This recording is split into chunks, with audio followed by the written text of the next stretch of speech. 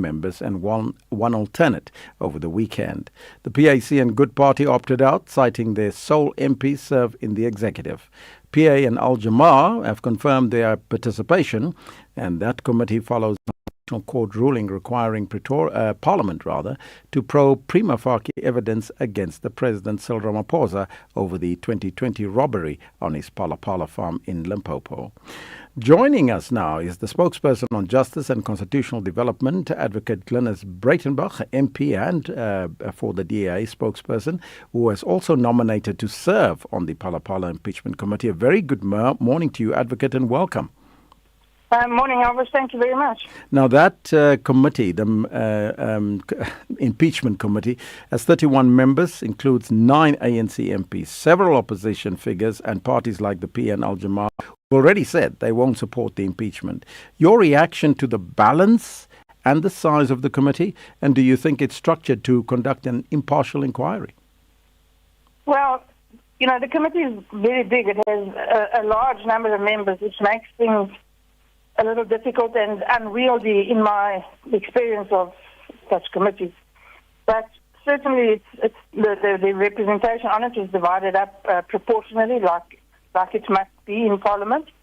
And we'll have to make the best of it. We've learned lessons from previous committees. There was the Public Protector's Impeachment Committee. There's been recently the ad hoc committee. So all of us have learned lessons from those committees and how to manage the business of the committee more effectively. And so we will make the DA will make proposals with regards to terms of reference and also to the rules that will govern the committee in order to try and streamline the process efficiently to see that the committee does its business efficiently and effectively. Some controversial members included in that committee from the EFF, Julius Malema, who was sentenced in April 2026 to effective 5 years in prison after being found guilty of unlawfully possessing a firearm and ammunition.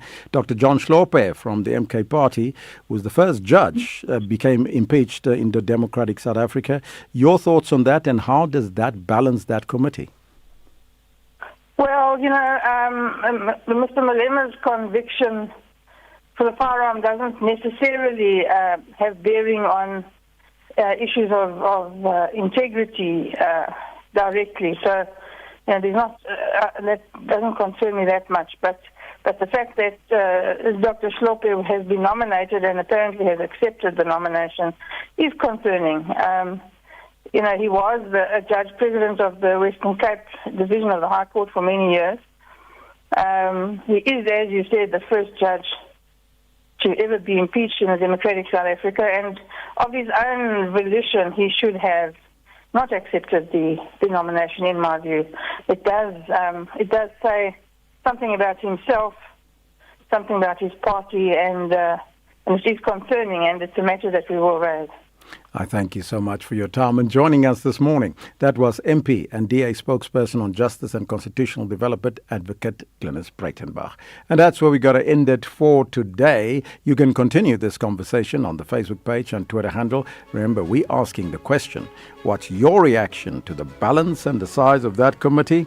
And will it allow for a credible process that are free from political interference? You can let me know what's on your mind. From the team this morning, Molabogeng Sabidi, Tracy Boomgaard and Marumo Kakana. Our senior producer is Ronald Perry, technical producer Mark Perella, executive producer Vutsi Lakota, I'm Elvis Preslin. We'll see you in the morning, same time, same place. Ciao for now. Arrivederci.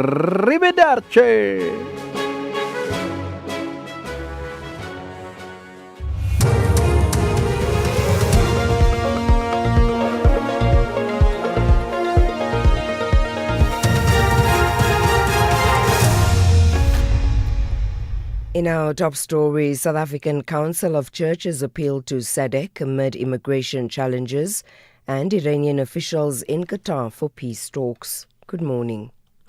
The South African Council of Churches has urged Africans to shift their focus towards building a continent that can transform the economic realities for everyone instead of turning against each other. The call for unity comes amid protests against undocumented foreign nationals in South Africa. The General Secretary, Reverend Mzwandile Molo, says unresolved systemic challenges have created frustration among citizens, leading them to blame foreign nationals for their problems.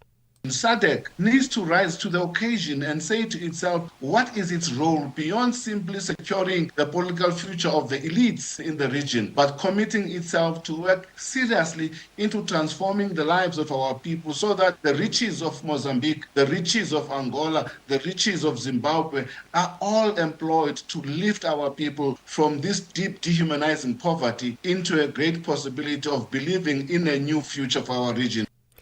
The Free State Department of Education has expressed concern over the disruption to teaching and learning arising from yesterday's shutdown across the Mangaung Metro in Bloemfontein and Botshabelo.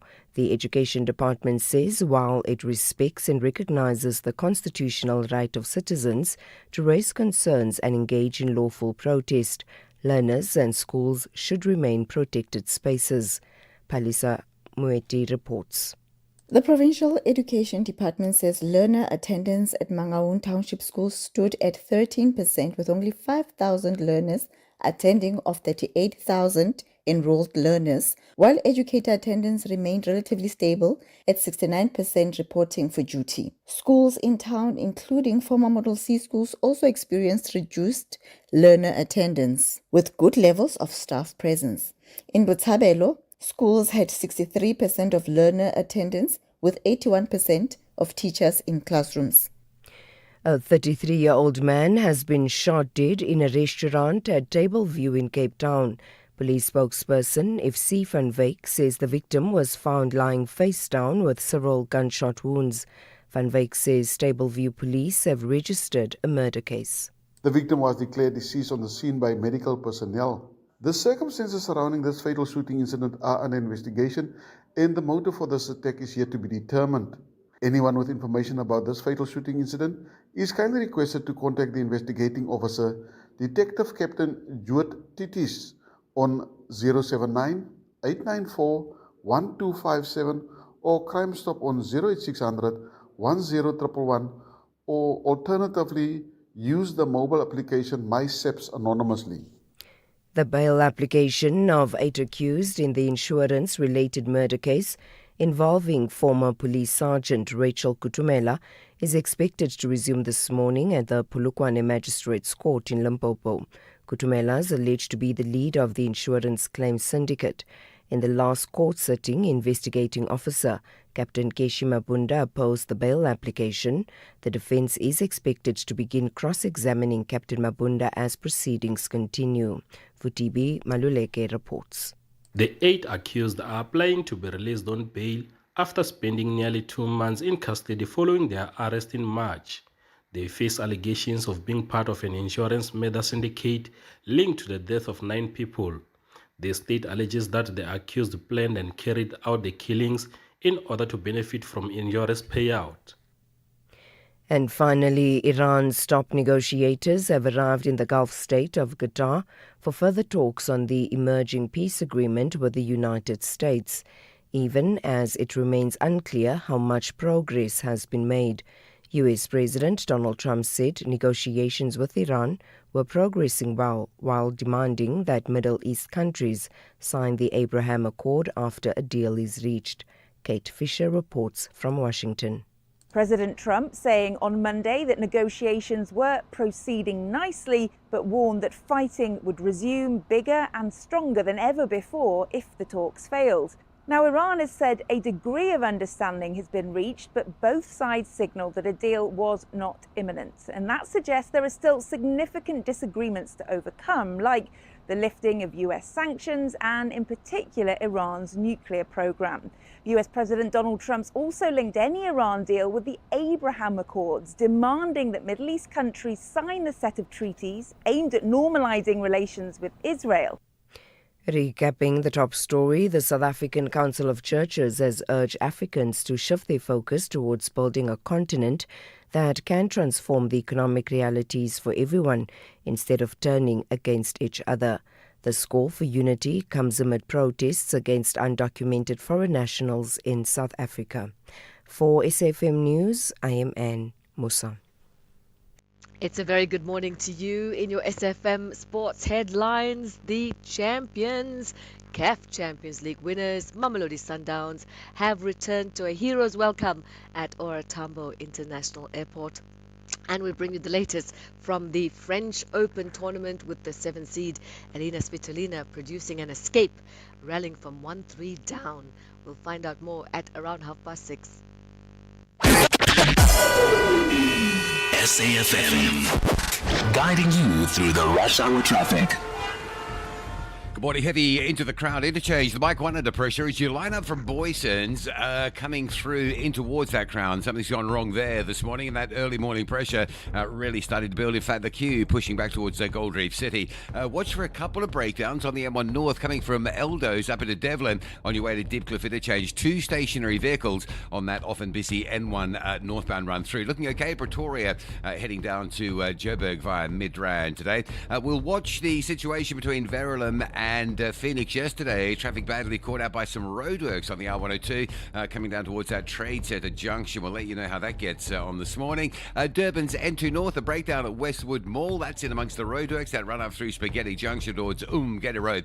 Likely to get very slow shortly if that's there for too much longer. And driving into Cape Town, the N2 inbound is slow passing Khayelitsha. There's a breakdown near Muway and then just pressure through towards the airport runway. With your traffic updates, I'm Rob Byrne.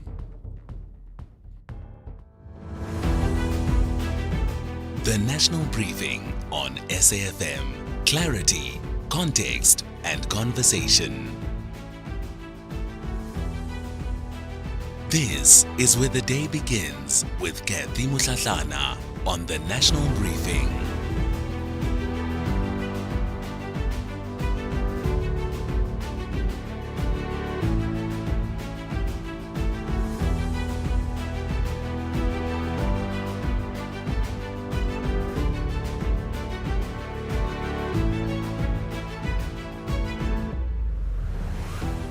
It's 6:08. A very good morning to you. You're listening to the National Briefing. Welcome to the show. My name is Kathy Muhlahlana. I'll be with you until 9 o'clock as we bring you clarity, context, and conversation. It's Tuesday, the 26th of May, and coming up on the show this morning, we go deeper into the cry to save Charlotte Maxeke Academic Hospital. It's a hospital now at the center of questions about waste, accountability, and the collapse of public healthcare. 5 years after fire tore through the hospital, entire sections remain closed, and that repair bill has now ballooned to nearly 1.7 billion rand. The public protector has found gross maladministration. This matter now is set for Parliament to look into. So we'll unpack all of that coming up on the show. And Charlotte Maxeke is not the only warning this morning. Parliament's watchdog, Scopa, says municipalities across South Africa are edging deeper into financial and administrative crisis.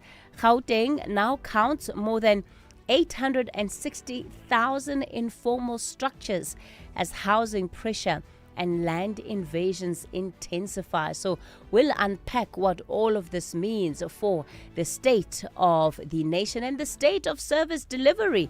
Does this explain why we're seeing such enormous challenges of service delivery? Because the money is simply not going where it needs to.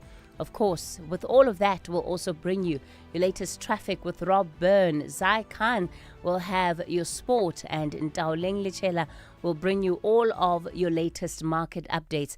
As always, we'd love for you to be part of the conversation. The numbers to dial this morning, 086 000 2032. That's to reach our studio line, 086 000 2032. And on the WhatsApp voice note line, 0614 104 107.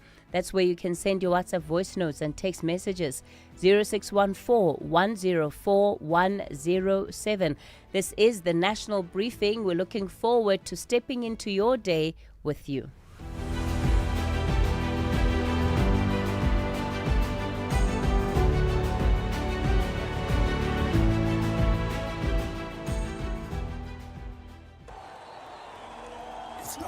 score.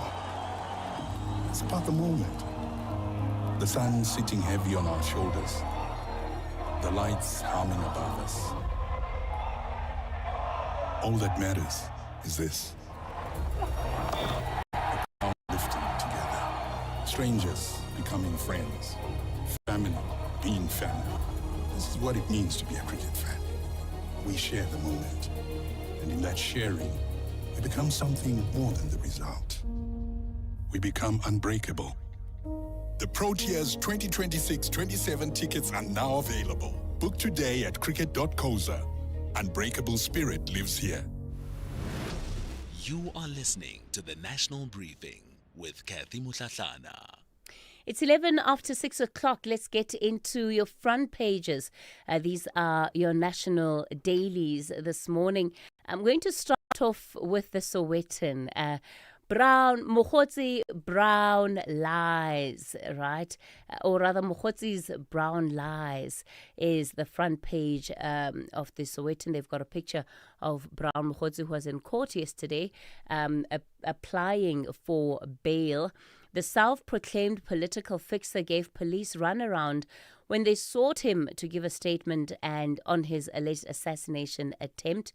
And the court hears how he avoided calls from investigators, claimed to be seeing a doctor, later a sangoma before a funeral in Mpumalanga. You know, I mean, it's fascinating to track what happened in that bail application, right? And one understands why Brown Mokgotsi is now, behind bars. Because even at the time that he appeared before the Madlanga Commission earlier this month, he had still not officially given police a statement about the assassination attempt on his life. So what is the state then to make of the veracity of those allegations? And they're saying, at least the argument put by the state, that the ballistics report and the forensic evidence does not match up with what he has said. And this is publicly. He has still not given the police an official statement. He made appointments on appointments on appointments and simply did not show up. So on this particular day, he had agreed to meet with the investigating officer in this matter. He made the investigating officer basically wait the entire day. Said he's going to the doctor. Waited 3 hours. When the investigating officer called him back, he said, "I'm not done. Give me 1 more hour." After that hour, when he was called again, he said, "No, actually now I have to go to see the sangoma. Give me please just 2 more hours." They waited for him for 2 more hours. When he called back, he said, "No, actually, I'm not going to be able to see you today. Let's make another appointment." And the state has been able to provide its timeline of how unreliable Mokgotsi has been. But I still go back to the question, who is Brown Mokgotsi? I don't know. On the front page of The Citizen, Pala Cyril's Indaba is the headline there, and I guess it's latching off the comments made by the former president Thabo Mbeki. And Ramaphosa gets unexpected support amid his farm saga as ex-president Thabo Mbeki tells the ANC to butt out of his affairs. Ramaphosa's business has nothing to do with you. The staunch critic of the ANC's handling of the crisis says, claiming the party's majority was used to do the wrong thing. And those are just reflections then on that interview that we played yesterday, exclusive between the SABC's Sophie Mokoena and the former president, Thabo Mbeki. That's the front page of The Citizen. On the front page of the Business Day this morning, you'll find a number of stories still. And China, India leave SA eating dust, says the front page of the Business Day.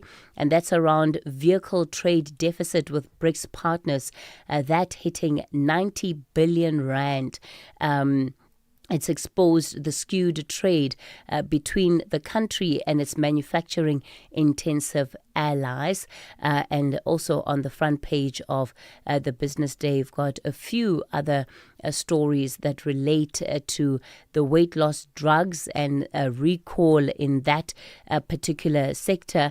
And then also government rejecting Trump wall response to immigration heat. And it's as the government is trying to contain the rising anti-migrant tensions in South Africa. The Defense Minister, Angie Motshekga, says it will not take a Trump wall approach to border security. So we will not be building walls between ourselves and our neighbors is effectively what the minister is saying there. And the front page of the Star this morning, the MPs investigating Ramaphosa's Phala scandal, the list of 31, that's been made public yesterday. It is available. If you want to go through it, you should be able to access that information very easily online. And then Kubai asked to probe magistrate in extortion case, right? And this is an investigation, right, that has been put forward, and it's a request to investigate Mpumalanga Chief Magistrate Tule Tutonjeni.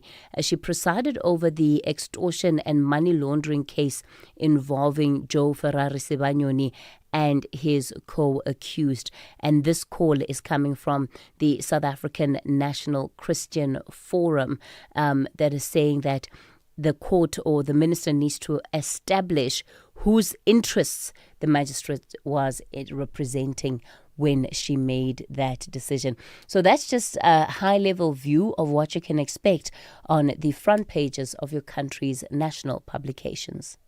The National Briefing on SAfm. But let's take a look at your weather for this morning. There are no warnings or advisories issued. In Pretoria, the weather's fine, becoming partly cloudy in the afternoon. A low of 9, high of 23. The expected UVB sunburn index is high. Johannesburg, fine, becoming partly cloudy in the afternoon. Low of 7, high of 22. Vereeniging, fine, becoming partly cloudy in the afternoon. A low of 6, a high of 22. Mbombela, morning fog patches, otherwise fine, 12 and 23. In Polokwane, morning fog patches, otherwise partly cloudy, 8 and 22. Mahikeng, fine, becoming partly cloudy in the afternoon, 8 and 23. In Vryburg, it's fine, becoming partly cloudy in the afternoon, 7 and 25. In Bloemfontein, fine, becoming partly cloudy in the afternoon, 6 and 22. In Kimberley, fine, becoming partly cloudy, 9 and 25. In Uppington, fine, becoming partly cloudy in the afternoon, 12 and 28. In Cape Town, cloudy with morning fog, becoming partly cloudy in the afternoon. The wind moderate northwesterly, 14 and 19. The expected UVB sunburn index is moderate. In George, cloudy with morning fog, becoming partly cloudy in the afternoon. Wind moderate southwesterly, 12 and 19. In Gqeberha, fine, becoming partly cloudy. Wind moderate to fresh northeasterly, becoming southwesterly during the morning, 14 and 21. In East London, fine, becoming partly cloudy. The wind moderate to fresh northeasterly, becoming southwesterly during the afternoon, 13 and 24. In Durban, fine, wind light northwesterly, becoming light to moderate northerly to northeasterly in the afternoon, 17 to 26. And the expected UVB sunburn index is very high. In Richards Bay, fine, wind light to moderate northerly to northeasterly, low of 16, a high of 27. In Pietermaritzburg, fine, a low of 10 and a high of 27. We asked rugby legend Francois Steyn what he thinks of the all-new Toyota BZ4X. France, would you say the BZ4X is a rugged all-wheel drive SUV? Yeah. Cool. Was the acceleration and handling good? Yeah. All right. So you think the BZ4X can handle South Africa? Wat dink jy? Well, there you have it. The all-new Toyota BZ4X, an all-wheel drive battery electric SUV made to handle South Africa. The BZ4X. It just got real. Babe, I'm getting extra cash from my insurance. I was thinking romantic getaway or a treat for the kids. You're getting money from your insurer? Yes, my cash back from my way. I'll get back 10% of my monthly premiums for staying claim-free for 2 years. I'm getting 5,680 Rand. Now that's real cash. Real people, real cars, real rewards. For a quote, visit myway.co.za. My Cashback is a feature on qualifying products paid after 2 claim-free years and all premiums paid. Premiums are risk profile dependent. My Way is a licensed non-life insurer and FSP. T's and C's apply. My Way. Live your way. The Global Briefing on SAfm. Well, let's get straight into the global briefing then. Let me welcome Dr. Garth Benioff, a senior lecturer at Sol Plaatje University. Dr. Garth, good morning to you.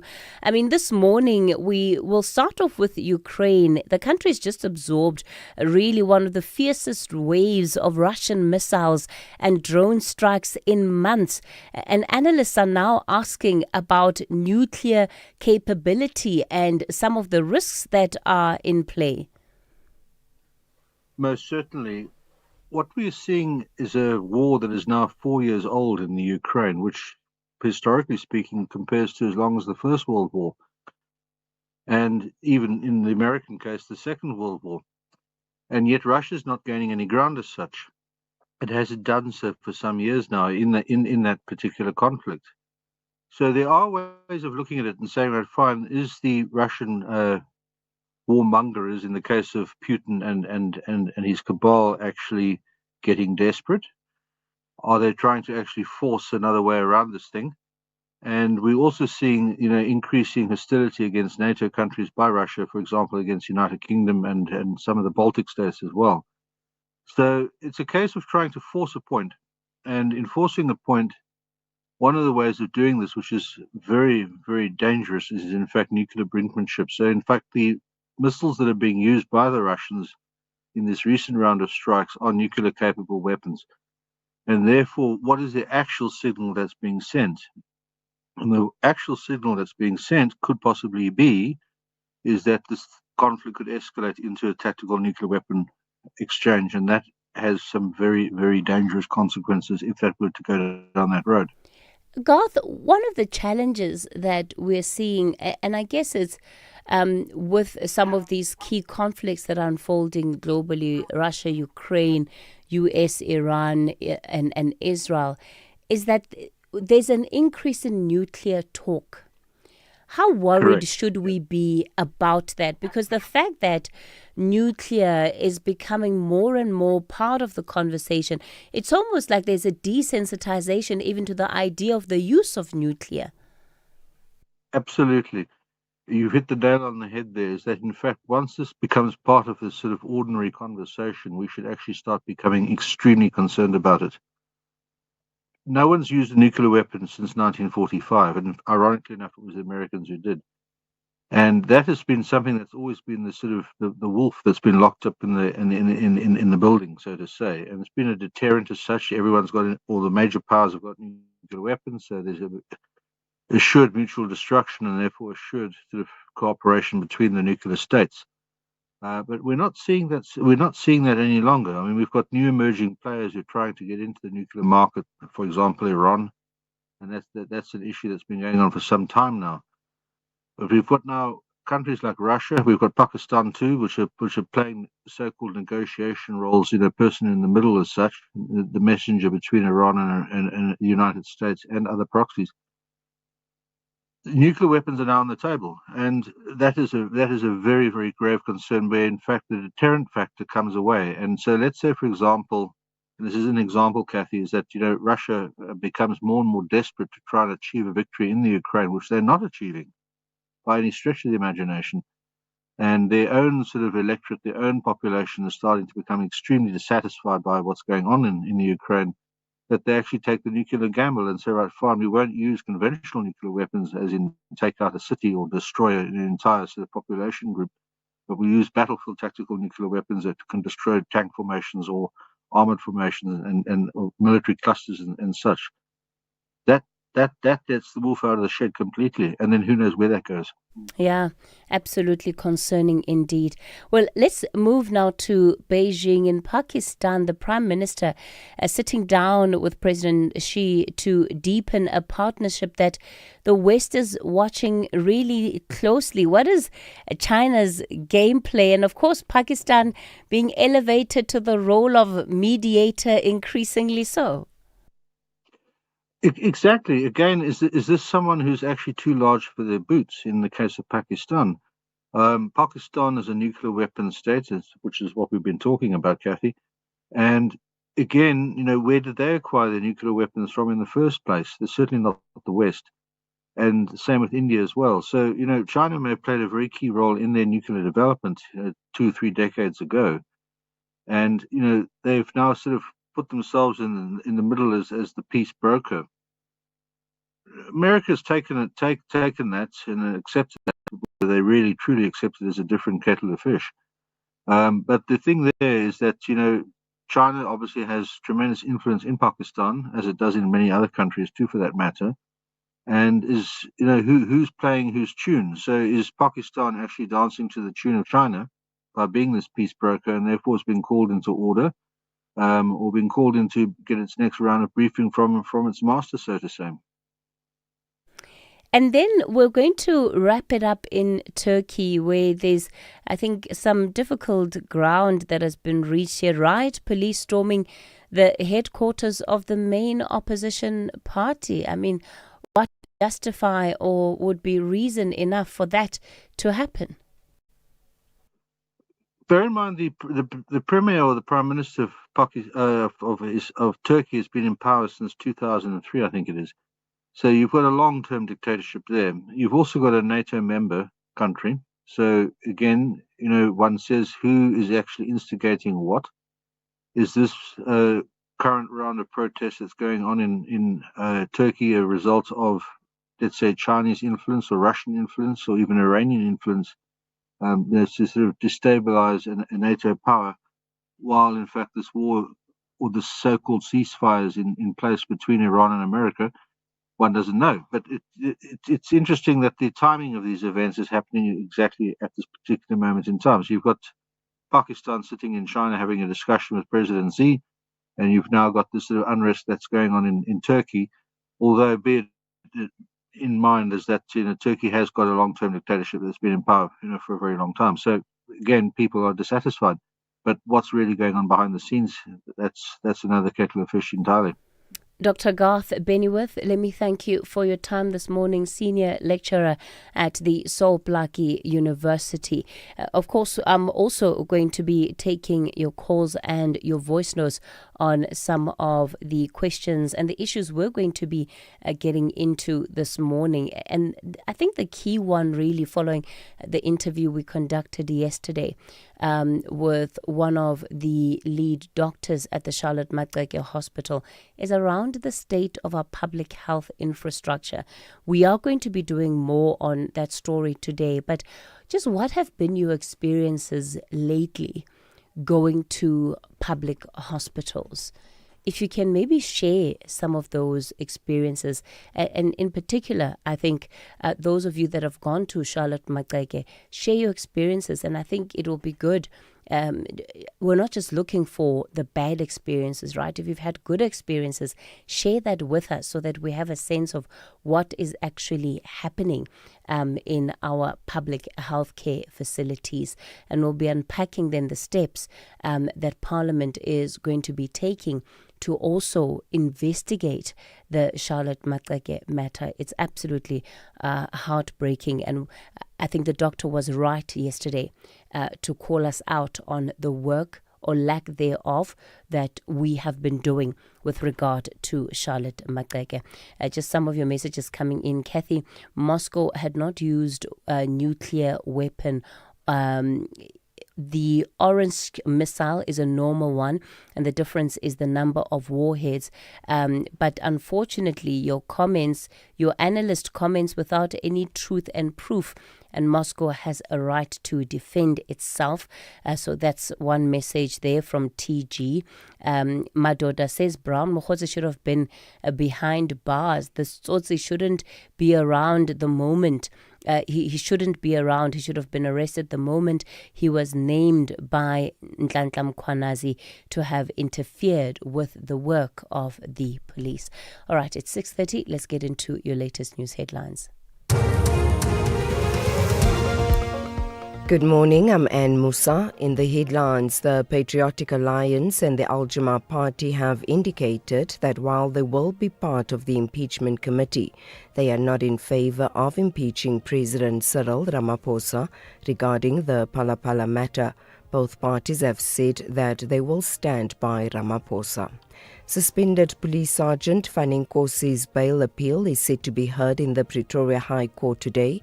He is seeking to overturn the Pretoria North Magistrates Court decision to deny him bail.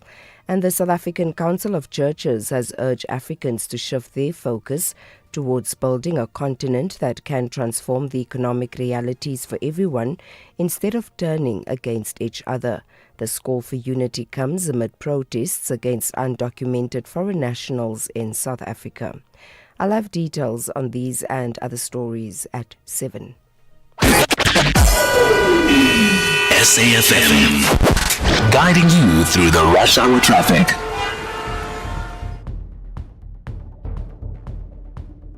Good morning. We had some early morning hold-ups on Joburg's Mike 1 North into Crown, but that's all sorted itself out, so it has sort of normalised. It is busy, Boyston's through Braamfontein, but just looking fairly normal at this stage. N3's heavy from Elands up towards Van Buren. Very slow getting up from Germiston through Bedfordview on your way to Galuli's this morning. No major obstructions through Midrand, traffic building, but it is incident-free. Across in Durban, a crash on the M7 near the BMW site. If you're on that section of roadway, watch for slowing traffic. Breakdown in the roadworks just north of Spaghetti Junction up by Westwood Mall. It's been there all morning. It's still there. Traffic is now starting to push back towards that Booth Road Bridge area. And the roadworks coming out of Verulam towards Phoenix on the R102 are still there. Some heavy pressure from Palmview down towards Trade Centre. Chris Harley that runs sort of as an alternative route there, likely to get very busy as well. And then if you're driving the Cape Town, the N2 passing Khayelitsha is heavy. More queues from the airport through Mowbray Main and problems coming on Mitchell's Plain, M7 R300. Both of those routes jamming towards the Philippi side. With your traffic update, I'm Rob Byrne. This is SAfm Sport with Zai Khan. Zai Khan, good morning to you. So the CAF Champions League winners returned to really a hero's welcome at OR Tambo yesterday. Oh, Kathy, yeah, OR Tambo turned into yellow last night. I think Sundowns and the fans had their own victory parade. All happened at arrivals. And yes, the CAF Champions League winners receiving that hero's welcome just before midnight last night after reclaiming African football's biggest prize. Thousands of supporters packed the arrivals terminal, waving flags, beating drums, singing as Captain Temba Zwane led the squad through the gates following their triumph over AS FAR Rabat in Morocco. The Brazilians secured their second CAF Champions League title after 2-1 aggregate victory, with Teboho Mokwena's crucial strike and Ronwen Williams' heroics proving decisive. In the meantime, the Sundowns left back Divine Lunga admitting he has received the penalty he conceded against AS FAR, and he's glad it did not ultimately cost the Tshwane Giants their CAF Champions League dream. Lunga gave away a first half spot kick during a 10-second leg final in Rabat, but the Brazilians held on for the win. Here is what he had to say. My guy, I was caught off guard as a player. And in this stage, when you play such finals, you have to switch on every time. I'll say I was off guard. If I did clear that ball same time, I couldn't be another story. And maybe my position was bad. And then after that penalty, I was so down.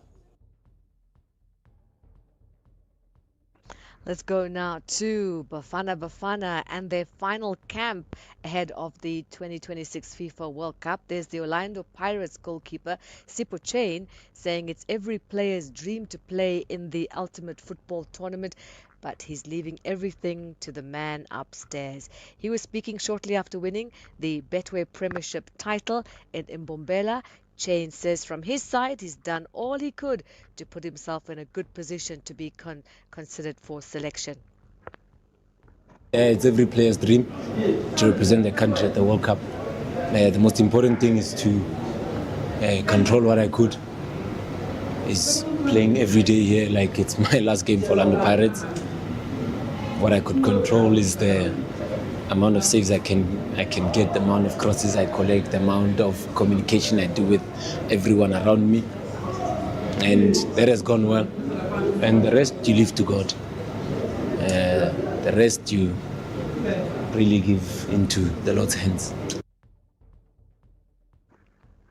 All right, more soccer. This time, West Ham United are in talks with manager Nuno Espirito Santo over his future following the club's relegation from the Premier League. The Hammers can terminate his contract without compensation due to their drop in the Championship, while Nuno is free to walk away. Now, he guided West Ham to 39 points, the highest total for a relegated side in 15 years. But survival slipped away despite a final day win over Leeds. And finally, we go to the French Open action where the 7-seed Alina Svitolina producing another trademark escape from the French Open, rallying from 1-3 down in the deciding set to beat Hungary's Anna Bonda 3-6, 6-1, 7-6. That's your sport for now. We'll serve it up some more. Top of the hour for the National Briefing. I'm Zai Khan. The Market Brief with Ndauleng Lechela on SAFM. Ndauleng, a very good morning to you. China's Huawei, they've pushed a new chip strategy as AI competition with the US heats up. Good morning, Kathy. Of course, this comes as the AI race between the US and China picks up. Huawei says it has developed a new semiconductor engineering approach despite sweeping US sanctions aimed at limiting China's access to advanced chip technology. Now, the Chinese tech giant unveiled its new logic folding design, which it plans to use in future current smartphone chips later this year. The development comes as Nvidia faces tighter US export restrictions in China, while Apple contends with renewed competition from Huawei. The breakthrough also highlights Beijing's push for technological self-sufficiency as China ramps up support for domestic chip innovation. Huawei claims the new architecture could eventually deliver capabilities comparable to chips from Nvidia, but analysts warn significant manufacturing, power, and heat management challenges still remain. Now, as global technology competition deepens, driven by rapid AI and chip advances from companies such as Huawei, SA tech firm Altron is adopting a more disciplined approach to acquisitions. The company's CEO, Werner Kapp, says the group assessed multiple potential deals in the past financial year, but walked away where pricing or deal structures did not align with its strategic goals. Kapp stressed that Altron is still open to acquisitions, but only where they clearly enhance capability within its core platform businesses rather than pursue scale for its own sake. Now, the company is instead focusing on organic growth, on execution and growth in Netstar, Altron FinTech, and Altron Health Tech, which now generate most of its earnings.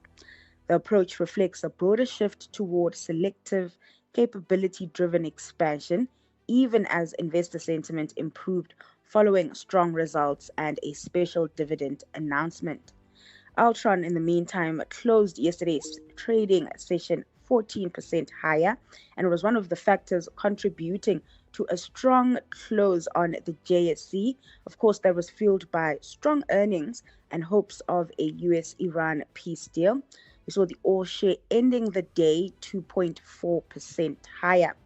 That optimism continues to spill over to currencies, with the rand hitting a one-year high on a softer dollar. It's a 1 month high, they're not a 1 year high. Now the rand is trading at 16.33 to the greenback, 22 versus the pound, and just below 19 to the euro. Taking in on global markets, trade quite slim yesterday as major markets like US and UK markets were closed on account of a holiday. US futures, though, still in the green, while Asian stocks trade mixed this morning. That's your market brief this hour. I'll catch you in the next hour with more business and economic developments. Africa in Focus with Advocate Sipho Mantula on SAfm. Refreshing morning to you, Advocate Mandula. So we're going to be looking again at the turmoil in Senegal, in Dakar. Refreshing morning to Africa, to the listeners coming to you from the province of the Rising Sun, Mpumalanga, where we'll be having an Africa Day lecture. We are still harvesting this Africa Day lecture with the young people of this province. But back to Senegal, Dakar, we are seeing something interesting. There is a parliamentary session today where now the Speaker of Parliament, El Malik, resign and paving the way for Ousmane Sonko, who will be voted in as a member of Parliament and probably become the Speaker of Parliament.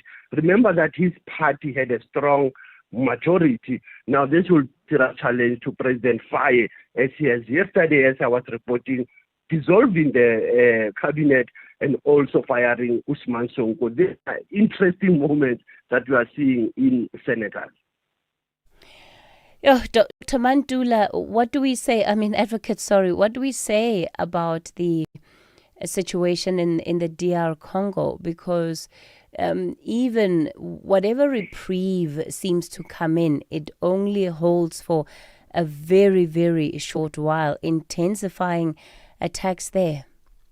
Absolutely, Mrs. Katie. Even if we might have to talk about Africa Day yesterday, Ebola crisis there, but the 30 years of intensive fighting in the Eastern Congo. Yesterday we saw the explosion at the Bangboka airport in Kisangani in the Chopo province. Others are saying it's a tension between M23 and the government forces.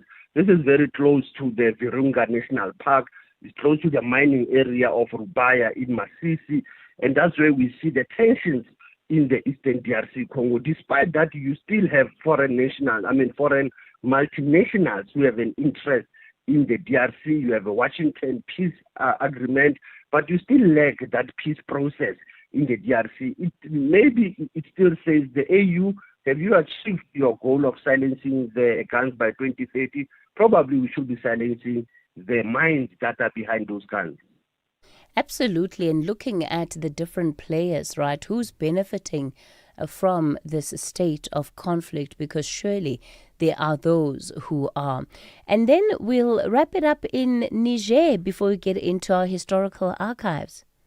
Indeed, Benin have a new president now who was inaugurated on Sunday. Now, there's a new thinking that Niger is coming closer to Benin, despite what has happened to Niger when there was a military coup in 2023. Now, the Prime Minister, Ali Mahaman Lamine Zine, was in Benin when there was inauguration of Romualdo Wadagani, who just took over from President Patrice Talon. Others are saying it is showing the relation between Niger and Benin. Despite that, we know that Benin is part of ECOWAS, Niger is not part of ECOWAS, but we see the new relationship being built by the two leaders.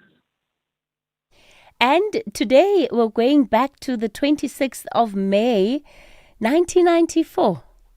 Memory lane of Nelson Rolihlahla Mandela in his cabinet of the GNU by then, announcing the intention to promote national unity and reconciliation among political parties, those within and outside. And I think this was prompted by the speech he made in 1994 on the 10th of May, when he said that we still understand that this is not an easy road to freedom.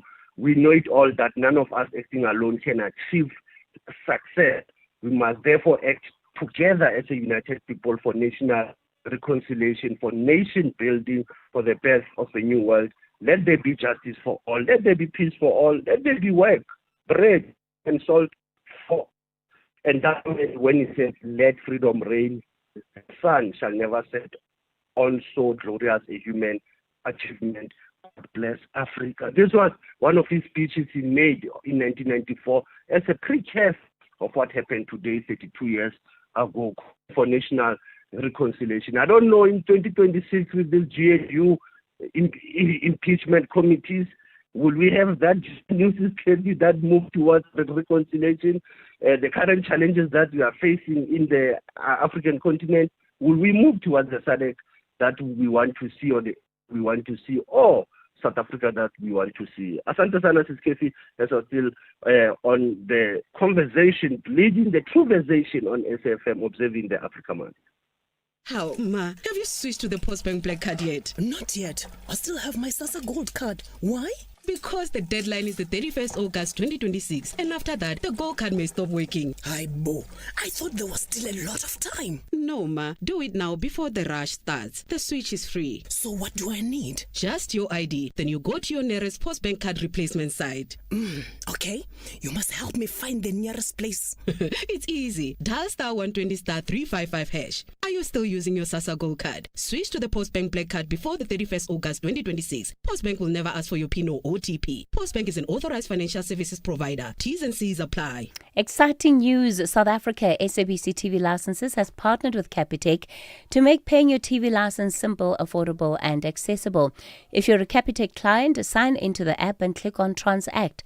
Next, select Pay Bills, then click Pay At and enter your reference number to complete your payment. It's as easy as that. You'll receive instant SMS confirmation. Now you can keep your stories alive and your screens shining bright.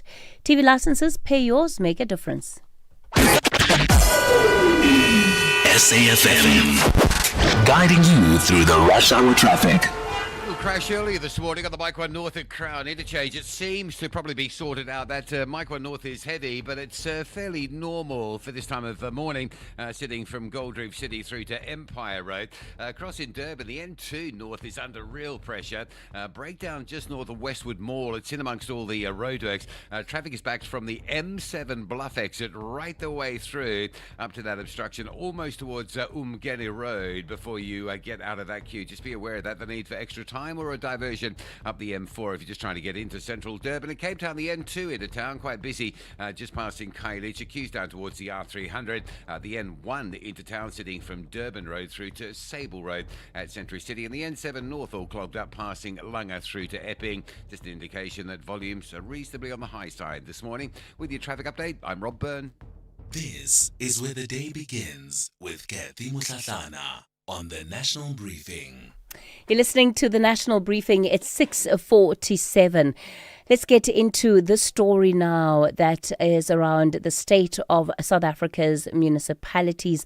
Only 41 of the 257 municipalities earning a clean audit last year. The city of Joburg, as we've been reporting, really being now among those that are technically insolvent, right?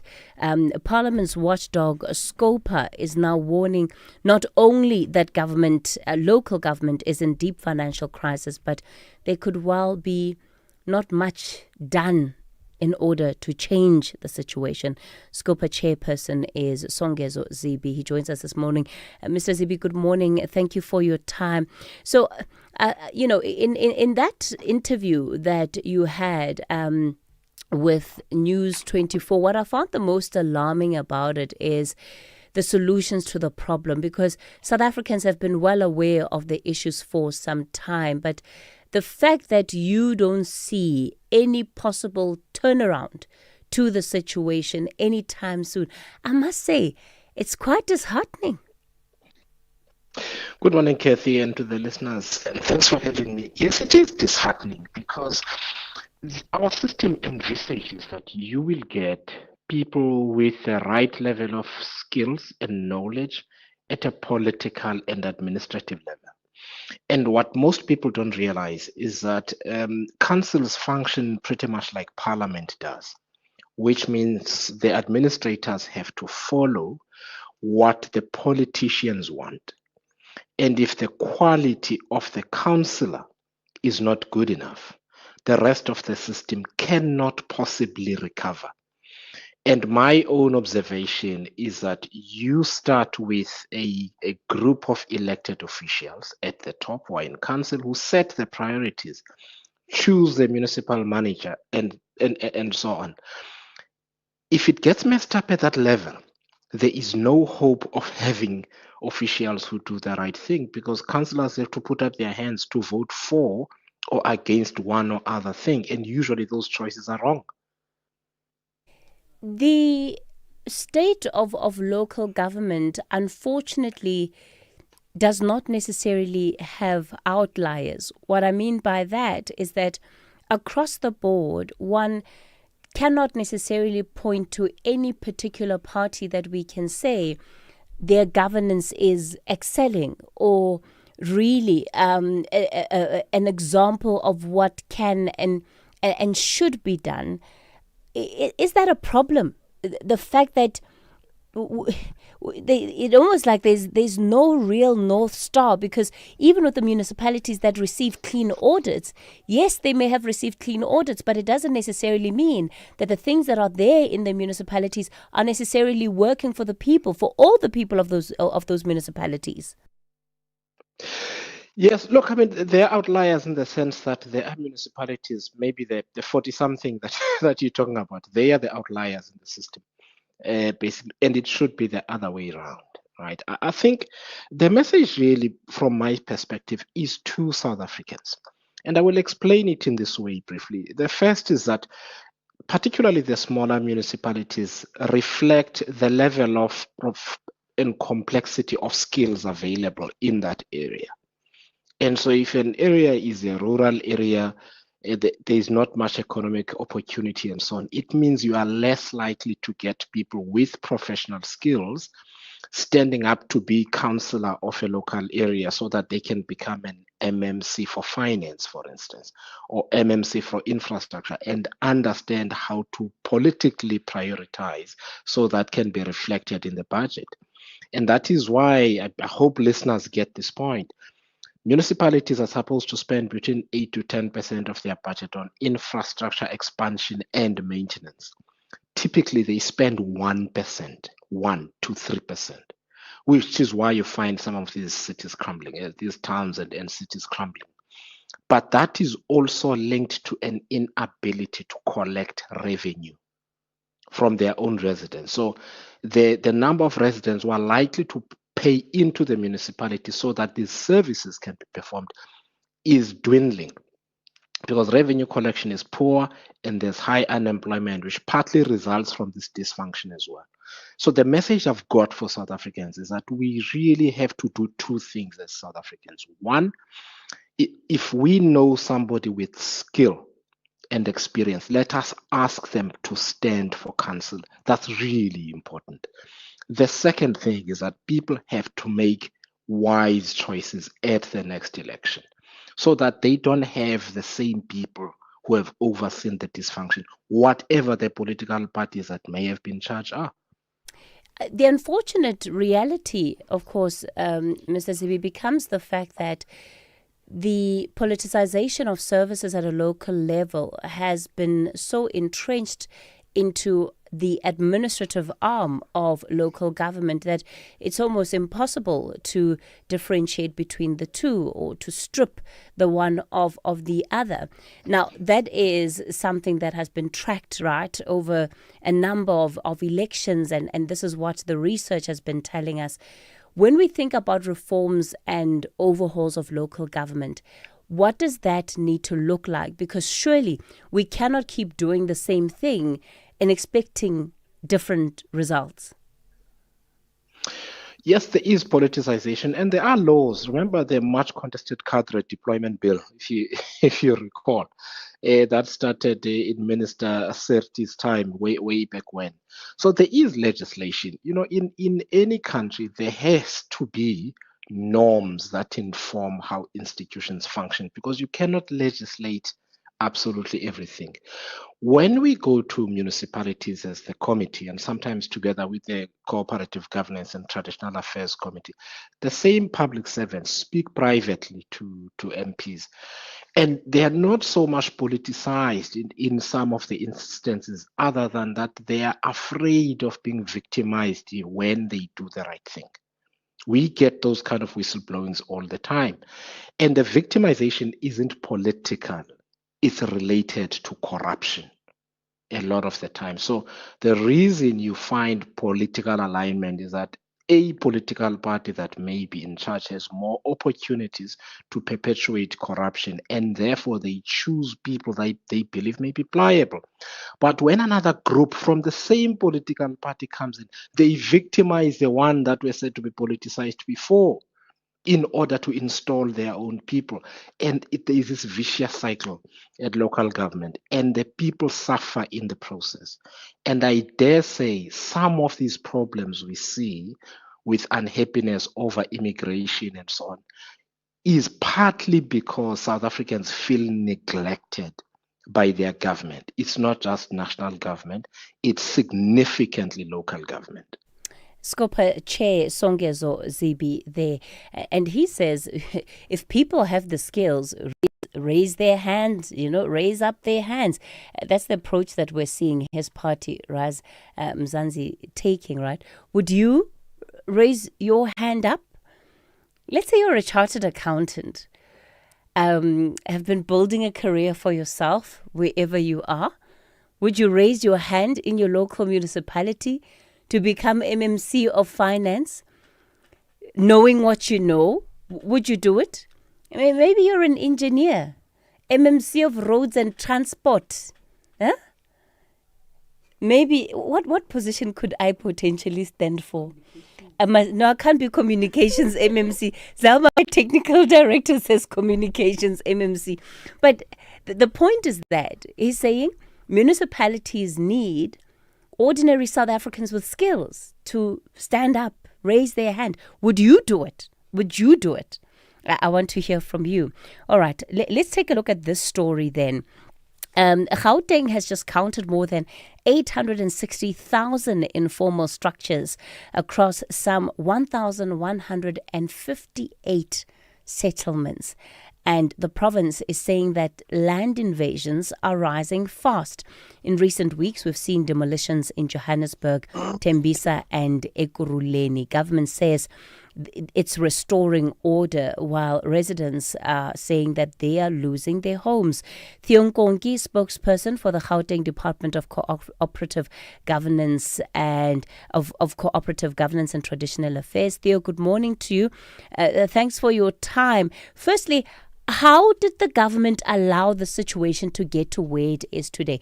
I understand the action, right, that has been taken now to demolish infrastructure, etc. But before we get there, how did we allow this picture to be what it is? Very good morning to you, Kathy, and thanks so much for having us. I think the premise of your question is one that we need to correct. Look, you know what Gauteng is for people in different countries, people in different provinces. It is that place of a promise of employment, promise of hope, and all the good things. So what we are seeing with the movement of people, a lot of people prefer to move to Gauteng, and it's very difficult to deal with it mechanically. You can't put a police officer on every piece of vacant land in the province. So I don't think it's a fair question to say, how do we allow? Theo, with all due respect, I mean, in almost every municipality in this province, whenever there are informal settlements that are springing up, the people in those areas actually notify the municipalities. And I say this, and the reason I say it with confidence is because we have covered it of a number of settlements in Gauteng over the last at least 5 years where that has been the case. The difficulty is that often nothing is done by the officials, until, of course, what began as 2 or 3 informal structures has now grown and mushroomed into something significantly bigger. No, absolutely, and one cannot deny that fact, Kathy. But I think what we have had to contend with is how do we then structurally and strategically deal with the problem. One of the main or glaring issues or interventions is law enforcement, of course. What we've done as Gauteng is that we have signed a memorandum of understanding with all the municipalities for law enforcement to be able to cross the boundaries. You know, you can have Tshwane working in Ekurhuleni working in Joburg to support. But that will never be enough. So what we are doing as an additional intervention is that the departments of human settlements in local municipalities as well as in the province, they are working together as well to make sure that we track and we find those areas, because as you say, they are reported sometimes due to the capacity. I know Mr. Zibi was speaking now, due to the the capacity of the municipality and how they're not able to finance all the service delivery points, then becomes a problem. So you could find that it's being reported, but there's no capacity at a local municipality to then deal with the matter. Yeah, Mr. Thionkonki, spokesperson for the Gauteng Department of Cooperative Governance, it sounds like there's no control really, and everything that is being done is reactive. Nothing to actually prevent. It's all reactive. It's time for the latest news update at 7 o'clock. And Musa, good morning. Outsurance is in the business of saving you money on your car insurance premium. If they can't, ask for 500 Rand. SMS out to 30754. That's out to 30754.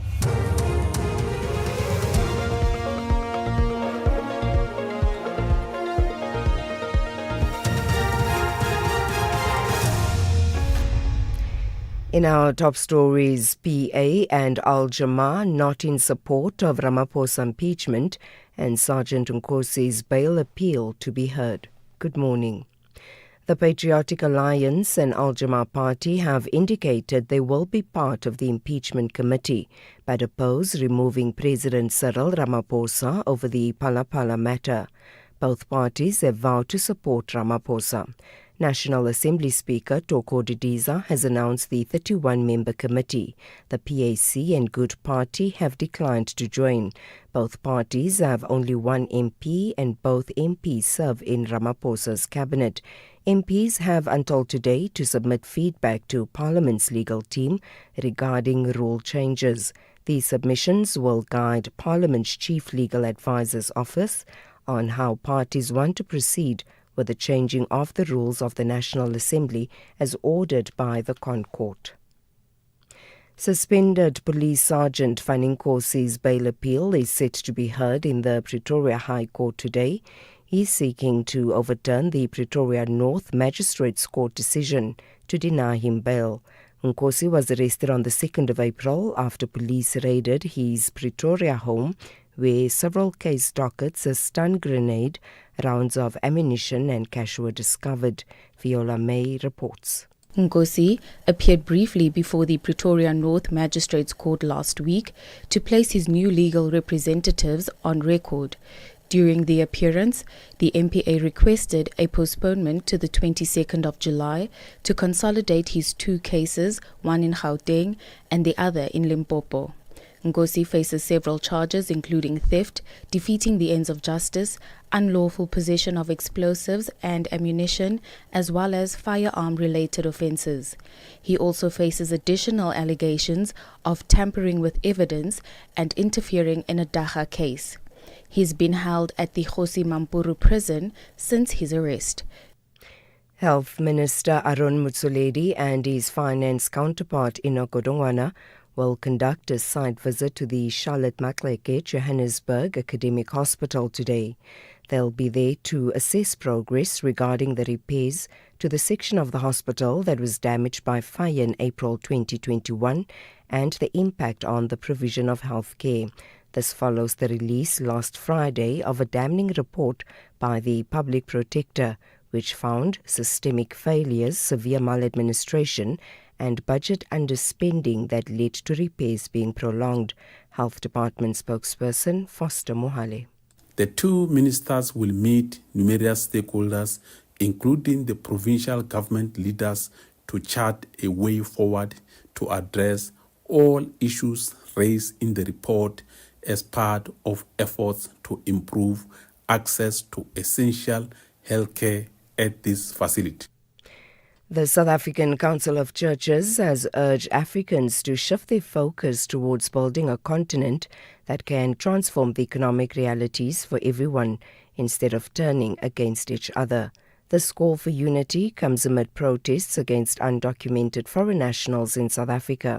The General Secretary, Reverend Mzwandile Molo, says unresolved systemic challenges have created frustration among citizens, leading them to blame foreign nationals for their problems. SADC needs to rise to the occasion and say to itself what is its role beyond simply securing the political future of the elites in the region, but committing itself to work seriously into transforming the lives of our people so that the riches of Mozambique, the riches of Angola, the riches of Zimbabwe are all employed to lift our people from this deep dehumanizing poverty into a great possibility of believing in a new future for our region. The Free State Department of Education has expressed concern over the disruption to teaching and learning arising from yesterday's shutdown across the Mangaung Metro in Bloemfontein and Botshabelo. The Education Department says while it respects and recognizes the constitutional right of citizens to raise concerns and engage in lawful protest, learners and schools should remain protected spaces. Palisa Moeti reports. The Provincial Education Department says learner attendance at Mangaung Township School stood at 13% with only 5,000 learners attending of 38,000 enrolled learners, while educator attendance remained relatively stable at 69% reporting for duty. Schools in town, including former Model C schools, also experienced reduced learner attendance with good levels of staff presence. In Botshabelo, schools had 63% of learner attendance with 81% of teachers in classrooms. And finally, U.S. forces in the Middle East say they've attacked missile launch sites in southern Iran, as well as boats attempting to lay mines.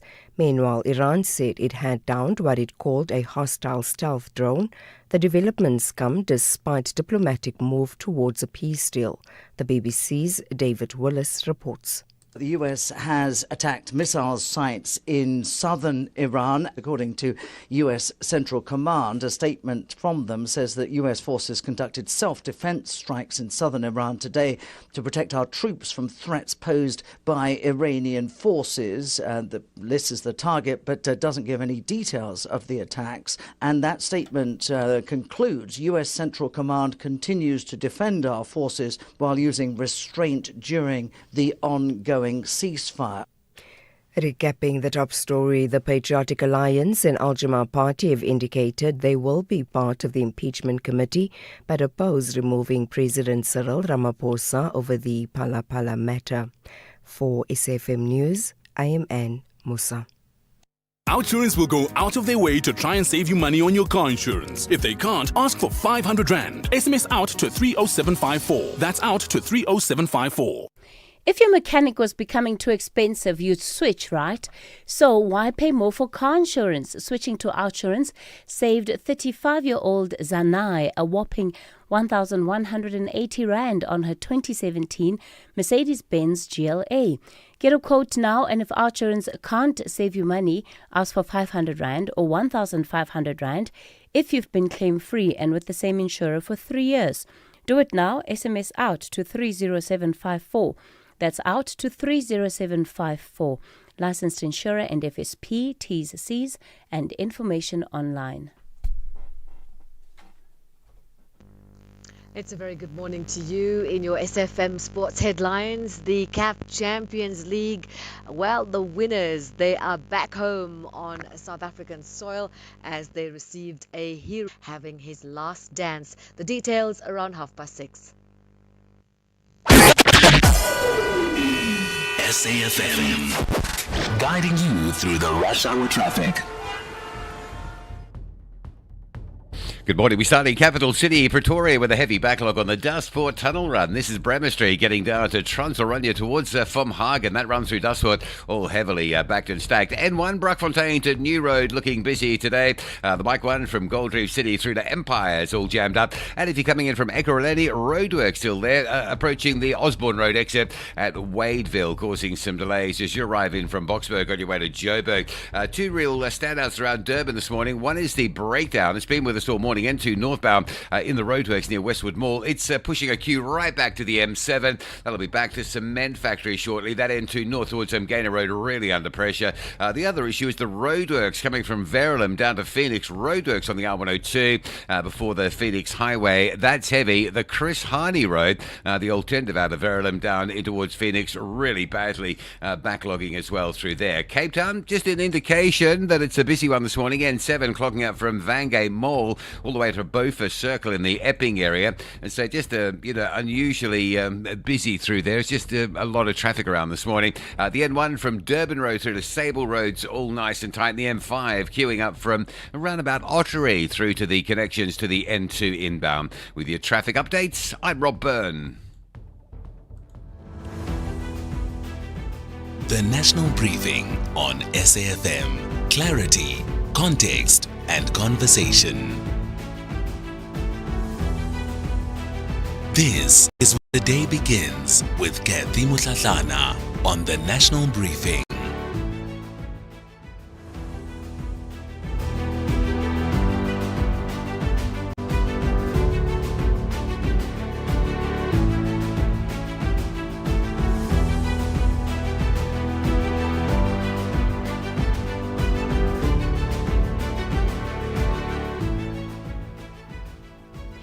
It's 11 after 7 o'clock. Welcome to the second hour of the National Briefing. If you've just joined us, coming up in this hour.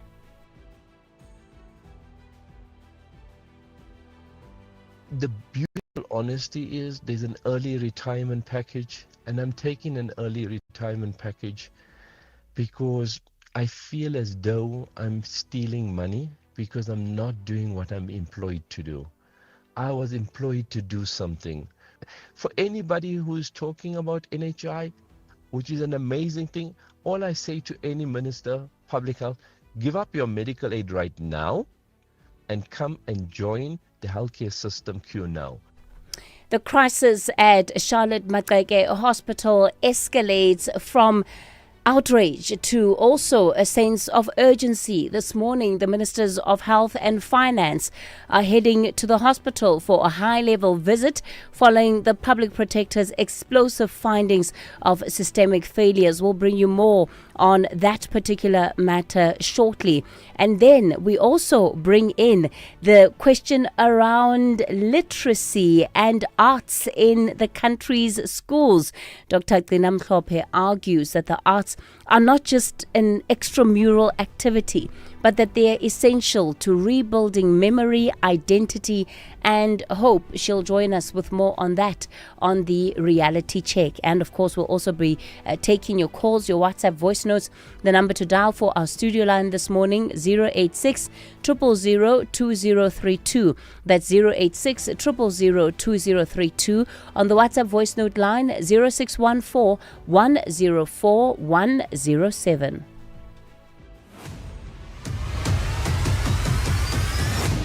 Kathy Mutlatlana is streaming live now on Facebook, YouTube, and X at SAFM Radio. Did you know the moonwalk was first performed in slippers? Now, we can't prove this fuzzy fact, but we can promise that when you show support for Slipper Day, you help fulfill dreams for children with life-threatening illnesses. And that's a fact. Do it for the dreamers and wear your slippers on Friday, 29 May. Visit reachforadream.org.za to find out more. This is an SABC-supported initiative. Play win, Jigizinto. It's a whole new ball game with Sizekaya. We're making your favorite game great again with Match Play. Predict, play and win from the outcomes of different matches across soccer, rugby and cricket at halftime or full-time. Enjoy more games, enjoy more moments, enjoy more chances to win big. Players must be 18 years or older. Play responsibly. The National Lottery is officially operated by Sizekaya from June 1. If your gym was becoming too expensive, you'd switch, right? So why pay more for car insurance? Switching to Outsurance saved 43-year-old Gloria an unbelievable 513 Rand on her 2024 Audi Q3. Get a quote now, and if Outsurance can't save you money, ask for 500 Rand or 1,500 Rand if you've been claim-free and with the same insurer for 3 years. Do it now. SMS out to 30754. That's out to 30754. Licensed insurer and FSP. T's, C's and information online. Kathy Mutlatlana is streaming live now on Facebook, YouTube and X at SAfmRadio. Well, let's get into this story now. The Ministers of Health and Finance are expected to visit they're expected to visit the Charlotte Maxeke Academic Hospital this morning. And it follows the Public Protector's explosive findings into the years of delay repairing the fire-damaged facility. Somebody that has been watching these developments very closely is the DA's Jack Bloom, who's the Gauteng Shadow MEC for Health. Jack, are we finally seeing the right kind of escalation to the crisis at Charlotte Maxeke? Well, I certainly hope so, because now we're getting, the national ministers involved. But, this should have happened long ago. It shouldn't have to be the case that there's a whistleblower, a doctor, a conscientious doctor at the hospital who requests the public protector to do an investigation. And years later, the report comes out. But meanwhile, this hospital had a fire in April 5 years ago. So it's more than 5 years and it still hasn't been fully repaired. And patients are suffering. So, hopefully with the very tight deadlines the public protector has given, she's given the premier and the heads of the various departments 30 days to come up with a firm plan, and also the finance, because they need 1.7 billion Rand to make this hospital fire compliant. Can you believe that 5 years after this devastating fire, this hospital is still not compliant with fire safety rules? So, I certainly hope that we get the action that is needed. But there's far broader problems, as Professor Mohammed has actually outlined. There's just terrible management at this hospital. There's vacancies, a huge shortage of anaesthetists. I got a reply recently which said that there were 3,000 operations cancelled since January last year, 1 in 4 operations, because of various lack of equipment, lack of staff, and patients are suffering. Can you imagine 3,000 cancelled operations? If you go to that hospital, there's a 1 in 4 chance that your surgery will be cancelled because of management failures. And the difficulty here is that this is literally about being able to save lives. Because of all these 3,000 odd people that needed surgeries, some of them might not make it simply because they have not been able to get those surgeries. So the implications are literally about life and death. Well, absolutely. It's far broader than just SAfmRadio Johannesburg Hospital, because the fact that this is our flagship hospital, it's an academic hospital. You should be getting the very best care possible at this hospital, and you're not. So, how much worse is it at other hospitals? We've already seen how more than 2 billion Rand was looted from the Tembisa Hospital, which is a smaller regional hospital. How many millions, maybe billions, are being looted from Johannesburg Johannesburg Academic Hospital. That's actually what needs. We need to get to the bottom of this all and what the root cause is. Which they put patronage politics. They put the wrong people in charge of hospitals. They're not the best people appointed on merit in many cases, and too much stealing goes on. That's the reality of it. And that's part of the curious aspect of where we find ourselves now. The money for the repairs to Charlotte Maxeke was available. It was also ring-fenced, but for whatever reason was not spent. Why do you think this has been the case? Well, we have the situation in Gauteng provincial government where the two dysfunctional departments, the Gauteng Health Department and the Gauteng Department of Infrastructure Development. It was the Department of Infrastructure Development that was supposed to have done the project work to fix this hospital. They failed. Former Premier David Makura took it away from them eventually after a terrible delay and gave it to the Development Bank of South Africa. But the Public Protector's report is very interesting because it contrasts the absolute delay and what they call gross maladministration of the provincial governments with a gift to the givers and the Solidarity Fund, which did carry out certain projects at the hospital, did it very efficiently and under budget. Now, why can't we get that sort of private sector efficiency when it comes to fixing, such a very important hospital in our province? From the start, this should have been a private-public partnership. We should have had proper controls. And the hospital should be up and running. I can tell you now, one of the problems is that they're short of 700 parking bays. It's not a matter of just inconvenience. It's actually very difficult for sick and elderly patients. They have to park far away or make other arrangements to get close to the gate. The parking crisis is a real crisis. There's staff members have to park, very far away. It just adds to all the stress of being on the job for a hospital that is very badly run, massive vacancies, equipment deficiencies, and then poor patients come there, and of course staff feel for them, because they want to do the best. You've seen with Professor Mohammed, so he's just throwing in the towel and taking early retirement, and that's the tragedy of this whole thing, is that we have very good, dedicated, conscientious people, but they're not the ones who are in charge, and that's why we get a tragedy like this hospital with affecting thousands of patients every day. And these are critical skills that the sector very desperately needs. We'll leave it there, Jack Bloom. Listening in is Dr. Kgosi Letlape. He's an Action SA Member of Parliament. Dr. Letlape, you now want the Hawks to open a criminal investigation. You're pointing to the breaches of the Public Finance Management Act in the Public Protector's report, but you also want answers in Parliament. Good morning to you and good morning to the listeners. Yes, we'd like that. We should not forget that this rehabilitation process has not been going well. The then Minister of Health, Dr. Joe Phaahla, came to intervene around 2022. We still are not seeing the progress. So there's deliberate obstructionism from this project. And as has been contrasted with what could be done by private sector players and NGOs like Gift of the Givers, there seems to be, people wanting to benefit from this. And because there seems to be disagreement, no work is being done.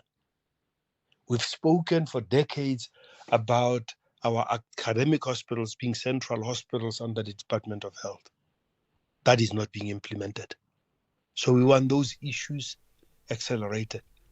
And the reason we'd like the Hawks to get involved is, we've always had this issue where not enough money to do things. We now have money that is sitting idling when you have patients suffering, when you have an infrastructure that is being deliberately allowed to decay, then somebody will want to condemn that hospital and start tenders for a new hospital elsewhere.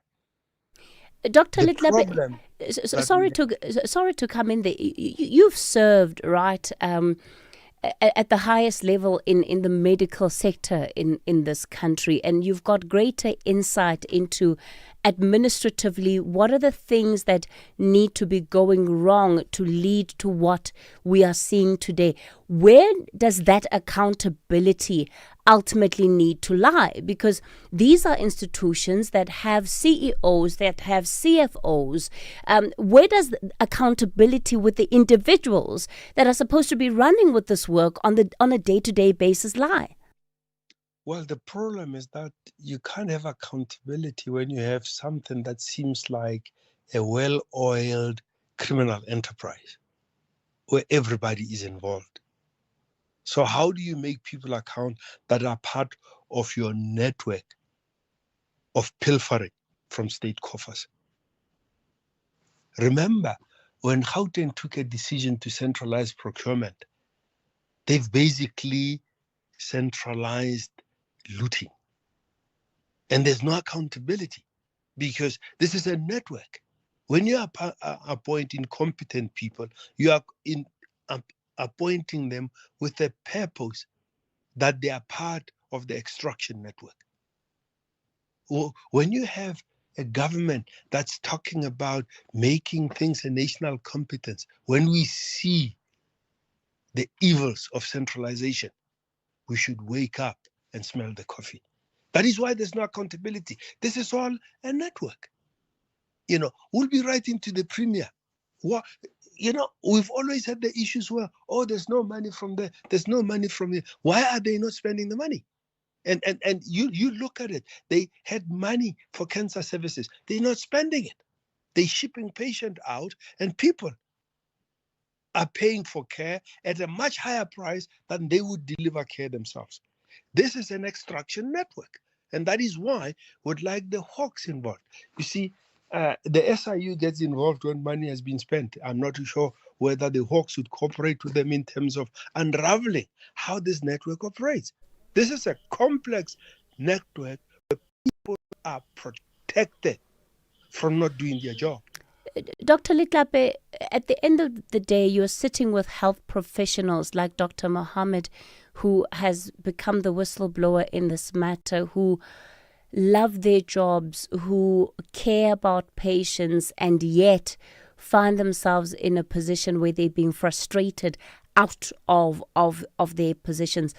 How widespread would you say that is, and what is the impact of that for the health sector overall, for patients that are waking up every day seeking care? We are in a crisis situation. This is widespread. But one of the things that people don't realize is the trauma that our healthcare professionals go through. Do you know how many whistleblowers have been dealt with severely by the Gauteng Department of Health on various issues? There's no ability for people to speak up. They can't be protected when they speak up. I went on an unannounced visit to Charlotte Maxeke last year. The head of one of the units was petrified to allow me on the premises. I visited the oncology services. I went to those garages. There's no privacy. There's crowding. You have a doctor sitting in a consulting room where they're seeing 2 or 3 patients together in one room. Absolutely no privacy. It's chaotic. The impact of what is not being done is criminal. So you see the pattern. We're now losing a competent healthcare professional at 55. He still has 10 years plus 2 years of an extension in terms of the longevity of a practitioner working. Nobody sees the impact. The toll on healthcare professionals that work in this sick system is quite immense. The toll on patients. You know how often I get calls where people can't get care, where South Africans are queuing for cancer treatment and they die on the queue. But there's people that go through, there seems to be records about who gets in and who procures the services. The level of corruption in Gauteng is out of this world. Sure. Gauteng Health should be put under administration. Just remember, the psychiatric facilities are affected. I mean, people living with mental health illnesses are in trouble in this province. We had life acidemia. We've had a patient that burned themselves and died in Sefakoma Khatu University, another academic institution. We have institutions at a high level that are failing. This is a crisis. Dr. Jose Letlape, we're going to have to leave it there. He's also an MP of Action SA, a state of crisis. He says, put the Department of Health in Gauteng under administration. That is his call. I want to bring in some of our listeners in on this conversation. I'm going to start in Johannesburg. Maylene, good morning. Good morning, Cassie. How are you? Good, Maylene. Go for it. I'm very well, thanks. Listen, I agree with that doctor that says that the Gauteng Health Department needs to be put under administration. I've had two separate experiences with government hospitals, and it's not necessarily Charlotte Maxeke. I've been at Bara, and the time when I was giving birth to my son, I had to have an emergency C-section. However, I don't know if you've given birth before, but when you go under a C-section, your entire body is dead from the shoulders down. And the patient care that I got from that hospital was so horrible. The nurses made me move myself without being able to move. In the process, I bruised my ribs, I ripped my stitches open, and they just couldn't care less. I don't know if it was, when you are a colored person in a hospital full of black nurses, and I don't want to make it a race thing, but it's not that. However, but the patient care, the rudeness, the level of rudeness that we've gotten from these hospitals is ridiculous. Then there was an incident where my cousin, who had some disease that they took forever to diagnose, eventually she had autoimmune vasculitis, and she had to have dialysis. The neglect that happened there was them not removing the pipes that they had to do with the dialysis. It eventually caused her death. Within a space of 2-3 weeks, my cousin died, and she was only 22 years because of the neglect that she received from Baragwanath Hospital. Sure. So it's something that deeply affects us on a daily basis. And the nurses there, it's like they just could not care. And then the hospital still phoned to ask, are you guys okay? Is there any questions? It's like the call that we got sounded like they felt like they were in the wrong. Because never in my life have I experienced the hospital phoning you 2 hours after your daughter died to ask if you have any questions. It was due to negligence that my cousin died at Baragwanath Hospital. All right. Because they couldn't care less to change her pipe for the dialysis that they left there for 4 to 5 weeks without changing it, which means she had septic shock and she eventually died. Something that could have been prevented if there was just proper care that was taken. Maylene, both those experiences are really devastating. I think we also need to go to the health ombudsman. Hey, the health ombudsman also needs to come in, right? What exactly is being done when it comes to the complaints that are laid against these hospitals? We know that the health department, alongside the police department, sits with the highest cases of liability claims against it. And this is part of the reason why, because of the care that people experience, or the lack of care that people experience. Let's go to the news headlines. Anne Musa standing by. Anne, good morning. Good morning. Thanks, Kathy. In the headlines, Bold One, South Africa leader Musi Maimane says the recent protests against undocumented foreign nationals are as a result of the failure of government. The Patriotic Committee but oppose removing President Cyril Ramaphosa over the Phala matter. Both parties have vowed to support Ramaphosa. And an investigation by a leading rights group has found evidence that the United Arab Emirates have been involved in recruiting Colombian mercenaries to fight in the Sudan war. I'll have details on these and other stories at 8. SAfm, guiding you through the rush hour traffic.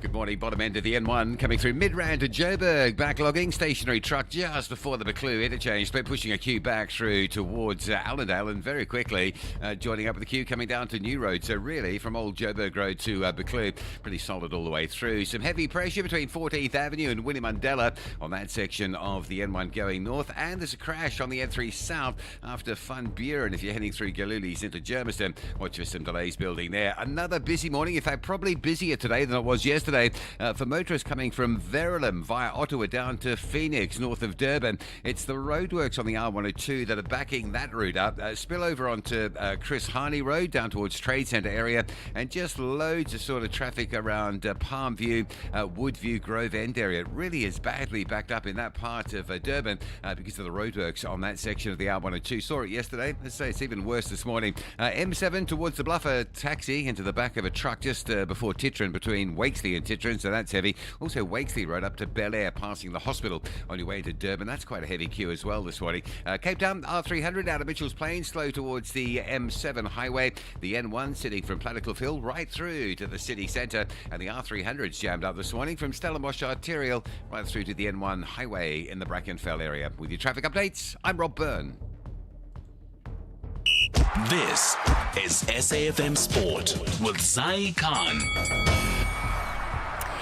Zakan, good morning. And we're going to look at the Sundowns defender, Divine Lunga. He says his mother's words helped him overcome Champions League final penalty heartbreak. Yes, Kathy. Even Champions League footballers still need their mum, okay? Even if it's before kickoff. So, yeah, no matter how big the stage is, this is what we got from the Sundowns defender, Divine Lunga, opening up about the emotional roller coaster of the CAF Champions League final against AS FAR in Morocco. Now, he did concede a first half penalty that briefly put Sundowns under pressure, but says a conversation with his mother before the match helped him stay mentally strong. Before I left home, I went to my mother. He put me in prayers. We did pray and then said, don't be scared of anything. We're going to make it. I know it's been difficult for you this season, but you overcome this thing. So after that penalty, after I went in, I was like, no, Divine, you can still get this. It's not the first time these things happen. You're not the first one. Just grab yourself and then fight with the guys. Head up. And then you're going to overcome the situation. You're going to win. And then I did it. I didn't look down. I looked forward. I did my best. That's what I can say.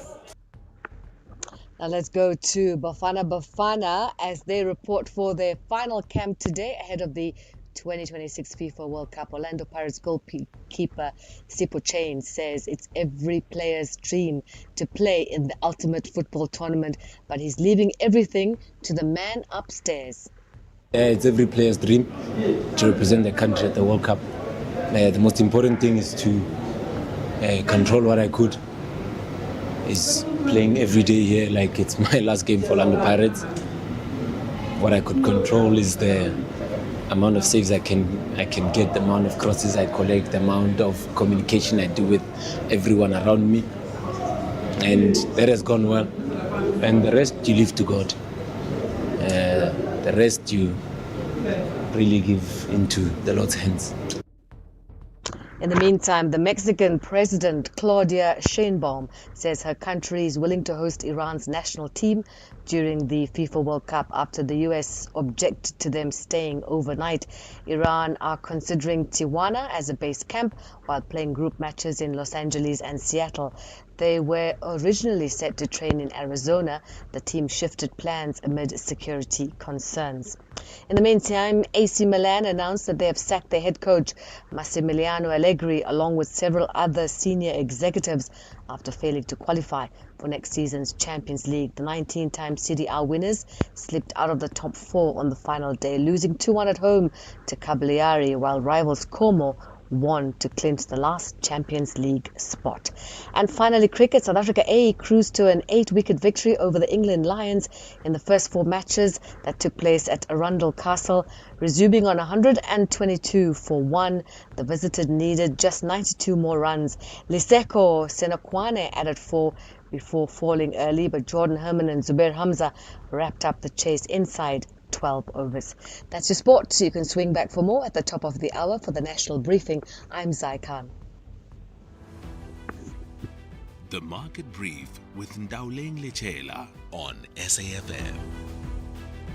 It's 7:39. Let's get into our markets for this morning. Dowling Pick and Pay, they're pushing a turnaround target as losses unfortunately persist. That's right, Kathy. And the move not sitting well with markets, with the share price down 4.8%. In its annual results, the retailer pushed out its break-even target for the core supermarket business by another year to the 2029 financial year. As CEO Sean Summers says, the retailer's turnaround cannot be rushed. Now, the group reported a headline loss of 386 million rand for the year to March, improving from the previous year's 408 million rand loss, while turnover rose 3.4%, really being supported by strong growth from Boxer.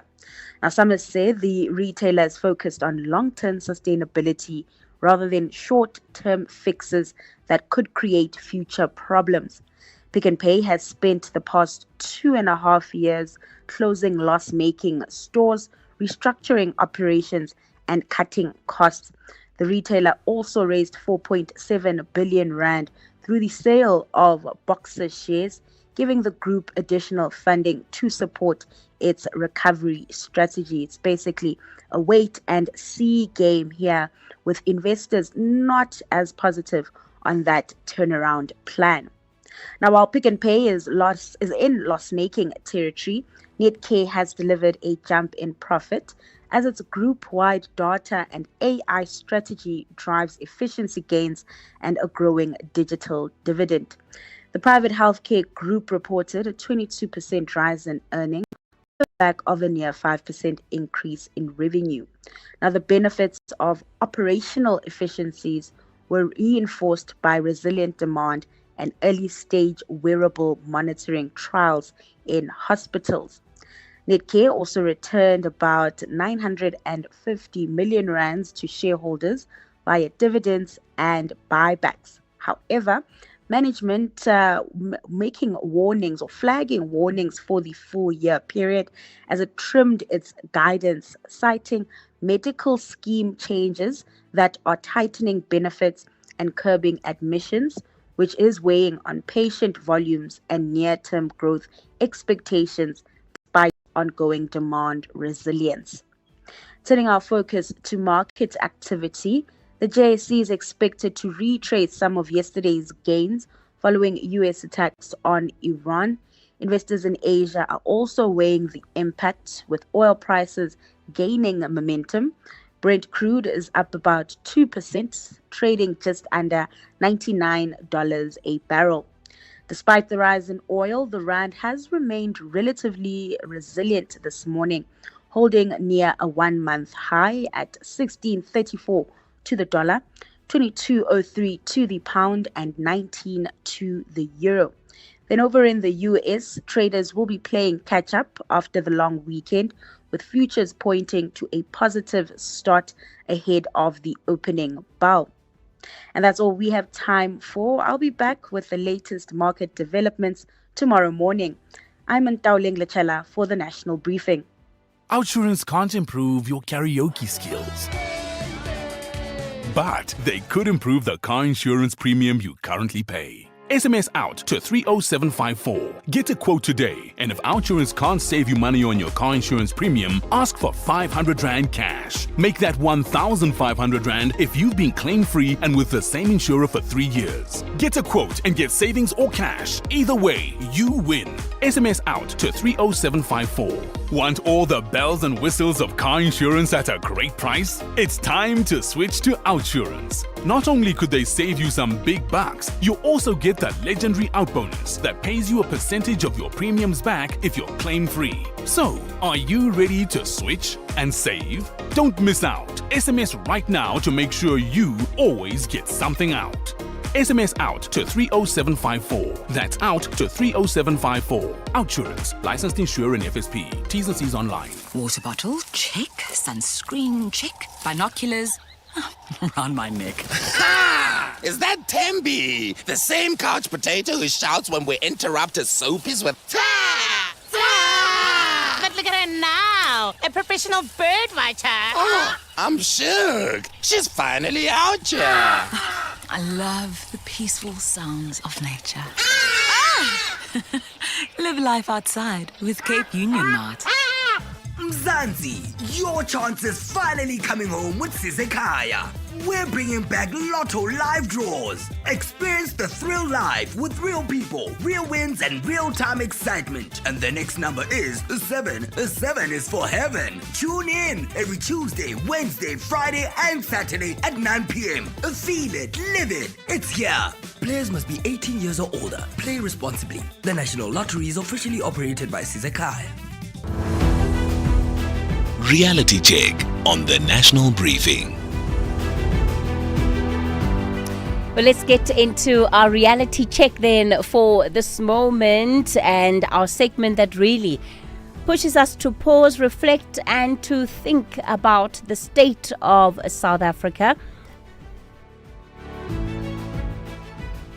That's not just what is happening, but why it's happening, what it's costing us, and what must be done to change it.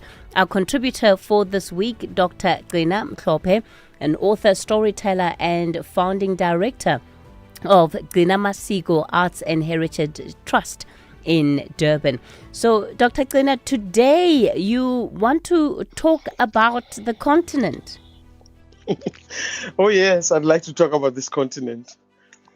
This continent, Africa, is a very interesting continent and a very exciting continent, and something that brings tears to your eyes and breaks your heart open with joy and pride, everything, all the emotions under the sun. I think I want to take it back to my childhood. I was one of those lucky people who had a grandmother who told me stories and let my imagination fly. And then from that thing of imagining and hearing the stories, that were folk tales, really, fables. And I listened to all of these stories and I learned to appreciate language, the use of language, the beauty of it, and the amazing voice and the way she drew pictures in my mind. And then that same grandmother loved traveling. She was the only person in my family actually who was like that. She would, out of the blue, say, we are leaving for the weekend. We would travel to different parts of KwaZulu-Natal, wherever we had relatives. And so we traveled all over. And I was so happy for those weekends. And I came back on Monday. It was hard to keep me down. I was so excited. But then she realized that maybe I was getting too big-headed. I don't know, because I thought I was such a globetrotter, even though we're just traveling around KZN. And then she told me that it was KwaZulu-Natal. It was called Natal at the time in the early 60s when I was a child. And she said to me, it's a small place. In Durban, our city, is a small place in this province. And this province is a small place in South Africa, a bigger place called South Africa. And then she went on to say, South Africa is a small place in a bigger world, and a place called Izwekazi Africa. I thought, Izwekazi, like, where's that? And I nodded very knowingly because I thought we had traveled a lot. And we'd gone to 4 or 5 cities or towns around KZN. And she said, no, you don't understand. Izwekazi Africa, the continent, is a small place in a bigger world out there. And I thought, the bigger world, because I believe my grandmother knew things, I tried to imagine that bigger world and I failed. But, it was like a prophecy, because I was going to be lucky to travel around the world, the different continents in the past 45 years. I have really, really been blessed to travel with my work and for different reasons, to book fairs, to theater festivals, to work with different universities, from Brandeis in Boston to Kyoto Saikai in Japan to Brazil, to all over the places I've visited. And I realized that my grandmother was right. There's a bigger world out there. But the years under apartheid, the colonization wanted to separate us from one another as citizens of the African continent. Especially we South Africans, who were like the last born when it comes to gaining our freedom and voting for the first time on that historic day, the 27th of April, 1994. I think I don't know. I think it would be such a special thing if we focused on reconnecting us to the continent, to say the continent is not perfect. The continent never will be perfect. South Africa is not perfect and it will never be perfect. But let's find some synergies. Let's find what we can learn from one another, how we can grow from one another's experiences, and also learning each other's languages seriously and make it our business as citizens of this country, instead of selecting few individuals and celebrating them and almost worshiping them. Can we see ourselves as citizens of this wonderful continent and look at the wealth that is here?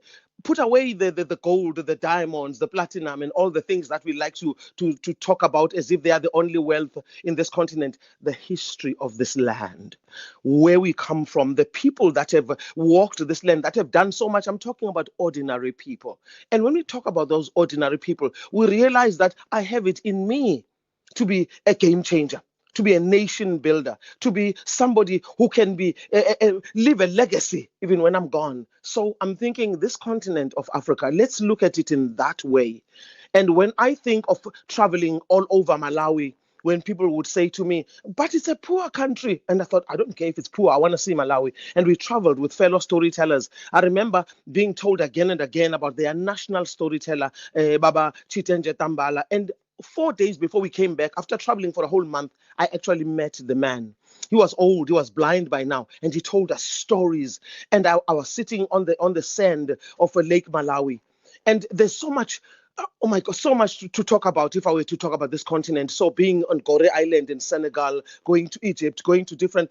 I know that not everybody is as lucky as I am to physically travel to those places, to be able to buy the aeroplane ticket, to where are you going to stay, what are you going to eat, how are you going to get around. But we traveled because of work. And when we traveled because of work, we were hungry enough. Our minds, our hearts, and our spirits were open to learn. Please, can we just open our minds and not say Happy Africa Day, Happy Africa Month, or whatever we want to say? Let's not just be happy about things we don't know for sure. Can we reconnect with the African continent and see what we can learn from one another? Because we are more alike than we are different. And I think we would grow better as nations, sons and daughters of Africa. Dr. Gina Mhlope, we're going to leave it there. And of course, one just has to appreciate the stories themselves, right? The stories of her grandmother, Izwekazi Le Africa. Izwekazi Le Africa. Thank you so much for that contribution on the reality check, Dr. Gina Mhlope. All right, Rob is standing by with your latest traffic. And on the other side of this, I'll be taking your calls, your voice notes. Yeah, we're getting lots of reactions, in particular to the story around the state of health, the health sector and the state of the health sector in Gauteng in particular. So we'll continue to take some of your calls on that matter too. Rob, good morning. SAfm, guiding you through the rush hour traffic. Thanks, Kathy. Pretoria, first up, Dustport Tunnel, very heavy, coming off Mopoli Highway. Bremer, Ondertrans are on you down to Fomhagen. It is all backed up and backing through the tunnel area. Breakdown at Rivonia, N1 North coming through from Randburg this morning from Beyers Nordier. Up to Sunnyhill, very slow. And a crash on the N3 South at Van Buren, slowing traffic getting through Galulis. There's also a backlog on the R21 towards the airport. That is a breakdown before Atlas Road. And a stationary truck bottom of the N1 mid-ram between Allendale and Buccleuch, pushing traffic queues back to the old Joburg Road exit. Durban's N2, the breakdown before Mgeni Road. It's finally been cleared, but it's a heavy run this morning from the M7 up through towards Westwood Mall. In fact, there may be another breakdown just before you get to Spaghetti Junction that's keeping that volume high. Very heavy from Verulam via Ottawa into Phoenix this morning. Roadworks on the R102. That is a mess. Motorists scrambling and just jamming up alternative routes through that area. Palmview, Ottawa, very heavy. Taxi strike in Hilton this morning. Usual problem there. It seems to be route disputes between two associations. Taxi drivers blocking the Hilton approaches to the N3 highway. So if you're on that bridge system, expect a morning of disruption. And if you're looking for a taxi around Sweetwaters through Hilton, likely they won't be coming this morning. Cape Town, the R300 is heavy. Stellenbosch Arterial all the way to the N1 highway. N1 inbound's fairly slow. Plattercliff right through the city centre. And a crash in on the M5 north at the N2 means a backlog of traffic from Southfield Parkwood up from Ottery all the way through to Rondebosch and onto that N2 highway exit. With your traffic update, I'm Rob Byrne. Call SAFM now on 086 000 2032. Good day. Nice story that guy's telling about the traveling and the continent. Some of the continent's people are evil, beyond evil. The things they have done to us as South Africans is just beyond words. It's just tragic what they have done. We can't look past that. Morning, Kathy. On your question on would a person, an ordinary South African, raise their hand and say, I will participate in the local municipality, I would. And I tell you why. Things are getting so bad, and they'll continue to get so bad. If competent people, if good people, if people that have got a conscience are sitting by and waiting for someone else to take the bait. So I would. It's dangerous, but I would. Because if I don't, then which country am I going to live in which situation? It's going to be worse than it is now. So we have the power to stop everything that's happening. So yes, I would. Good morning, Kathy.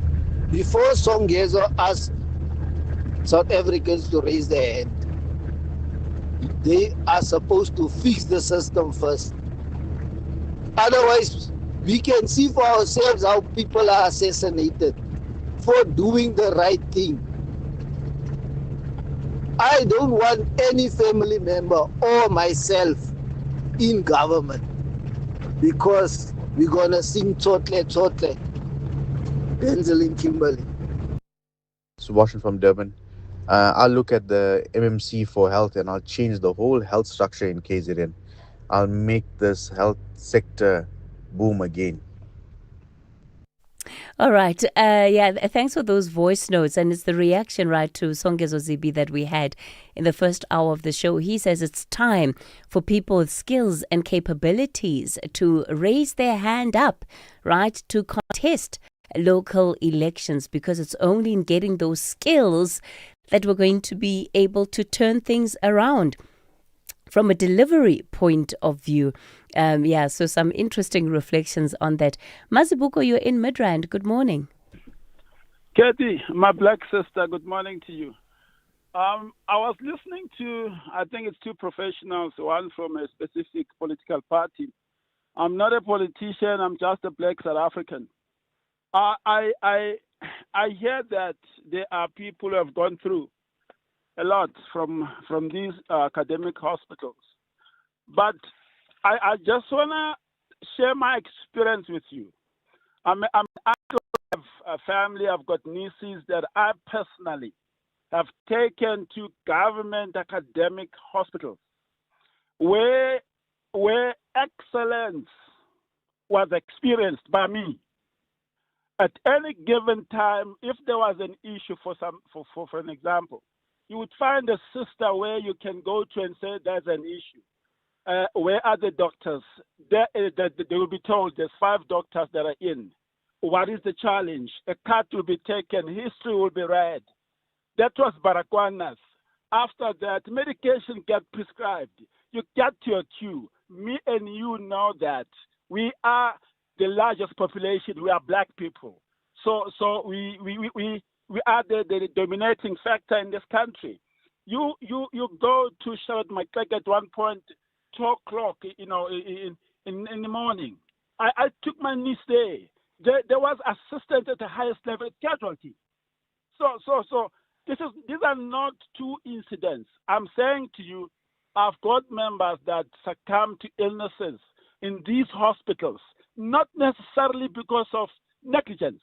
It was because of the severity of illnesses that were there. You understand? I'm sharing my experience with Baragwanath. Look, let me say this to you before you go. When I was a child, I used to go to Baragwanath, taken there by my mother during apartheid days. What I experienced then, I still experience it even today. You understand? I'm not taking anything away from people who are members who who were treated badly as a result. They ended up, dying for lack of a better word. But my experience with Bara at the highest level, where people are very sick and admitted, it's different. Okay, Mazibuko, we're going to have to leave it there. And I think that it is good to hear that there are people who are having good experiences at public health facilities, right? Because surely it can't be all doom and gloom. It can't be bad across the board. But the question is that where there are failures, how are those addressed? So Mazibuko, thanks for calling in and sharing that experience. Anonymous, you're also in Johannesburg. Good morning. Kathy. Yes, sir. How are you, Kathy? Kathy, I've got a problem. Can I speak a Pedi language, ne? Okay, but try and mix as much as you can. Oh yeah, I can. I will. There is a problem here in if you drive with Winnie Mandela Drive from Fairways to Deep Sloot. So there at opposite Deep Sloot, there's a houses, a bond houses. That houses they started to build it last year on February. So I'm one of the person who bought a house there. Ne? Then from February up until today, we never received a key. So when I tried to ask, let me say some rumors, see there's a problem, something like a fight between municipality, COJ and Velumex company, the company who built that houses. So I don't know that is it possible that you can just find those two COJ or Velumex so that they can come to explain what is going on. Okay. Because since last year February up until today. And the houses are already anonymous. I actually see the development you're talking about. I've driven past it. Yeah. The house done last year. My own house done last year on April. Have you started paying for the bond? No, I didn't start to pay for the bond, but I'm already signed the happy letter. Okay. So, all right. So we don't know what is going on. All right, Anonymous, let's leave it there. I'll put you back through to our producers on that issue. For now, it's 8 o'clock. Outsurance Essential is made for older cars. Claims are paid in cash within 5 working days, and you choose your own panel beater. SMS CAR to 43185. That's CAR to 43185.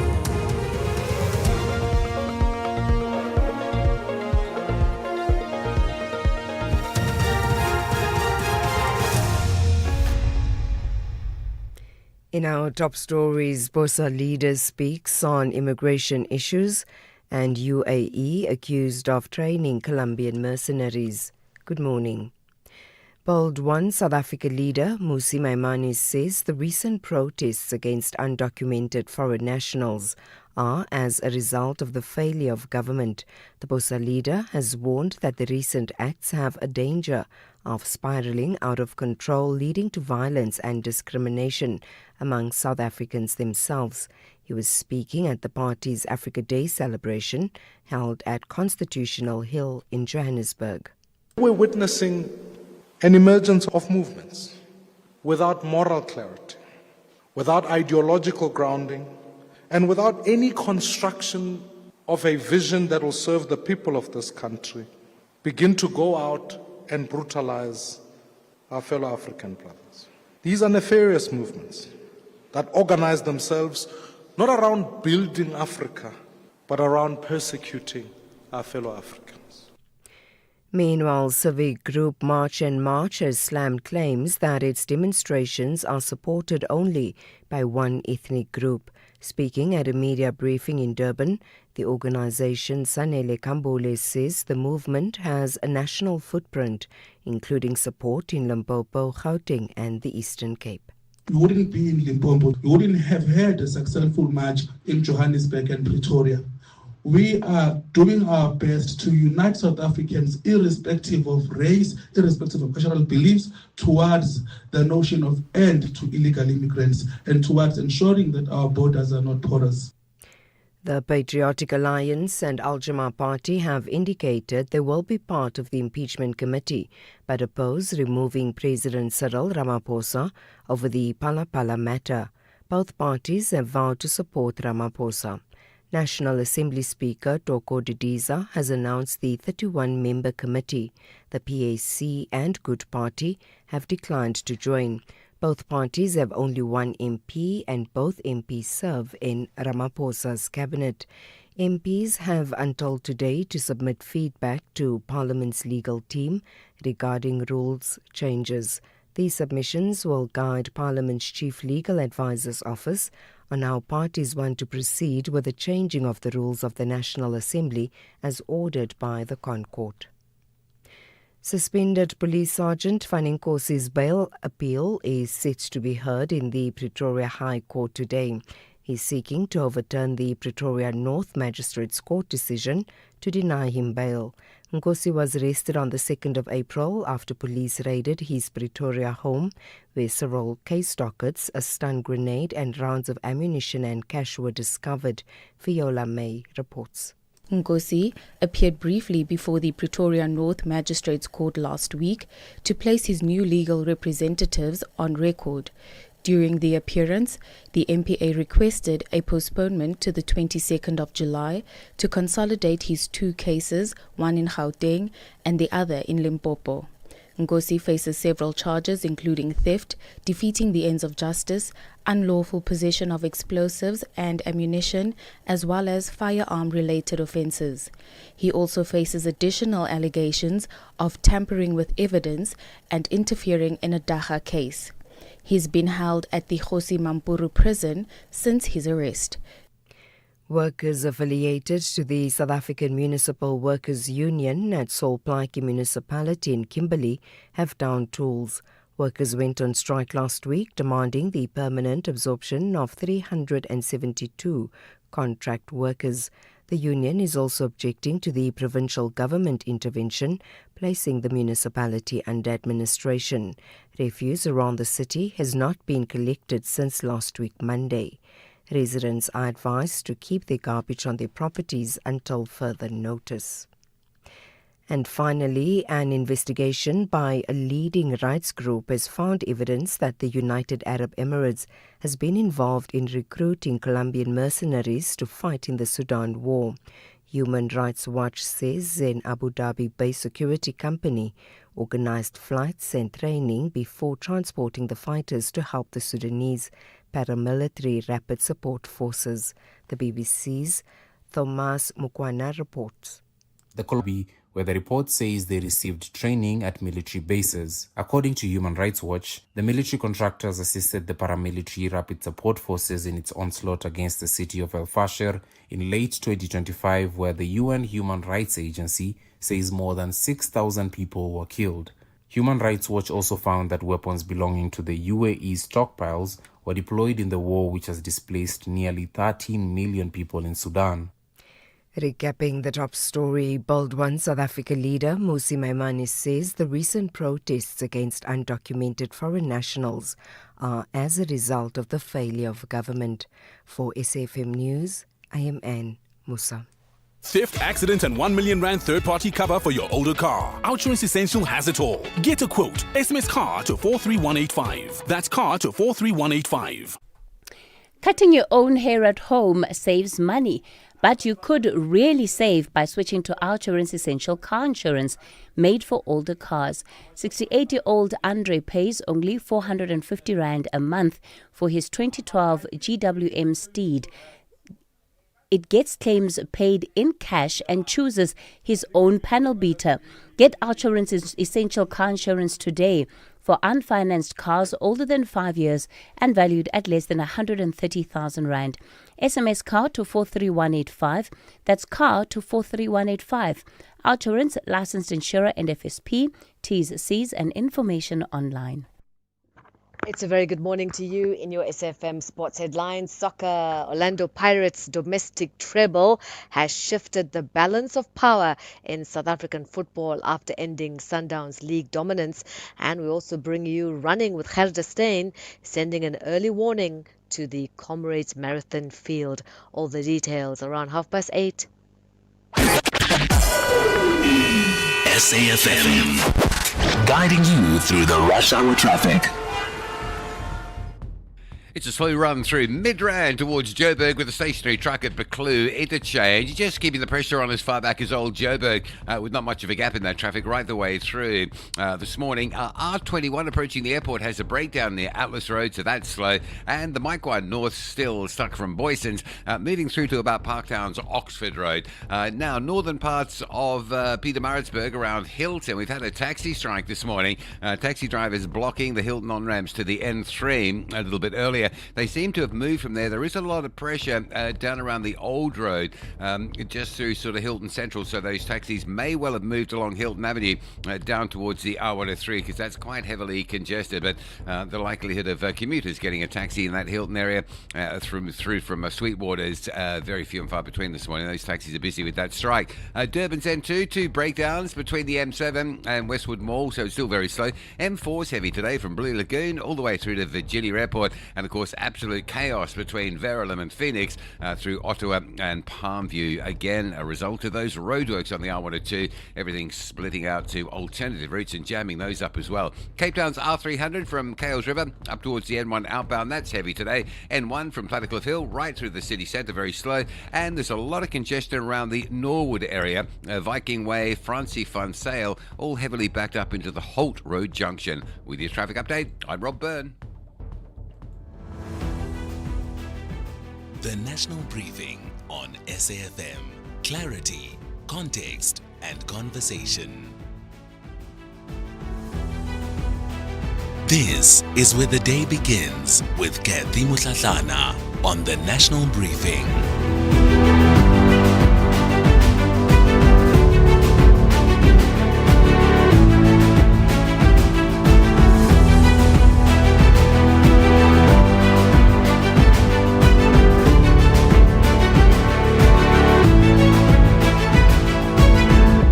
It's 10 after 8 o'clock. You're listening to the National Briefing.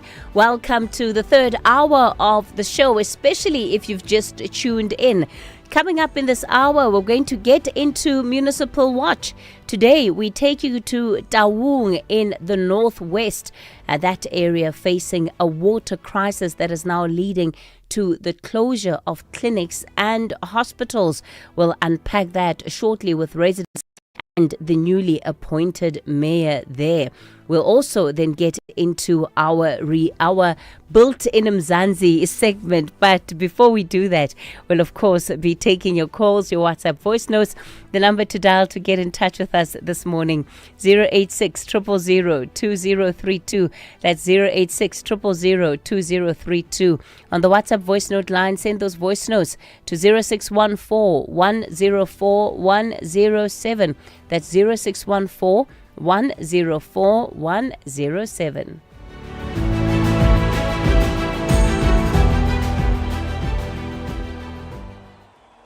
It's not about the score. It's about the moment. The sun sitting heavy on our shoulders. The lights humming above us. All that matters is this. A crowd lifting together. Strangers becoming friends. Family being family. This is what it means to be a cricket fan. We share the moment. And in that sharing, we become something more than the result. We become unbreakable. The Proteas 2026-27 tickets are now available. Book today at cricket.coza. Unbreakable spirit lives here. Municipal Watch, bringing your local issues on the national agenda. SAFM, leading the conversations that move us. 12 after 8, so let's get straight into our Municipal Watch segment then. And we're going to start it off with a note that came through from a resident in Taung in the Northwest Province. And he spoke about the water shortage in his area and how this was preventing local hospitals and clinics from conducting their duties. In fact, it affected his daughter, who was set to be operated on. I want you to listen to what he had to say. I have a serious problem about health in Taung Hospital. We called them on Tuesday because my child is pregnant, and then, if I'm not mistaken, she's 23 years old. And then she admitted on Tuesday at 9 o'clock in the morning. And then when they get with her, then they say she must go to operation. And then when we found out yesterday, they say, no, there is no water in hospital. They can't make it operation. So we need help, please. So that was a voice note sent to us last week of this father who, as you heard, his daughter was unable to be operated on because there was no water at the hospital. This is also affecting clinics and residents in Taung. Let me welcome onto the show Aubagwe Khaubusi, who is a resident and farmer. Aubagwe, good morning to you. Good morning to you, my sister Nukri, and the panelists. Reverend Rasi Lerata Mutaung, who's an Action SA coordinator. Good morning. Good morning, Sis Kathy and the crew. And Councillor Itumeleng Maribe, who's the executive mayor of the Greater Taung municipality. Good morning. Good morning, Kathy. Greetings to the listeners and my constituents in Taung. Awagwe, we're told that this example that our listener experienced last week is just one of many in as far as it relates to the water crisis in Taung. Speak to us about what you as residents have been experiencing there. No, thanks, my sister. You know, Taung, truly speaking, my sister, the infrastructure could be long upgraded. There are areas that have been without water for more than 3 months as we speak. But water are passing Taung.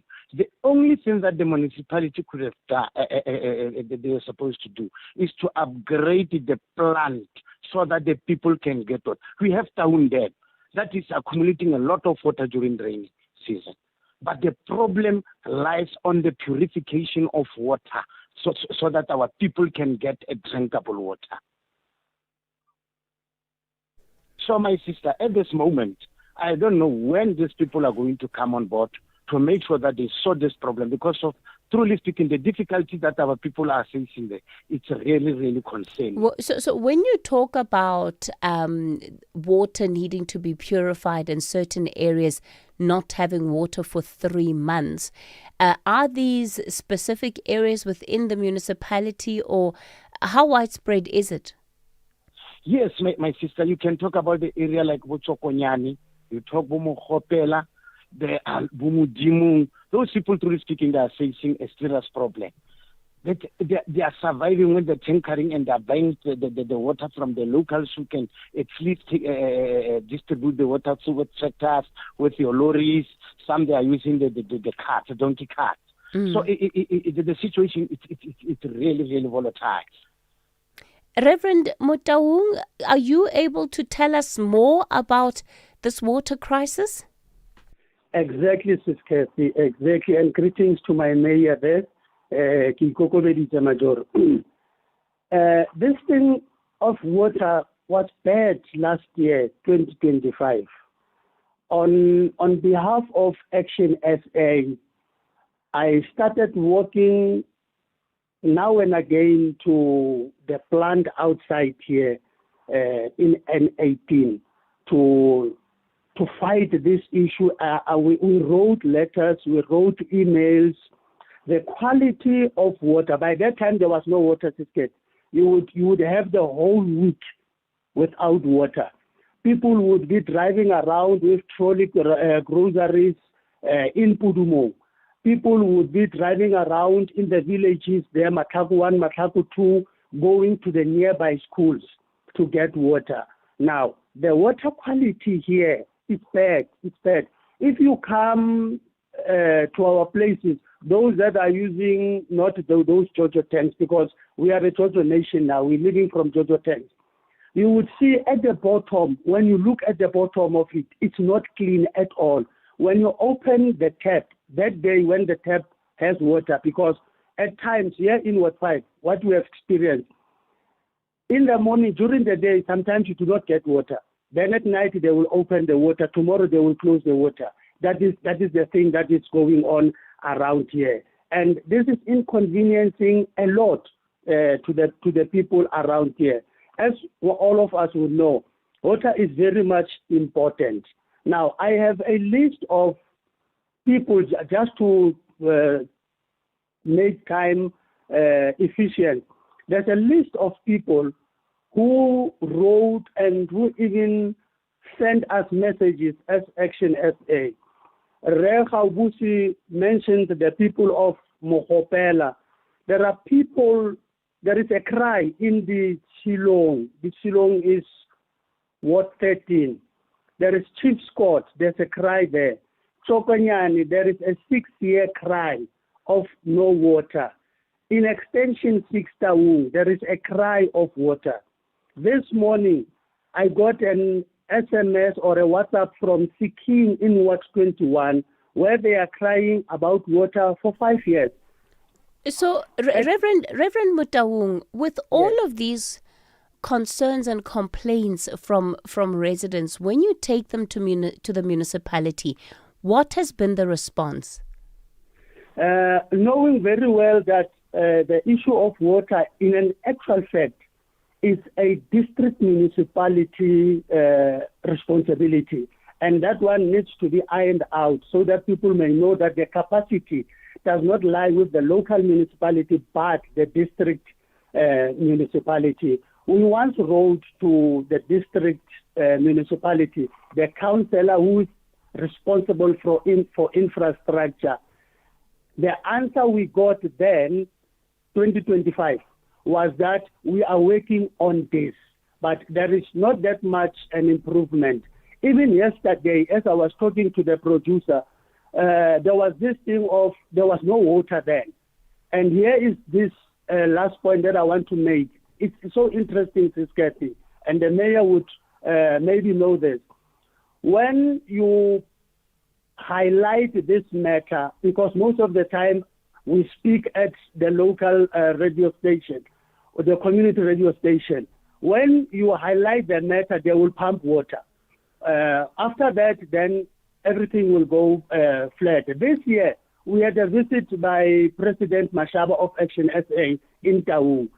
I went there to the plant outside. I said, I need someone I can talk to. I need a manager here that I can talk to. There was no one to talk to. And then they gave me phone numbers. I gave to the RC. Okay. The RC made that call. Sorry, I just want to finish here. The moment this was reported, Sis Kathy, it was on a Friday. We've been having no water.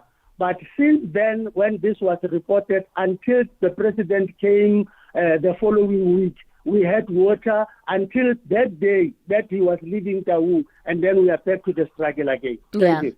All right. So it does sound somewhat suspicious, right, that there isn't a complete incapacity to supply or to deliver on water, but what is actually happening behind the scenes. Councillor Maribe, let me give you a chance as the mayor of Taung to explain why it is that, number one, residents don't have water, and when you do switch it on, it does become quite intermittent. Thanks very much, Casey, for the opportunity and also for availing myself to come and clarify some of the issues related to water. I think I must also admit that South Africa is facing a very serious water challenge as a starting point. But that does not take away the right of the local communities to raise issues, water challenges across various wards. But let me start by saying, as the mayor of Greater Taung, you will understand that Greater Taung is a rural municipality providing services to over 126 villages, and we are heavily depending on grants. And like the last speaker has just alluded to say, Dr. Ruth Mompati is the DWS, a water service authority, and they have appointed Mahalis to provide water services in areas within the jurisdiction of Greater Taung, except Revelo. And I can confirm that as the local municipality, we have a good relationship with the district municipality, which obviously in this case is the one that is having the sitting with the DWS. And as a way of support, they have been supportive. And as part of their turnaround strategy, they've also allocated 2 trucks because we have made our own audit and identify areas where there are water challenges. And part of these interventions, like the other speaker said, it's an unfortunate case where the operation was not done due to water challenges in Taung Hospital. It's an unfortunate case, but I'm not able to speak on behalf of the Taung District Hospital. The district municipality in working together with the local, there are a number of projects that has been completed to remedy the situation across. So why are those projects not yielding results if you're saying they've been completed?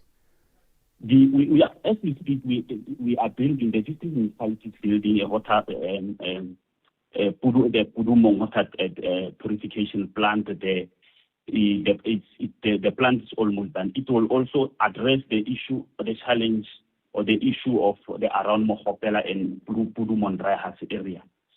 And the project around Mututu, the district municipality have also handed over the water project to address the issues that communities have been raising. But I want to what is the project? What is the project that you've handed over? We have handed over. We are now testing the Chibitswani pipeline. We are it's the pressure testing that, and it will also cover the villages, some of the villages that we have been struggling to give water. But apart from that, let me tell you, Casey, that when there's a water challenge, and we are informed as the local municipality because the district has allocated us 2 trucks. We normally intervene with the tankering. And as government on the ground, we encourage also sector departments, district and community members to make arrangements with the local municipalities should they encounter water challenges, because as we are sitting, we are having the water trucks that we normally use. Okay, Mayor. Okay, I'm going to ask you to pause there. Albakwe, is that true? Madam, truly speaking, I don't know what the mayor is talking about, because there was let me say that like this. During the Buputachana, there were a lot of things that have been built that they could have assisted those people. Like in my village, in Mapoitile, there is a water pump that they could have just fixed it and start to give people water accordingly. But they cannot continue to service those things so that at the end of the day, they can also get the relief. Now they are saying they are building this and this. There are some pumps that they could have been actually revamped or maybe renovated so that people, they can start getting services. So effectively, the water projects that the mayor is saying have been handed over to the community, are you aware of those where there's water testing? My sister, once you say there's a project that is handed over, let the people see the water. There's no water that is running. What are you handing? If you're handing something, hand something that is going to work. So you are handing a skeleton project to us and saying that we're expecting to get services from that skeleton. It's not assisting us at all. Itumele? Yes, Katie. I can confirm that we have been trying as the local municipality, interacting with the district municipality as the water service provider. Remember, the latter speaker has just indicated that the district municipality is the one that is So maybe let me simplify. Let me simplify for you. Let me simplify for you, because this goes to what residents are looking for, what residents expect. Of these projects that you say you have completed and handed over, which ones are delivering water to residents today as we speak? The Mudutu water project there, it's assisting, it's giving us our people water on the ground. Our Reed Fontaine, it's also giving. We have just handed it over together with together with the district mayor. The people there on the ground, they are also happy. The Pudumong water plant is also addressing the crisis that we have been facing for many years. The Kibitwani pipeline is almost completed, and it will help villages across your Ward 12, your Ward 13, and your Ward 8. Okay. Those are some of the projects that we remember. We are from the start plan. We have been interacting with our people on the ground through Imbizos. We have also interacted with the district municipality through the IDP forum. Now we are on the ground attending to some of these issues. Reverend Mutaung, is that consistent with the areas that you've been notified of where there is no water? Sisketi, I would first like to differ with the mayor, especially with this one of this plant, the purification. It is not doing what we thought it would be doing. In an actual fact, I'm going to have to say, when Sidibeng was using the very same plant that was not now upgraded, there was water, even though at a later stage the quality went down. But we are having water now, we are not having water then. But before I get out, I would also want to highlight the issue of Sikkim. At some stage, there were water tankering at Sikkim, and water tankering had stopped. People in Sikkim are now buying water from people who have boreholes. Can we even subject people at this age and time of a democracy that is more than 30 years, that people should now buy the one very most important thing for their lives? It cannot be. It cannot be, Sisketi. There is no water in Sikkim. Okay. We're going to have to leave it there. I think you've heard all sides of the story.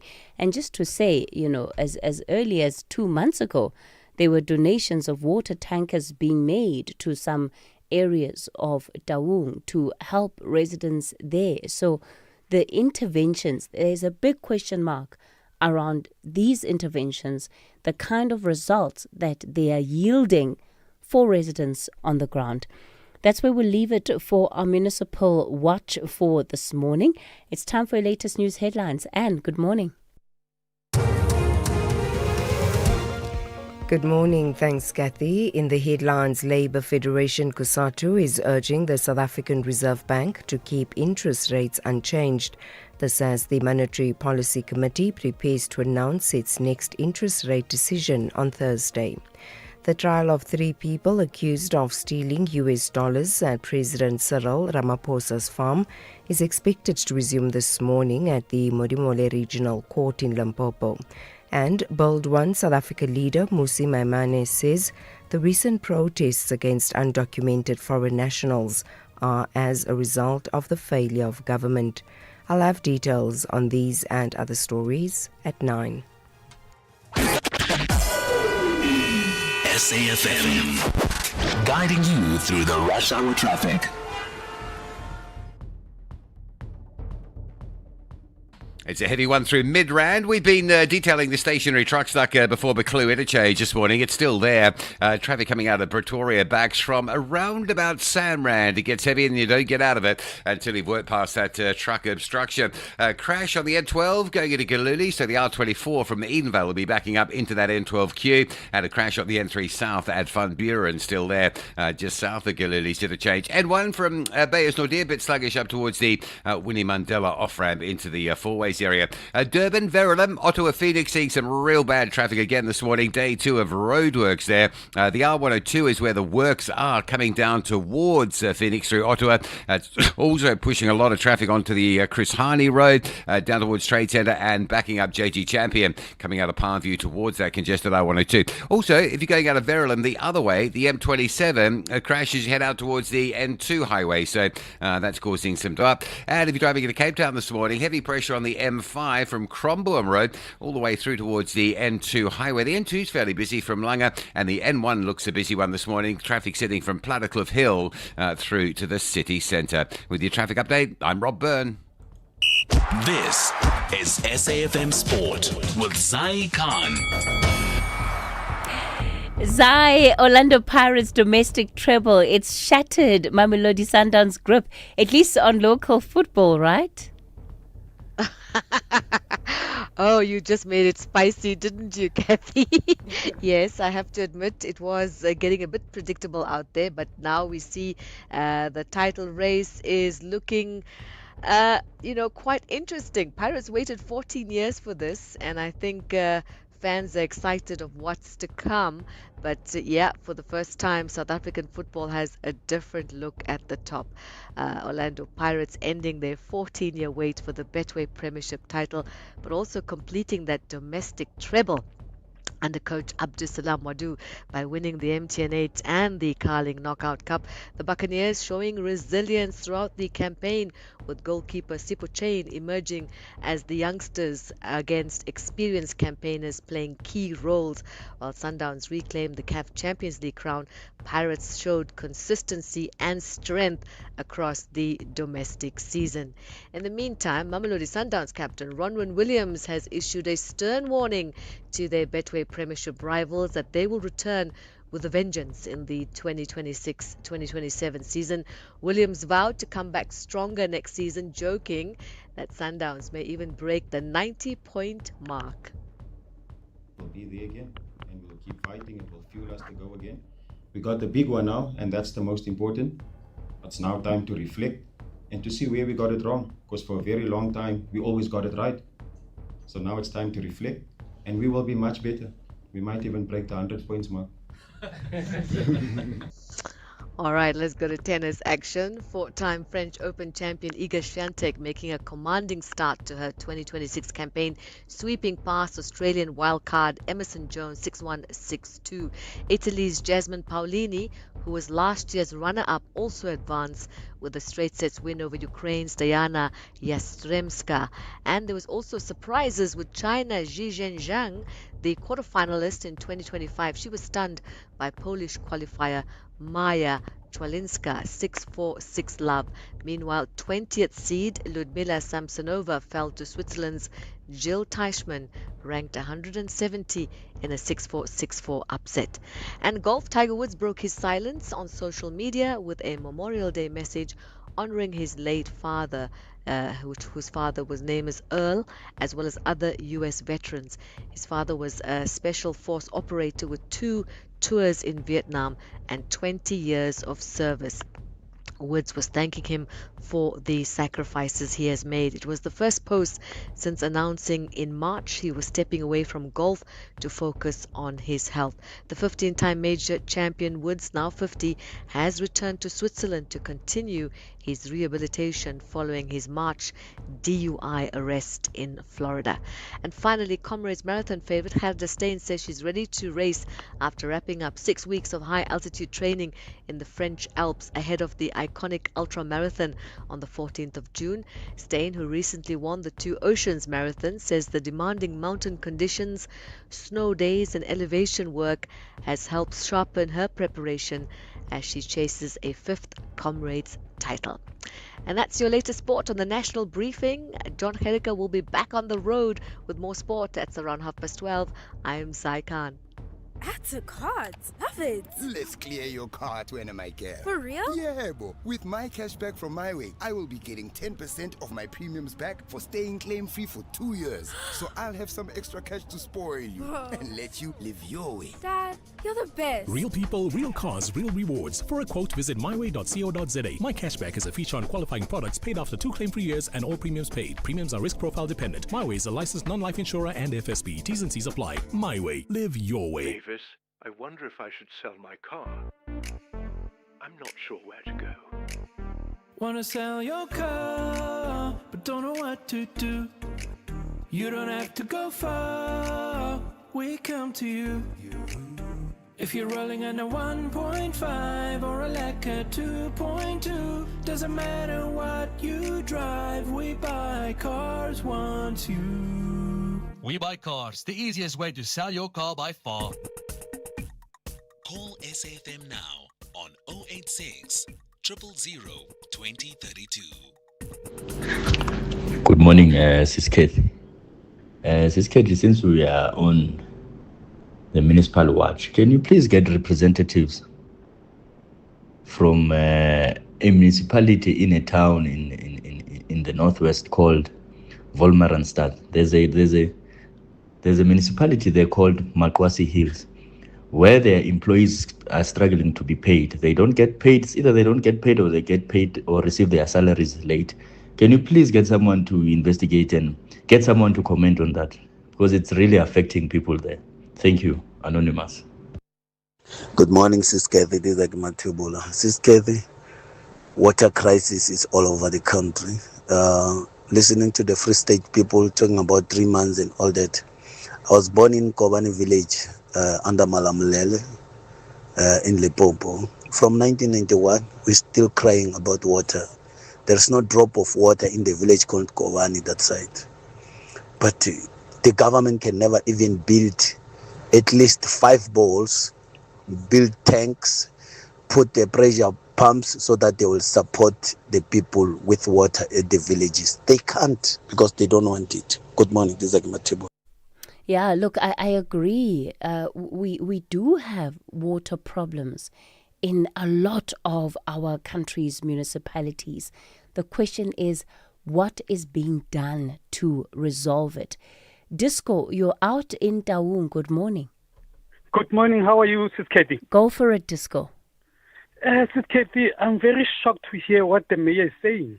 Since a mayor pass, there's a village around where mayors pass every day going to Taung, Etsichi, and Swedi.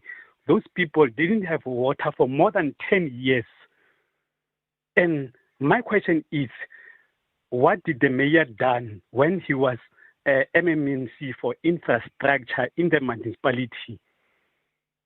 He did nothing.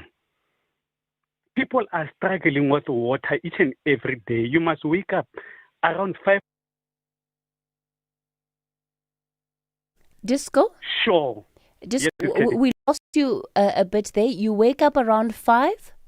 You wake up around 5 o'clock in the morning to queue in a tap where we are not sure that we will get the water.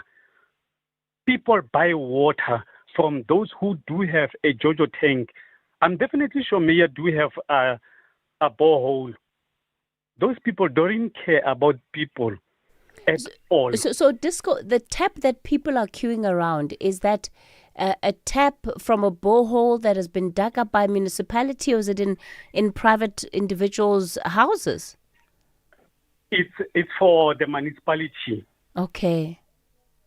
You queue for water, and you are not sure that you are going to get the water from there. Where I stay, there's a tank there. What do you call it? A reservoir. That reservoir didn't build around 20 to 25 years. It doesn't have a water. Those people, it's Sidibeng. They pass each and every morning to open the water. In the evening, they close the water. How did they expect people to get the water? Sure. Even right now, there is no water, Katie. People are struggling to get the water. Disco. There's some... Disco, Yes, let's leave it there. I think you've made the point, and you've given us a much better picture of just how desperate the situation in Taung is.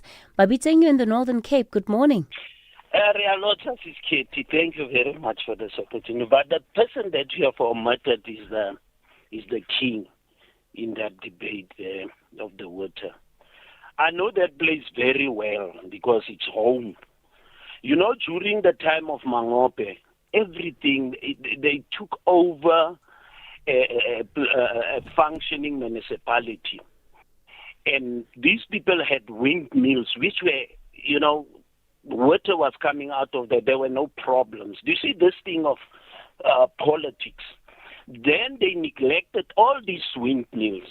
They started installing pipes, which they are not maintaining. They should just go back to the windmills and start maintaining those windmills so that people must start getting water. You see the thing, the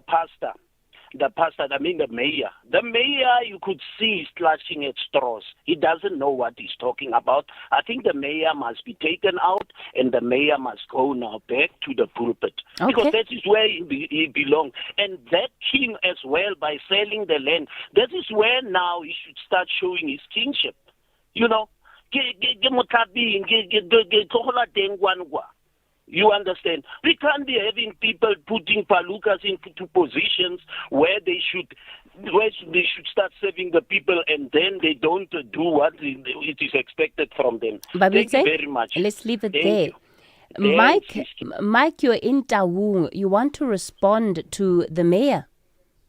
Yes, Kathy, good morning, and your listeners and your honorable guests. I think people must wake up to the ongoing campaign of privatizing water. There's no such thing as shortage of water in town. People are just tapping into this global narrative that there is shortage of water in the world and whatnot. I mean, tell me, if the reservoirs of all these water distributing plants are full, and then trucks or water tankers are being, say, appointed to take this water to the communities, what does it say to you? That's privatization right there. And then maybe the mayor must also get its facts right. There are the what do you call it? The water service provider that they appoint, found from way back, time immemorial, people that have been like in villages where boreholes are being used as source of water. There were community members who would be tasked with operating those boreholes. Now their service providers deny us water by telling us about the diesel. They do not have diesel this, they do not have diesel that.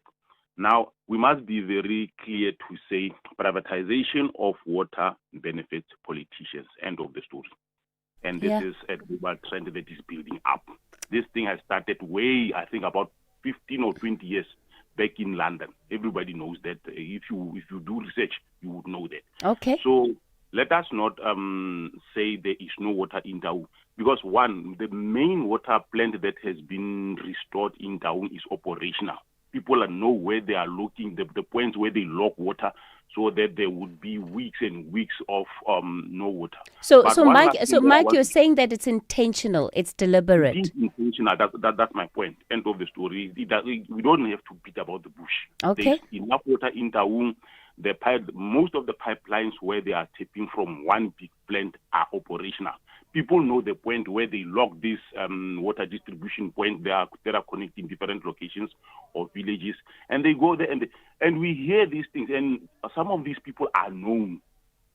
You see, Mike, now, let's leave it there. Let's leave it there. Mike out in Taung, and isn't that worse than not having water, than having infrastructure that perhaps is not working? The fact that it is available but is intentionally being closed off to benefit the private players that are operating in the ecosystem. Mojamuka, you're in the Free State. Good morning.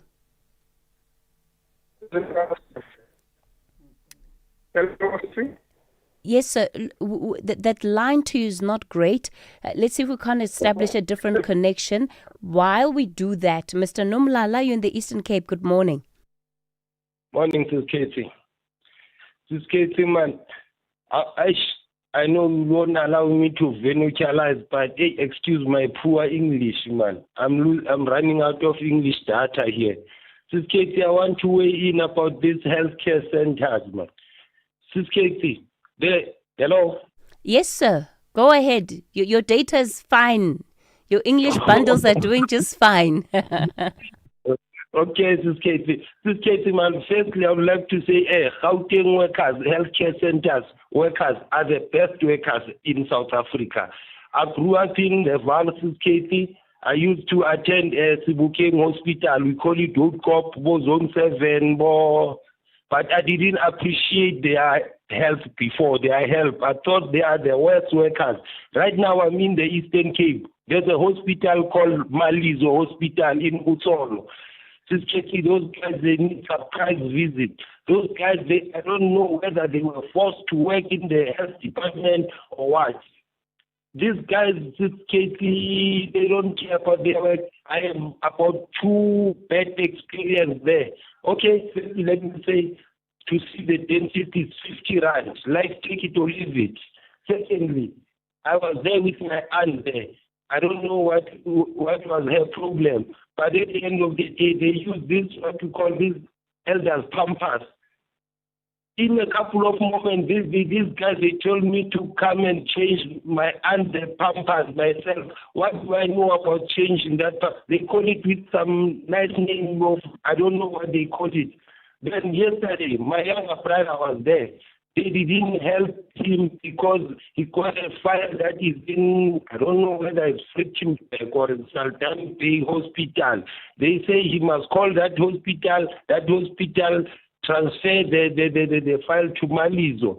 So, Casey, I don't know, man. But what I know, the future president is listening to our show, and Tate Aaron Moswalevi. Maybe she can do something about this hospital. We really, really need help here in Butsolo, Casey. Okay, all right, Mr. Nomlala, out in the Eastern Cape. Yeah, it's very difficult to hear the stories and experiences, at least the negative ones, that people have had or are having in our public health facilities. And it's not to say that private hospitals don't have any stories. I think that the Competition Commission report into both public and private healthcare has revealed things, and that was published a couple of years ago. It revealed, the true status of these of the healthcare sector. But it's just so difficult, because when you're sick, you're at your most vulnerable. And to hear how people are taken advantage of, are abused during that time in their lives, it's heartbreaking, and we need to set a higher and a better standard for ourselves. Rob Byrne, good morning. SAfm, guiding you through the rush hour traffic. Thanks, Kathy. Good morning. Still very slow on the M1 coming south through Midrand. We've had a broken down truck all morning between Allendale and Buccleuch, and that at this time of day is enough to push a queue back to Olifantsfontein. The M1 north through Malabongwe up towards the William Mandela off-ramp. That's still very slow. Problems getting into Sandton from Randburg and Bryanston. William Mandela, a crash near Matty Avenue at Hurlingham. So Peter Place onto William Mandela, Republic Road onto William Mandela. Those routes heavily backed up. Crash at Galuli's and 12 and R24 routes arriving in from Ekurhuleni. Both slow as a result of that. Durban's N2 North, still a couple of breakdowns before you get to Spaghetti Junction, then the roadworks after. So a lot of pressure on that section of the N2 North. Still very busy, and it will probably be for a while. Out of Verulam, heading south through Ottawa towards Phoenix, it's roadworks on the R102 towards sort of the Mount Edgecombe area, which are causing delays, keeping traffic levels up on JG Champion, coming out of Palmview, and pushing an overflow to Chris Harney down in towards Trade Centre territory. Now, at the same time, if you've elected to go the other way, out of Verulam, the M27, there's a crash out before the N2 highway. So backlogs on that run out of Verulam as well. It's still very slow. Ashburton, Pietermaritzburg still checks fine. Cape Town, some protesters have come in from, I believe, the Khayelitsha area along the N2 corridor from sort of the airport runway area, and then they're currently on the Borchers Quarry exit. The N2 from the R300 moving in past that airport runway remains slow, and a lot of traffic pressure around Viking Way, Francie Fun Sale, Avonwood, between Valhalla and Epping. It's all jammed up in that part of Cape Town. Rob Byrne, SAfm Traffic. Join the Department of Women, Youth and Persons with Disabilities as Minister Sindisiwe Chikunga officially launches the Year of Jubilee, 70th anniversary of the 1956 Women's March on 29 May 2026 under the theme Empowered Women, Empowered Nations. The launch takes place at Freedom Park Heritage Site and Museum in Pretoria. Join us as we honor the courage, resilience, and legacy of the women who shaped our democracy. Brought to you by the Department of Women, Youth, and Persons with Disabilities. Built in Mzansi on the National Briefing.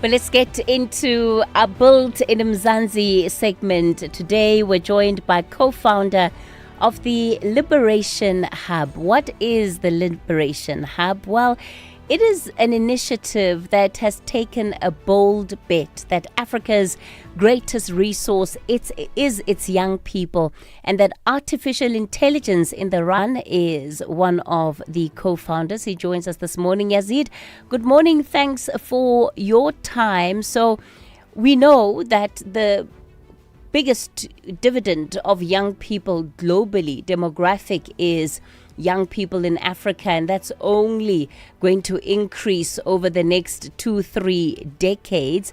And you're looking at this and you're saying, well, AI is going to be this generation's greatest opportunity.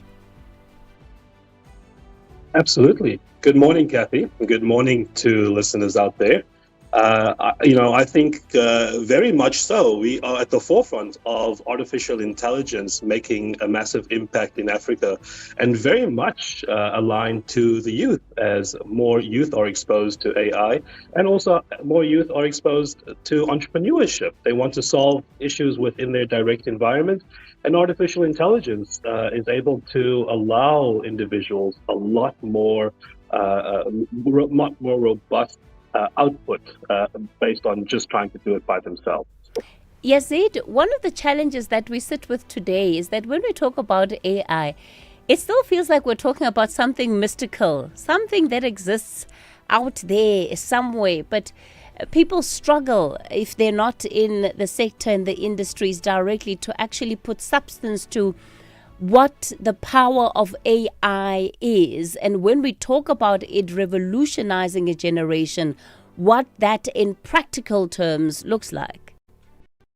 It's a very good question, and something that we at Liberation Hub are faced with all the time, where we look at this really sophisticated tech, and a lot of people out there, especially the youth, can feel that this is something that they don't understand. But to simplify it, AI is simply a tool, and tools depend on how responsibly and creatively we use them. We know that AI can support education, entrepreneurship, healthcare, accessibility, and small business development across Africa. And the goal here really is to help these young people understand that AI is not something to fear, but something they can learn from, build with, and potentially use to solve problems in their own communities. In what ways do you do this? Because you're focused on empowering communities through technology, education, strategic innovation. So when you talk about empowering young people, what does this practically look like? Absolutely. So through Liberation Hub, we focus heavily on the practical empowerment through entrepreneurship conversations, technology exposure, digital literacy, and mainly workshops and community-driven initiatives.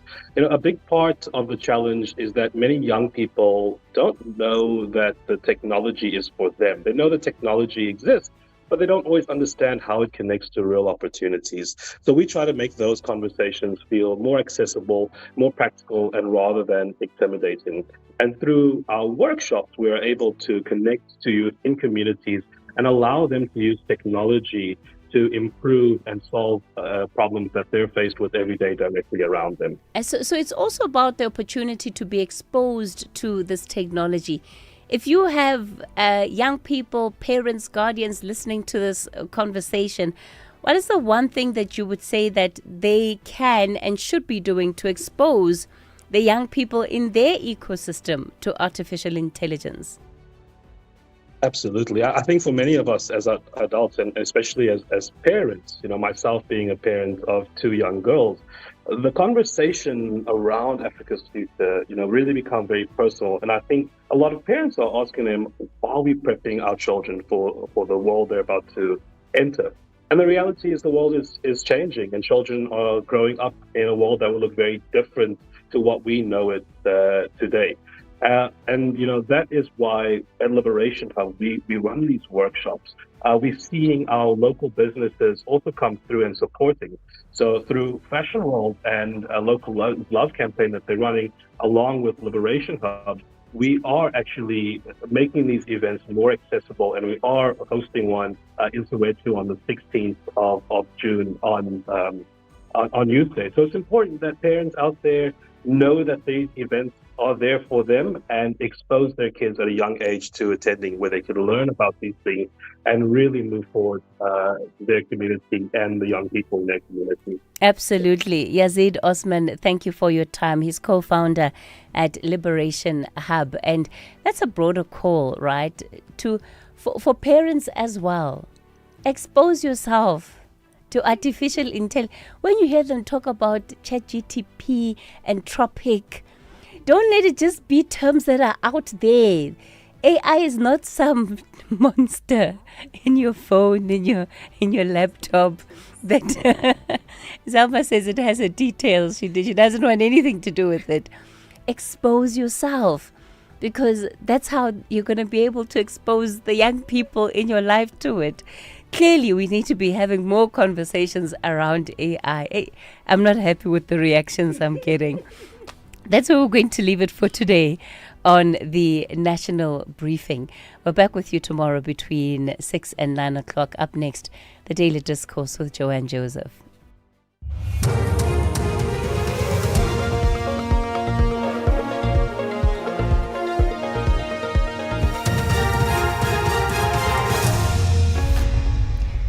In our top stories, Kusatu urges Reserve Bank to keep rates unchanged and 9 police officers to appear in court for murder. Good morning. Labour Federation Kusatu is urging the South African Reserve Bank to keep interest rates unchanged. This as the Monetary Policy Committee prepares to announce its next interest rate decision on Thursday. The Federation has warned that any increase in the repo rate will put further strain on struggling workers and slow an economy already facing low growth and high unemployment. Kusatu's parliamentary coordinator, Matthew Parks. Well, a repo rate hike would mean less money in workers' pockets to pay for food or transport, electricity, to make life more difficult. The Reserve Bank increases the repo rates to manage inflation, but in this instance, inflation is purely externally driven because of the war in the Middle East. And so to increase the repo rates can make life even more difficult. We think the Reserve Bank should rather be cautious, rather wait. 9 police officers facing 4 charges for a September 2024 murder are expected to appear before the Bultfontein Magistrates Court in the Free State this morning. Their arrest followed an IPID investigation into the shooting of 3 civilians and 1 police officer. The officers have been released on 3,000 rand bail each during their last court appearance. The trial of 3 people accused of stealing US dollars at President Cyril Ramaphosa's farm is expected to resume this morning at the Modimolle Regional Court in Limpopo. Yesterday, accused number 1, Emanuela David, gave testimony. The state and David's co-accused lawyers are expected to start cross-examining him today. Rendane Ralipaswa has more. David further told court that the money he used to fit dental jewelry was given to him by a business partner named John Pedro after he helped him purchase vehicles. A dentist testified that David paid about 250,000 rand to fit dental jewelry. David and his co-accused Floriana and Dinasho Joseph faced 3 charges, each relating to the breaking and theft of $580,000 from President Cyril Ramaphosa's farm. David also faces an additional charge of money laundering. Bold One South Africa leader Mmusi Maimane says the recent protests against undocumented foreign nationals are as a result of the failure of government. The Bosa leader has warned that the recent acts have a danger of spiralling out of control, leading to violence and discrimination among South Africans themselves. He was speaking at the party's Africa Day celebration held at Constitutional Hill in Johannesburg. We're witnessing an emergence of movements without moral clarity, without ideological grounding, and without any construction of a vision that will serve the people of this country, begin to go out and brutalize our fellow African brothers. These are nefarious movements that organize themselves not around building Africa, but around persecuting our fellow Africans. And finally, residents of Beirut's southern suburbs have been fleeing their homes after Israel's Prime Minister Benjamin Netanyahu said his country was again at war with Hezbollah and launched a wave of airstrikes across Lebanon. The BBC's Lucy Williamson has more. Benjamin Netanyahu said we are at war with Hezbollah, and he talked about the need to increase strikes and deal them a crushing blow. Now, the conflict between Israel and Hezbollah has continued through the 5 or 6 weeks that the ceasefire there has been in place. But I think people across Lebanon tonight will be wondering what this new announcement means. And certainly the Israeli military tonight said it had carried out more than 70 strikes across the country, including in areas such as the Bekaa Valley in the east. Recapping the top story, Labour Federation, COSATU, is urging the South African Reserve Bank to keep interest rates unchanged. This as the Monetary Policy Committee prepares to announce its next interest rate decision on Thursday. For SAFM News, I am Anne Musa. Here, there, and everywhere. SAFM 105.1 FM in Johannesburg. Makoti Down Products is a proudly South African family business, started more than 30 years ago with 12 geese and a piece of material. Makoti manufactures duvets, pillows, sleeping bags, and high-quality Egyptian cotton linen. Our down products are suitable for people with dust mite allergies and come with a lifelong guarantee. And we offer a nationwide cleaning service for all your feather and down products. Visit us at makoti.co.za or call us on 041 9922 395. For quality down, Makoti Down. Water bottle, check. Sunscreen, check. Binoculars, around my neck. Is that Tembi? The same couch potato who shouts when we interrupt his soapies with But look at her now, a professional bird watcher. Oh, I'm shook. She's finally out here. I love the peaceful sounds of nature. Live life outside with Cape Union Mart. Mzansi, it's time to get your game up to scratch. SAfmRadio is giving you more chances to win big with scratch cards. All you have to do is grab a coin and scratch the card to reveal if you've won. If you've hit it big, you can claim your prize instantly. The more you scratch, the more chances of winning. Players must be 18 years or older. Play responsibly. The National Lottery is officially operated by SAfmRadio from June 1. The Daily Discourse on SAFM with Joanne Joseph, unpacking the issues that matter. The Daily Discourse on SAFM, weekday mornings from 9 to 12. 7 minutes past 9 here on the Daily Discourse. Good morning and welcome to your Tuesday edition of the programme. I'm Joanne Joseph, delighted to be with you as ever today. And it is indeed a busy one. Lots of breaking news going on at this hour and lots of analysis that we will be bringing you in response to that. I'm Joanne Joseph and lovely to be with you. The team is with you, of course. Melissa and Genil, we're producing the show and taking your calls. And Dundo is on sound. And remember, you can either listen to us on your radio Radio. You can call, you can watch us or listen to us rather on DSTV channel 814, or you can actually go to our website. There is, if you type in SAFM Listen Live on your web browser, you just go straight into our website that you can listen from, and you can do that on the move if you like, as you go through the course of your day. You can also watch us if you prefer. We are on Facebook, we're on X, and we're on YouTube as well. Many of you watching us from overseas from there, so welcome to the program. Lovely to have you with us this morning. All right, and remember, our studio line remains open throughout the show, and we love to take your calls. We love to hear from you on the WhatsApp line as well. Our studio line is 086 000 2032. Our WhatsApp line 0614 104 107. Keep those voice notes short, sharp, and audible so that we can share your thoughts with the rest of the SAFM family. All right, so let me tell you what's happening on the program today. It's going to be a busy one, as I said. The Corruption Watch report is out. You know that they do this annually. And one of the findings of this report is that corruption has been normalized. It's now just a part of our lives.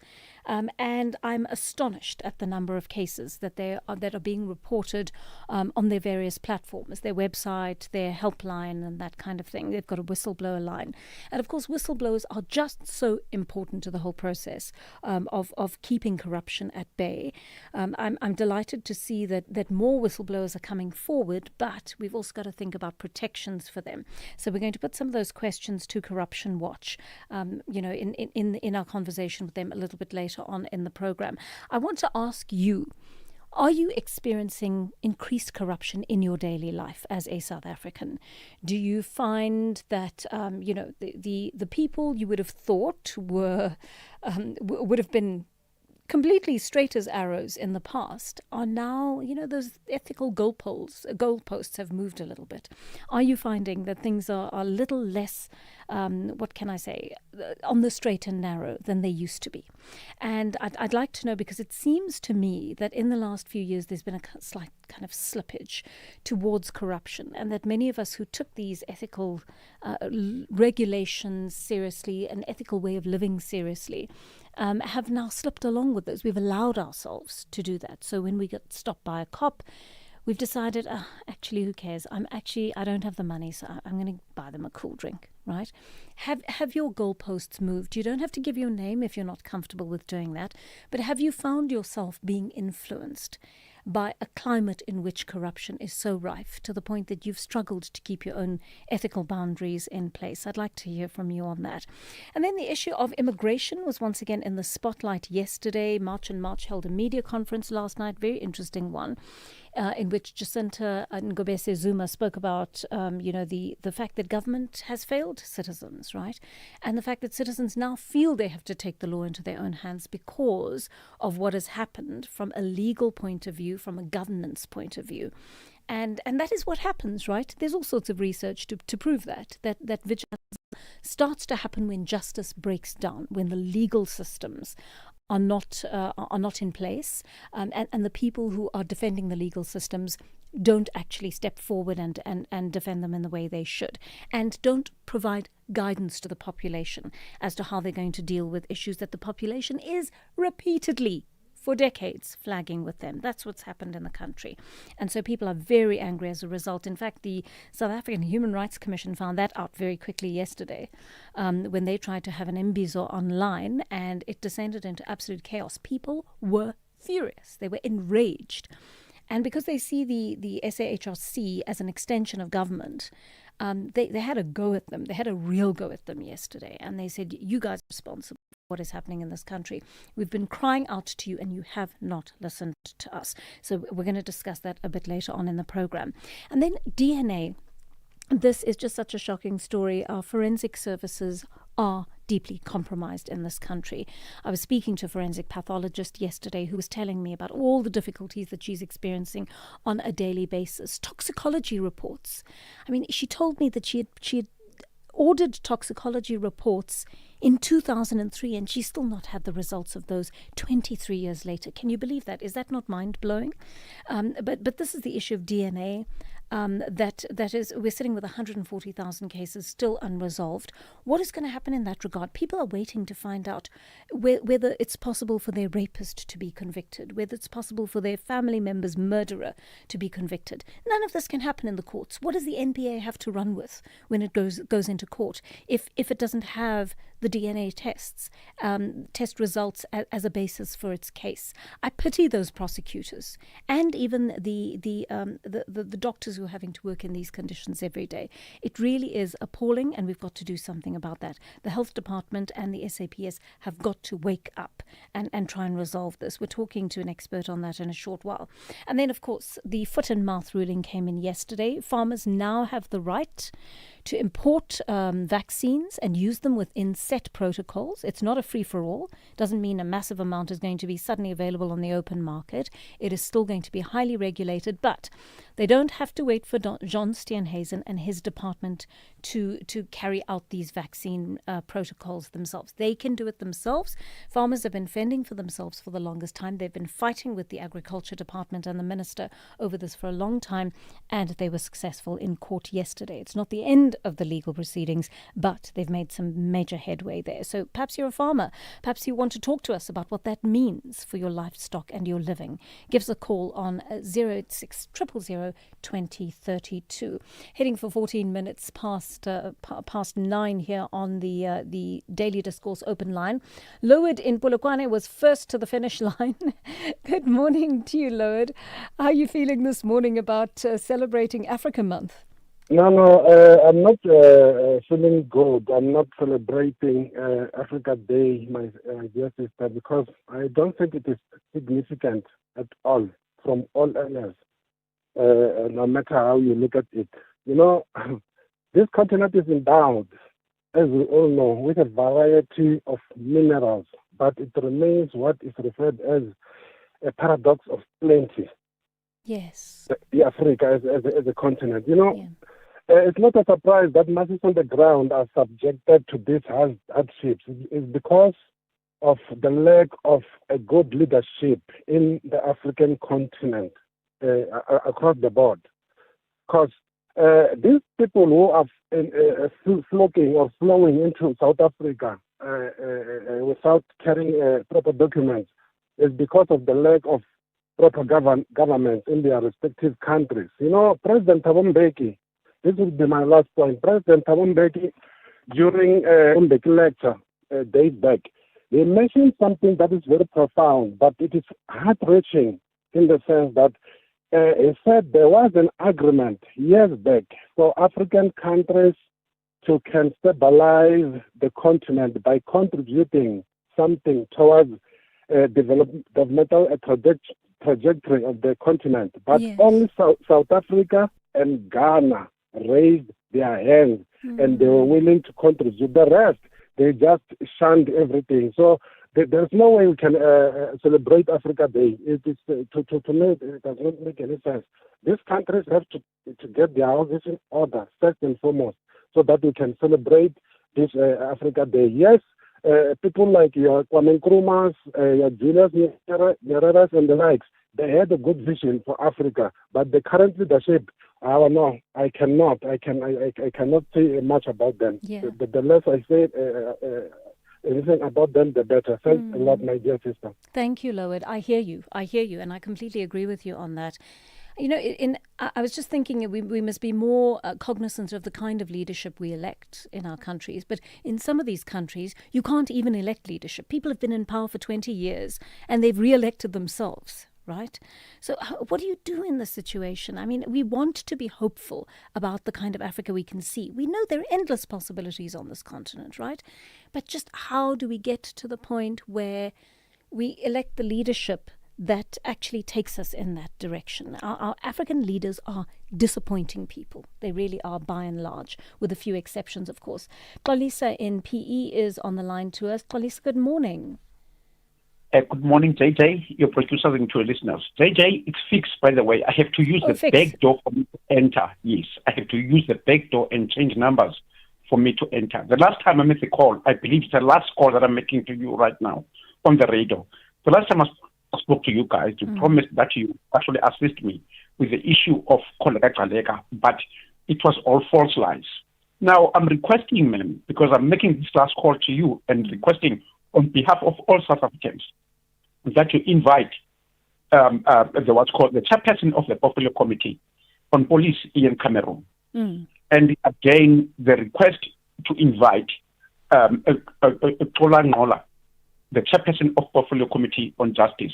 These are the people that are actually failing us. Koleka Galeka is acting the way in which she's acting because of the portfolio committees that are actually failing. The police behavior, including the minister, it's only because of this guy, Ian Cameron, that is a failure and upfriending people that are known to be corrupt. These guys, two guys that I just mentioned, they knew of things that were said by Chacham Konazi in KZN before they were even said by Chacham Konazi, because we're actually giving them that there is a level of high corruption by the ministers that are actually handling the police, more specifically the Gitsele, and the guy that is called a late minister, which is Natim Tetwa, including NPA staff. I'm talking about senior prosecutors. They are filthy corrupt. But now, these are the two people that are actually failing us in Parliament. So my wish now is to you to invite, because we have our brothers and sisters that are actually in prison with crimes that are never committed. I'm saying this again, with crimes that are never committed, but we have Nigerians that are roaming around, not being arrested, selling drugs, killing our children with drugs. We have gangs that are actually fighting on drug territories. Because of what? Because of Nigerians. This never happened, even in villages. In the Eastern Cape, this happens. I'm making this call because I strongly believe that you guys will no longer take my calls. You only promise things. Fix, this is not true. I apologize to you that we did not follow up on your case. I really apologize for that. But you don't have to come in through the back door and use another name. We will still take your call, I promise you. Sometimes we are very stretched with resources on the show because there are just the three of us. We don't have an investigative arm. And that's what makes it so difficult. A lot of people write into us and say, please investigate this case for us. We do not have the hands to be able to do that because we're not an investigative show. We're a daily show. We try to incorporate reporters who are investigators and actual investigators from the police force and other organizations. But I apologize to you, and I promise you now that we will look into what you were saying. I'll put you back to my producers and let them listen to what you have to say, and if it's within our power to do your story and to bring to bring the spotlight onto it, I promise you that we will. Fix, thank you for your call. Sipho in Viking is on the line to us. Good morning to you, Sipho.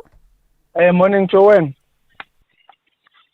Joanne, I would like us as South Africans and Africans as a whole to applaud Dudula.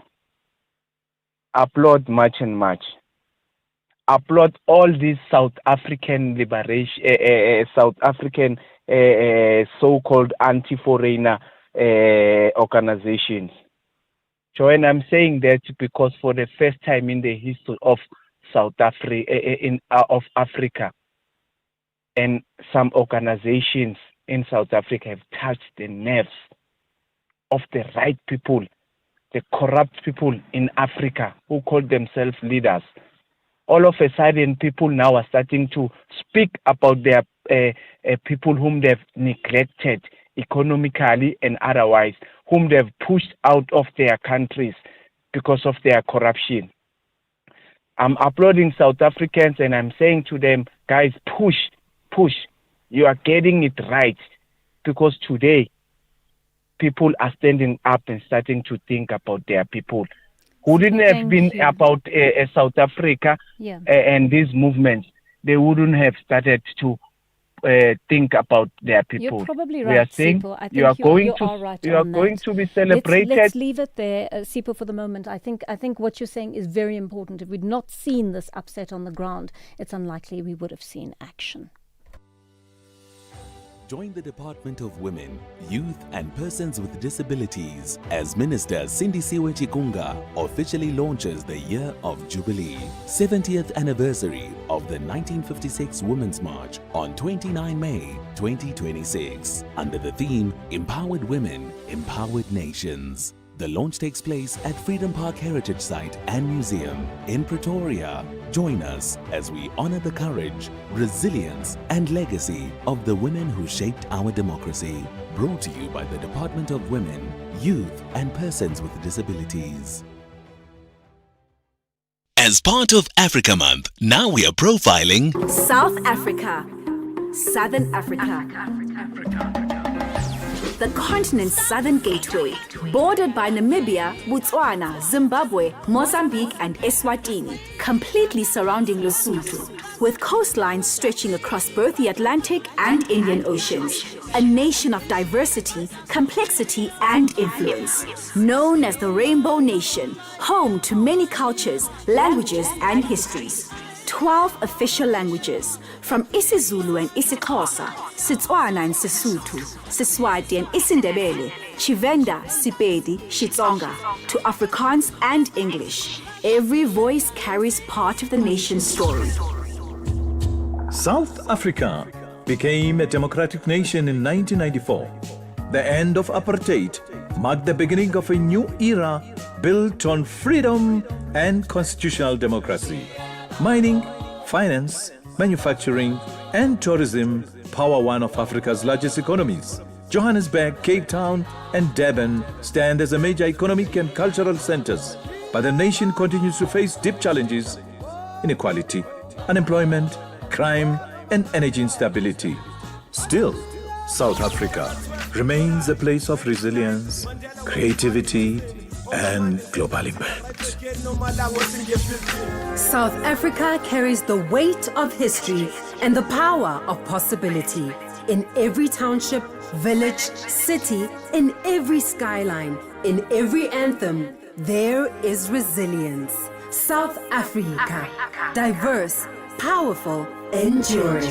Africa Month on SAFM. Conversations, context, connection.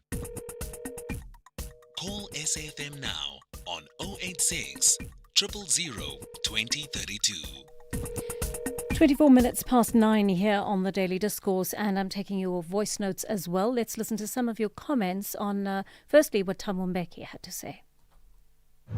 Hi, Johan and the SAFM listener. I don't know, actually what is happening about Thabo Mbeki. A week cannot went by without Thabo Mbeki saying something, and he's always throwing some blames to other people. Instead of maybe coming with a constructive, ideas, he's always criticizing him and Julius Malema. They can't just go in the day. But I don't know whether maybe even at night they just, when they wake up speaking, he's just speaking, those people, two people. Good morning, Joanne. It's Velum Jule of Richards Bay. I'm a tracker and I'm a South African. We need to do away with these organizations. Human rights organization, gift of the givers, churches organization, gambling board, ANC, or political parties. They are useless. If the Madlanga Commission was being run in Luthuli House, we wouldn't be hearing the story of there's no money for Madlanga Commission. But now, because it's done honestly, now there are complaints that they are running out of money. We need to do away with all of these things. Thank you. I don't know, that's a bit strange, because there's a mixed record among the people that you mentioned there. For example, yes, there are problems within the ANC and people, a lot of ANC members who've gone into leadership positions have failed people in this country. But you can't do away with political parties in the country. That is impossible, right? This is a democratic system, and the democratic system requires people to be represented, and they choose their representatives democratically. So you can't just do away with the political party because you feel like it. What you can do is exercise your power at the ballot box not to elect that party if you don't want it in power. But what was the issue South African Human Rights Commission. I mean, they are doing important work in the country. Their decisions may not be binding, but if you look at their record of the kind of cases that they've brought, they have a very good record of having gathered all the research and evidence that is required to be used in court cases that have been successful. Gift of the Givers is a private organization. It often does the work that government doesn't do. I was thinking about it being mentioned in regards to Charlotte Maxeke, but we know of 100 instances where Gift of the Givers has gone in and done what government can't do. So at Charlotte Maxeke Hospital, where medical equipment is not being bought and so forth, and certain refurbishment has not been done, Gift of the Givers and other organizations, civil society organizations, have stepped in to do the work that government is supposed to be doing, even though government has the money for it and has not spent that money. Why would you want to do away with organizations that are apparently working for the people in the country? Let's listen to this one on pathology issues in the country. Grant, good morning, SAFM. I don't know why it shocks you, the state of the pathology and all testing. This is a third world going on fourth world country. This is exactly what we need to expect. And it won't change. Never, ever. Oh, I would love to think that it would, and you're right, I shouldn't be shocked, but I sometimes still am. Let's take a call from Romeo in KwaZulu-Natal. Good morning, Romeo. What's on your mind? JJ, good morning. What is on my mind? It's about what is currently happening, considering the fact of that Africa is going on a very sharp division, and yesterday we just had some ministers or diplomats boycott the Africa Day due to the fact of the protest of March on March and the Dudula and the other organizations.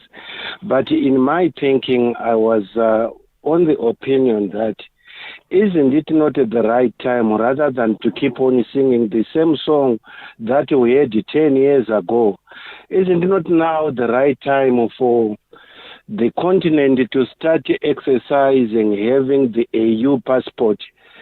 And that AU passport, it has got a country where you are coming from, with some condition at the back of it that if you are in another country, the discretion of employment remain within the status quo, maybe within the company, if they feel that you deserve to work.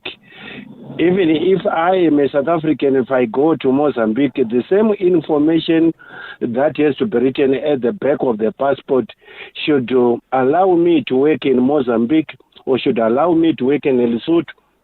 However, with the conditions that does not disadvantage those who are living in the country. Yes. Romeo, I think it's a great idea. I'm not sure if it's going to happen in our lifetimes. I can't see our African leaders actually getting it together. They can't get it together in their own countries, by and large. Again, by and large, there are exceptions to this. But if they can't get it together in their own countries, how will they manage a continental movement this way, a continental passport? I love these lofty ideals. I can't see it happening under the leadership that we currently have on the continent. I think that they're in it for themselves by and large, and I think they don't care about the movement of their people or even the betterment of their people in many ways. And this really has to change before some of these lofty ideals come into play. Thanks for that call, Romeo. 9:30 it is. We'll continue to have more of these conversations after Anne Musa has brought us your latest news headlines. Good morning. Thanks, Joanne. In the headlines, the DA in Parliament has raised concern over the nomination of MK Party Parliamentary Leader Dr. John Hlophe as one of the MPs expected to serve on the Palapala Impeachment Committee. A few spaza shops have reportedly been looted in Botshabelo in the Free State overnight, this amid the shutdown of services in Mangaung over lack of service delivery and governance failures. And Labour Federation COSATU is urging the South African Reserve Bank to keep interest rates unchanged. This as the Monetary Policy Committee prepares to announce its next interest rate decision on Thursday. I'll have details on these and other stories at 10.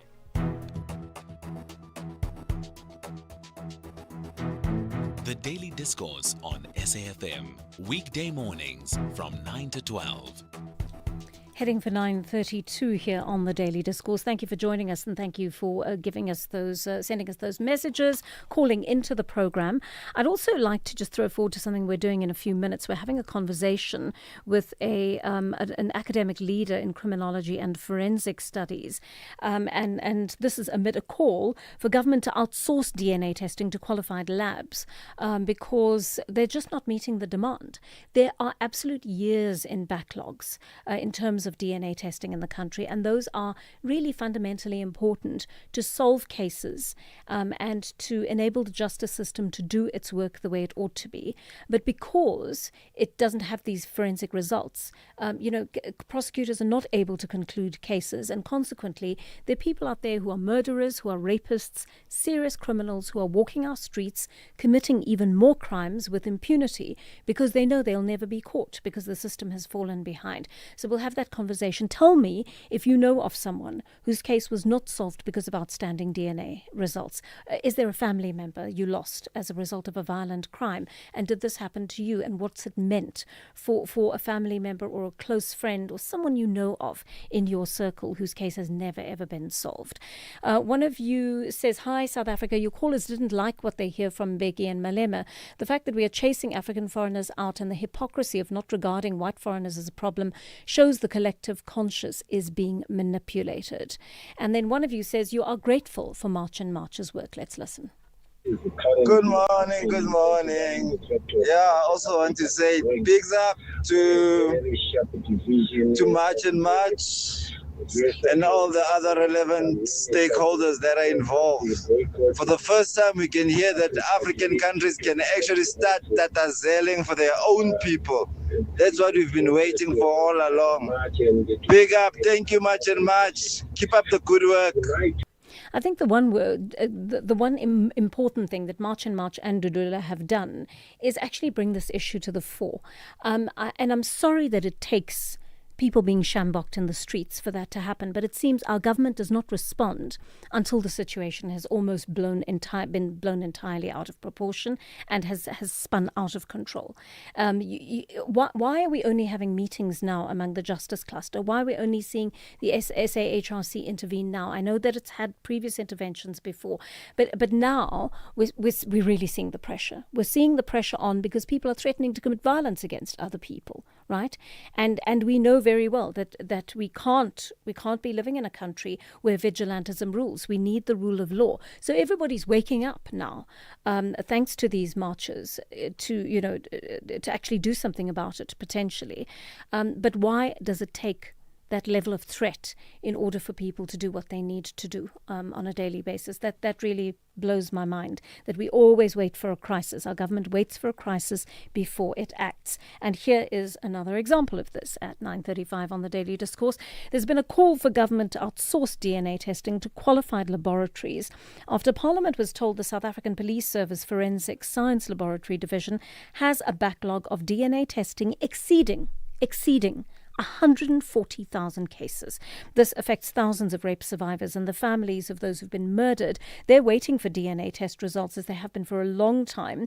Now, it's been suggested that private forensic laboratories and universities across South Africa intervene to put a dent in the backlog. So joining us to discuss this is Professor Nirmala Devi Gopal. She's an academic leader in the discipline of criminology and forensic studies from the University of KwaZulu-Natal. Good morning to you, Prof, and thank you very much for your time on the program today. What are the actual reasons for such a massive backlog? Good morning, Joanne. Good morning to your listeners. Of course, I think, this backlog has been, it's built up over a couple of decades. We have evidence, and of course, SAPS themselves have declared the fact that they were unable to process as effectively and efficiently as they should have. So I think that was part of the trigger for the backlog. But of course, I think by and large it was the lack of adequate personnel, which is what SAPS always shares publicly. But it begs the question that if you don't have adequate personnel, then why not recruit more personnel? Because this is such an important and critical function. for both the victim as well as the perpetrator, and for justice to be delayed is unfair to both the victim and the perpetrator. Yes. I want to ask about this question of inadequate personnel. Does it mean they don't have enough money to hire adequate personnel, or the people working for them are underqualified? I think it could be a combination of both. By and large, I want to believe that, many of the personnel are actually adequately qualified, but adequately qualified may not necessarily mean having the relevant experience, expertise, and being able to work in an environment of this nature. So perhaps, continuous training might be an idea, but I think it's not just about, not having the correct skills and knowledge that might exist. So I think as far as, the adequacy of the personnel is concerned, it could be twofold. Tell me, does this effectively mean that even where the NPA has a strong case against an accused suspected of a violent crime, that person could just walk free because there's no DNA test result available? That is a strong probability, but also remember that for as long as they delay the acquisition of the DNA evidence, etc., it just means that it delays the whole process, like I originally mentioned. So that is one of the biggest issues. And then of course, by the end of maybe 5 years, 10 years, the information might be diluted, the evidence, the DNA evidence might be contaminated, etc. So it ends up, ultimately then the probability of the person being absolved is high. But of course, remember there's a whole chain of events that precede the particular suspect either being acquitted or being sentenced. Now, this idea has been proposed, Dr. Gopal, or Professor Gopal, but that government consider enlisting the aid of privately owned laboratories or university departments that specialize in DNA research. Could this be a possible solution? It would be an excellent intervention for a couple of reasons. One is that there's, trained personnel, there are adequate laboratories, and this kind of public-private partnership will really all go well for the criminal justice system. And I think the ethics that's involved at universities is really high, and unethical behavior is not viewed very lightly. So I think that would be actually an excellent intervention, and I'm really hoping that South Africa is able to take that on. Thank you so much for speaking to us this morning, Professor Nirmala Devi Gopal, academic leader in the discipline of criminology and forensic studies, that is. So give me a sense of this. Do you know of cases like this where you're waiting for DNA? Do you know of cases that have been stalled in court as a result of not having these results? Do you know of potential suspects who've walked free as a result of the DNA results perhaps being degraded over time because the results have not been or the case has not been prioritized? And what do you think about the possibility of handing this over to private laboratories or to universities that are public organizations, most of them, right? So you would still be keeping them within the fold, within government's purview. Do you think that might be a possibility in terms of resolving this problem? We cannot leave South Africans without answers to these important questions. Remember, there are 72,000 unnatural deaths which occur in the country every year.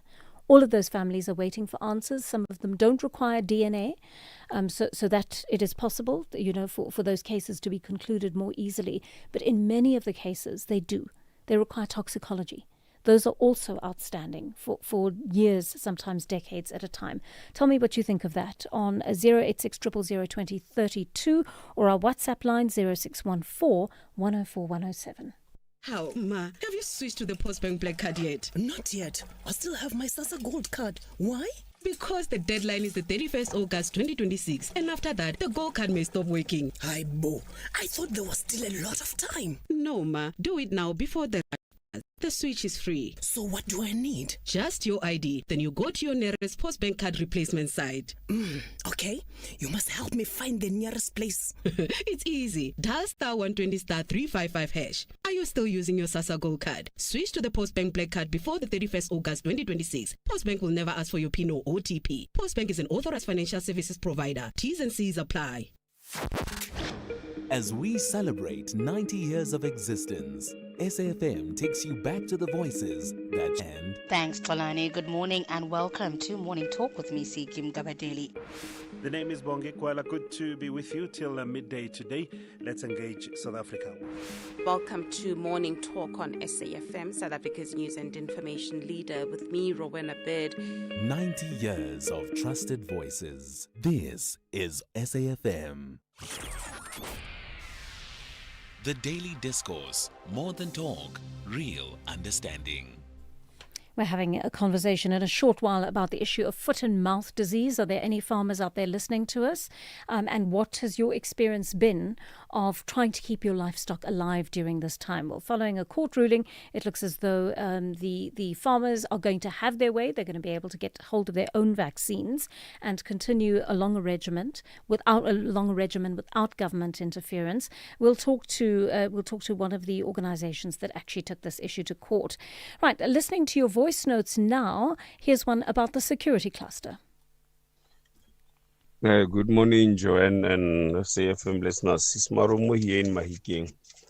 Joanne, talking about our security cluster, those people have been sleeping on duty. They've been sleeping on duty. Even the way they are responding now to this crisis of migrants in South Africa, they are not that effective as they were supposed to be. Remember July unrest, they were asked, all military intelligence services, the police, they said, no, nothing will happen. And you know what happened? People died there, July unrest. And they are doing the very same thing. When South Africans have given these illegal foreigners a deadline of the 30th of June, they are not acting according to the way they should. And I can see there's going to be a serious problem in this country. They are sleeping on duty. Good morning, Marumo Mahike. Thank you so much for that message. And there is going to be a problem in this country. I'm dreading that 30th of June deadline. March and March has said it didn't set that deadline, but that deadline is out there. And I know that migrants, documented and undocumented, are terrified of that date that's coming. My sister, on the issue of the March and March, it's just an issue of distracting us from serious issues. There are issues that are taking place in this country. Matanga Commission, Pala issue, the DA minister's issue, Solimalaji, Warube, and the Minister of Home Affairs. There is this thing that they've done. Now the government wants to distract our attention from those issues, and we attend to the March and March. That is the reason why the government is doing nothing about the March and March. I mean, people even smoking drugs in public, when watching them on TV, using what they call this is Zulu Muti, in front of everybody, and the government is doing nothing. That is why I'm saying it's just a question of distracting us from real issues. Adit and Bushbuckridge. Thank you so much for those messages. Keep them coming in. Let's take a quick call from Dwaisa in Izingolweni on the DNA testing issue. Good morning to you, Dwaisa. Quick one, please. Yeah, good morning to you, Joanne, and to the SAF listeners. On this very same topic, I was so touched. In fact, I was so shocked last year. I think it was one of your sister station's shows. It was Michelle's Constant, the afternoon show. Yes. That, in fact, almost all the provinces, I think there was only exception of one province, which had enough just testing DNA testing kits, which had to do with the children's cases, like your molestations and on all that. Yes. I was so shocked. I was so touched that because you know that these are little brains, and they forget things easily. Yes. Just imagine if there are no DNA testing kits, not at all. it's worrying. As South Africans, I think we must be worried. I agree with you, I thought I should call and just give my expression on this. And I'm shocked beyond the words can explain. Yes, I agree with you, Dwaisa, and thank you for mentioning the children in particular. They're such a vulnerable group in this country, and we need to keep them top of mind all the time. By the way, Child Protection Week starts on Friday, so we'll be having lots of these conversations in the next few days because the plight of children is really important. We need to keep highlighting it. All right, it is just a couple of minutes after 9:45 here on the Daily Discourse, and farmers battling foot and mouth disease among their cattle have received a reprieve in the courts. A High Court has ruled that they don't need government's permission to go ahead and vaccinate their cattle. The farmers can now order the vaccines from abroad and use them on their own. Business interest organisation Sakaliga was involved in the court action. Its CEO, Piet Leroux, is with us on the line this morning. Good morning to you, Mr. Leroux, and thank you for your time. A victory in court for you and the other organisations who brought this, as well as livestock farmers in the country. What are the implications of this ruling? Now farmers can procure vaccines and administer them to their animals. They can also procure vaccines and administer them to the neighbors and communal farmers around them who are willing to receive that. So for now, the basic is there are now two parallel streams possible for dealing with foot and mouth. Before, only the state was the only stream, and it wanted to be the monopoly on administering, distributing, and procuring vaccines. Now farmers can do so as well. Our argument actually is that farmers could always have done so, but the minister had unlawfully said that they couldn't and had been preventing private initiative. The court's order now interdicts the minister from hindering farmers to obtain and administer vaccines, and the court order also interdicts the minister from interfering in the commercial relationships of companies who want to import lawful vaccines. I understand that strict protocols will still have to be followed in regard to vaccines. What do those entail? Well, farmers administer vaccines and medication to their animals all the time. It is not new to farmers. Only people, like us in the city, we've lost track of the real world sometimes. We forget that farmers manage animals all the time. That's a job. They work, they wake up, they go to sleep, they live, and they think and they care for their animals. Now, so they are, the first protocol here is that the farmers care about their animals and they do things to keep their animals alive, otherwise they wouldn't even get the vaccines. So number two, there are no other protocols that the court order prescribes than that the farmers should report and notify the department of the administration of these vaccines, how many, when, and so on. That's good. It's actually what we proposed to the court. We also proposed it to the minister. He wouldn't accept it beforehand, but then eventually the court just accepted that recommendation. And we think that's a good thing. Let it be known how and when and where vaccines have been administered for foot and mouth disease, and that will make it possible over time to develop the kind of confidence that could get various foot and mouth free disease status classifications in place. The minister wants to do this over 10 years. There's ample time to get all the reporting in place. Right now, farmers and the foot and mouth disease outbreak need to be managed, and farmers want access to vaccines. This court order prohibits the minister from preventing them. And this doesn't, of course, mean that vaccines are going to become available on the open market, does it? Or will there still be the strict process that you've spoken about in obtaining them?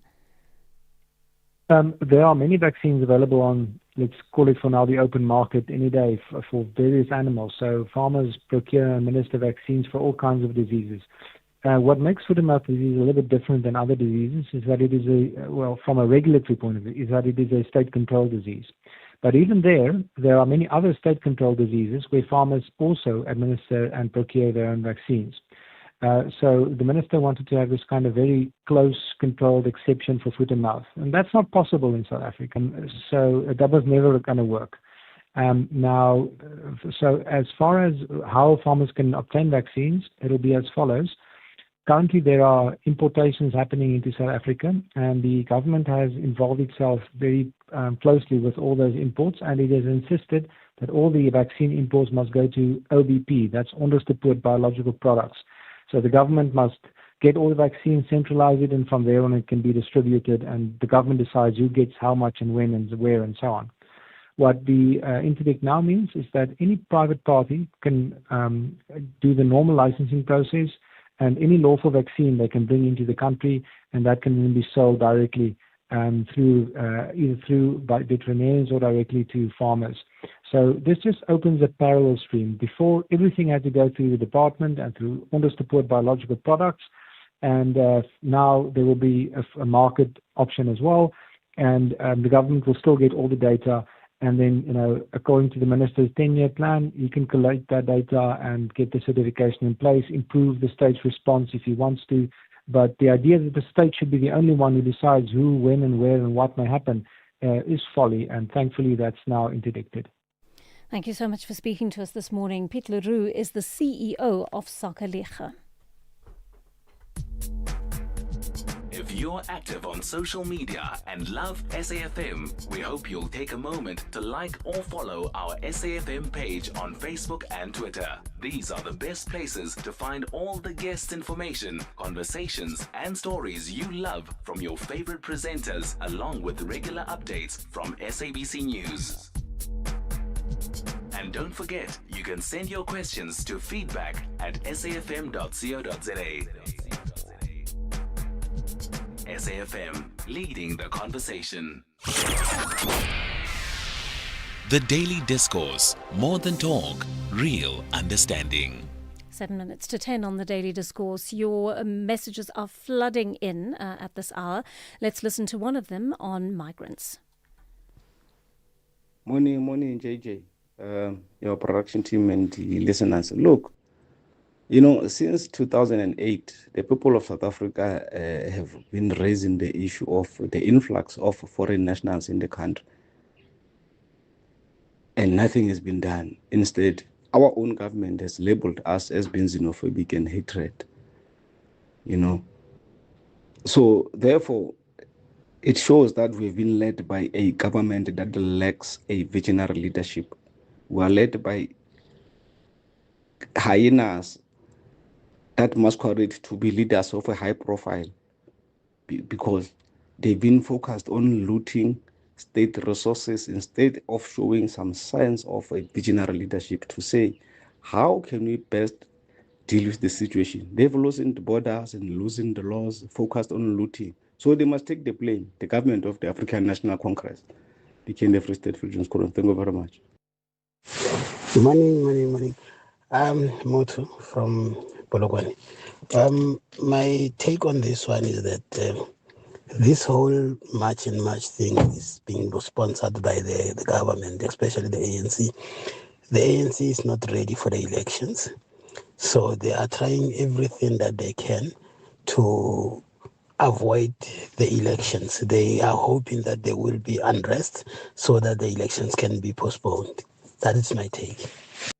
All right, some different theories going on there, but tell me what you think about these marches. I mean, what occurs to me at this point is that government has actually failed both sides. It's failed South Africans and it's failed the migrants coming into this country. From a South African point of view, we as South Africans use our public services.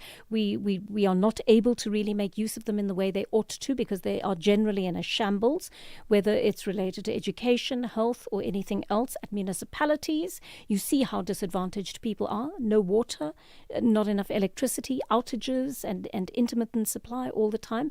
So you've got that on the one side. And then you've got what helps to make up a perfect storm. The country, some of them do so illegally at the border, and are able to bribe our border officials who work for the government, right? They are the government's representatives on the ground. They allow people to come in without papers. At times, even when people have come into the country and have tried to become legal by going through the processes and approaching Home Affairs to legalize them, they've had to wait, some of them for decades, because Home Affairs has not been able to process them adequately. So on both sides, there's very, very deep frustration. But at the center of this, we've got a government that just has not been doing what it's supposed to do.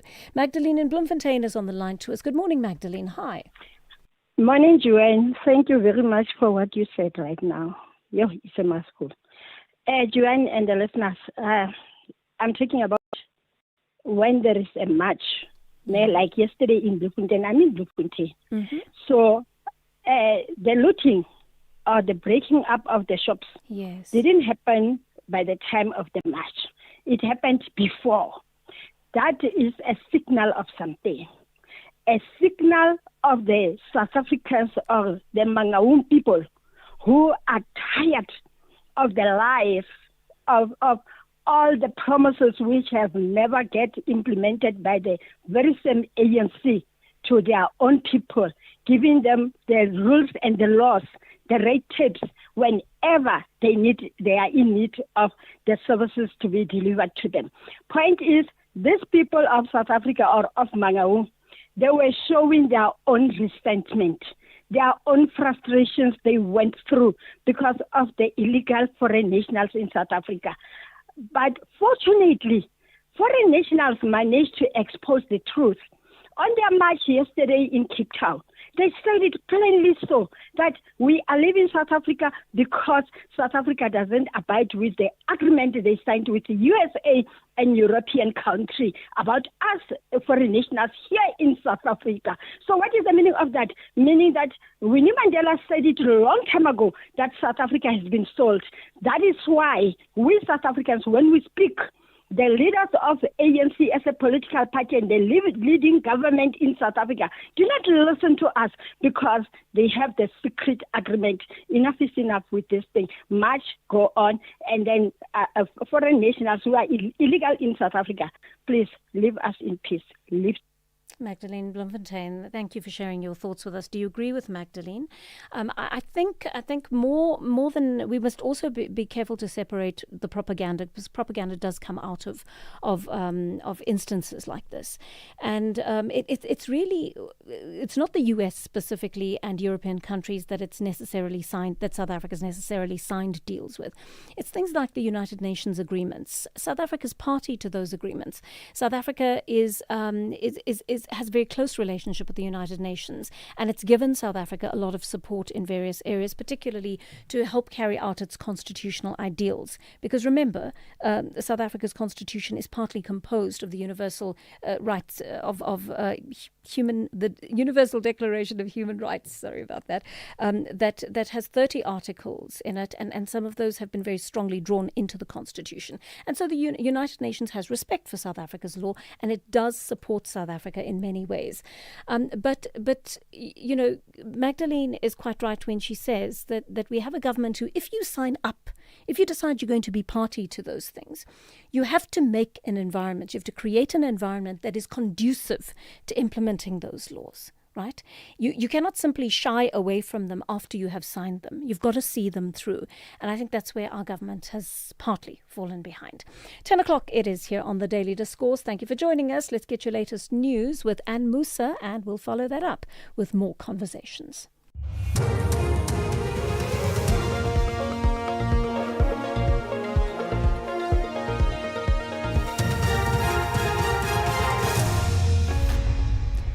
Thanks, Joanne. In our top stories, DA questions Hlophe's nomination on Phala Impeachment Committee, and US Secretary of State speaks on potential deal to end war on Iran. Good morning. The DA in Parliament has raised concern over the nomination of MK Party Parliamentary Leader Dr. John Hlophe as one of the MPs expected to serve on the Phala Impeachment Committee. National Assembly Speaker Toko Didiza yesterday released the list of MPs who will serve on the 31-member committee. In February 2024, Hlophe was impeached by the National Assembly after a finding by the Judicial Service Commission that he had engaged in gross misconduct by attempting to improperly influence the Constitutional Court's decisions. DA MP Glenys Breitenbach says an impeached Judge Hlophe should not be sitting on the committee. The fact that Dr. Hlophe has been nominated and apparently has accepted the nomination is concerning. You know, he was a judge president of the Western Cape Division of the High Court for many years. He is the first judge to ever be impeached in a democratic South Africa, and of his own volition, he should have not accepted the nomination, in my view. It does say something about himself, something about his party, and it is concerning, and it's a matter that we will raise. A few spaza shops have reportedly been looted in Botshabelo in the Free State overnight. This amid the shutdown of services in Mangaung over lack of service delivery and governance failures. The National Service Delivery Forum says it managed to prevent some attempts to loot other spaza shops. The forum's leader, Putso Mutoko, says the shutdown continues, but he has condemned opportunists whom he says are taking advantage of a noble act of seeking accountability. He says the shutdown will be intensified if authorities don't intervene. So we are not sure how many shops were looted, but we were able to rush and move around the whole night just to make sure that everything is under control. So we're hoping today we will have an engagement with government, but we are giving them until 12 o'clock again. And further to that, we'll be intensifying our strike. And the intention today is to make sure that we're going to make sure the head offices, the provincial government, Mangaung Metro municipal offices, they are not going to function. Labour Federation Kusatu is urging the South African Reserve Bank to keep interest rates unchanged. This as the Monetary Policy Committee prepares to announce its next interest rate decision on Thursday. The Federation has warned that any increase in the repo rate will put further strain on struggling workers and slow and parliamentary coordinator Matthew Pox. Well, a repo rate hike would mean less money in workers' pockets to pay for food, transport, electricity to make life more difficult. The Reserve Bank increases the repo rates to manage inflation. But in this instance, inflation is purely externally driven because of the war in the Middle East. And so to increase the repo rates can make life even more difficult. We think the Reserve Bank should rather be cautious, rather wait. Wage talks at Goldfields South Deep Mine on Gauteng's Far West Rand have reached a stalemate after labour unions NUM and UASA rejected the company's latest salary offer. The unions are demanding an 11% hike for the lowest paid workers and 9.5% for others. Goldfields is offering 7% and 5.7% respectively. In a bid to break the impasse, the unions have invoked Section 16 of the Labour Relations Act, legally forcing Goldfields to disclose its detailed financial records. Libuwani Mamburu is the NUM spokesperson. Wage negotiations have reached a critical stalemate after 6 consecutive rounds of intense engagements. The NUM and the ASA remains firmly resolute in double-digit demands. The two parties are going to meet in 2 weeks' time for further wage negotiations. And finally, the U.S. Secretary of State Marco Rubio says reaching a peace deal with Iran will take a few days despite renewed U.S. strikes on the country. Earlier, the U.S. military said its forces had attacked Iranian missile launch sites. The BBC's David Willis has the details.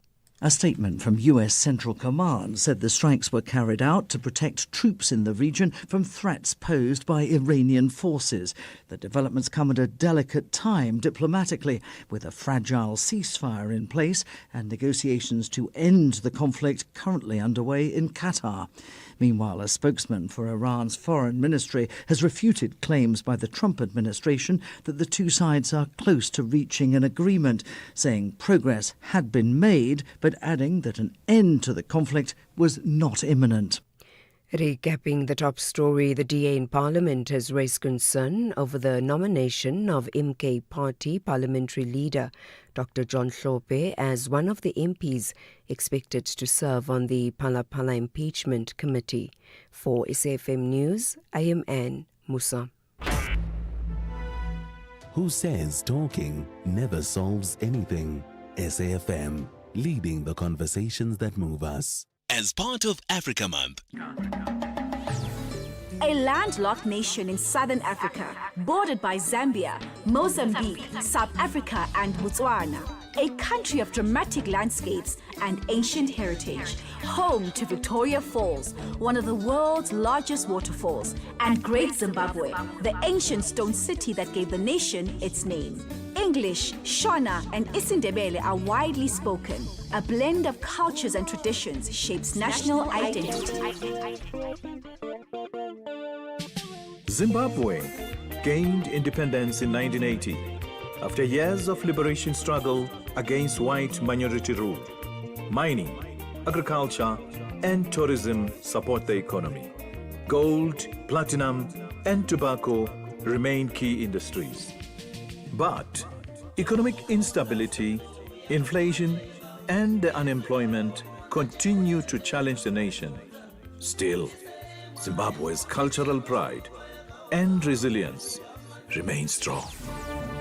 Zimbabwe carries the legacy of greatness and the will to endure.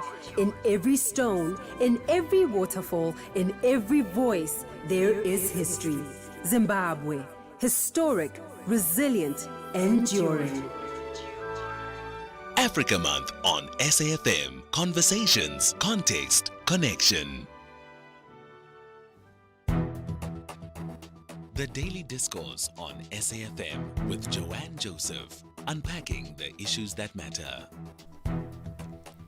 8 minutes past 10 here on the Daily Discourse. Thank you very much for joining us. I'm Joanne Joseph. Great to be with you in the second hour of our program. Let me tell you what's coming up. We're speaking to the South African Human Rights Commission. They hosted an imbizo yesterday on the migrant crisis. We'll find out from them exactly how that went. Sounds like it was a very, very difficult session indeed. And I'm going to ask you when you call into the program, because many of you are calling in very, very passionately indeed. And we love the passion. We love the engagement. We love hearing from you, but please weigh in on this issue as respectfully as you can, as robustly as you want, but as respectfully as you can. My producers take quite a lot of abuse these days from people who phone in and shout at them over these issues.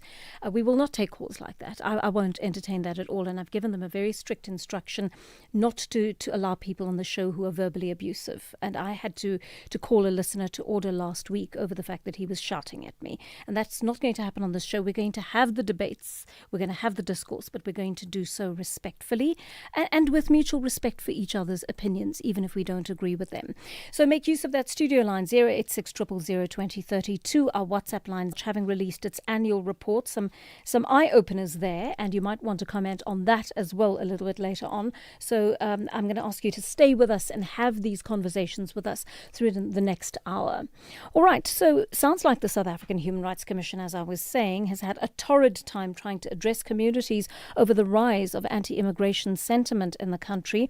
The SAHRC held an online gathering yesterday in which they tried to address the problem, but it didn't seem to go as planned, as participants' anger reached fever pitch online.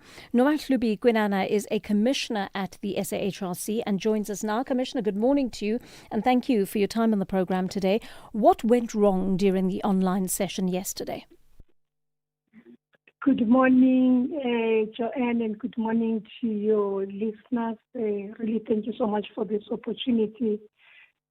So really what happened yesterday is that people really came in their numbers, which was a good thing.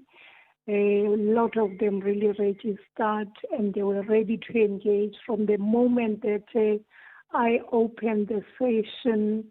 Just as I was busy with my opening statement, a lot of people had their hands already raised and they were ready to engage. The concerns that they raised were really about the failures of government in adequately providing services to communities, our role as a Chapter 9 institution in holding the state accountable, the visibility as well as the accessibility of various Chapter 9 institutions. The people went into different, of course, concerns. Some would raise things that one can term to be personal, maybe their engagement with the police or with the migrants, and how that is affecting them, issues around spaza shops, issues around lack of employment and drugs, children being trafficked, women being raped. Those were some of the issues that people were raising, that they're saying, that there seems to not be security from the state side, despite that the Constitution says that there shall be security provided by the state, but they really felt that that has not been done, and that is why they were ready to take the law into their own hands in order to ensure that same is achieved. It's very worrying indeed, when things reach this level. I mean, it's worrying from the word go when these problems start to rear their heads, but it's even worse when there's no response to this. And I see that many people identify you as an arm of government, even though you're not strictly. But this has been a long-standing issue in this country. We've seen waves of this issue resurge at different times in the history of our democracy. Why do we not have a solution to this by now, Commissioner Gwinana? I think the reason we don't have a solution is that people are really not doing the work that each and every one of them is earmarked to do, whether you could be talking about border management. And by the way, they actually came to our illegal mining inquiry that we held recently, where the border management official was trying to even color code corruption, and I can't remember what name he used, but really what he was saying is that the truth be told is that there's lots of corrupt officials in that space. They employ someone in a week, the next thing they know, even that person has become corrupt. And we are saying to them, but what of consequence management? Because it seems it's a foreign language when it comes to them. When you look at the Department of Home Affairs, when you look at SAPS, all these officials, whilst they are supposed to do their work, they're not doing the work. And I think this is what some of the people that were in the webinar were saying, is that if they are refusing to do the work that they're paid for, we'll then do it even if we do not get a salary out of it. So these are the challenges. If we can have consequence management, I think we'd find ourselves going a bit far, especially in public sector, but it looks like that's a foreign term when it comes to public sector. I don't know why, but even with the engagements that we have had, whether it was with municipalities, whether it was in the Department of Education, the other day we did scholar transport, what we are hearing is no one has ever been held to account in the department. So no one is being dismissed for lack of doing their work that they are being paid to do. And of course, we have labour laws in this country that protect those officials from being easily removed from their positions. But let me ask you this. You've got a human rights mandate, right? You've got to maintain that human rights mandate alongside. How do you manage those two mandates? We're really trying to ensure that when issues are brought to us, they are being attended to. With the limited staff complement that we have, Joanne, in all the provinces, we would not have more than 10 people that are servicing the entire province, or it could be KZN, and look at how vast the province is.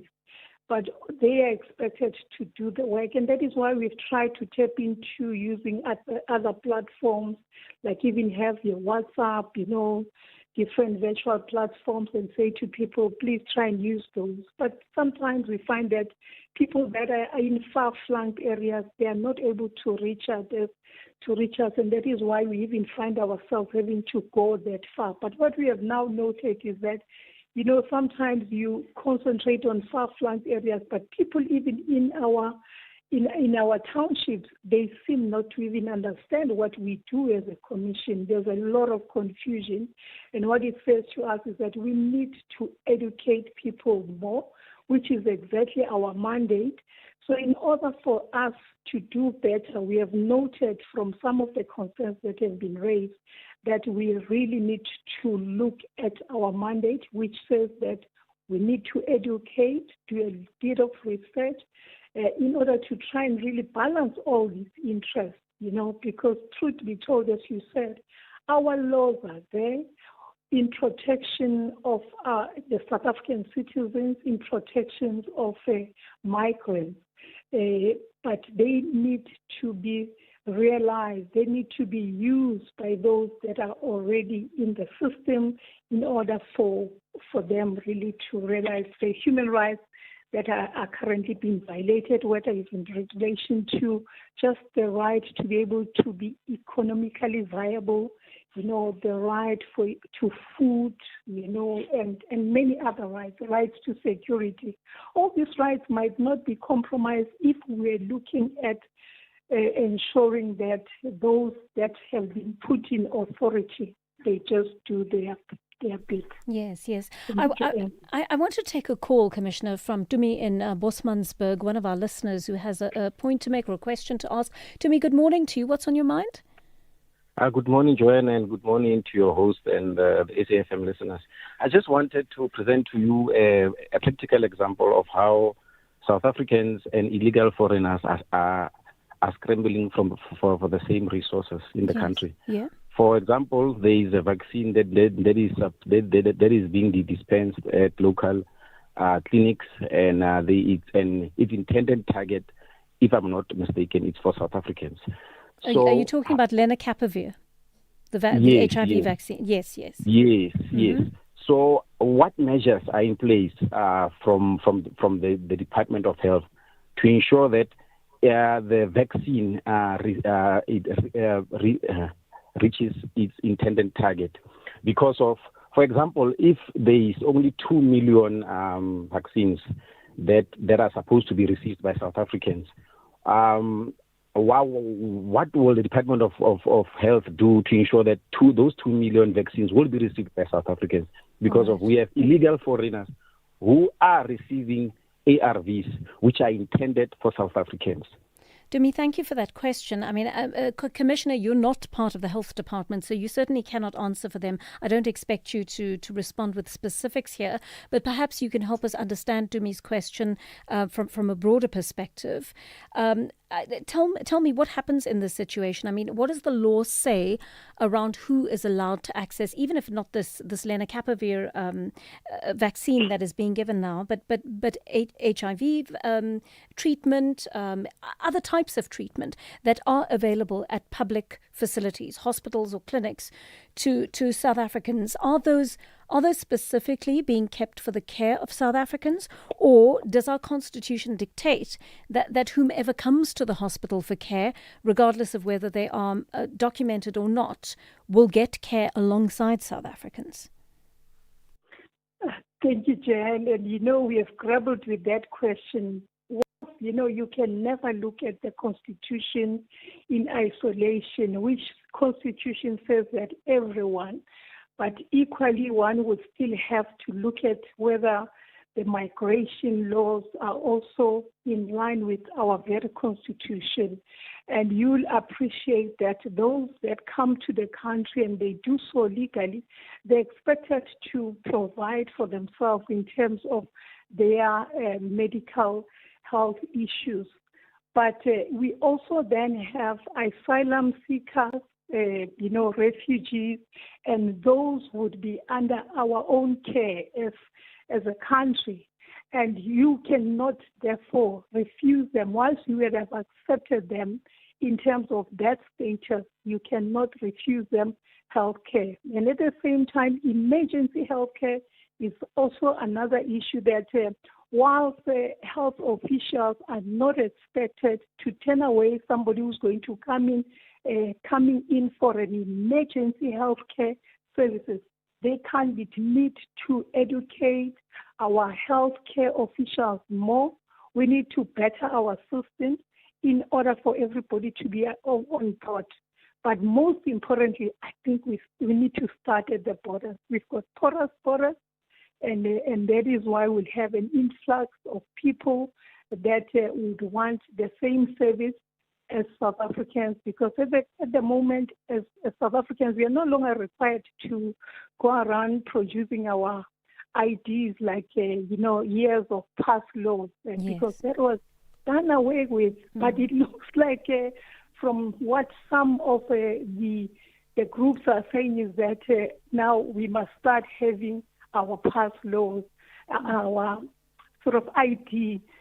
We must carry our IDs everywhere where we go in order to produce, in order to prove really that indeed we are South African. I'm not sure if that is really going to help, but we can only wait and see what legislatures are also thinking along those lines. But most importantly, can we make sure that the borders are guarded properly, and the Home Affairs officials must do their work. All right. Thank you very much for speaking to us this morning. Nomatlubi Kwinana, Commissioner of the South African Human Rights Commission, and thank you for your input into that. She's given us an insight into what they're having to balance as the South African Human Rights Commission, and they're doing it with very few resources indeed. So tell us what you thought of that interview. We'll take a short break and we'll have that chat with you when we come back. Wherever you are in the world, SAfm 104 to 107 is accessible. We're also streaming live on Facebook, X, and YouTube at SAfmRadio. We acknowledge and appreciate everyone tuning in and watching our streams. Stay with SAfm 104 to 107 as we bring you Commission Live, breaking stories, and thought-provoking lectures. SAfm, leading the conversations that move us. Exciting news, South Africa. SABC TV Licenses has partnered with Capitec to make paying your TV license simple, affordable and accessible. If you're a Capitec client, sign into the app and click on Transact. Next, select Pay Bills, then click Pay At and enter your reference number to complete your payment. It's as easy as that. You'll receive instant SMS confirmation. Now you can keep your stories alive and your screens shining bright. TV licenses. Pay yours. Make a difference. 4 minutes past 10. Let's take a call from Tabelo in Kimberley. Tabelo, good morning. Were you listening to that conversation with the Human Rights Commissioner? Good morning, Joanne. Yes, I've been listening and holding on. Yes. Tell me what you think. Okay. My thing is, I wanted to comment with us South Africans who stay in the villages and in the township. Yes. And we have all these bodies in our country calling us out whenever we have concerns and we get tired and we want to take action. But what you guys don't understand is that we have the scarcity of water. We do not have water in our places. The little that we have to share it with illegal immigrants in our country.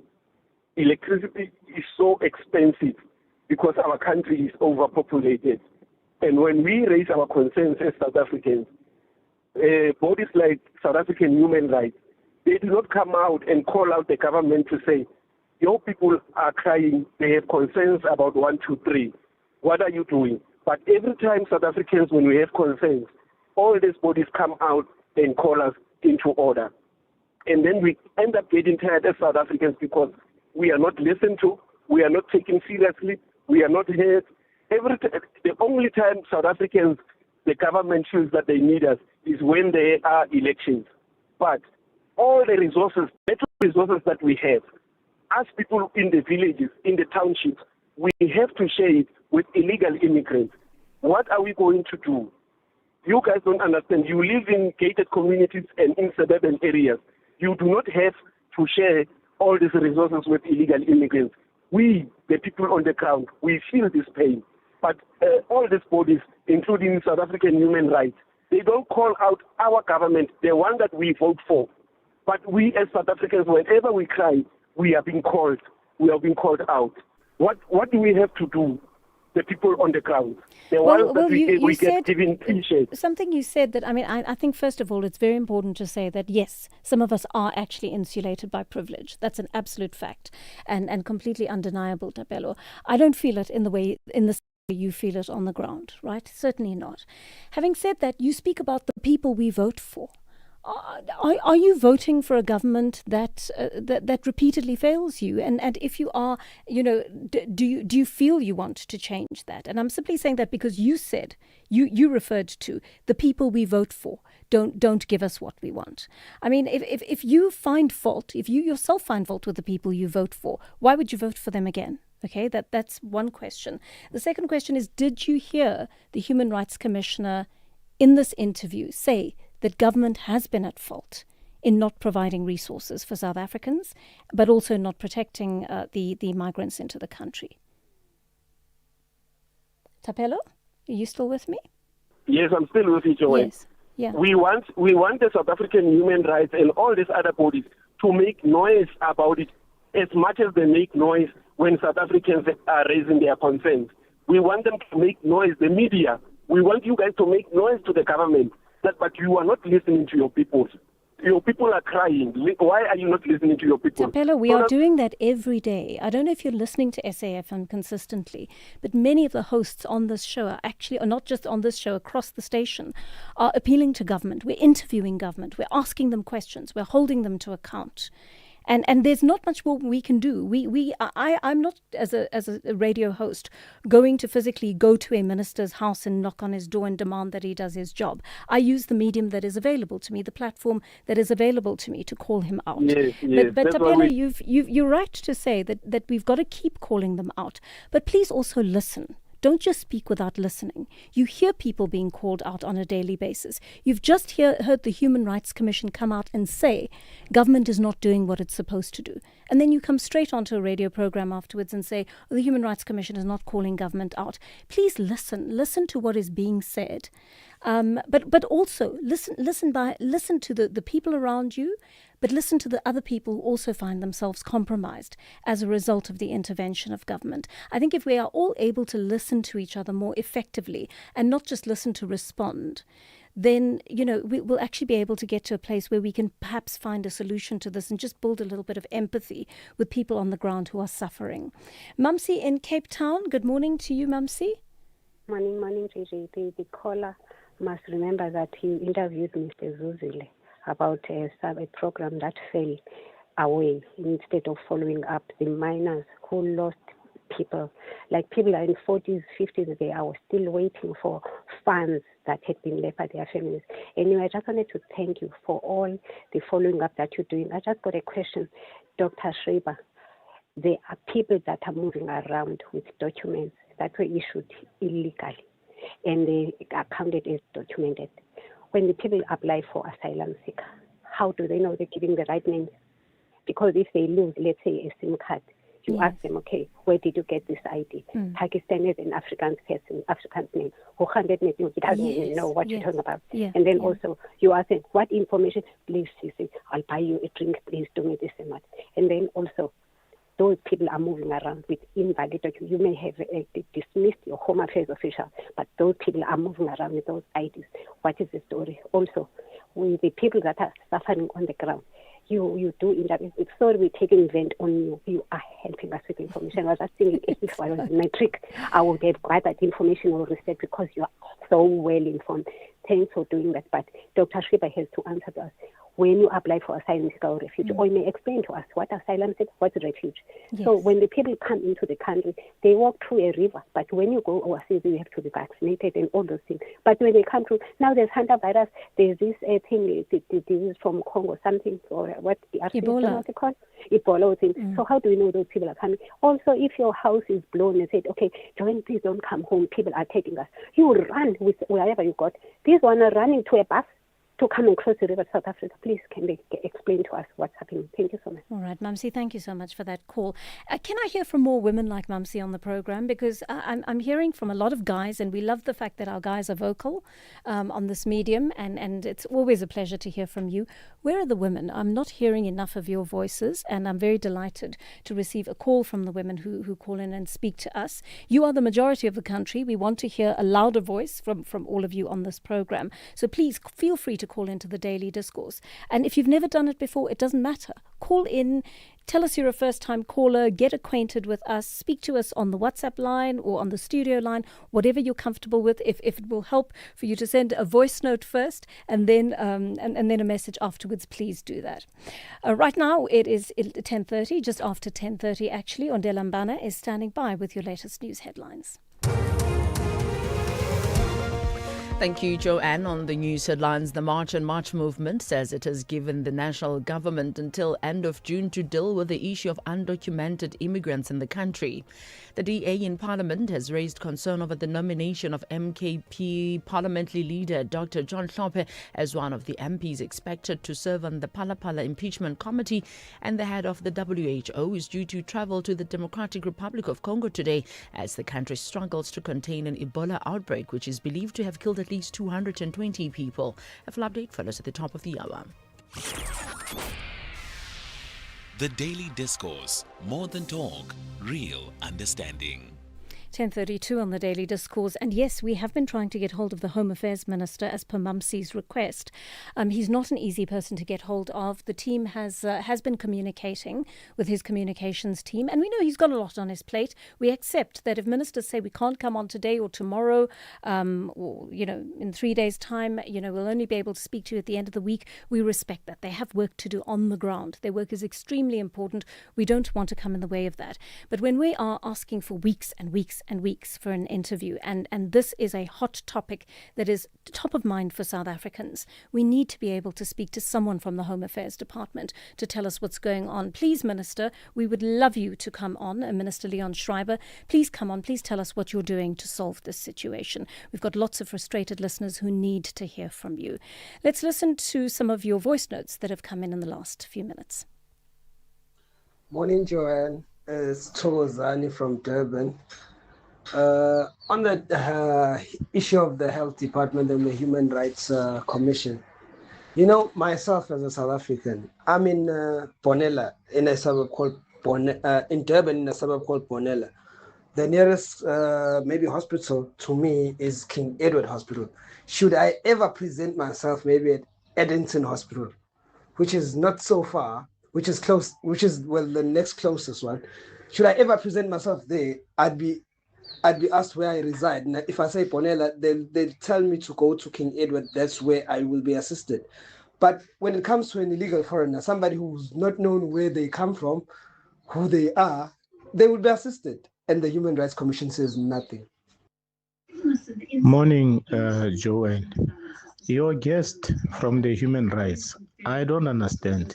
When she says we should bring back the past laws or whatever, I mean, when you go to any health facilities, clinic, hospitals, public hospitals, they require ID. How do you identify yourself when you get to the clinic or the hospital? They still need your ID. You have to produce your ID so that they should know who you are. You don't just go there and be treated without producing an ID. Local clinics, they require IDs. Morning, Joanne. A quick question for the Human Rights Commission. Is the South African Constitution, when they say South Africa belongs to all only, does it also include people who come from outside who happen to be South Africa, to be in South Africa? Does that not compromise South Africans' special access to resources when they're supposed to be protected by law?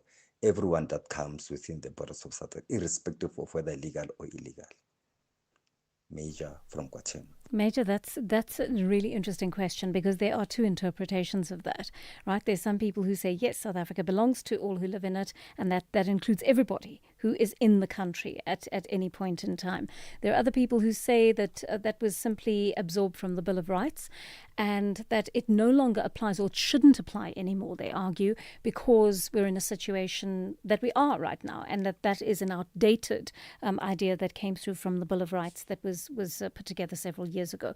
So that I think the jury is still out on that one, but our courts generally, it's left up to them to make that decision in individual cases. All right, I promised you that we were going to look at the issue of corruption and Corruption Watch in South Africa. We keep a very close eye on what is going on in regard to corruption in the country, because this is something that we know is destroying our country. And I think many of you, when you talk about your life experience on the ground, when you say you were not given access to water, to running water, to electricity, your children are not able to go to good schools, you're not able to get good treatment at your local healthcare facility or clinic or hospital, whatever the case may be.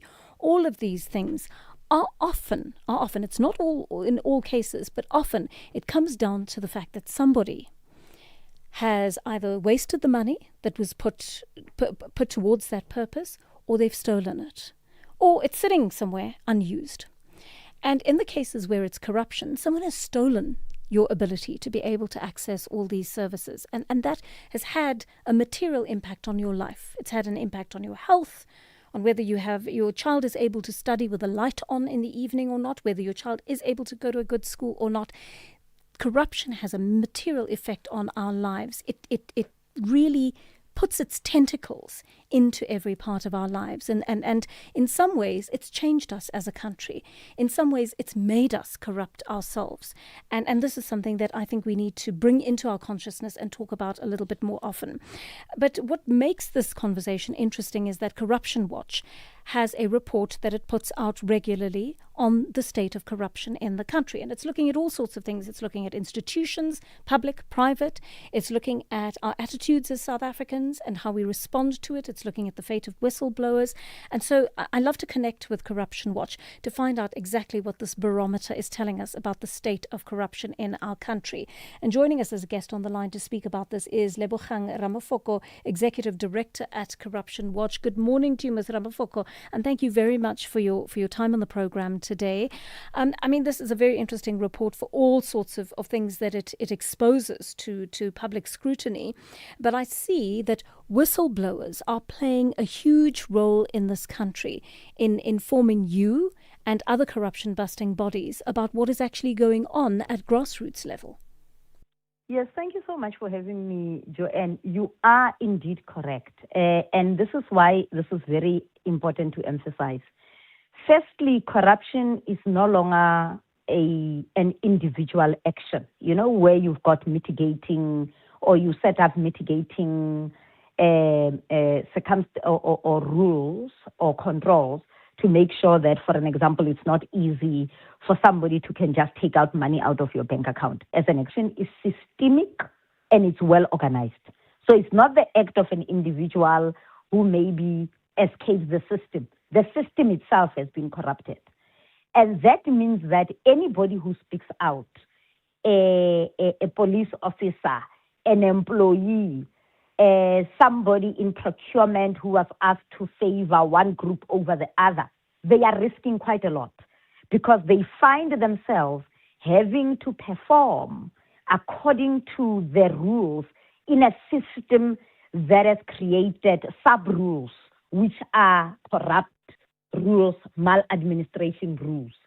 And to see over 2,000 people coming up and using all of our channels and saying, I have witnessed something, I have evidence of something, I was forced to do something, is astounding. It means 185 people a month are taking that risk, even when they know that some whistleblowers have paid with their own lives to say, what I'm seeing is not correct and I am going to report to someone.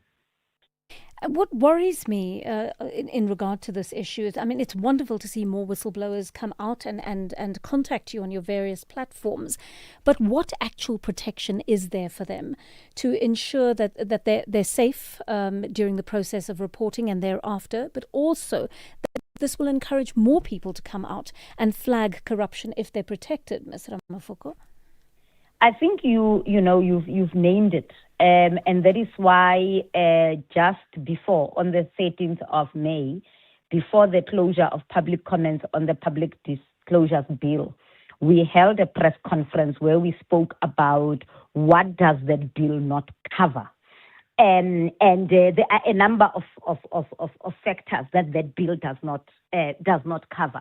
But we've also seen people who have lost livelihoods, the practice of retaliation, where if you speak out, you are the troublemaker, you are removed from work. So it's important that the public understand the vital role of whistleblowers, but also hold the government, particularly with this process, for an extension. We've seen that the Minister of Justice has said there will be no extension. But even with that, we still want the minister to engage with the 8 issues we put on the table around where the weaknesses of the current bill that is on the table are. We want to engage because as a collective of many other whistleblower organizations and anti-corruption organizations, we are seeing firsthand, and whistleblowers are the best people to tell you what they have experienced and what it is in this law that is lacking. But most importantly, Joanne, and that is why I am asking all of society to look at it, we are all potential whistleblowers. Today, you could walk out of your office, your studio, and you meet a traffic cop who basically says, give me cold drink. We already know what that euphemism is, and you may think that that is not what you want to do. You could be, charged with something completely nonsensical, being harassed because you dared not pay a bribe.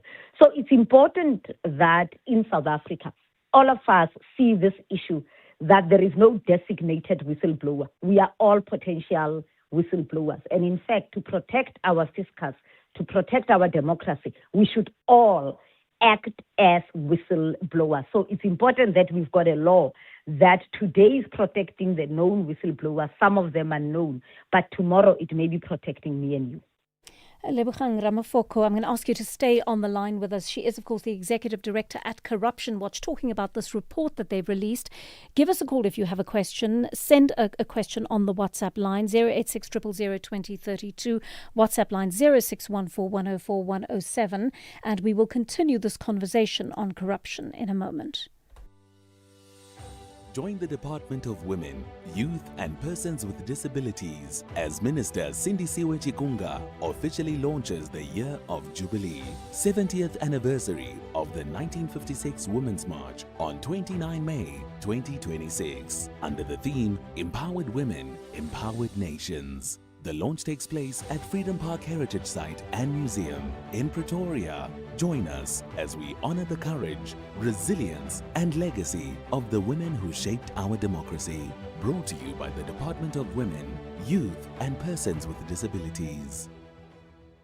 You are listening to Joanne Joseph on SAFM. Edging towards 11:15 on the program, and we continue our discussion with Lebogang Ramafoko. She's the Executive Director at Corruption Watch, telling us about their latest report. And Ms. Ramafoko, you made some very interesting points about the fact that we could all be whistleblowers, but equally that we could be corruptors, right? Some of us have been co-opted into this system of corruption simply because it seems to me, and I could be completely wrong about this, that our leadership has led the way in certain manners, and it's trickled down to us and simply become a bad habit that we need to start thinking about ridding ourselves of. You are correct, but not only has it become a bad habit, I wish it was a bad habit. I think it's become the system of doing things. It's become the way in which we do things. And this has been enabled by the current government and the previous ruling party. And I'll say the previous because we are now in a GNU. Yes. And this is how it has happened.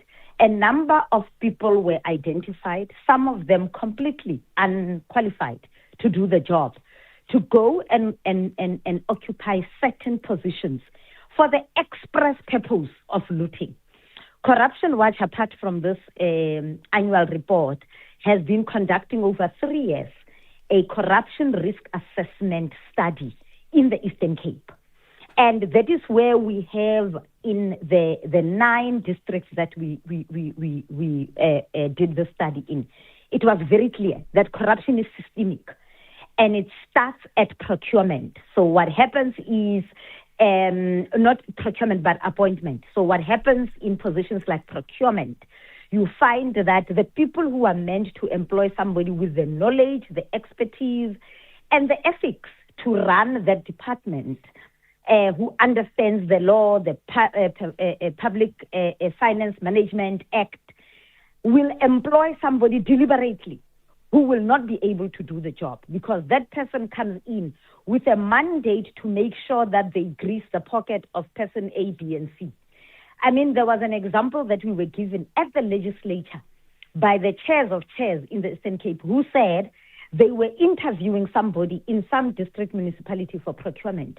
And there were 4 qualified candidates, or 5 actually. And in fact, the panel was selecting the one who did not want to have their criminal record and give their criminal record. So they didn't want to supply their fingerprints for a criminal check to be done. Now, how do people who are in a panel who've got equally qualified 4 other candidates to choose from want to choose this one who expressly says, I don't want my criminal record to be known? That's corruption right at the beginning. In other municipalities, you find that the records suddenly go missing. The Auditor General has been giving qualified audits, and yet municipalities are not acting on it, and there is no consequence management. And that is why it is important for anti-corruption organizations, particularly leading up to local government elections, to really interrogate not what people say, but their concrete plans of how they are going to do to deal with corruption, but also to then monitor. Because what we are also finding in our strategy 2030, Joanne, is the fact that, reporting alone, we are sitting with all of these reports, but reporting alone is not going to solve the problem. We need to hold the state and not got a commission. The issues just don't come, now there's this one testifying. Let's focus on it. We will need partnerships with the media, social justice organizations, civic organizations, churches, to forever keep these issues, alive in our society, because we need to change the social norm that corruption pays. Because right now, that is what it looks like. I want to take a call, Ms. Ramafoko, from one of our listeners. Mac in Cape Town is on the line to us. Mac, what comment would you like to make on the issue of corruption? Good morning, lady. Yes, I'm glad the lady mentioned about whistling in the workplace. About 2013, we were about 60 workers at a company in Cape Town. We joined the union, and within 3 months, half of those who joined the union were out by the gate. So those were all corruption. Now, coming back to apartheid. Apartheid was also a form of corruption, and I regard it as one of the worst forms of corruption.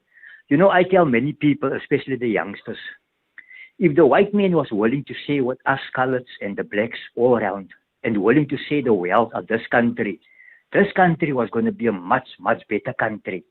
But because they were not willing to share the wealth of the country, it aided to the decay of our societies, especially the coloreds and the black. And it also destroyed the dreams and the will of God. I want to emphasize, apartheid also destroyed the will of God for us coloreds and the black people in this country. So it backpedaled us. So it was damaged forever, irreparable, that will never be repaired. Now comes this current corruption. It's also corruption. And that is what many people fail to understand and to see. The past apartheid corruption and the present corruption. And the damage it caused, it is everlasting damage. I don't see any hope for South Africa. I'm sorry to say that. I don't see any hope, but that is my part. If the white man was willing to say, but they were not willing to say, and today they regard themselves as holy angels. I cannot understand. During apartheid years, how is it possible that those people can go sit in the church and praise God or worship God while apartheid is eating us as a society? Yeah. Mac, thank you for your comment. I'm going to leave it there because we don't have that much time. But Ms. Ramafoko, this is an interesting social comment that Mac is making, that because there wasn't a proper redistribution of wealth post-apartheid, that this has led to corruption. I mean, I agree with him that apartheid was the worst form of corruption. And I do agree with him that you can't have a sector of society be ahistorical and claim as if corruption started in 1994. And not only was apartheid a crime against inhumanity, it extracted from people for time immemorial. It doesn't excuse what is happening now, but at least it gives a historical context. But what I also like about it is the fact that he's also speaking about private sector corruption, because the other comments on corruption have racial tones where people want to make it as if just because the majority of black people are in power, now we are corrupt. Mm. That is not correct. Mhm. Corruption started even before the new dispensation, and it is enabled by also institutions. You will remember with the Zondo Commission, KPMG, an accounting firm was found wanting in transnational corruption, illicit financial flows. Big business does pollute with corruption. The question is, what kind of ethics as a country do we need? And I think that social compact of what kind of society we need and what laws do we need to create the society we want that will rid us of corruption is going to be our next struggle. Ms. Ramafoko, so good speaking to you. Lebogang Ramafoko, Executive Director at Corruption Watch, asking that pivotal question, who do we want to be? Hey, want to check your TV license balance conveniently? Look no further. Our SMS service allows you to do just that. By sending a message containing your ID or TV license number to 44210, you can quickly access your balance without needing multiple inquiries or waiting on hold. Plus, standard SMS rates apply. Take advantage of this efficient method to stay informed and streamline your payment process today. T's and C's apply. With the ever-changing financial landscape, it can be difficult to make sense of all the moves at times. Join me, Jimmy Moyaha, on the SAFM Market Update with MoneyWeb, Mondays to Thursdays, 6 to 7 p.m, as we break down the key market trends, top financial stories, and smart investment insights, all in one place. It's everything you need to stay financially informed and ahead of the curve.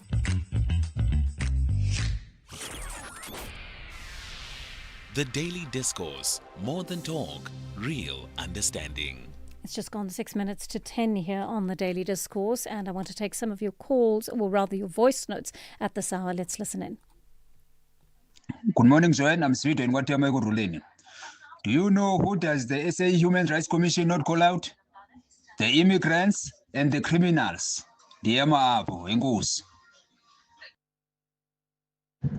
She's Joanne, good morning, and your crew there, Anonymous in Taung.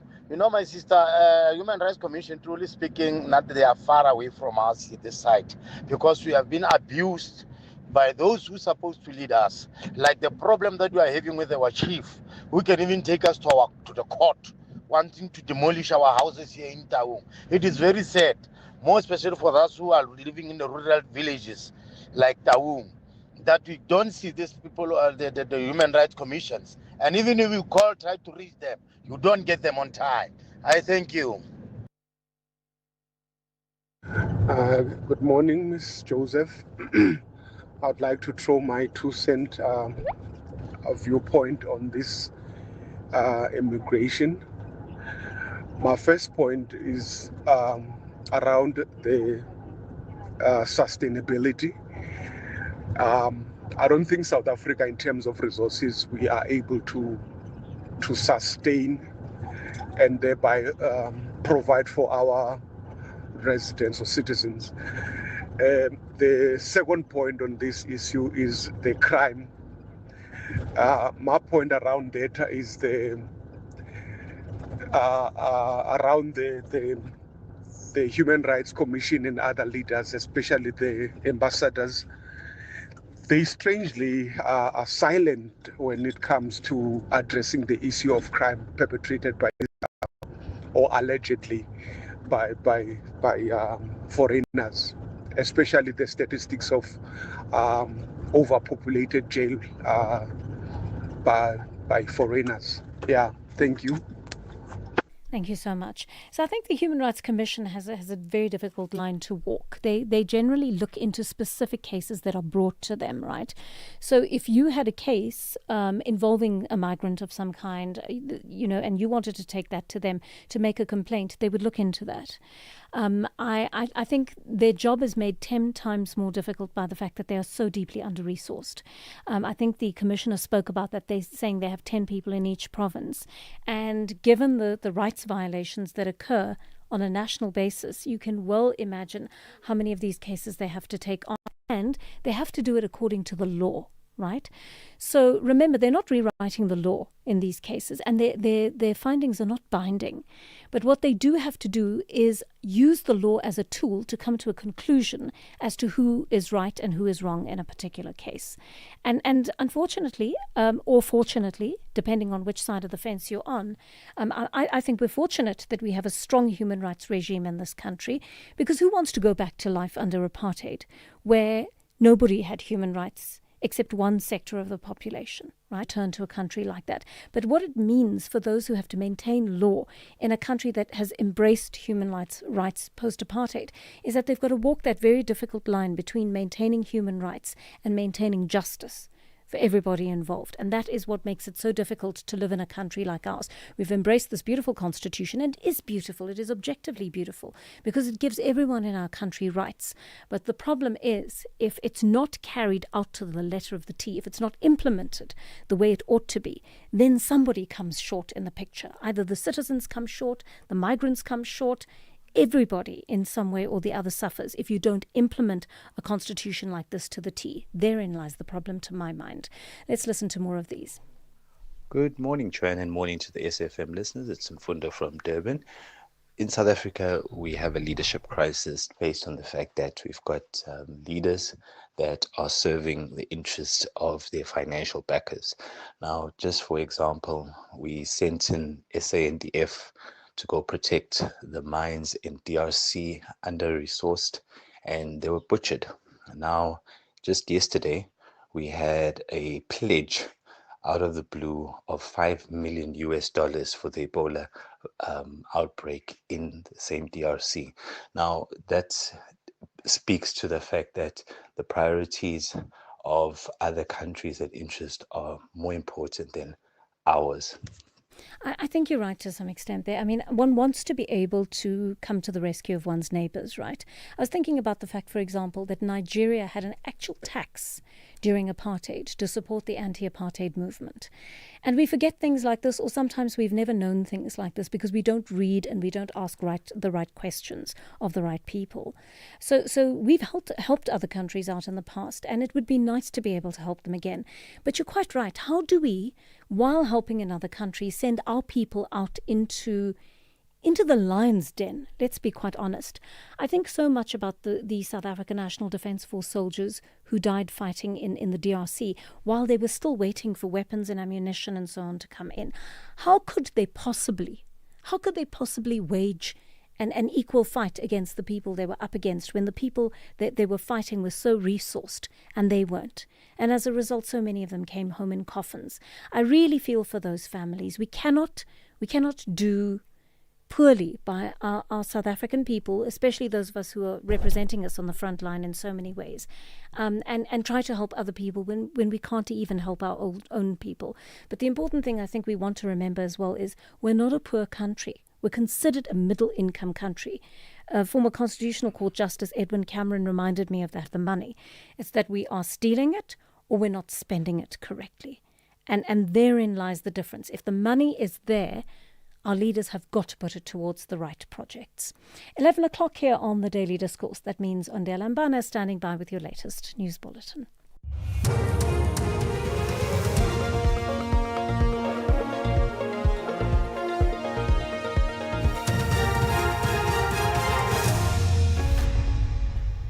Thank you, Joanne. On the top stories, government given a deadline to address undocumented immigration, and DA questions Hlophe's nomination to Phala Impeachment Committee. For SAfm News, I am Ondela Mbana, and a very good morning.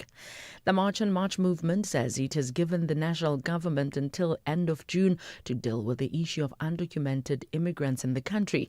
The movement convener in Gauteng, Sandile Dube, says undocumented foreign nationals are posing a lot of challenges to South Africa. He says some are committing crimes such as dealing in drugs.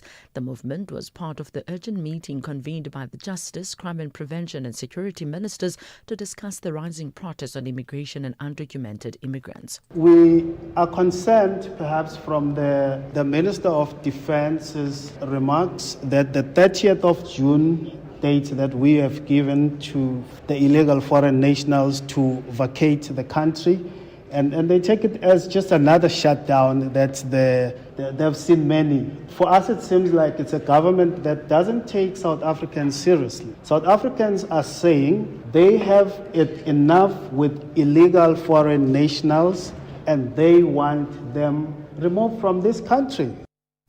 Meanwhile, the Justice, Crime Prevention and Security Cluster, the JCPS, has established a task team of deputy ministers to work with law enforcement agencies to address the issue of undocumented foreign nationals in the country. The JCPS will ensure that laws are enforced in terms of monitoring the protests and marches against undocumented immigrants. JCPS Chairperson Mamuloko Kubai says there will be periodic meetings to receive reports on the progress made in dealing with the issue of illegal immigration. This engagement, we do believe that is quite fruitful. It has been fruitful. And also at the end, we have emphasized the importance for us to take action. We have taken a decision to get the two deputy ministers, Deputy Minister Bushelo and Deputy Minister Nzuza, to lead a team of deputy ministers in ensuring visibility on the ground for law to supported by law enforcement agencies to ensure compliance with the current laws.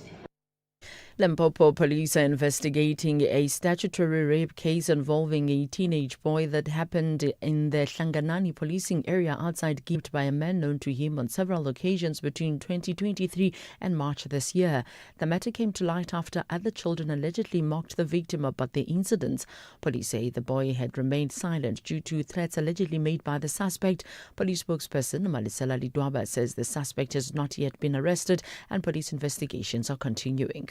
According to police report, the victim did not disclose the incidents earlier due to threats allegedly made by the suspect, who reportedly threatened to kill him or expose the matter on social media if he spoke out. The victim could not recall the dates of the previous incidents, but indicated that the last alleged incident occurred in March 2026. The case has since been transferred to Family Violence, Child Protection and Sexual Offences Unit in Guyana for further investigation. The DA in Parliament has raised concern over the nomination of MKP parliamentary leader Dr. John Hlophe as one of the MPs expected to serve on the Phala Impeachment Committee. National Assembly Speaker Thoko Didiza yesterday released the full list of MPs who will serve on the 31-member committee. In February 2024, Hlophe was impeached by the National Assembly after a finding by the Judicial Service Commission that he had engaged in gross misconduct by attempting to improperly influence the Constitutional Court's decision. DAMP Glenys Breitenbach says an impeached judge Hlophe should not be sitting on the committee. The fact that Dr. Hlophe has been nominated and apparently has accepted the nomination is concerning. You know, he was a judge president of the Western Cape Division of the High Court for many years. He is the first judge to ever be impeached in a democratic South Africa, and of his own volition, he should have not accepted the nomination, in my view. It does say something about himself, something about his party, and it is concerning, and it's a matter that we will raise. A small community on the R328 road leading to Kango Caves in Otswaran in the Little Karoo says they're suffering from the consequences of the flood earlier this month. And Matjars River residents have been cut off since a rockfall closed the road and have been without electricity for nearly 3 weeks. Schools in the area are not accessible, and tourism attractions such as the Kango Caves have been closed indefinitely. A business owner, Leonie Fourie, says they are desperate for work to begin on the road. The impact on the valley, is the community, on businesses, on farmers alike, has a huge impact on our day-to-day. Our business has been affected tremendously, seeing that most of our winter trade is the bigger groups and the buses, which means they do not have access to the valley at all. People coming to experience the World Heritage sites like the Kango Caves and the Swartberg Pass do not have access to those. The head of the WHO is due to travel to the Democratic Republic of Congo today as the country struggles to contain an Ebola outbreak, which is believed to have killed at least 220 people. Dr. Tedros Ghebreyesus said delays in detecting cases mean responders were now playing catch-up. The BBC's Barbara Platt-Asher has more details. Dr. Tedros said the organization was pouring money, medical supplies and staff into the Democratic Republic of Congo. But he's called this epidemic especially challenging because of a perfect storm of factors. It's located in Congo's eastern provinces, which are affected by insecurity from armed groups, mass displacement, and weak health systems. The virus is a rare strain for which there are no vaccines or medicines. That's partly why there was a delay in detecting it. And cuts in international aid, especially from the U.S., have weakened the response. Recapping the top story, the March and March movement says it has given the national government until end of June to deal with the issue of undocumented immigrants in the country. I am Ondela Mbana for SAfm News Headlines at 11:30. SAfm 104 to 107 nationwide. As part of Africa Month, now we are profiling Eswatini, Southern Africa. Southern Africa's last absolute monarchy, bordered by South Africa and Mozambique. A small nation rich in tradition, ceremony, and cultural pride. Rolling hills, mountains, and savanna shape the landscape. A country where heritage remains central to national identity. Siswati and English are official languages. Culture lives through dance, storytelling, and royal traditions. Eswatini gained independence in 1968. Formerly known as Swaziland, the country officially changed its name in 2018. Sugar production, manufacturing, and agriculture support the economy. Strong economic ties connect Eswatini to neighboring South Africa, but challenges remain. Unemployment, inequality, and public demands for political reform. Still, Eswatini continues to preserve its traditions while navigating a changing future. Eswatini protects its heritage with pride and resilience. In every ceremony, in every mountain, in every voice, there is tradition. Eswatini, proud, cultural, and enduring. Africa Month on SAfm. Conversations, context, connection.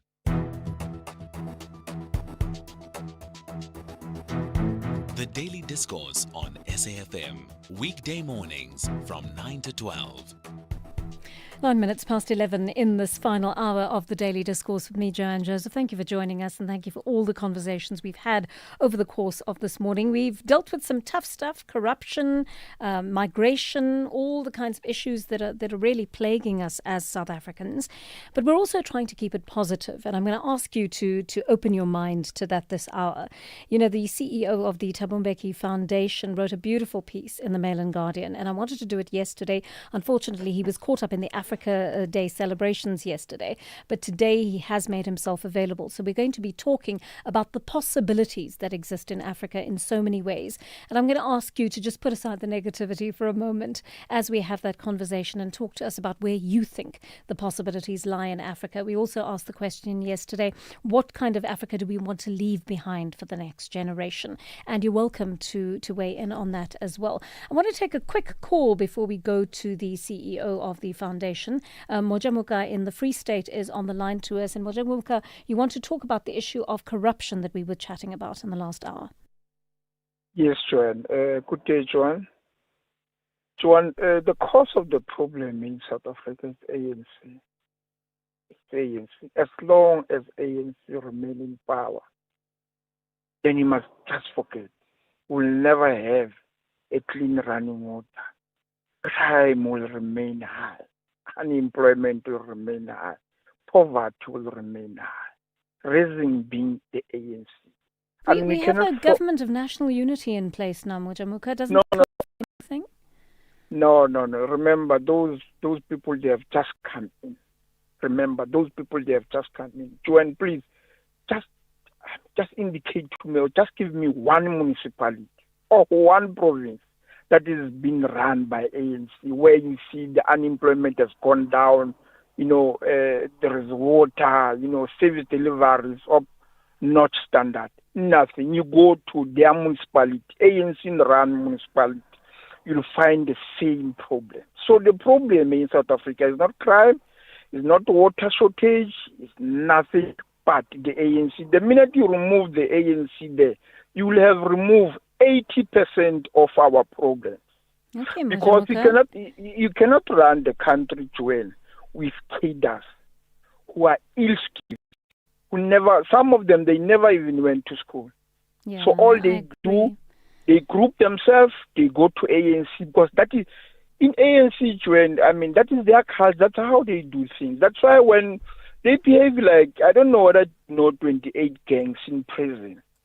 Yes. When one of the... I'm sorry, I don't want to get sidetracked, but I think you've made that point very, very clearly, that you believe the ANC is the reason for corruption in this country. I mean, tell me what you think about that. Do you agree? Is Mojamuka being unfairly hard on the ANC? Do you think the ANC is the root of corruption in this country? Give us a call on our studio line 086 000 2032, or send us a message or a voice note on our WhatsApp line 0614 104 107. All right, let's get back to that issue of the chief executive of the Thabo Mbeki Foundation having meditated on what Africa has to offer the world. In a Mail and Guardian piece, Max Botswana wrote of how black consciousness leader Steve Biko predicted that the great powers may have done wonders in giving the world an industrial and military look, but the great gift still has to come from Africa, giving the world a more human face. I loved that quote. Those are the opening words of an article that foregrounds our responsibility as Africans to rise to the occasion as the world begins to look to us more and more. Max Botswana joins us on the line now. Mr. Botswana, good morning, and thank you for making the time to speak to us today. In a world which is growing increasingly fractious and violent, what do you perceive Africa's role should become? Joanne, thank you very much. I think the quote you started with is actually quite correct, and I'm concerned, Joanne, that we might push ourselves cynically to depression, and even forget the possibility of our agency. I think Africa has always, as Stephen Biko had said, this ability to provide the face of humanity in the crisis that the world is facing today. I think many of the countries, as you can see, the countries of the West, huge investments on arms of destruction. I think Africa in general still stands in a better position to say, as a continent, we are the future. And our future will not be built out of conflicts. We are the future because the maiden age in our continent at the moment is at between 18 and 25. That means we've got a very, very serious interest in making sure that economically we develop, politically we become stable, but also morally we do have a voice. And that voice can also be used to mediate many of the problems that the world is facing. But Mr. Botswana, when we view the crises that plague our country and our continent right now, can we see them independently of the corruption that is abounding, our history of colonization, and the continuing extraction? That's correct, because you remember when we were speaking in that article, we're speaking exactly about these fragmentations. And part of those fragmentations includes the geographical fragmentation, includes the misgovernance in many of our countries, includes the private economy that is not inclusive and it's not working for many, but also the public economy that is subjected to corruption, leading to a situation where the poor and the wretched in our continent have to carry a bigger burden. That's why you see the outbursts like the ones you are seeing in South Africa at the moment. I think, Joanne, what is becoming clear, especially in a country like South Africa, there's clearly a leadership vacuum, and the people on their own are taking onto the streets to fill that leadership vacuum. It's exactly this reason that for the past 2 years, we've been very insistent on this issue of calling for a national dialogue, a genuine national dialogue where we think the citizens of this country have to say to themselves, what is this sort of South Africa we're imagining, and how do we get there tomorrow? Because For instance, even if we march as much as possible today and get rid of all of the legal and illegal immigrants, what will we do with this country when they are all gone? I mean, this migrant issue has become so politicized. Do you think it's possible to imagine an African sense of unity that could transcend the anger on the ground that results from the reality that South African people continue to be disadvantaged after 30 years of democracy because our leaders have not seen fit to give the people their rights? It's a crisis, Joanne, that we must also see it as an opportunity, because this is a crisis that reflects this leadership crisis that we are facing. So as Africa, we need to say, in all of our countries in the continent, how do we deal with this issue of leadership that cares, leadership that inspires, leadership that is visionary? But at the same time, what are the concrete programs that we need to put together to respond to this burden of poverty? But also, how then do we respond to this issue of yawning gaps of inequality amongst our people? So I think this crisis is really urging us to begin to act with urgency, to go back to that idea of African unity, because when you've got this inspirational leadership, when you've got the economy that is working, when you've got soft power, whether we're talking about cultural activities, music, sports, etc., and our people will very easily see themselves as one. But when you've got all of these failures, each one of us wants to move to our own individual corners and begin to blame the wrong people for the misfortunes that we are suffering. For instance, this thing here at home, having raised all of these big problems, it's not correct to say our economy not growing, our levels of poverty increasing, and the absence of law and order. We can blame those issues exclusively on undocumented immigrants that we don't even know how many they are. But it's really forcing our country and all our countries in the continent to think deeply about their condition today and begin to imagine practically where should we be tomorrow. I'm going to ask you to stay on the line with us, please. Max Botswana, CEO of the Thabo Mbeki Foundation. We'll take a short break, and when we come back, we'll take a call from one of our listeners and get Mr. Botswana's answer to that. Stay with us. Have you recently migrated to the new TV licenses payment website? Make sure your account stays active by registering again or resetting your password. Don't miss out on all the fantastic new features our brand new website offers. Get registered today and stay connected with us. With the new website, get your payments done quickly and hassle-free with a wide range of services. So make sure you register to take advantage of all the great client features. Visit www.tvlic.co.za today. TV licenses. Do it for the things that matter.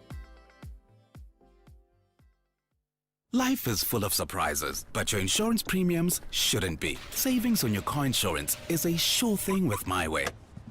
Leaving your wallet smiling every month. Switch to MyWay and save up to 40% on your car insurance premiums today to live your way. Real people, real cars, real savings. For a quote, visit myway.co.za. Premiums are risk profile dependent. MyWay is a licensed non-life insurer and FSP. T's and C's apply. MyWay. Live your way.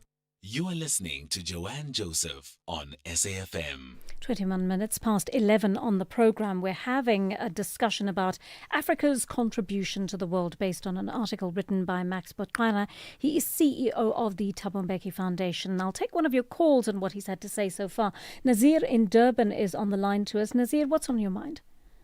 Joanne, how are you doing?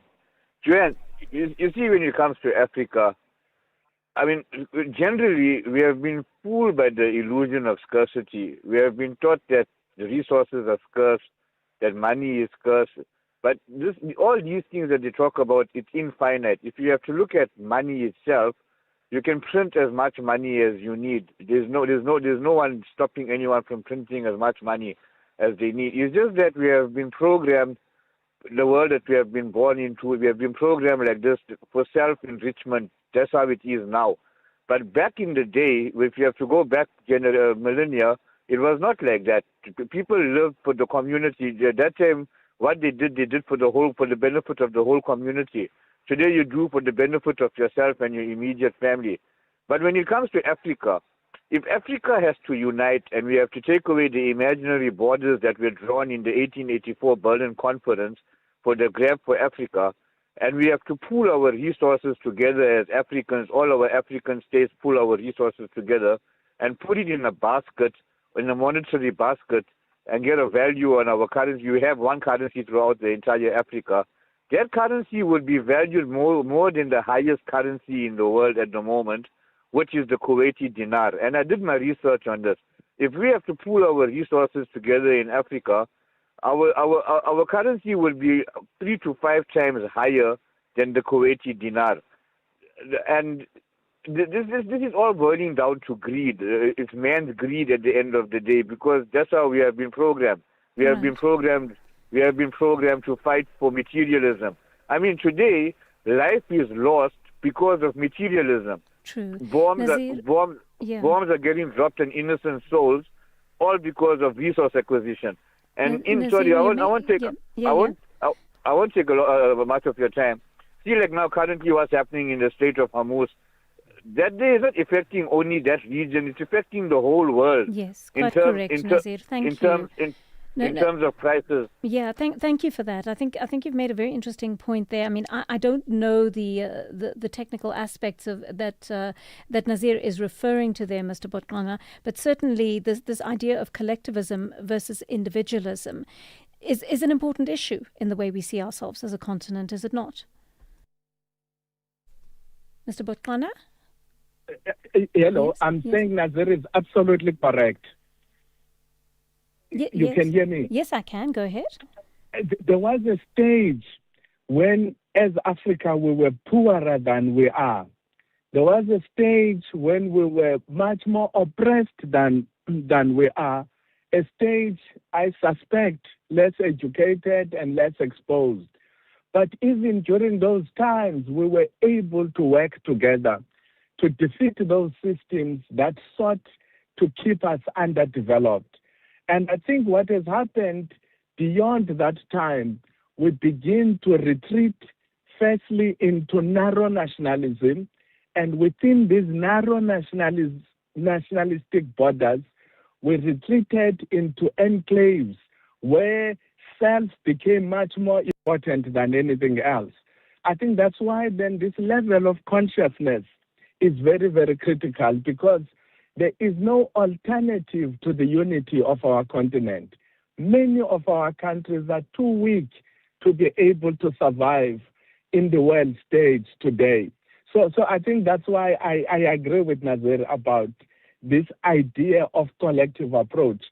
Practically, for instance, that's why some of the leaders of the African Union started the economic programs like NEPAD, started the economic programs like Africa Free Trade areas, so that we can say, how do we consolidate what we have as a continent? Firstly, trade amongst ourselves. Secondly, develop industries and manufacturing capacity so that we can be able to absorb these millions of unemployed young Africans in particular.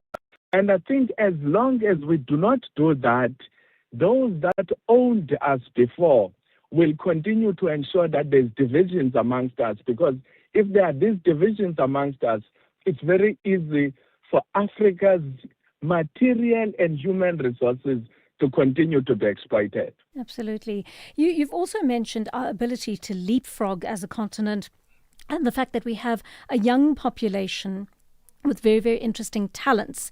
Talk to us about how you think we can harness those aspects on the back of the continental free trade area, and the fact that very soon our young people's skills are going to be needed worldwide. Mr. Botkana? That's where the centrality of relevant education, Joanne, is critical.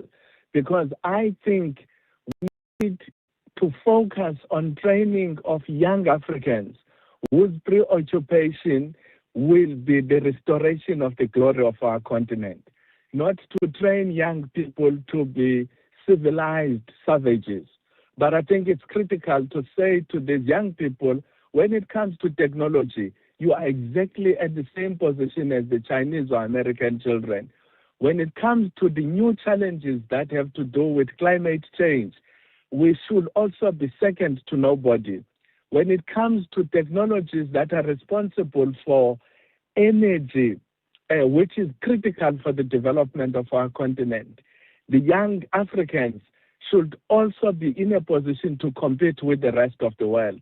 And I think that's why I'm saying within these problems we're facing, those are enormous opportunities that I think Africa can harness. So good speaking to Max Botswana, CEO of the Thabo Mbeki Foundation. As I said, he wrote that beautiful article. If you can find it in the Mail and Guardian, I urge you to please read it. It was about Africa's possible contribution to the world. There are many other issues he talks about in there that we were not able to cover in our short time with him today. But I want to thank him for his time, for encouraging us to think in a slightly different way. This is going to take a lot for us as South Africans. My brothers and sisters out there, I think that we are going to really struggle to get our heads around how we move towards a collective African unity under the circumstances, right? Things have happened. Our leaders, in a way, their lack of leadership has pitted us against each other. And we've fallen for it, actually. Because, you look at your life, you look at everything that you've been deprived of, everything that, firstly, this country allows you to have legally, right? You're entitled as a South African to have all these rights. You've got it written in a constitution that people speak of in very highfalutin terms, right? And yet you can't access many of those things that were promised to you. And then other people come into the country and then they're entitled to those things too. But because you've been given such a small slice of the pie, it pains you to have to share those things because there's so little to go around. Or at least that's what we've been told, right? We've been told there's very little to go around. As a middle-income country, there isn't that little to go around. Part of what is entitled to us is sitting with the Guptas somewhere in Dubai. It's sitting in the pockets of wealthy people who decided they were going to enrich themselves and their families at the expense of the rest of us. It's sitting in the bank accounts in other countries, untaxed, of people who thought that they would put themselves before their country and before their people. Goodness knows how anyone who has been through the history that we have in this country, excuse me, and who feels for our people, could even conceive of the theft, of the deprivation in which people have actively been involved in this country. We really need a morality and an ethics check in this country, and hopefully we can come face to face with these demons and we give our people what they deserve and what they're entitled to. 11:30, it is on the Daily Discourse. Let's catch up with Ndela Mbana, who has your latest news headlines. Thank you, Joanne. On the news headlines, the Department of Home Affairs says it will strengthen border controls and increase inspections to ensure that undocumented foreign nationals are traced and deported back to their countries of origin. Parliament's Justice and Constitutional Development Portfolio Committee will ask for oral representations in connection with recommendations from the Judicial Service Commission to remove Judge Mushtaq Paka from office. And the South African Weather Service says residents in KwaZulu-Natal should brace for a cold front expected to heat the province on Friday, bringing rainy and cold conditions. A full update follows at the top of the hour. The Daily Discourse. More than talk, real understanding. 11:31 on the Daily Discourse. I'm taking your calls right now, and this is usually the part of the day when we really spend time catching up with each other after what is usually a hectic show. Our studio line number 086 000 2032, our WhatsApp line 0614 104 107. And before I take our first call, I must just remind you that tomorrow is Wednesday, right? On a Wednesday, we always catch up with Brian Hirsch, the financial analyst, at around 10 o'clock on the show, around about, say, 10 past 11 o'clock 10 past 11 on the show on a daily basis. And Brian is a fantastic financial advisor who's here to answer all your questions. He collates those during the course of the week. He usually comes up with a topic, and we usually stick to that topic for the duration of the show. But tomorrow is the Wednesday of the month when he takes all your questions and puts them together and tries to answer as many as possible. So if you want to ask him a financial question, please write to him. You can send your questions through to info@bhca.co.za, info@bhca.co.za. His phone number is 011 880 4888, 011 880 4888. You can put any of your questions to him there, and he will bring them through on the show tomorrow, and we'll be able to answer those questions for you from between 11 and 11:30 on the program. All right, let's take those calls I promised you. Churchill in Mdada is on the line to us. Good morning to you, Churchill. Good morning, my sister. My sister, we're talking about a very critical issue that has to do with human rights. Fortunately or unfortunately, our constitution was founded on the Bill of Rights. And I've always been very vocal that we need to amend our constitution. There are certain sections of our constitution that need to be amended so that we're able to deal with it. Secondly, it will also impact on our justice system, which seems to be too slow. We need to impact on that. But most importantly also, let's go and revisit our electoral system. I was suggesting that we need to vote for the president separately so that the president becomes a unifier. We are not given a president by a political party. And these things are not going to happen overnight. It's going to take some time. Yes. I would also suggest that we revisit our curriculum so that it's able to define what is that is expected, what is meant to be African. I will cite examples of the revolution in China. When they went into I don't know what they call it, the National Revolution. Yes. There was also in Iran recently, because Iran was on the spotlight, but there's a lot of what they did when they went to they called it the White Revolution. Now, these are some of the issues that are going to define us before we go and mix and become diluted by other nations. But these are the issues that we need to deal with as Africans, but most importantly as South Africans. But also, we need to, we need to try the European approach when it comes to our borders. If we could relax our borders so that our people are able to trade, we're able to trade amongst each other and have a central currency. Do you understand what I'm trying to say? Yes, yes. I think that would help. We learn from the Europeans how they do it because it's easier there. That's my suggestion. Churchill, thank you. Thank you. I think all of what you're talking about, or most of what you're talking about, is really going to require active citizenry on our part. There's certain things that we need to demand from our leaders, and we can do that through the ballot box, through constitutional reviews and that kind of thing. So we need to put those functions to work. KG in Bloemfontein, good morning to you, KG. Good morning, ma'am. How are you? I'm so well, thanks. Go for it. What's on your mind? Fine, thanks. Yesterday, between 10 and 10:30, I was not able to get through. You had a gentleman talking about the military doing the analysis. Dean Wingren was the military analyst that we had on the program. Yeah. I do have a challenge with this title. Like lately, we find a lot of people, let me use the word erupting, and carrying this title of analyst and all of that. And I'm not taking anything from any of them. But my thing is, with regards to yesterday's topic, I regard the military as one sensitive matter, as one matter which is carrying the safety of our country. So the information which the gentleman was divulging yesterday, to me it was like, are we not exposing ourselves to other countries?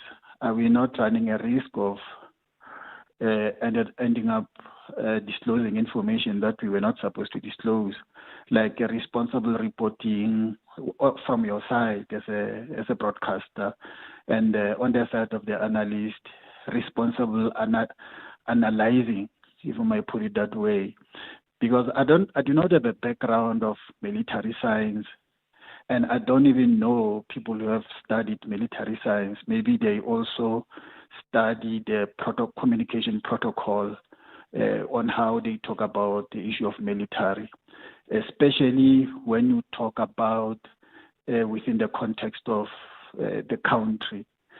So I just thought I should put it across. Like I listened to for the whole 30 minutes. I was a little bit worried. And he's not the first person to come on air and talk about our military that way. And we're not saying people should not be told the truth. But how do you You're worried tell the about truth? exposing us as a country. Responsible reporting and a responsible analysis. Yes. So, KG, that's a very good question.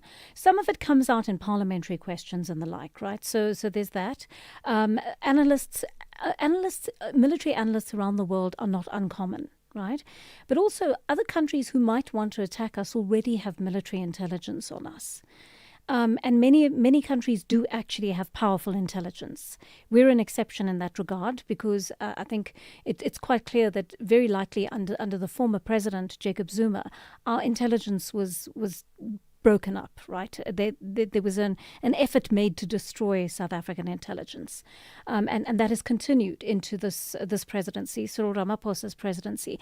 But by and large, countries do have intelligence. So, what we're talking about on air is not necessarily what they don't already know about us.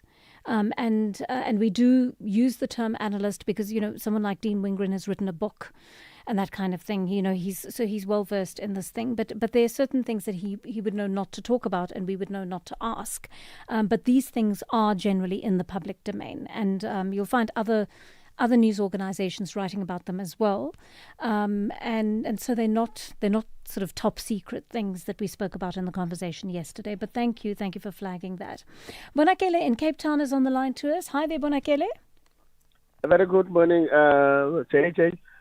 Listen, remind me something. You before I comment on what I'm calling about, just to talk about. Yes. You said something. You're gonna be strict on what? In other words, irrespective of, I forgot now because I was driving at that time. It was early this morning. But with regard to probably the listeners who happens to be yes, we have had listeners. Something? Yeah, we've had listeners calling in who've been abusive to the producers. Absolutely. Yes. Absolutely. Yes. Because I just wanted to say, I fully support you on that. Thank you for that's that. something that I said I mustn't forget. Thank you they so have much. a tendency of trying to control you. These people, you understand? There are certain They can individuals. try. Honestly speaking, not only you. On different radio stations, Yes. you listen to them say, Yeah. no, this listener, I don't know. As a result, sometimes I want to say, just cut off someone who doesn't want to listen and do what you're trying. You understand? But okay. You want to talk about ID yes, and what I Al want to- Jama? Yes. Absolutely, yes. Mhm. I applaud those two parties. People can say whatever they want to say about the president. For them to come out and say they can be part of that committee, but they're not going to support the impeachment of the president. Now, I was just thinking how many parties are thinking the very same thing of what is like the two parties who have just come out and say that.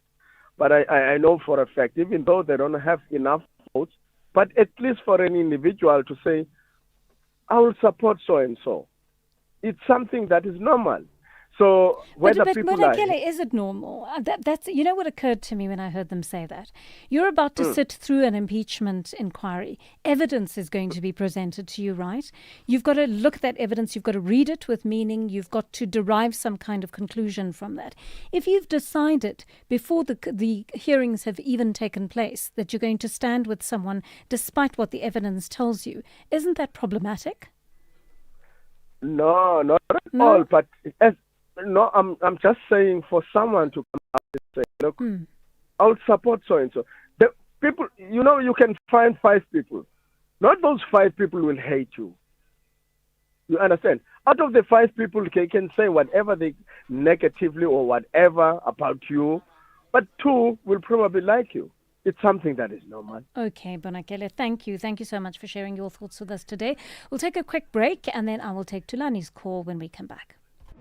You are listening to The Full Circle, a space where generations come together in conversation that seek to spark curiosity, inspire innovation, and feed the curious mind. For arts, culture, and robust conversations, join me every weekday between 1 and 3 p.m. on The Full Circle with Bridget Masinga as we explore the stories, lessons, and conversations that guide us back to self. The Daily Discourse. More than talk, real understanding. We're slowly heading towards 11:45 on the program, and Tulani is on the line to us from Cape Town. Good morning to you, Tulani. Joanne, how are you? I'm so well, thanks. Go for it. Look, my point is on immigration. Yes. I'm very sad to see what's happening in South Africa. And when I say I'm sad for both sides of the parties. I've seen the protest march and march turn ugly. We don't want foreigners in South Africa to get hurt in South Africa. And especially if you documented and you came here legally, I think once enforcement or the right body finds somebody that is actually legal or is here on a work passport visa or student visa and it's legal, it hasn't expired, I think those people shouldn't be hurt. Even the people that are here illegally, I don't think they should be hurt and we see blood. I think that's wrong. However, I wanted people to understand. I've traveled. I've been to England, I've been to Canada, and I've traveled around Africa. Now, I don't know if people understand this, but when you walk into another country, you don't inherit the rights of those citizens. A lot of people don't understand. When I got into England, I couldn't protest. I didn't have a right to protest. You don't have a right to protest in another country. Yes. I was told, and I was told that if I ever got into an accident and I didn't have travel health insurance, they could only stabilize me. They couldn't treat me without immediate payment.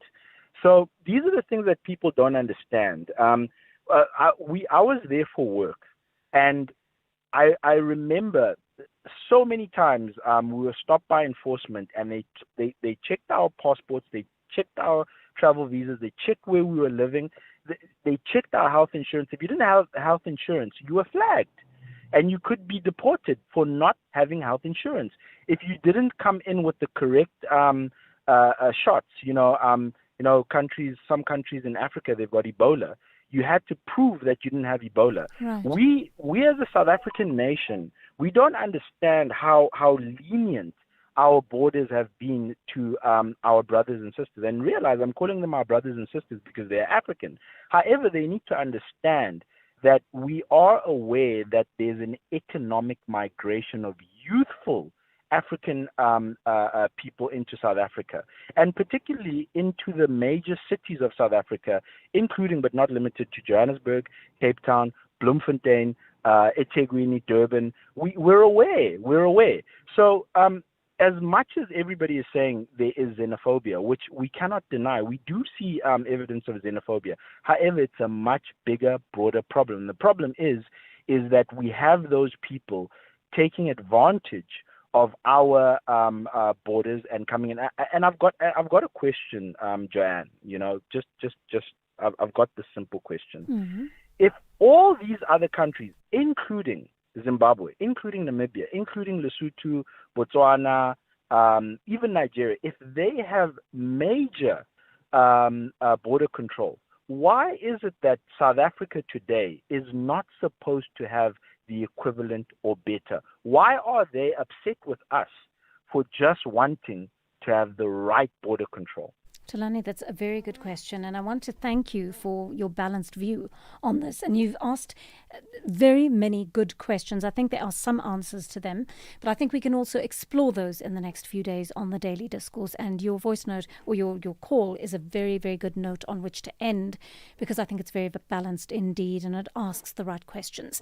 That is where we're going to leave it for today. Unfortunately, we go next to your book reading, followed by the fantastic Sakina Kamwendo at 12 o'clock. With your latest update at noon. I will see you tomorrow. We'll have more of these fascinating conversations from the team and me. Thank you so much for joining us. See you then. Quantum on SAFM. Step into the future with Quantum. The radio show that goes beyond the headlines to explore how you can evolve, adapt, and thrive in times of rapid change. we will explore cutting-edge thinking coupled with practical life design applications. I'm Angela Ludek, and I invite you to join this community where real progress begins with human capital development. Quantum, Monday to Friday, 3 to 5 a.m. on SAfm. SAfm supports a litter-free South Africa. Play your part in keeping our surroundings and environment clean. SAfm, leading the conversation.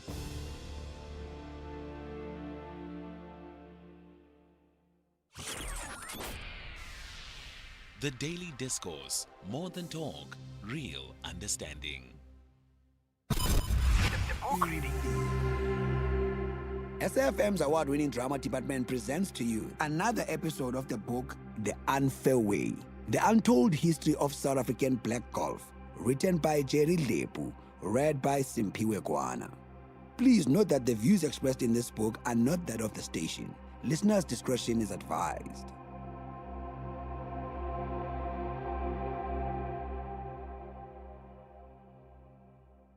Matlow mentioned lack of sponsorship as a major problem facing black golfers.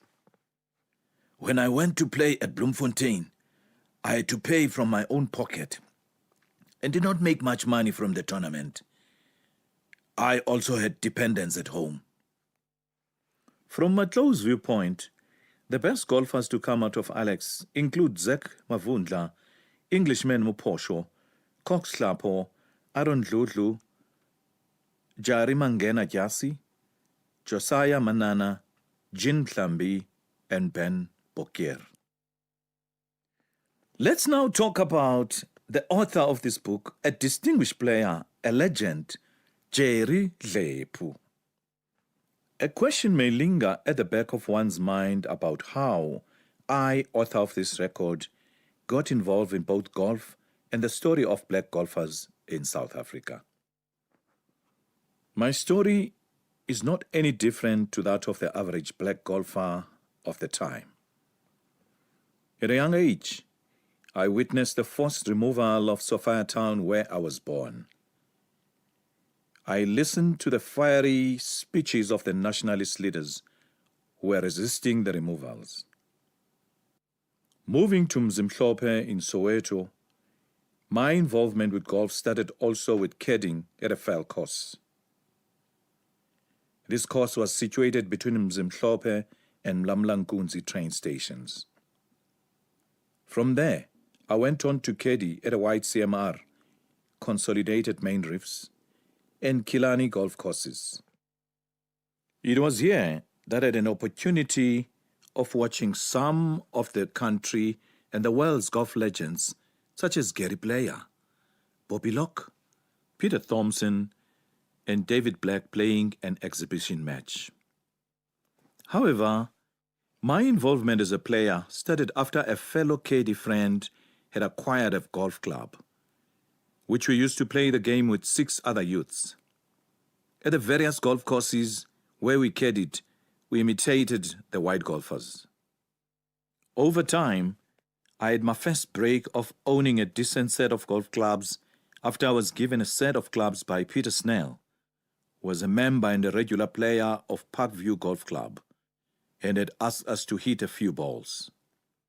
He then watched some caddies, including me, play a few holes. He was most impressed by me. With a degree of growing confidence in my developing skill, I became a felt golfer and played at Wynberg and Viceroy felt courses in Alexandra, where I eventually played regularly. With my game improving all the time and personally quite eager to play golf at different courses, in 1965 I traveled to Lesotho with Cox Slapo, where I played in the Maseru Open, only for him to emerge as the winner. Undeterred by early misfortunes, as time went by, I played in various tournaments where I also got to meet some of the best black golfers of the Free State at the time, such as David Mutati, Dick Parler, and Peter Ituleng. At this stage, my game was improving and I was winning competitions. Later, I traveled through various African countries hoping to play golf, But for bad luck as company, I couldn't, as a spect of apartheid followed me.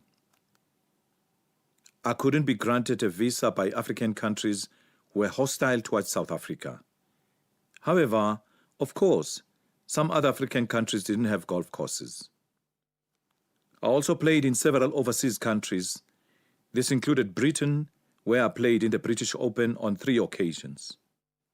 This was an achievement for a black youth born in South Africa, where I was not exposed to a proper golf course. Back home in South Africa, with much experience under my belt, I played a prominent role in the activities of black golf in the country, including open international tournaments, as well as in terms of contributing directly to the creation of a unified non-racial body to represent all golf players, namely the Professional Golf Association of South Africa. Of course, this was not before I faced pretty much as hostile a racial discrimination as was the case with the average black person and aspiring or professional golfer. One such event played out involving a game that was scheduled to be played at the East Rand Proprietary Mines ERPM. The secretary of the golf course had initially honored my reservation for a tee-off time, but upon arrival at the club, she refused me and other players permission to play, claiming she did not know that we were black.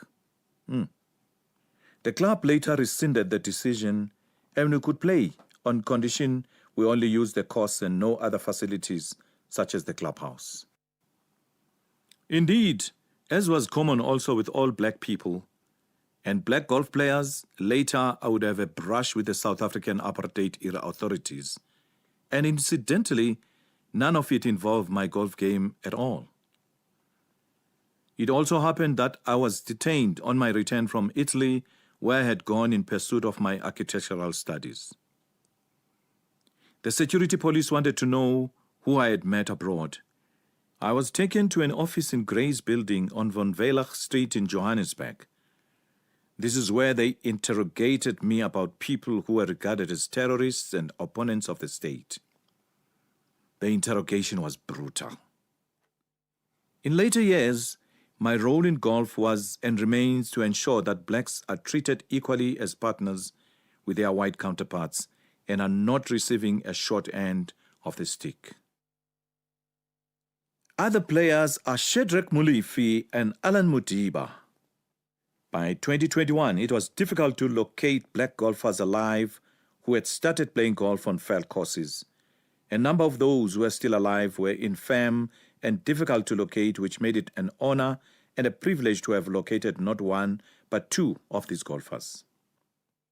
Shadrack Mulifi and Alan Modiba, both of whom were top golfers during the era of fat golf courses, obliged to relate their stories. It helped me a lot also that I had multiple opportunities to play with them in the past when I first took up golf playing on the felt courses. Both men started golfing careers like all other black golfers. They were caddies. Mulife at South Downs and Modiba at Killarney. They had also sneaked in at the white golf courses and played without being detected.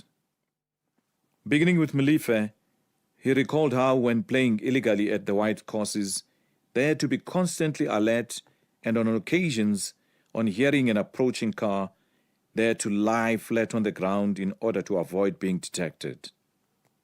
However, with stolen time at white golf courses always coming at a high personal risk, the players had to resort playing golf in the veld where they had the right to play.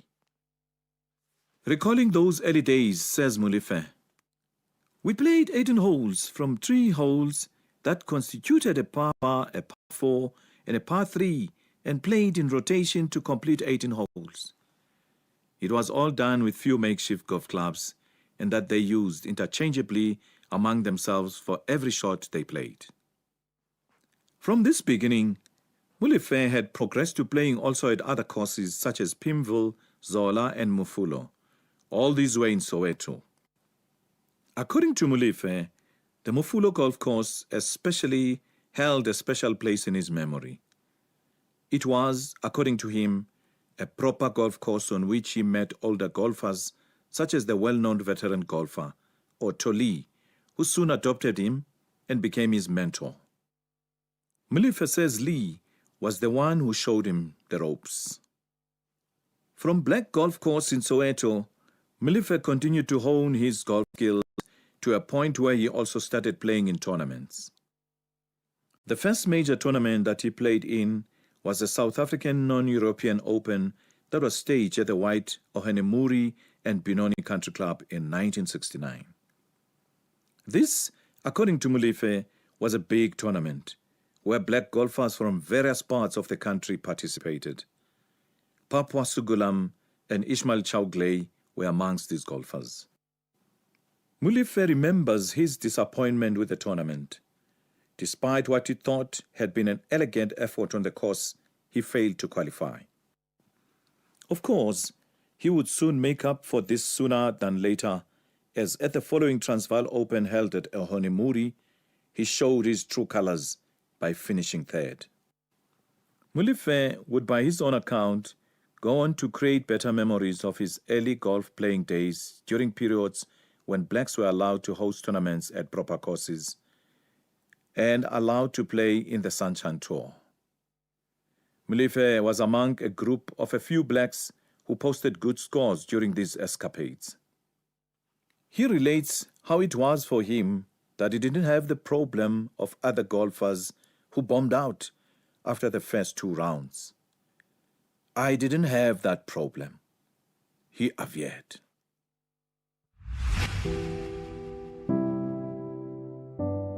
There was another episode of The Unfair Way, The Untold History of South African Black Golf, written by Jerry Lepu, read by Simpiwe Kwana.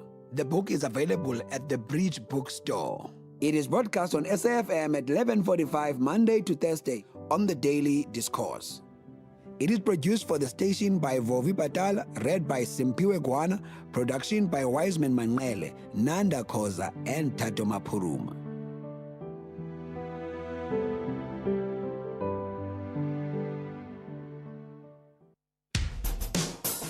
SAFM has signed a code of conduct that is enforced by the Broadcasting Complaints Commission of South Africa. Under the code, we are committed to giving news that is accurate, comment that is fair, and programming that is not harmful, does not amount to hate speech, or contain violence or explicit sex. If you think we are not living up to that code, then you can inform the Broadcasting Complaints Commission of South Africa. Direct any complaints in writing to the Broadcasting Complaints Commission of South Africa. PO Box 142365, Craig Hall 2024. Fax to 011-326-3198 or an email to bccsa@nabsa.co.za. For more information, please visit www.bccsa.co.za.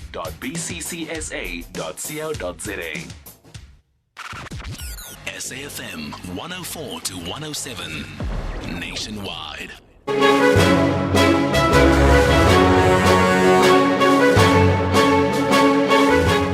It's 12 o'clock, the 26th of May, 2026. Very welcome to Update and News here on SAFM, leading the conversations that Ms. Bonge was on, standing in for Sakina Kamwendo, coming up this hour.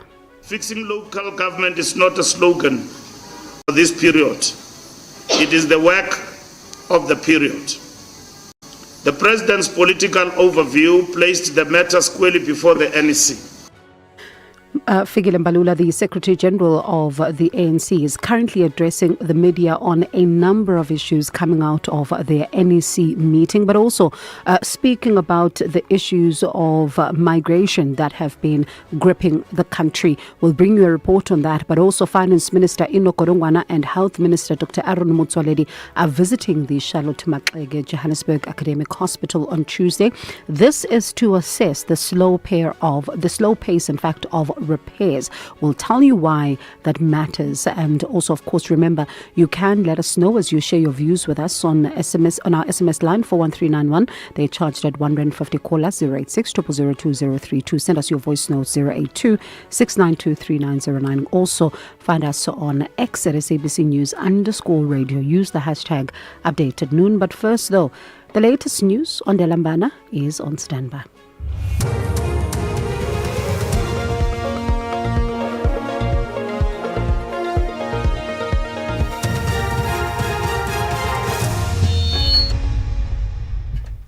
Thank you, Bongi. On the top stories, Home Affairs to strengthen border controls and weather warning issued for KZN. For SAFM News, I am Ondelambana, and a very good day. The Department of Home Affairs says it will strengthen border controls and increase inspections to ensure that undocumented foreign nationals are traced and deported back to their countries of origin. This comes after the Justice, Crime Prevention and Security Cluster held an urgent meeting yesterday to discuss government strategies aimed at combating illegal immigration. Security Cluster ministers and senior officials responsible for national security in the country, as well as political parties and civil society organizations, attended the meeting held at the Union Buildings in Pretoria. Home Affairs Deputy Minister Njabulo Nzuza.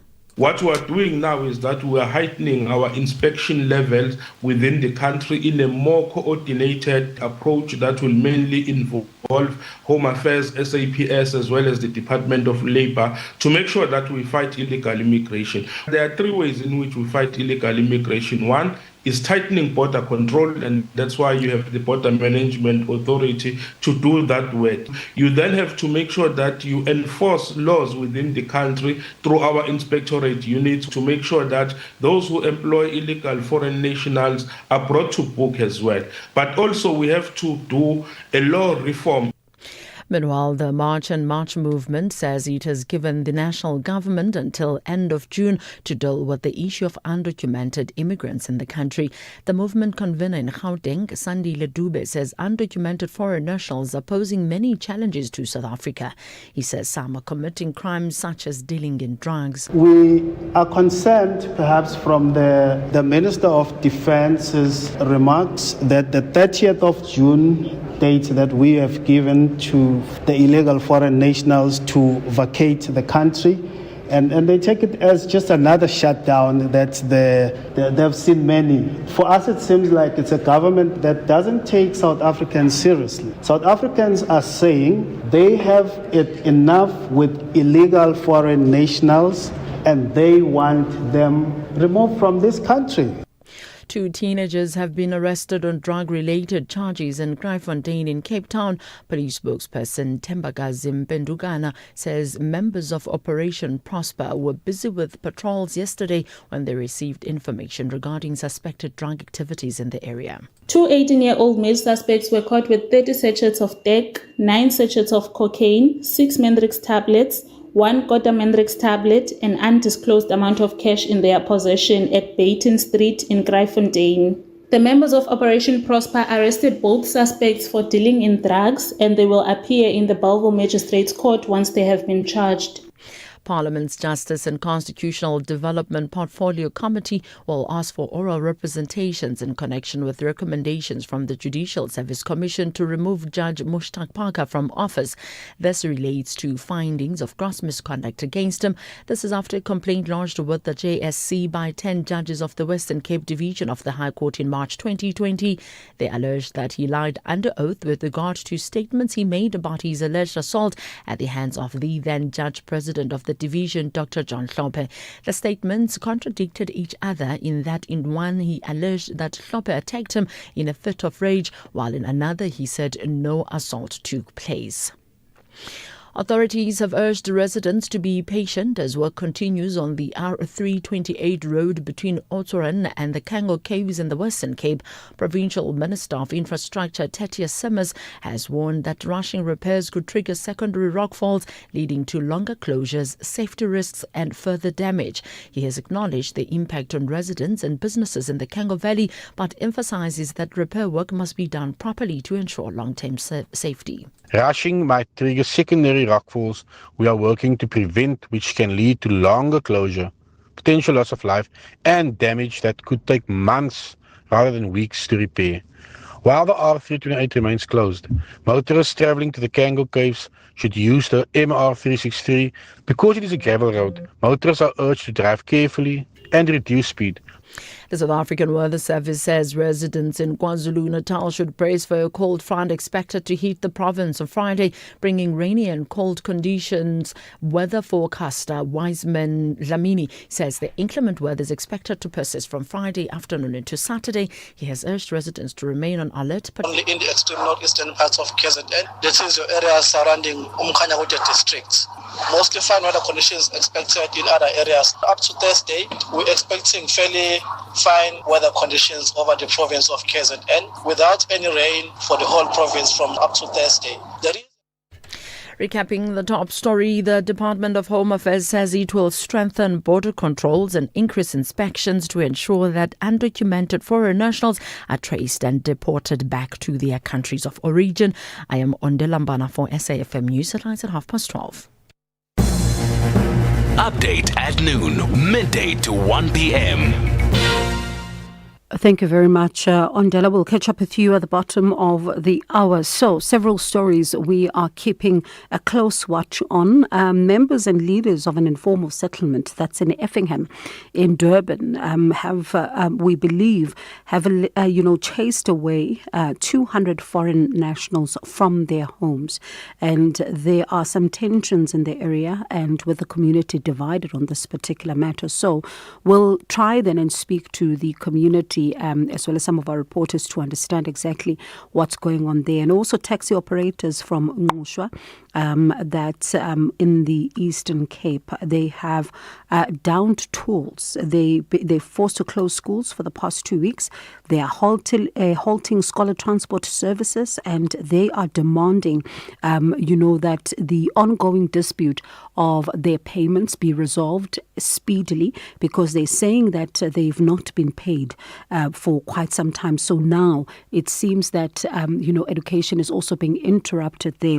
We'll also be bringing you developments from the ANC. Currently, the Secretary General of the party is briefing the media on the outcomes of its NEC meeting at the weekend. In part, he was talking about the local government elections, but also speaking about the issues of undocumented foreign nationals in the country, and also even alluding to, you remember the time when there was a plane full of Palestinians that landed at the OR Tambo International Airport. Hours later, you'd remember at some point there was still some sticking points around, do they disembark, do they not disembark, all of those, and he was calling on law enforcement authorities to look into some of these matters closely.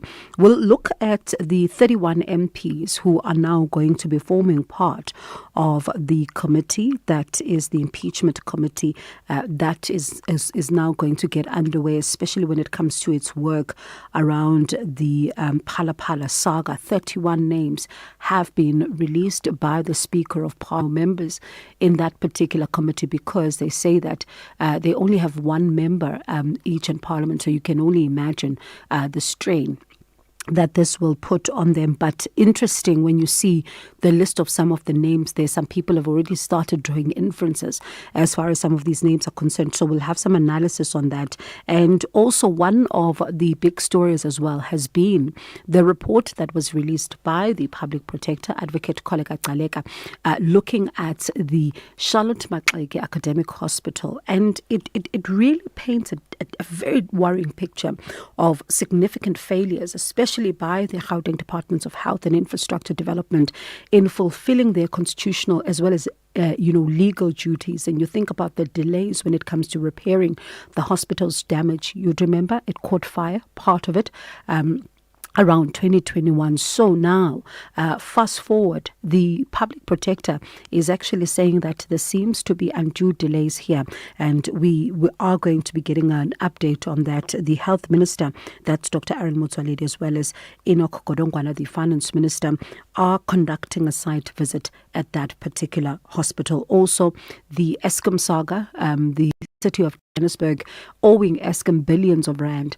and we are now going to be getting an update as to, following their meeting, what is now going to be the outcome of that particular process. Are they going to now enter into a new arrangement of how you begin to pay some of the debt that is owed here? And then just the other story we are tracking on the international front is the United States saying that it launched new strikes on southern Iran. This is amid all the negotiations that are currently taking place. So what does this mean then for some of the talks that are ongoing? These are some of the stories that we have for you at this hour. Bongiwe Zwane on SAFM. About 200 foreign nationals were allegedly chased away from their homes at Effingham Informal Settlement in Durban. Community is saying that there are tensions in the area, but they are also divided on this particular issue. So let's get exactly what is going on there. We speak to the chairperson of the Greenwood Park CPF Subforum 2, comprising of Greenwood Park, Effingham, Avoca, as well as Riverhorse Valley, Danusha Makan Maharaj. Danusha, good day to you, and thank you so much for your time. So firstly, what exactly happened, and is it true that there were some foreign nationals that were chased away? Good afternoon. Yes, there has been some growing tensions in our informal settlements. I'm not too sure. There's growing discord with regard to the increase, the burden on the local clinics, no jobs. I think the high unemployment rate is what is the driving factor here. The fact that with regard to the foreigners, the claim is that they work for a lower rate and they are taking away work from the locals. So hence there have been some rising tensions, but we are trying our best to contain that together with our security personnel, our neighborhood watch, etc. And when you are talking to the locals, I know that you say that they're speaking about the issues of a strain on the services and all of that, and all the other issues that you've listed. But when it comes to some of the mediation efforts that you say now you are trying to put in place, are you finding that there's a willingness on both sides to listen and be at the table, or is there some kind of resistance? No, there is a willingness. We have our ear to the ground and we are in close contact with the leadership of all the settlements, especially in my policing district, which is, as you mentioned, the Gear area, which is Greenwood Park, Effingham, Avoca, Riverhorse, and Red Hill. There is, I would say, there's a small portion of the troublemakers as such, or the criminal element within this whole scenario that are more interested in, stealing, breaking down the dwellings of the foreigners, taking their things, etc.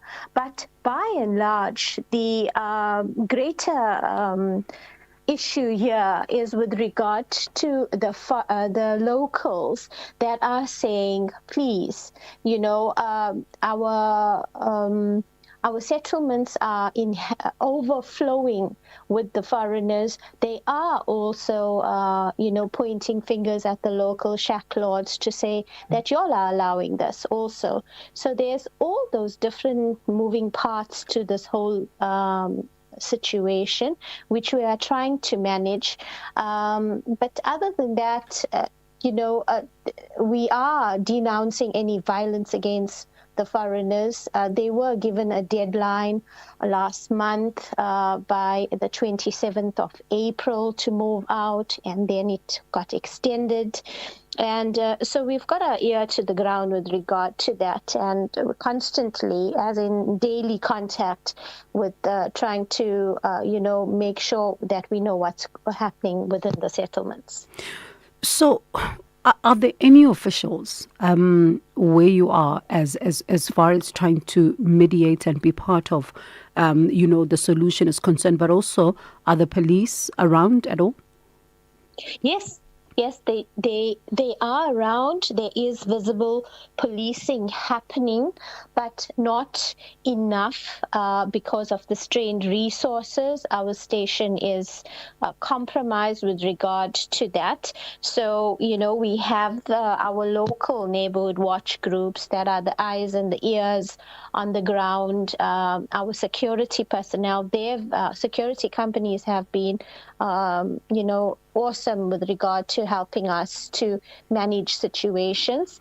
But Metro Police, SAPs do attend when we call them, but there's more visible policing that's required, and I feel that if we have more of that, it will alleviate any of those random 10 o'clock, 10 p.m. and 3 a.m., outbursts of violence against the foreigners. Yeah.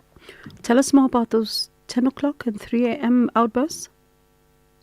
Okay, as with everything, when there's protests happening, etc., those are the peak periods when there's mobilization, etc. So we have seen that in one or two of our settlements. Those are the peak times where there's that uprising. Sometimes, it's happening just when the locals are coming back from work, etc. But other than that, the leadership has been very good in terms of, reaching out to us as, for want of a better, the formal residents to say, please, there's something brewing, please, can you get assistance out? So having that connection with the leadership within the informal settlements is really assisting us in our area.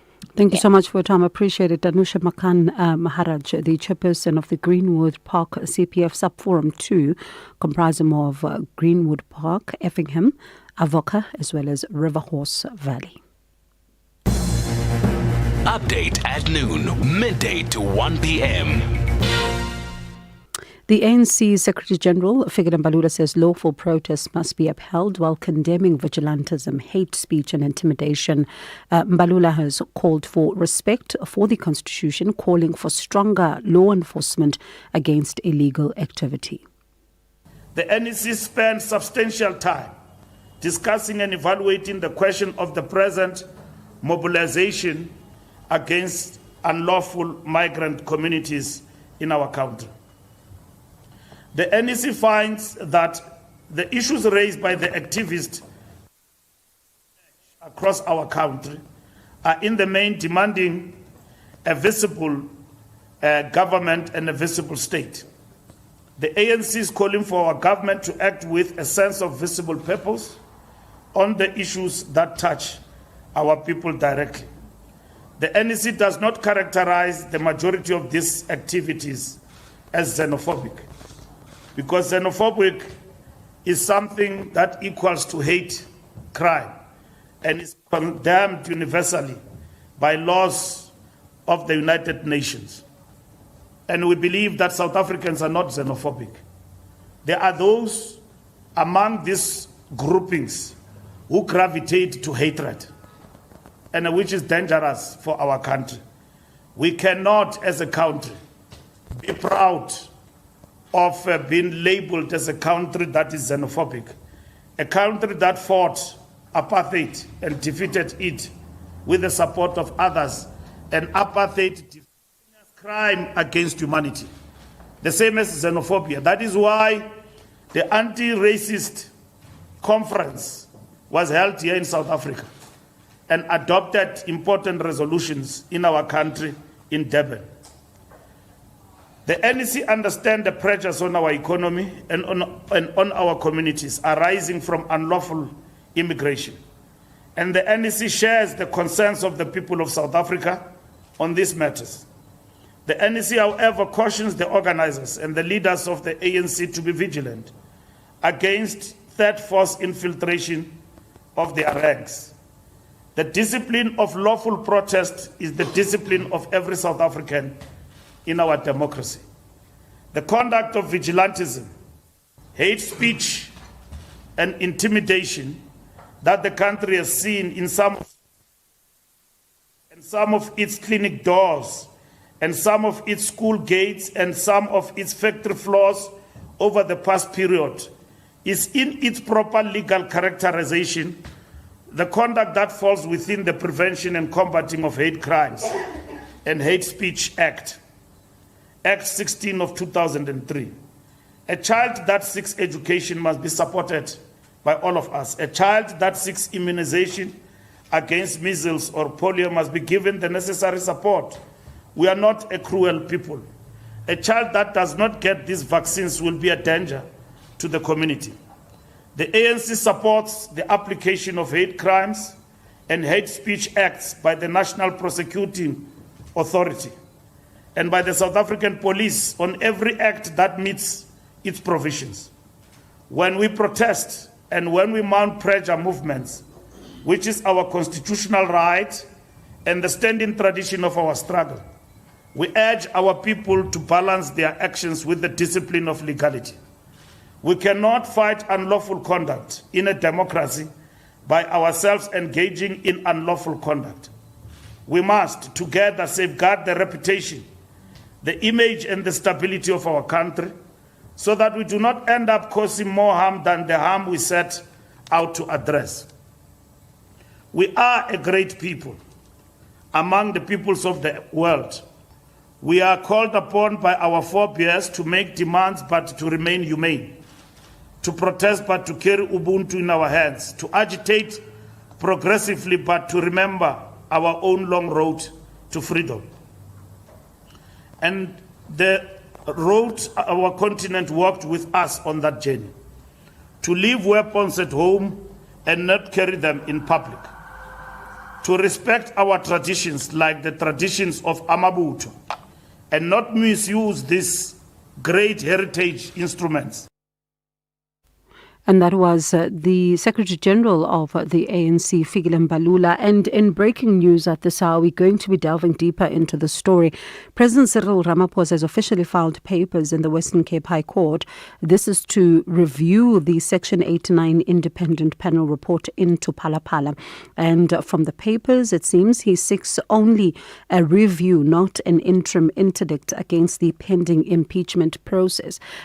You would have heard the president, he even repeated it on his address when the Constitutional Court had ruled on the process of the particular matter. He did repeat what he had said before, that he wasn't happy with this particular report. He believes it's flawed, and he believes that the report is also relying on hearsay, and that the report is, can be challenged. There are some legal analysts who've also said that he may have a point, that the report may have some contradictions, while others disagree, that the report just merely speaks about at face value, prima facie, that there could be a case he may have to answer here.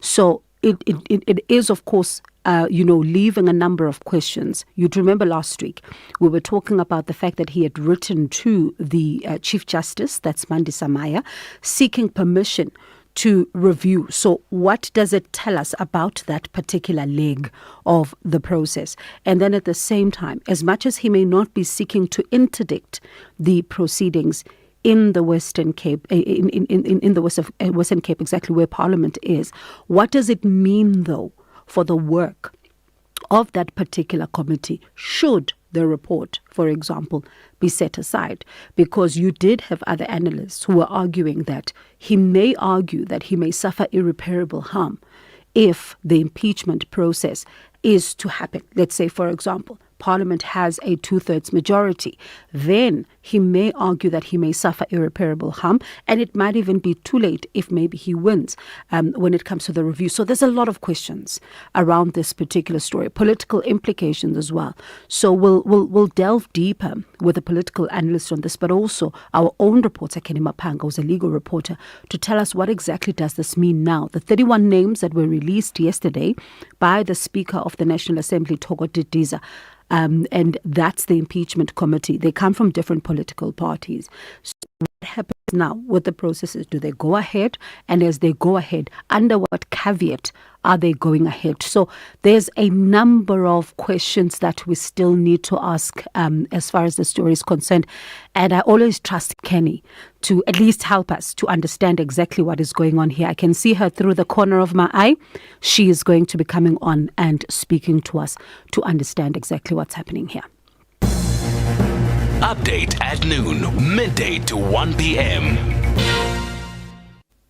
Let's quickly take you to another story that is currently happening. That's thousands of learners being left stranded for 2 weeks as scholar transport disruptions continue in the Eastern Cape. Taxi operators from Ngqushwa are shutting down services over alleged government non-payment, forcing school closures and severely disrupting teaching and learning. Parents are calling for urgent intervention as tensions escalate between operators and authorities in efforts to resolve the ongoing impasse swiftly. So let's speak to the Eastern Cape's Transport Department spokesperson, Unathi Bingose. Unathi, thank you so much for your time. So, is it true that this is over the issue of non-payment? And if it is, how many scholar transport, drivers are involved here? It really is. We can confirm that there are some outstanding invoices that we are busy processing and making payments. But we have to check and see if those that have been submitted are legitimate. And there was a run that is currently underway today, and we believe that money will appear on the bank accounts of operators within the next couple of days as soon as the bank clearances are done. But yes, we can confirm that there are some outstanding payments that are due to operators that are yet to be paid. You do have some of those scholar transport drivers as well as parents who are saying that it should not have taken this long to resolve this particular impasse. It can't be 2 weeks because their children have lost out on school time. How do you respond to that as a department?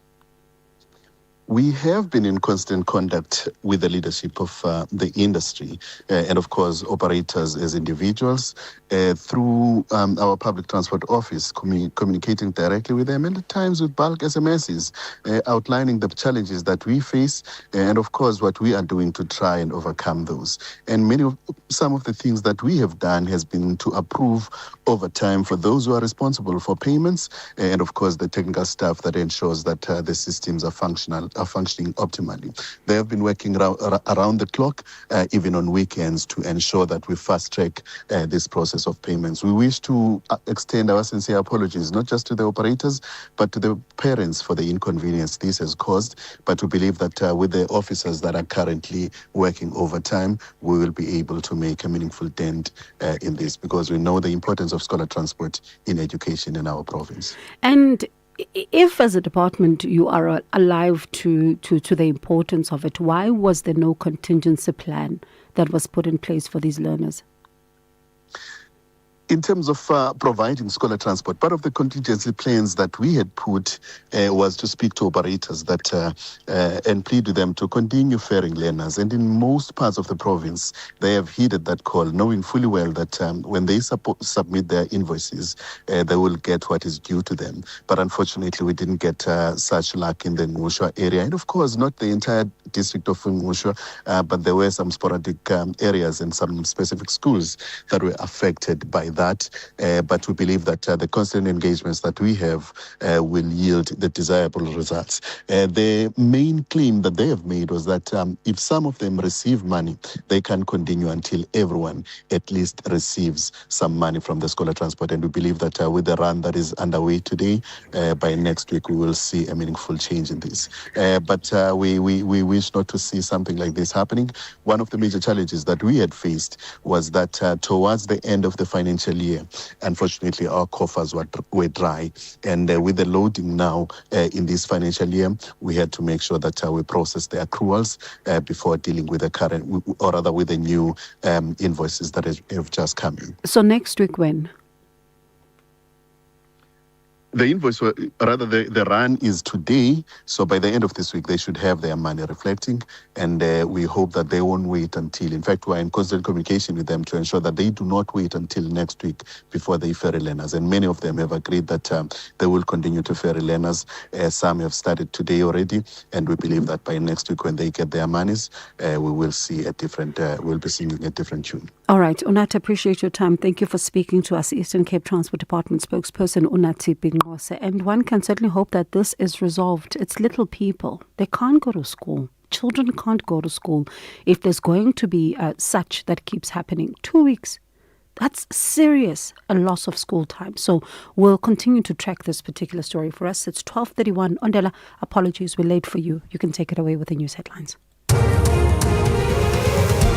Thank you, Bongi. On the news headlines, President Cyril Ramaphosa has officially filed papers in the Western Cape High Court to review the Section 89 independent panel report into Phala. He is seeking only a review and not an interim interdict against the pending impeachment process. 23 undocumented foreign nationals have been arrested, while 5 shops have been closed in a blitz on 2 major streets in the Durban CBD. And the Gauteng provincial government says it is strengthening collaboration with municipalities and law enforcement agencies to protect unlawful land occupation. A full update follows at the top of the hour. Economic news on SAFM. Facts and figures you can count on. The rand is trading at 16 rand 36 cents to the dollar, 22 rand 4 cents to the pound sterling, and 19 rand 4 cents to the euro. The euro is trading at $1.16 and the dollar is at 159 yen 18. In Brazil, $1 is trading at 5 real 1 cent. In Russia at 71 rubles 95. In India at 95 rupees 58. And in China, a dollar is changing hands at 6 yuan 78. Asian markets ended mixed. Japan's Nikkei fell 0.3%. Hong Kong's Hang Seng ended flat and China's Shanghai index dropped 0.2%. India's markets have extended losses at the close of trade. The JSE is in negative terrain at midday, with the all-share index off 1.1% at 114,774. The industrial 25 index has dropped 1.3% and financials are down 0.5%. Top 10 resources index is 1.5% lower and the precious metals and mining has fallen 2.1%. European markets are trading weaker, with Britain's FTSE 100 up 0.6%. The CAC 40 in France down 1%. Germany's DAX has fallen 0.8%. Let's take a look at commodities now. Gold is trading at $4,520 and platinum at $1,943 per ounce, while the price of Brent crude oil is at $99.31 a barrel. Update at noon, midday to 1 p.m. All right, as promised, we continue then to monitor some of the developing stories. A breaking news story I shared with you a little earlier on is that President Cyril Ramaphosa, has officially filed papers in the Western Cape High Court to review the Section 89 independent panel report into the Phala saga. From the papers, he seeks only a review, not an interim interdict against the pending impeachment process. So what does it mean? I'm glad I'm not the one to explain all of this. Our reporter, Kenny Mapanga, as promised, is with us actually in studio. Kenny, what does this mean? Well, good afternoon to you, Bongiwe, and to the listeners. Well, the President has officially filed papers in the Western Cape High Court, that is in the Cape Town court. So essentially in the papers, it's quite interesting to see the relief that he's seeking. I think there was a lot of debate about how you're going to have these parallel processes taking place when a report is under review. But essentially, in the papers, he's not seeking that interim interdict that everyone would have thought would have been the first process in order to determine whether or not this report is legal, is it lawful, is it valid. None of that is there in the papers. Instead, what he does is that he seeks a review against the actual report itself, which found that he may have a case to answer in the Section 89 independent panel report into Phala. And of course, we know the Constitutional Court has stated what the obligations of the National Assembly was, what the responsibilities was, not to just squash the report, but to test it prior to reaching that conclusion, not use its majority to squash the report. But I think the second relief he seeks, Bongiwe, is quite interesting, because that is where he states that any steps taken by the National Assembly pursuant to the reports are equally reviewed, declared unlawful, and set aside. So although he doesn't seek an interim interdict, what this does, Bongiwe, is that you now not only have the report itself under review, but now you have any steps that the National Assembly takes under review as well. So we know that they are currently embarking on this impeachment process. It's well underway. The names have been sent. How then does the National Assembly confront this situation? You have obligations, constitutional obligations, but at any point, if, and that's a big if, the president is successful, any of the work that you've done could be reviewed and set aside. So what then does the National Assembly do? Does it continue with its process, or does it wait for this review to be finalized first? Because the second relief sought directly speaks to the steps that the National Assembly takes pursuant to this report. Sure. And it might not be an interim interdict, but it does present a bit of a dilemma for the National Assembly. How do you handle this going forward? Do you proceed with a process that is the subject of a review and can be halted at any given moment when that matter heads to court?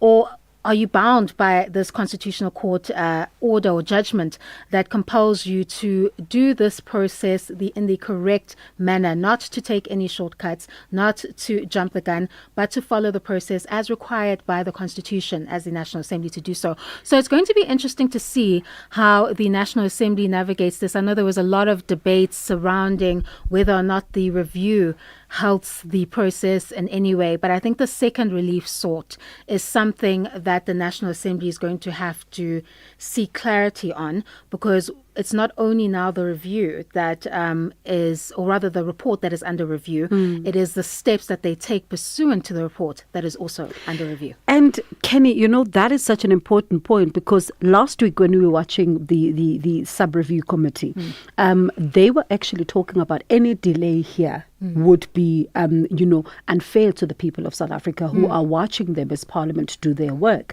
Even going as far as saying they want to get this matter out of the way as speedily as possible. But as you say, this does create some kind of conundrum. And I suppose the Speaker now has to give direction, possibly after seeking legal action? Legal advice, rather? Indeed. It doesn't, the papers that the President has filed doesn't explicitly stop the process, but it places it under review. So it leaves those questions that need to be answered in the hands of the National Assembly. So he's not saying stop with your process. He just says that any steps taken pursuant to that report are the subject of a review as well. So it's quite a difficult dilemma for the National Assembly to be placed in, because if, and that is a big if, I repeat again, if he is successful, then all that work could be declared invalid and set aside. How then do you confront this particular situation? I think all eyes are now on the National Assembly, rather, to see how they navigate this, because clearly he's not seeking an interim interdict that would halt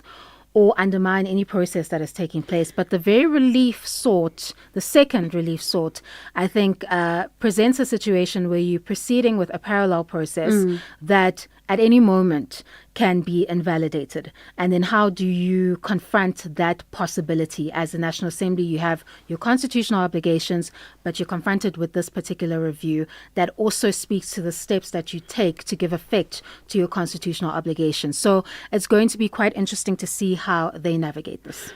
Kenny, what does this tell us? Because last week there was, conversations around him having written to the Chief Justice, right? So what does this particular move tell us about that process, if at all, if anything? Oh, no, there's nothing controversial about that process as per the Superior Courts Act, because he was launching litigation against two judges.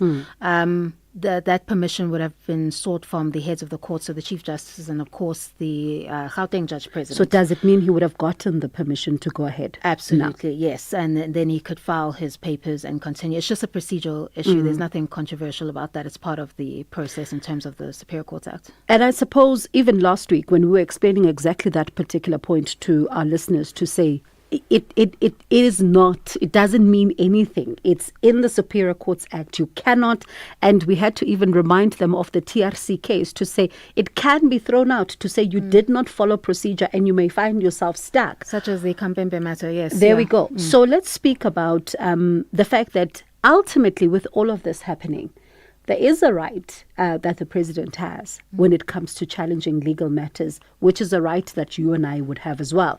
But also then balancing that with also the work of accountability as far as Parliament is concerned, because you have even covered the Constitutional Court matter. Yes. And a lot of parties decrying accountability in this area.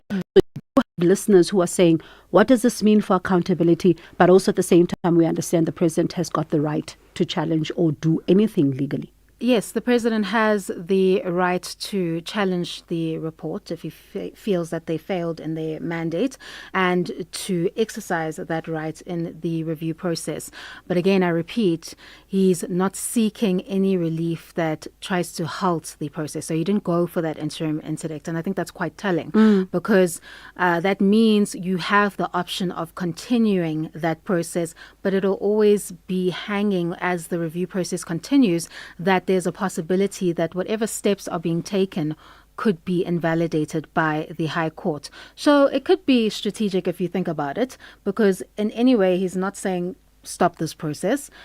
Let me defend my rights, that's what he's saying. But also there's also that in the air that at any given point, if he is successful in the relief that he seeks, that all of those steps taken could be invalidated by the High Court. So it's going to be a balance of the interests of the nations, constitutional obligations of the National Assembly, the president, and also the president in his personal capacity and his rights in terms of the Section 89 independent panel report.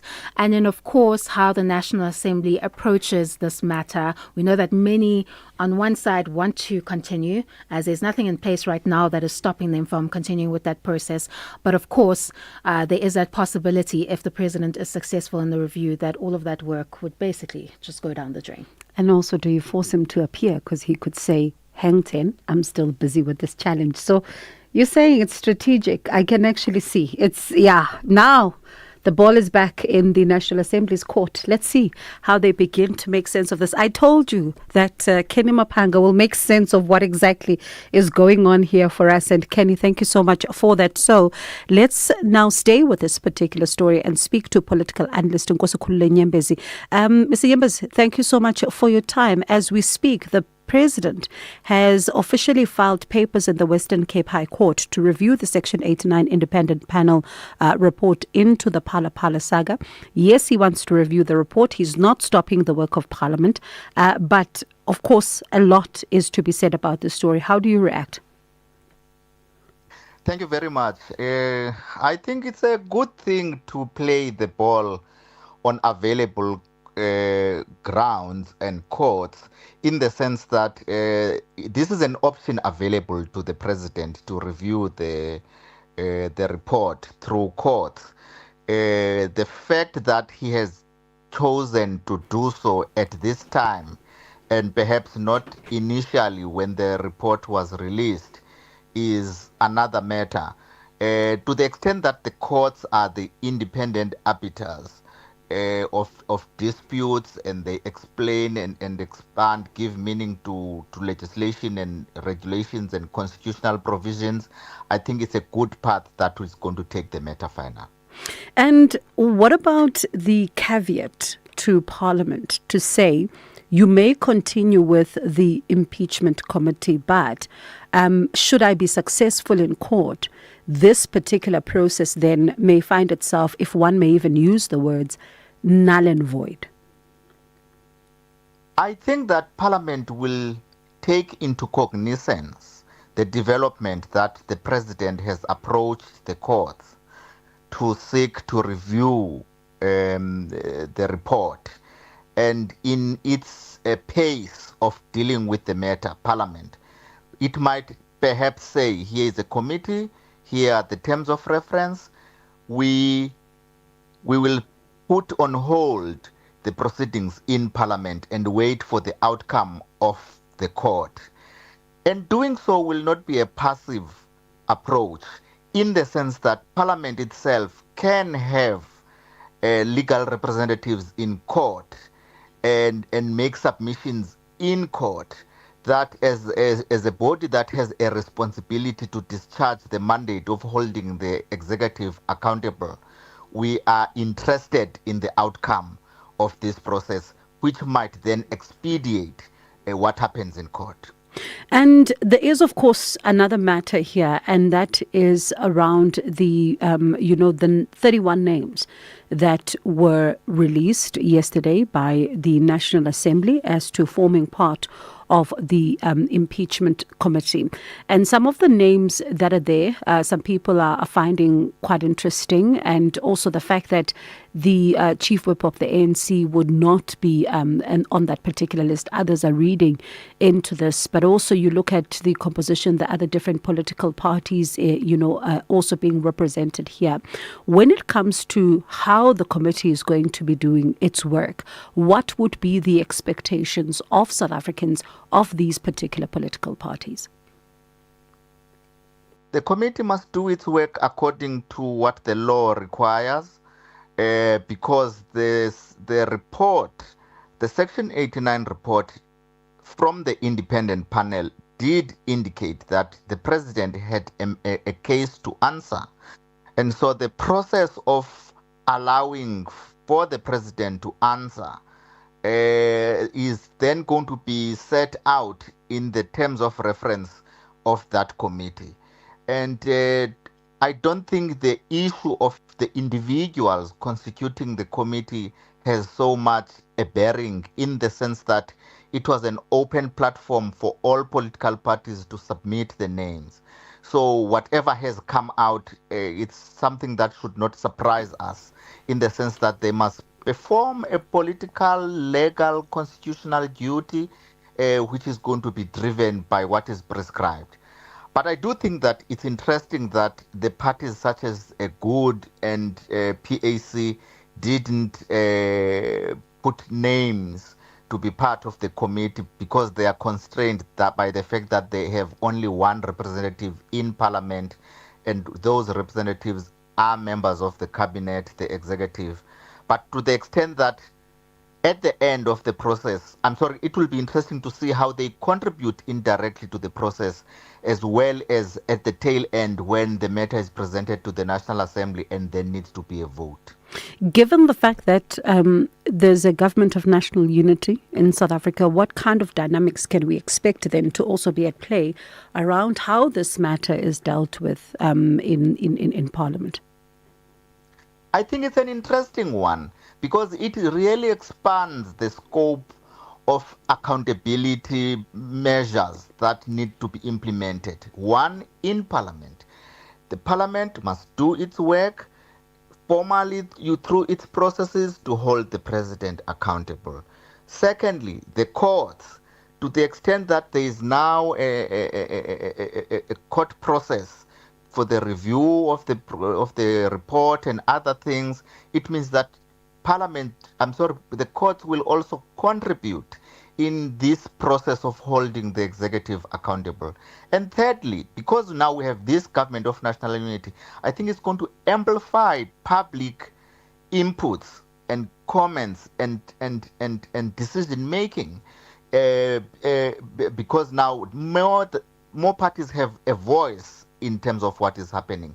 But again, because we are also going for the local government elections, I think this is going to remain a topical issue, and it's going to be used in the campaigns, even though it is there just for local government. It's going to be used by different parties to enhance accountability, but also to leverage their political fortunes in the manner in which they are going to keep this matter in the spotlight.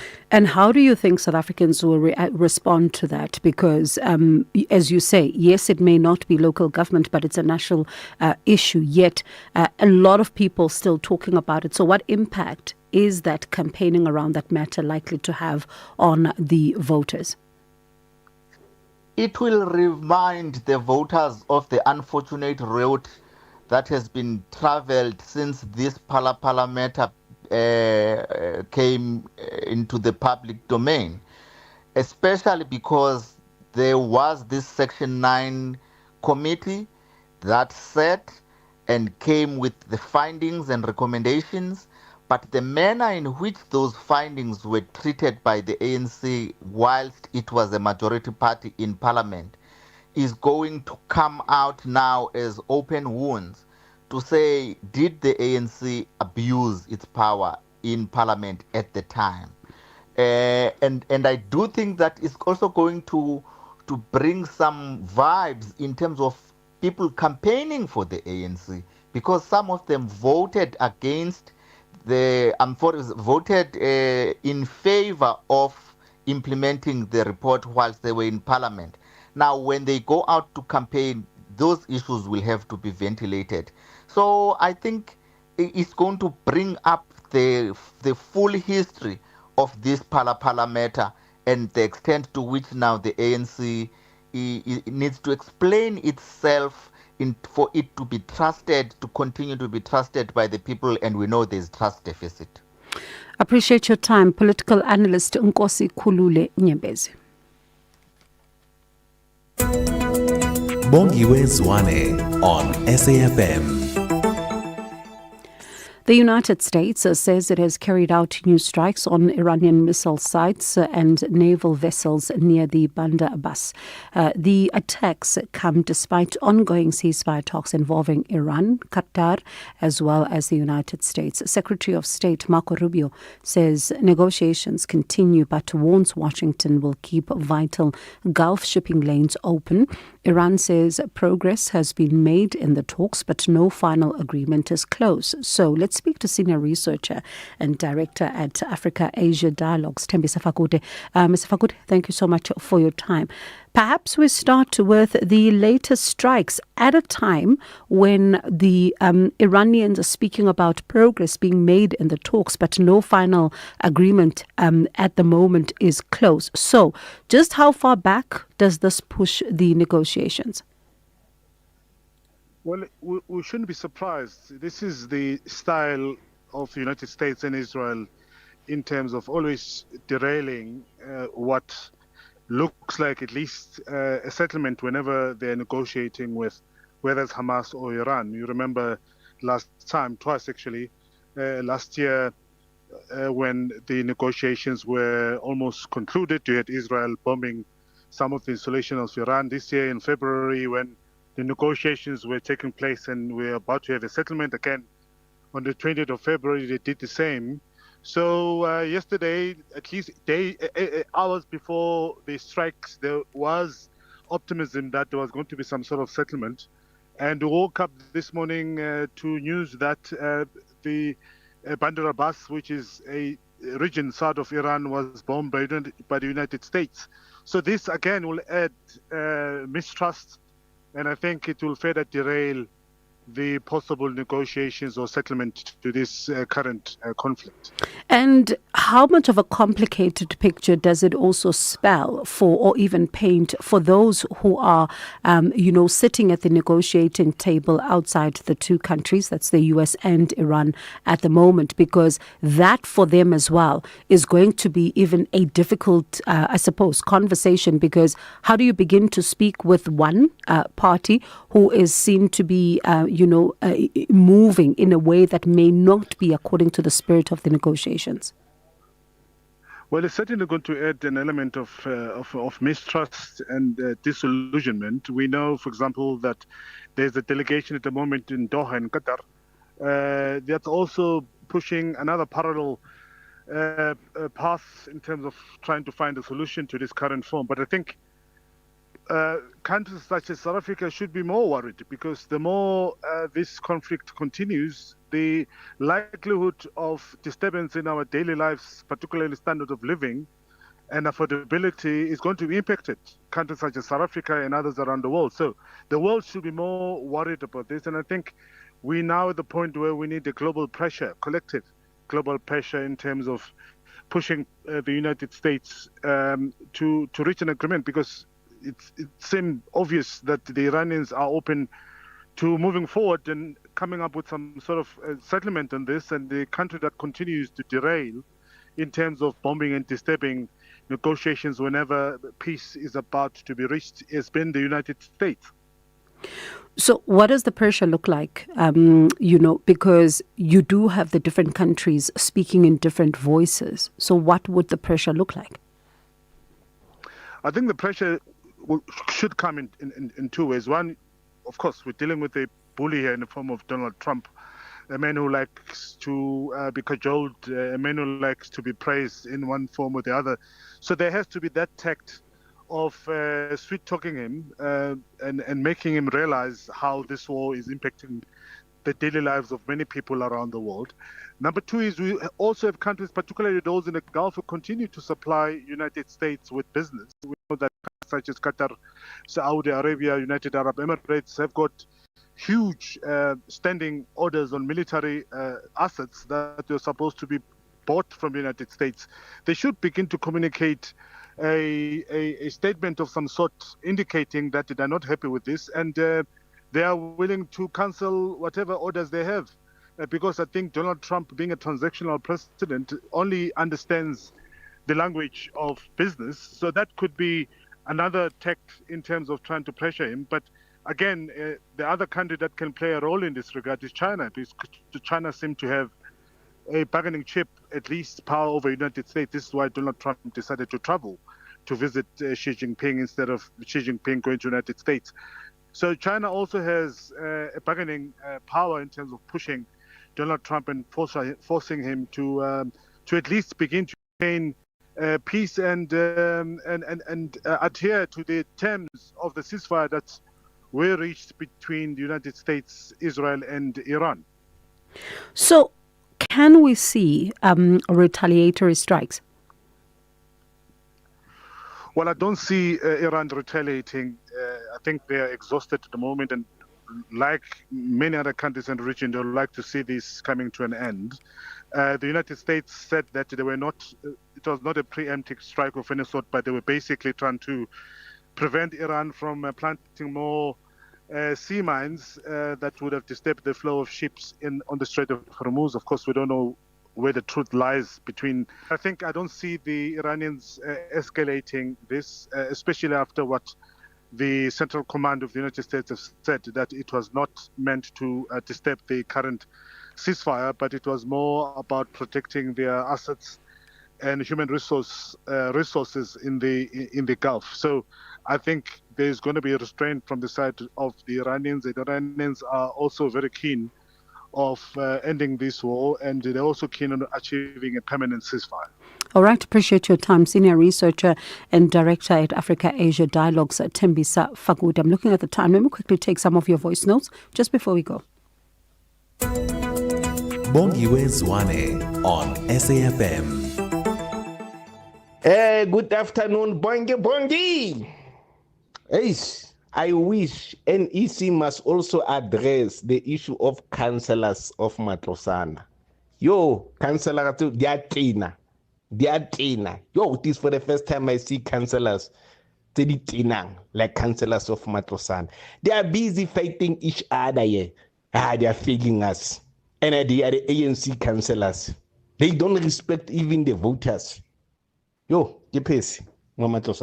find it, I never actually know what to say. So our Minister of Health and the other bigwigs are going to go to the Charlotte Menexi Hospital to see what's going on. The fire, as you say, was in 2021 and still no progress. And this is the same gentleman that believes that if he takes NHI, it's going to work when he puts the private hospitals in with the government hospitals they can't even manage. I make it, somebody please make it make sense. Thank you. Yeah, Bongo, those who say we are xenophobic while we complain about unemployment, while we complain about illegal immigrants, then those people must consult their dictionaries properly and get the meaning of xenophobia. You see, xenophobia comes from just a natural hatred, feeling threatened by someone else under no circumstances, under no reasons. So here we've got millions of reasons why we want these people to go back to their countries. Thank you, William Kuma. Thank you so much to you all for those voice notes. Appreciate your views, and remind, of course, these are the views of our listeners, certainly not the views of SAFM. It's 1:00. Thank you so much for engaging with us on the show. Ondelambana is on standby with the latest news, and Bridget, in fact, will then be coming through after that. So have yourselves a blessed afternoon. God bless.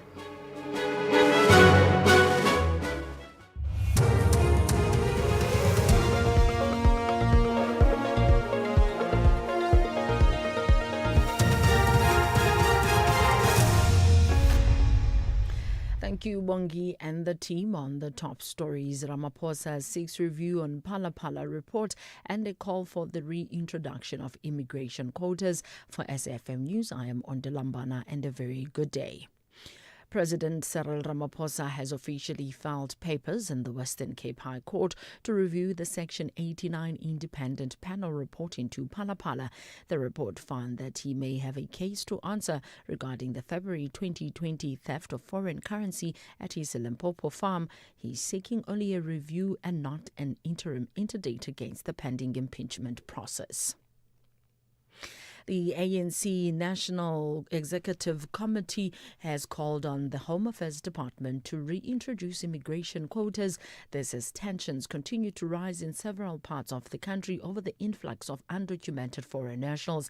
There's been protests across the country calling for the deportation of undocumented foreign nationals, with the national shutdown set to take place on the 30th of June. ANC Secretary General Fikile Mbalula was briefing the media on the outcome of the party's NEC meeting, which took place over the weekend.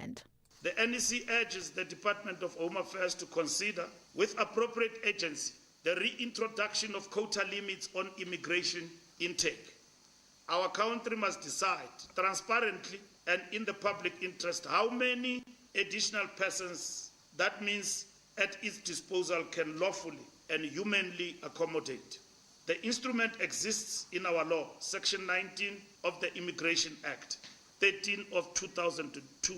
Provides the framework. The Department of Home Affairs says it will strengthen border controls and increase inspections to ensure that undocumented foreign nationals are traced and deported back to their countries of origin.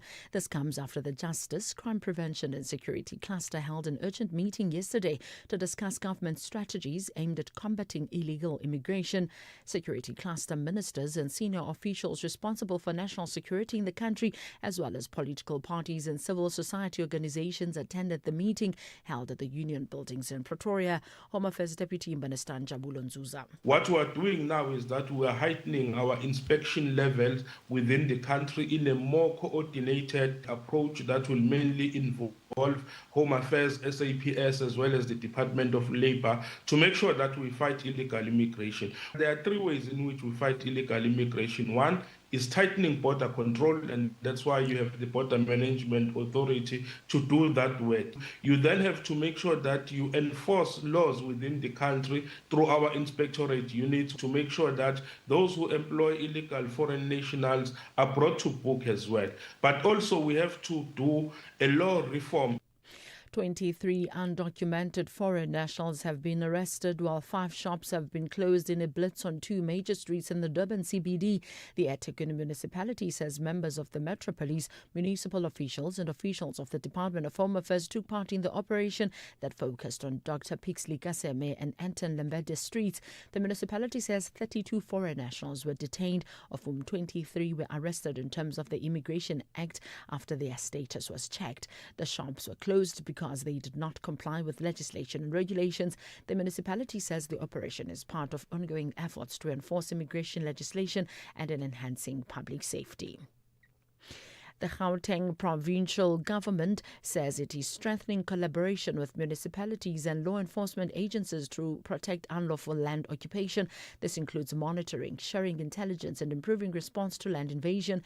The provincial government is also concerned about the rapid growth of informal settlements, which it says are driven by rapid urbanization, population growth and housing provision backlogs. Gauteng Community Safety spokesperson Ufenza Murwane.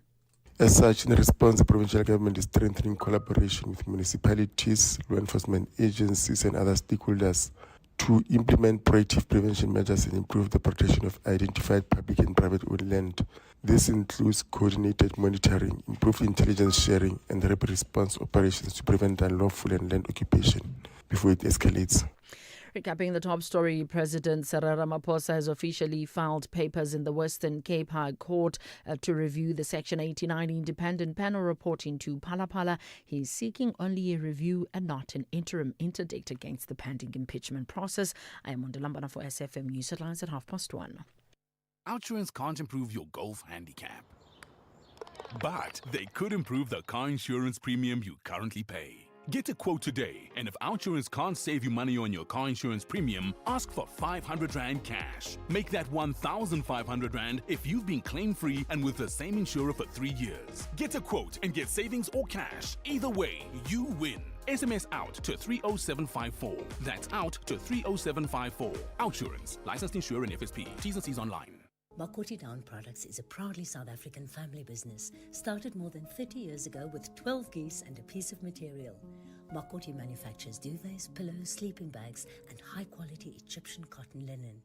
Our down products are suitable for people with dust mite allergies and come with a lifelong guarantee. And we offer a nationwide cleaning service for all your feather and down products. Visit us at makoti.co.za or call us on 041 9922395 for quality down, Makoti Down. In case you missed it. The devastating news is just the warning that you've put out to say that actually you want to quit the public sector. The beautiful honesty is there's an early retirement package, and I'm taking an early retirement package because I feel as though I'm stealing money because I'm not doing what I'm employed to do. Professor Adam Mohammed, Senior Doctor, Head of Internal Medicine. That was National Briefing This Morning with Kathy Mutlatlana. As part of Africa Month, now we are profiling Togo, West Africa. A narrow nation in West Africa, bordered by Ghana, Benin, and Burkina Faso, with a coastline along the Gulf of Guinea, a country where cultures, trade routes, and traditions intersect. French is the official language. You and Kabia are among the many local languages shaping national identity. Togo gained independence in 1960, a nation shaped by both resilience and political continuity. Agriculture, phosphate mining, and trade drive the economy. The port of Lomé serves as a major gateway for regional commerce. But challenges remain: youth unemployment, political tensions, and economic inequality. Still, Togo continues to grow through entrepreneurship, culture, and regional trade. Togo connects people through movement and resilience. In every market, in every rhythm, in every journey, there is connection. Togo, connected, resilient, evolving. Africa Month on SAFM. Conversations, context, connection. The Full Circle with Bridget Masinga. Monday to Friday, 1 to 3 p.m. SAFM, playing your music.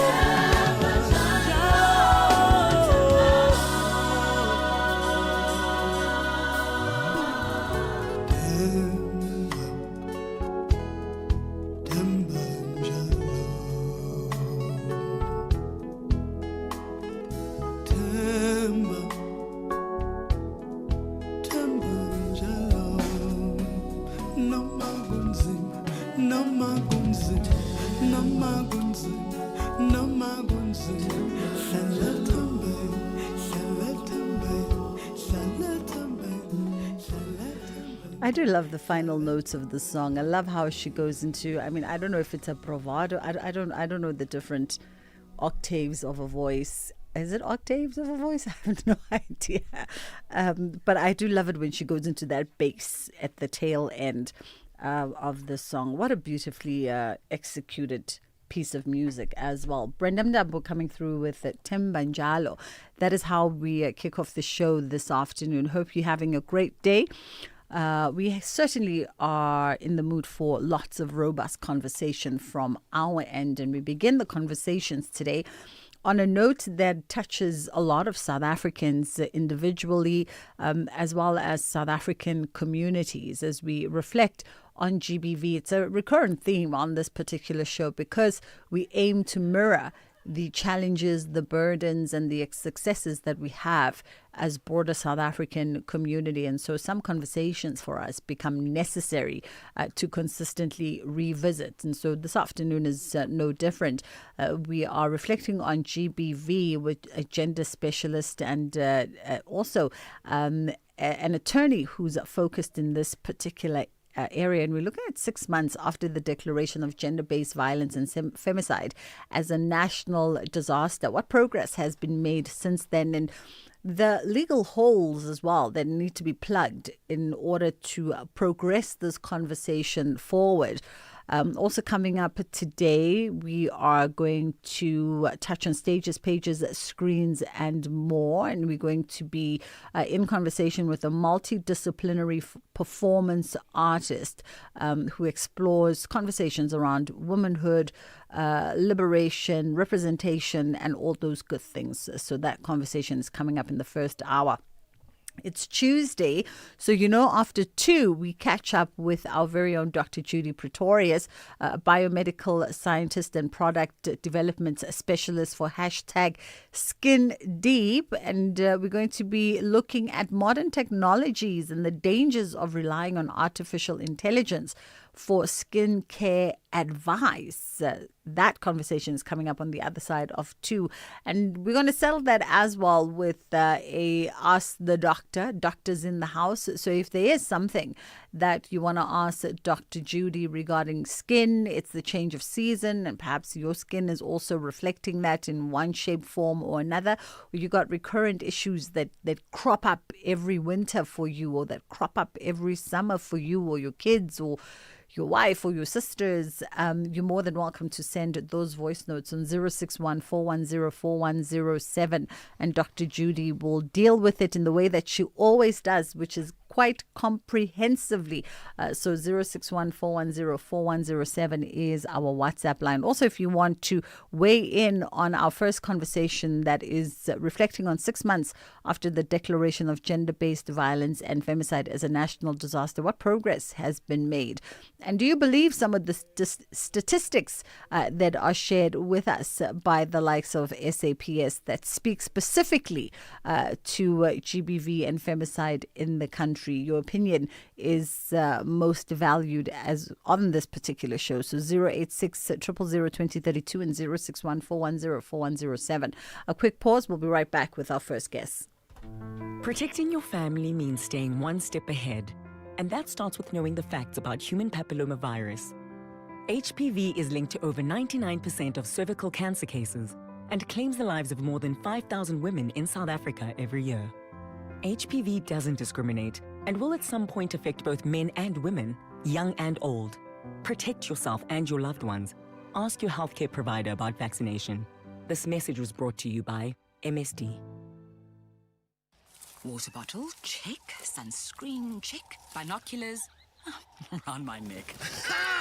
Is that Tembi? The same couch potato who shouts when we interrupt his soapies with But look at her now, a professional bird watcher. Oh, I'm shook. She's finally out here. I love the peaceful sounds of nature. Live life outside with Cape Union Mart. Sauda! A new reason to play has landed. Sizekaya is shaking things up with cascading jackpots. Every last draw of the month, Powerball Extra and Lotto 5 Max will now have guaranteed winners. More winners means more celebrations across Mzansi.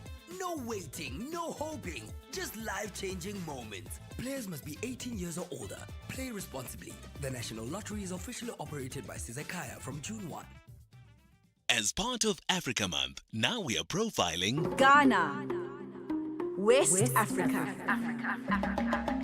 The first sub-Saharan African country to gain independence in 1957. A nation that lit the path for liberation across the continent. Rich in gold, cocoa, and culture.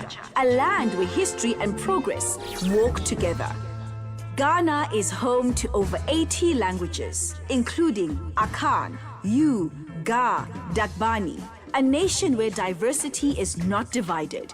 It is unified through shared identity and pride.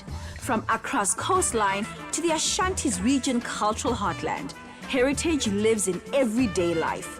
Kente cloth carries meaning in every thread. Festivals bring communities together in color and rhythm. And storytelling remains central to identity. A stable democracy in West Africa, a nation known for unity, hospitality, and cultural pride. Ghana leads with legacy and lifts with vision. In every harvest, in every heartbeat, in every voice, there is pride. Ghana is historic, united, and strong. Africa Month on SAfm. Conversations, context, connection.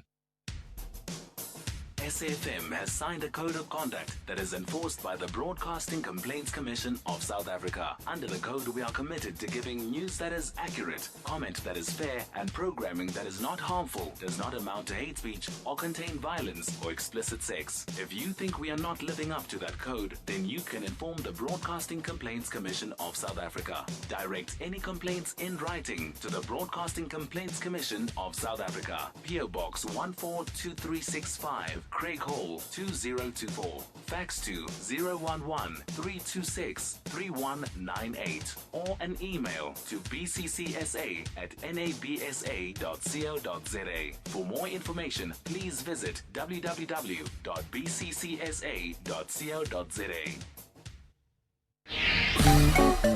You are listening to The Full Circle. All right, kicking off our first conversation this afternoon, joining me in studio is Ricky Minyuku, who's a gender specialist working with organizations, business communities, as well as government to build an effective ecosystem to prevent gender-based violence. And alongside her is Sfiso Mthethwa, director at, is it Mapike? Mapike Inc. Attorneys joining the conversation. Firstly, thank you to both of you for coming through. Much appreciated. I mean, let's reflect, I think just as an entry point, Rick, is that, 6 months ago, on the 20th of November, the president declared GBV a national disaster, GBV and femicide, after organizations and various stakeholders called upon him to do so for a number of years. Interestingly enough, when we were chatting with my team, we were all perplexed. We all said, was it 6 months ago? Wasn't it a couple of years ago? Because it almost feels like the call was a million moons ago, but the response has been so slow. Yeah, Bridget, I think part of the problem is the expectation of what proclamation of a national disaster would deliver. And the expectation that it would deliver the kind of response that, for example, we saw around COVID-19. Yeah. And it actually is not capable of delivering that. And then I think the other part of the problem is the communication or the engagement, the public engagement around what is being done. So they are some things being done. I'm no spokesman for the state, but there are some things being done. There's been a national joint committee set up. There are structures that have been set up that are meant to accelerate and drive the response to gender-based violence. But they're not communicating with the public that asked for the national, the declaration of a national disaster. So when our president said, yeah, we hear you, we're going to do this, there also needs to be the kind of consistent communication. Here's how far we've come. Here is what we're doing next. And we're not seeing that kind of communication, which is why people are like, oh, so nothing is happening. Mostly it is the development of architecture and infrastructure. There is a program of action with priorities that has been put in place.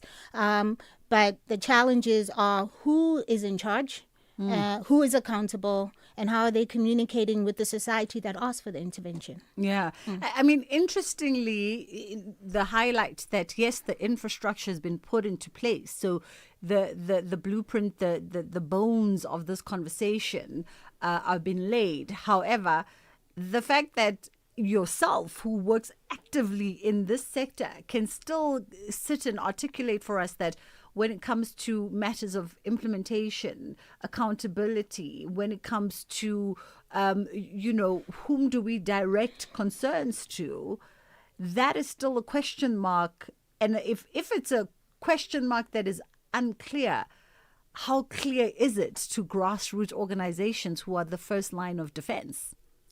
It's not clear at all. And part of it is that the infrastructure is, is foggy. There have been a lot of structures put in. We've got the National Strategic Plan, and now we have the National Joint Committee, and there's a ministerial committee, interministerial committee. Part of it, when you put in all of this infrastructure, is then you don't know who's responsible. Ultimately, I think the president is responsible. He made the promise. And I don't know how the president is keeping all of this reporting. Like, to prepare for today, I went and I looked at cabinet briefings. And it's not a sitting reported item. So cabinet doesn't report when it's met every month and come back and say, okay, so here's how far we are on GBV. Whereas we know with COVID-19, we were getting daily reports. Yes. It would be there on the screen. This is how many people have died. This is, right? That's how much of an emergency we saw. And I think the expectation of society is that declaring it a national disaster would give us that same drive. And it hasn't. Yeah. I mean, feel free to plug in here, because a lot of what Ricky says also speaks to a lot of work that you do in the conversation, right? Because when people talk resource, when they talk how that policy is then implemented, it speaks directly to the reporting systems. It speaks directly to, the legal systems. And victims of GBV, activists within the sector have often said those two elements present the biggest challenge. Well, I think on our side, the way we try break it down as simple as possible. You look in the mirror as a man.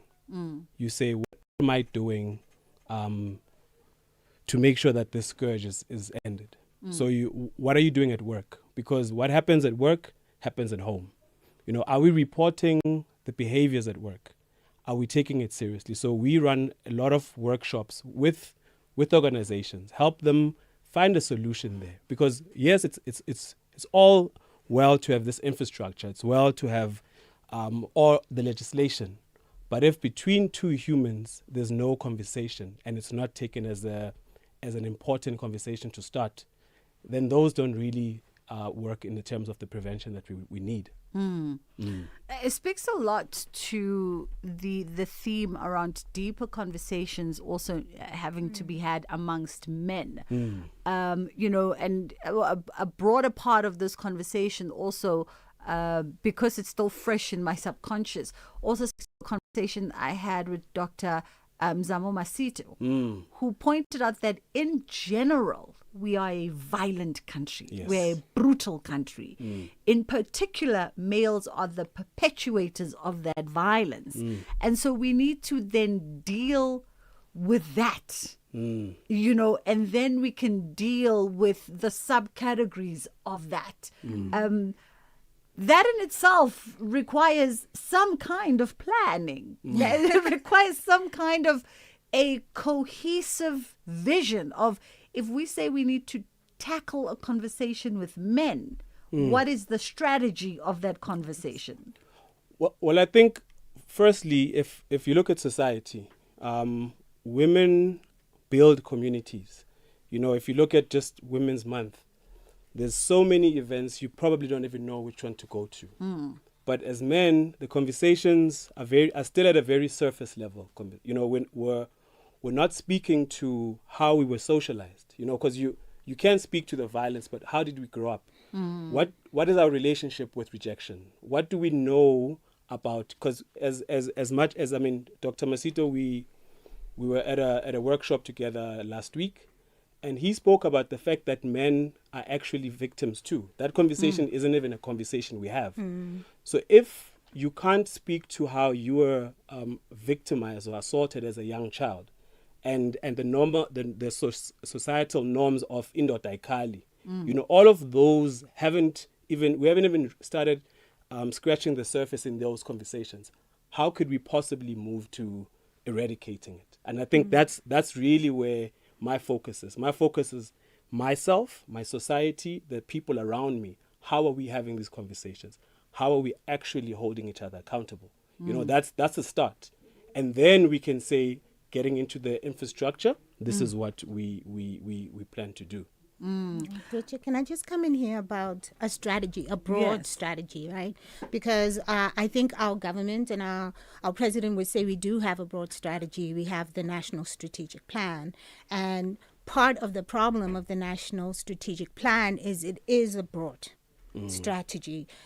Underneath that strategy, you have pillars, and then you still have to go deeper with strategy in every single one of those pillars in order to make progress. Because I think ultimately when we're talking about gender-based violence, what people want is change. They want to see visibly that things are changing for the better in their lived experience, not in the statistics that government will give us, right? Yeah. And so we need to have very clear strategies on what is happening in terms of service provision for survivors.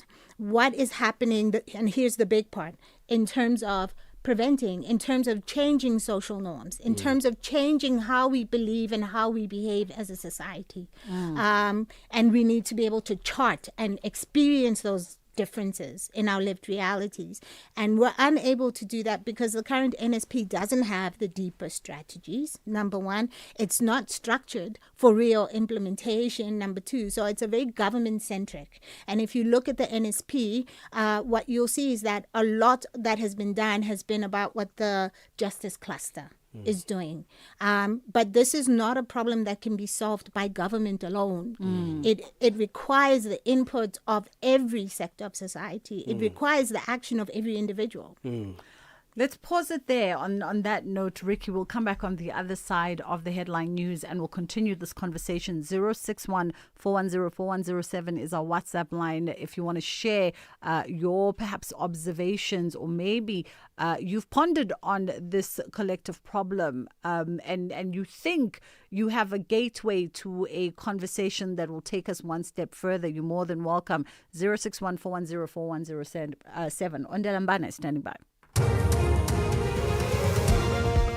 Thank you, Bridget. On the news headlines, President Cyril Ramaphosa has officially filed papers in the Western Cape High Court to review the Section 89 independent panel report into Phalaphala. The ANC National Executive Committee has called on the Home Affairs Department to reintroduce immigration quotas. This as tensions continue to rise in several parts of the country over the influx of undocumented foreign nationals.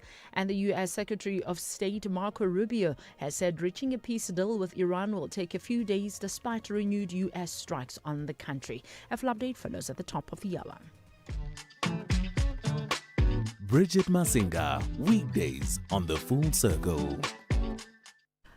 All right, we are in conversation with Ricky Minyuku as well as Sfiso Mtetwa, and we're reflecting on the status of GBV in the country 6 months after the declaration of gender-based violence and femicide as a national disaster. What has been the progress? And this past week, the Acting Minister of Police, Prof. Feroz Kachalia, announced the crime statistics for the fourth quarter of from January 1st to the 31st of March. Organized crime, alcohol and domestic violence drive high murder rates in South Africa. Around 9,700 plus rape cases were reported to the police, and approximately 47% of these violence incidents occurred at a victim's place of residence. And that's the thing about this conversation around GBV and femicide, is that it is a very personalized experience, in the sense that 9 out of 10 perpetrators are people that you know, people that you trusted at some point in time, people who you felt safe amongst at some point in time, who have then violated and exploited that, which makes it very much a societal, to your point, that it can't just be a government thing, which I think is what we all are in agreement as society, right? But as much as we are in agreement with that, it's a society thing, which speaks to Sfiso's point that means if we're saying it's a society thing, then we all have a role in our little corners. We all have a responsibility to each other in our little corners. And maybe that should be the first step of the strategy, is how do we consciously make you participate in this as South Africans beyond a talk shop? Yeah. How do you pick up the phone and say, my neighbor is abusing his wife? Yeah. So, I mean, in trying to change society and how we behave about this, I think there's a difference between recognizing that I have to do that, but then also struggling with my own belief systems that drive gender-based violence. We can't address gender-based violence unless we're creating the space and opportunity for people to really examine, what do I truly believe that makes me quiet when my brother is abusing someone else, that makes me quiet when I have been on the receiving end of abuse. So there needs to be space for that before people will actually act differently. But then I also think there has to be structures.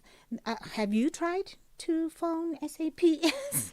I have. It is not as easy as you believe. And that's what I mean, is the lived experience.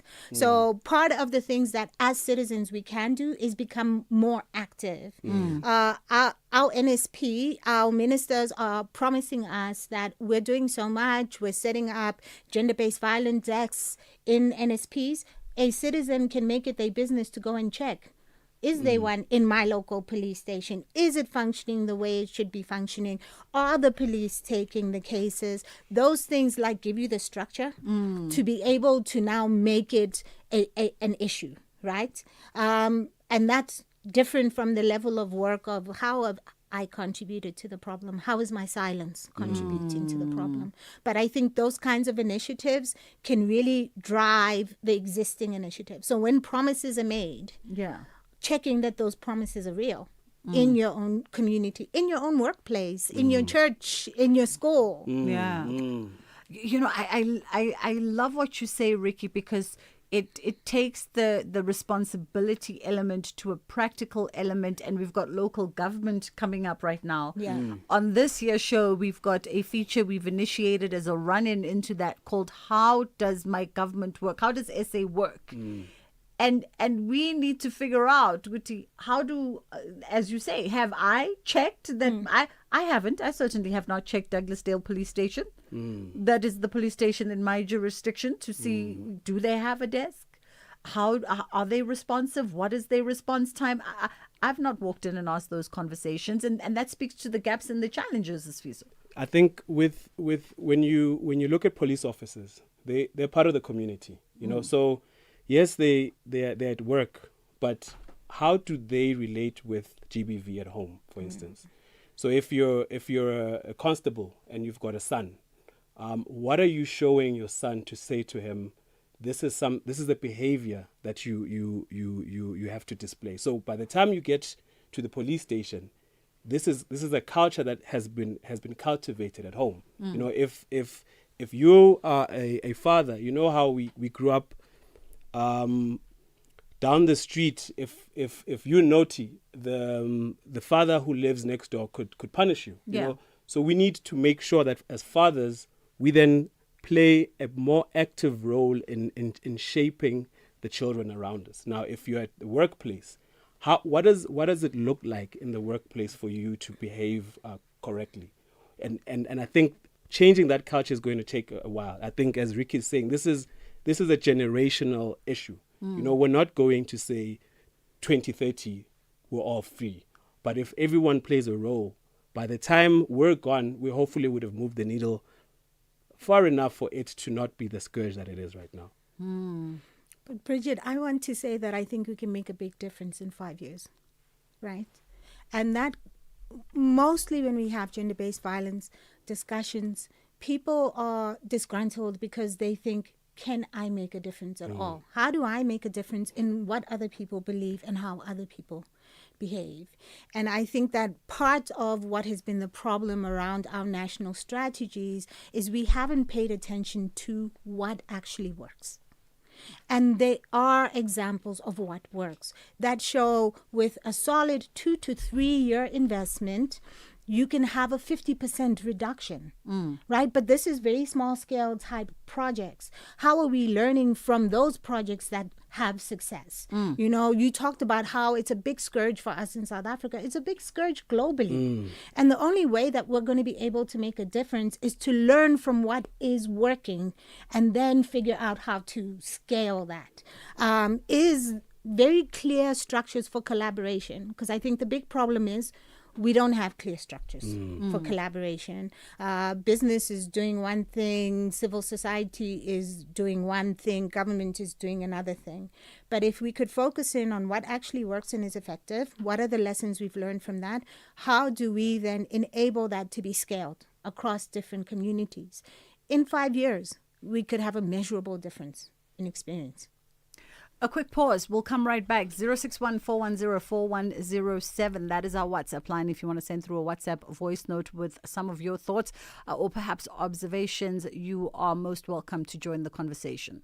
As part of Africa Month, now we are profiling Democratic Republic of Congo, Central Africa. Home to the second largest rainforest on earth, the Congo Basin. A land of endless green and powerful waters.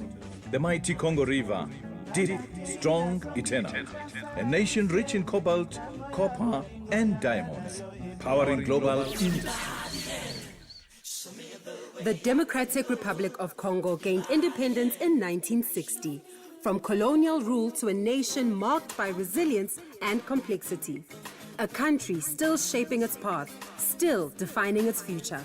One of the most culturally rich nations in Africa, home to over 200 ethnic groups and languages, including Lingala, Swahili, Kikongo, and Chiluba. A place where identity is carried in rhythm, in speech, in song. From Kinshasa's vibrant streets to deep rainforest villages, life moves with energy and expression. Music is not just entertainment, it's identity. Sukus, rumba, and storytelling pulse through everyday life. Congo does not pause, it persists. In every river, in every rhythm, in every voice, there is endurance. Congo is powerful, alive, unbreakable. Africa Month on SAFM. Conversations, context, connection. Bridget Masinga, weekdays on The Full Circle.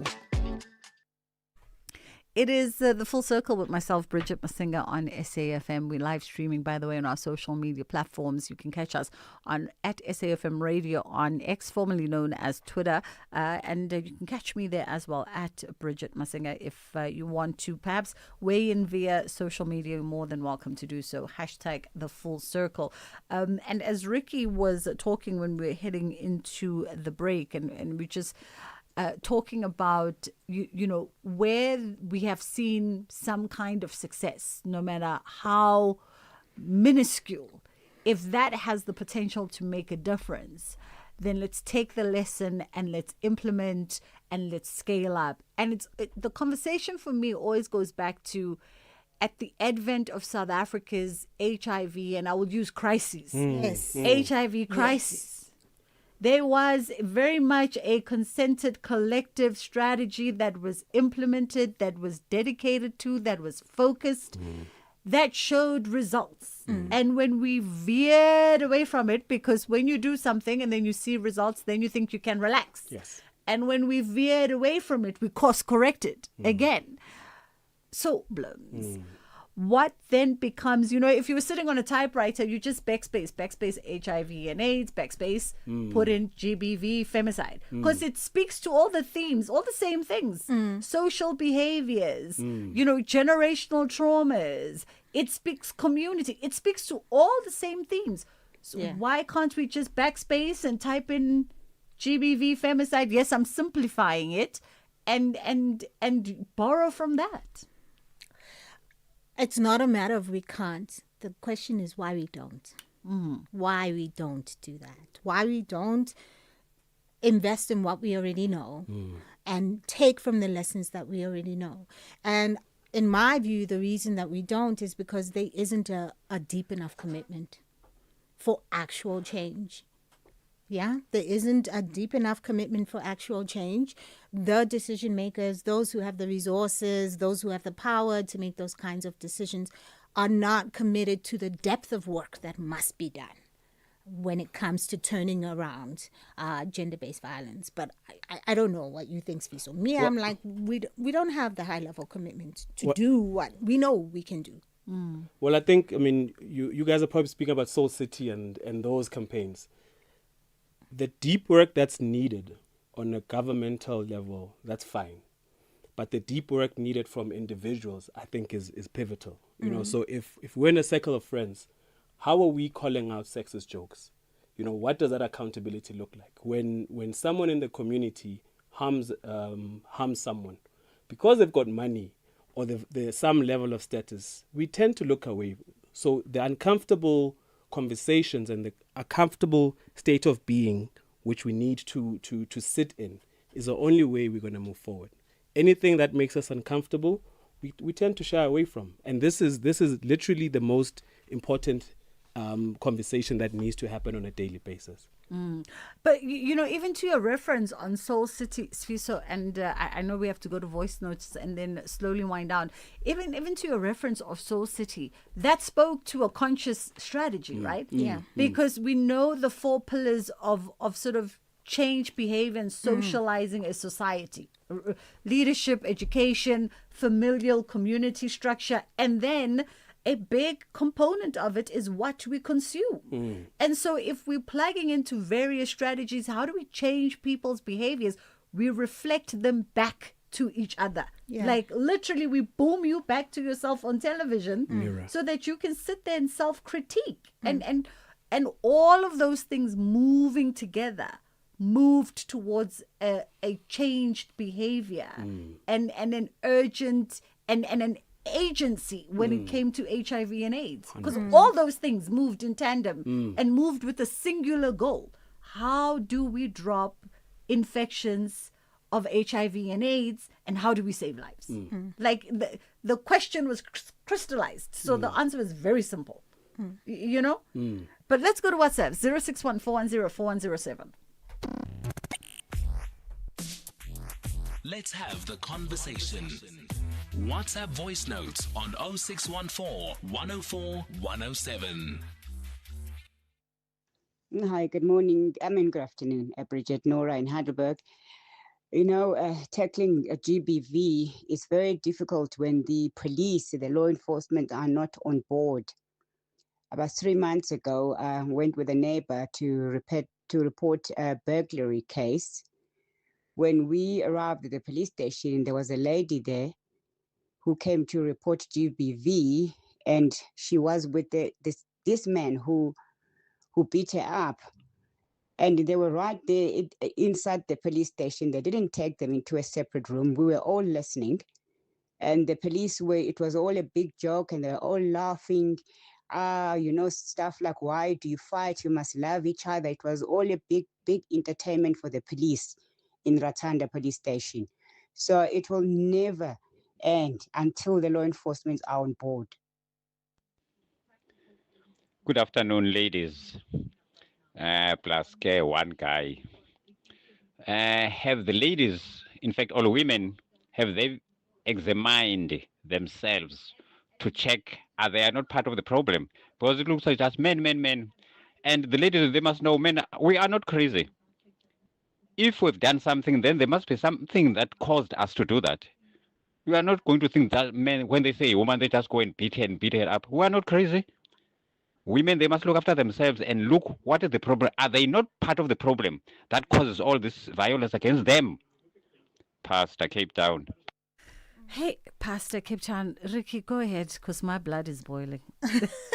So I don't want to respond to the questions. We know that there's problems with the police, and as I suggested, as a citizen who cares, start monitoring and reporting police stations where the work is not being done. Do women self-reflect? Yes, gender-based violence is called such because even women are perpetrators of that violence. The important thing I want to say is that there's a contextual difference between our fight against HIV and our fight against GBV. And a big part of that context is what is happening in the global and the funding climate, right? And so we no longer have access to the kind of international development fund resources that we had that were funding that kind of work. And a big thing that we're going to have to do if we want to succeed is look at how we collectively use our resources to the best we can in country. And when I say this, I am absolutely straight eyeing the private sector and saying, how do we incentivize the private sector to contribute? Because currently we do not have enough resources.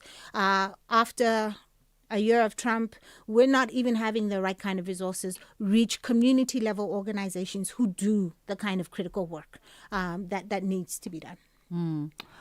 Sviso, I mean, I don't know, gender to gender, if you have anything to say. Well, look, I think the most important thing is self-reflection. You know, it's all well to ask if what is happening outside, you know, what have women done to cause this kind of behavior? But if you aren't a safe space, you need to reflect and ask yourself why. And I think the answers, as uncomfortable as they might seem, is a start as to how we move forward. That's really where we are. If you're at the base level, just pick up a mirror, look at your behaviors, the learned behaviors, talk to your communities, talk to the men around you. Because as much as, yes, it's disappropriate in how women are affected, as men are affected too. You know, so in those conversations, you'll find those things happen to us when we're young. How do we then walk it back so that we become safe spaces? Absolutely. And one would like to see a generation of both genders that is healthy and feels safe and nurtured. Both sides. And it's like Sviso says, change behaviors starts at home. In fact, they start with the man in the mirror. So, Pastor, maybe have that conversation with some of your friends, nihlale phansi, male and female, and ask them the question that you posed to us. And have a conversation amongst each other and then listen to each other to hear what is coming from both sides and take from that what you take from that. Guys, thank you so much for coming through. Thank you for having us, much PJ. appreciated. It was Ricky Minyuku, who's a gender specialist working with organizations, business and communities, and of course Fiso Mthethwa, director at Mapege Inc. Attorneys. It's 10 to 2 o'clock. A quick pause and then we come back. Oh, before I say goodbye to y'all, I've got 40 seconds. 40 seconds. Maybe I ask it after the break. Like, okay, it's fine. We'll wrap it. We'll wrap it here and then we'll come back with stages, pages, screens and more. Yo, how is your trolley so full these days, friend? It's my way, Jomi. I save up to 40% on my car insurance premiums every month. My way insurance? Yes. Now I have more money back in my pocket. Even though hubby switched to my way. Manja, we're both saving, which means we have more money to focus on the things we love and live our way. Savings after savings. Real people, real cars, real savings. For a quote, visit myway.co.za. Premiums are risk profile dependent. MyWay is a licensed non-life insurer and FSP. T's and C's apply. MyWay. Live your way. In case you missed it. The devastating news is just the warning that you've put out to say that actually you want to quit the public sector. The beautiful honesty is there's an early retirement package, and I'm taking an early retirement package because I feel as though I'm stealing money because I'm not doing what I'm employed to do. Professor Adam Mohammed, Senior Doctor, Head of Internal Medicine. That was National Briefing This Morning with Kathy Mutlatlana. All right, South Africa, history repeats itself. It all begins with a moment you'll never forget. South Africa versus Mexico on June 11th.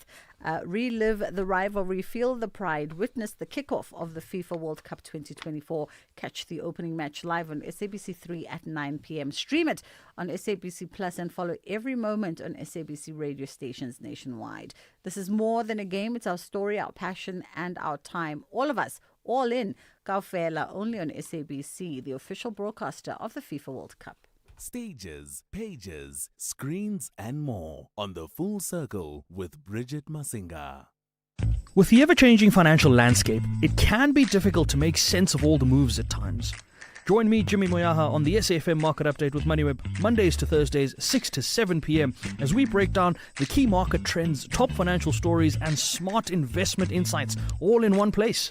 It's everything you need to stay financially informed and ahead of the curve. Stages, pages, screens, and more on The Full Circle with Bridget Masinga. All right, my next guest, Nompumelelo Munch, joins us now. Interdisciplinary artist, filmmaker, and director of Maya de Media. Thank you so much for coming through. Appreciate your patience. That last conversation took up a bit more of our time. But in a minute or so, I mean, let's get some history as to who is Nompumelelo. So Nompumelelo is a storyteller. Mm-hmm. I love telling stories, especially from lived experience as a Black artist. So through my lens and as authentically as possible. I love the authentically as possible aspect of it.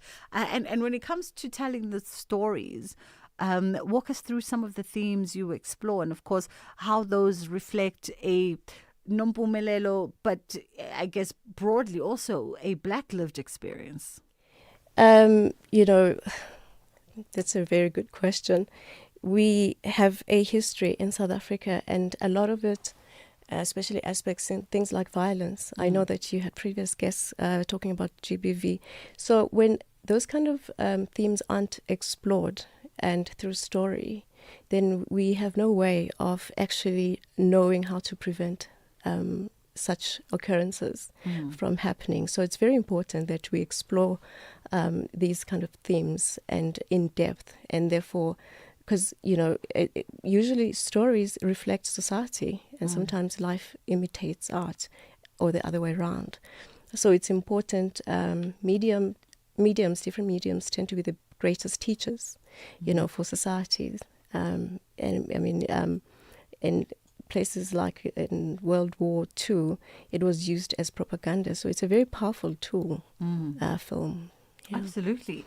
Talk to us about the work that you're busy with, because you also have a project that's reflecting on the life of a very personal, very close family member, a sibling of your own.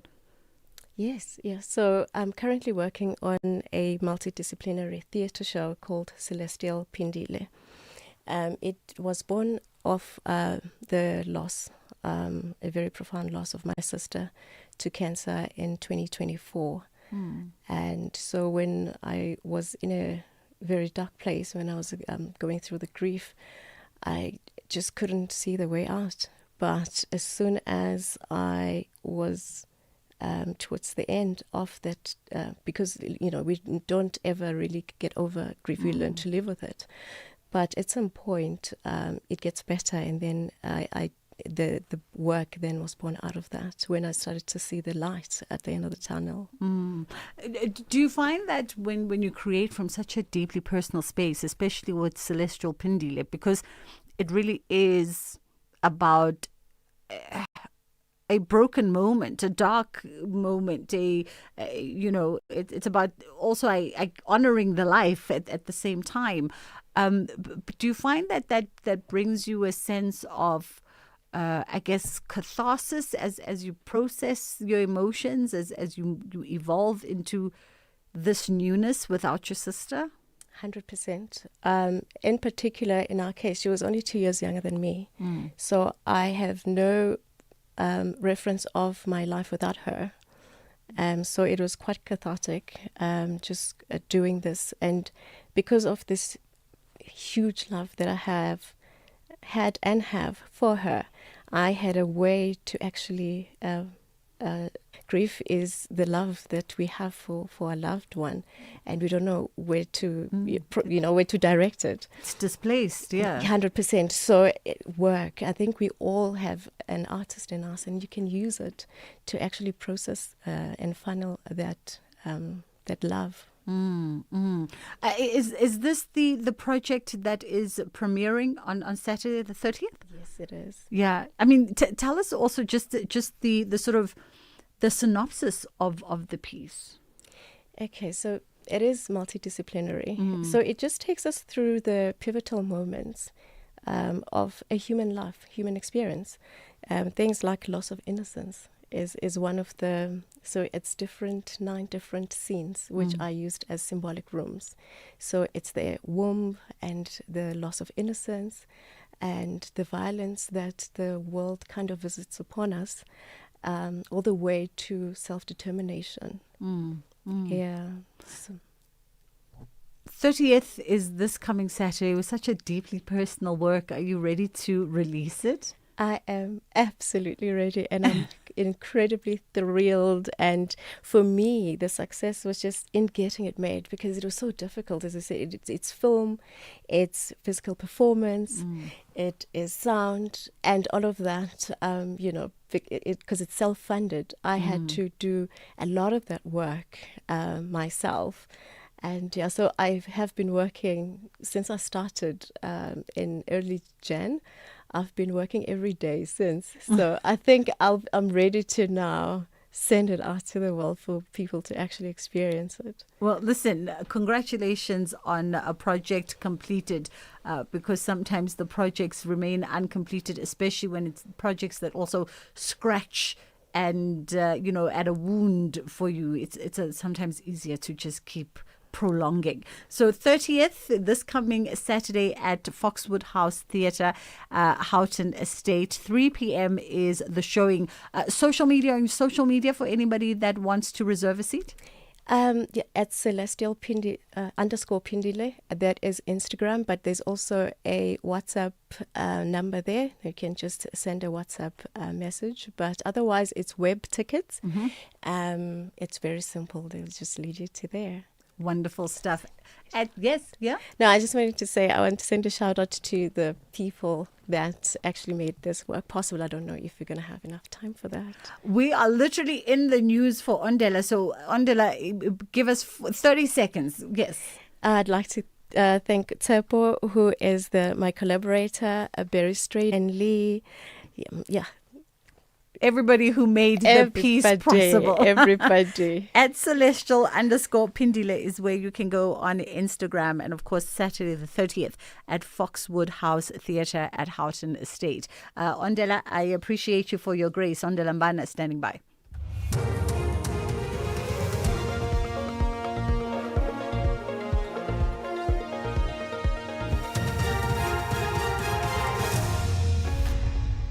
Thank you, Bridget. On the top stories, Ramaphosa seeks review on the Phala Phala report, and Rubio says Iran deal could take days as US launches fresh strikes. For SAfm News, I am Ondela Mbana, and a very good day.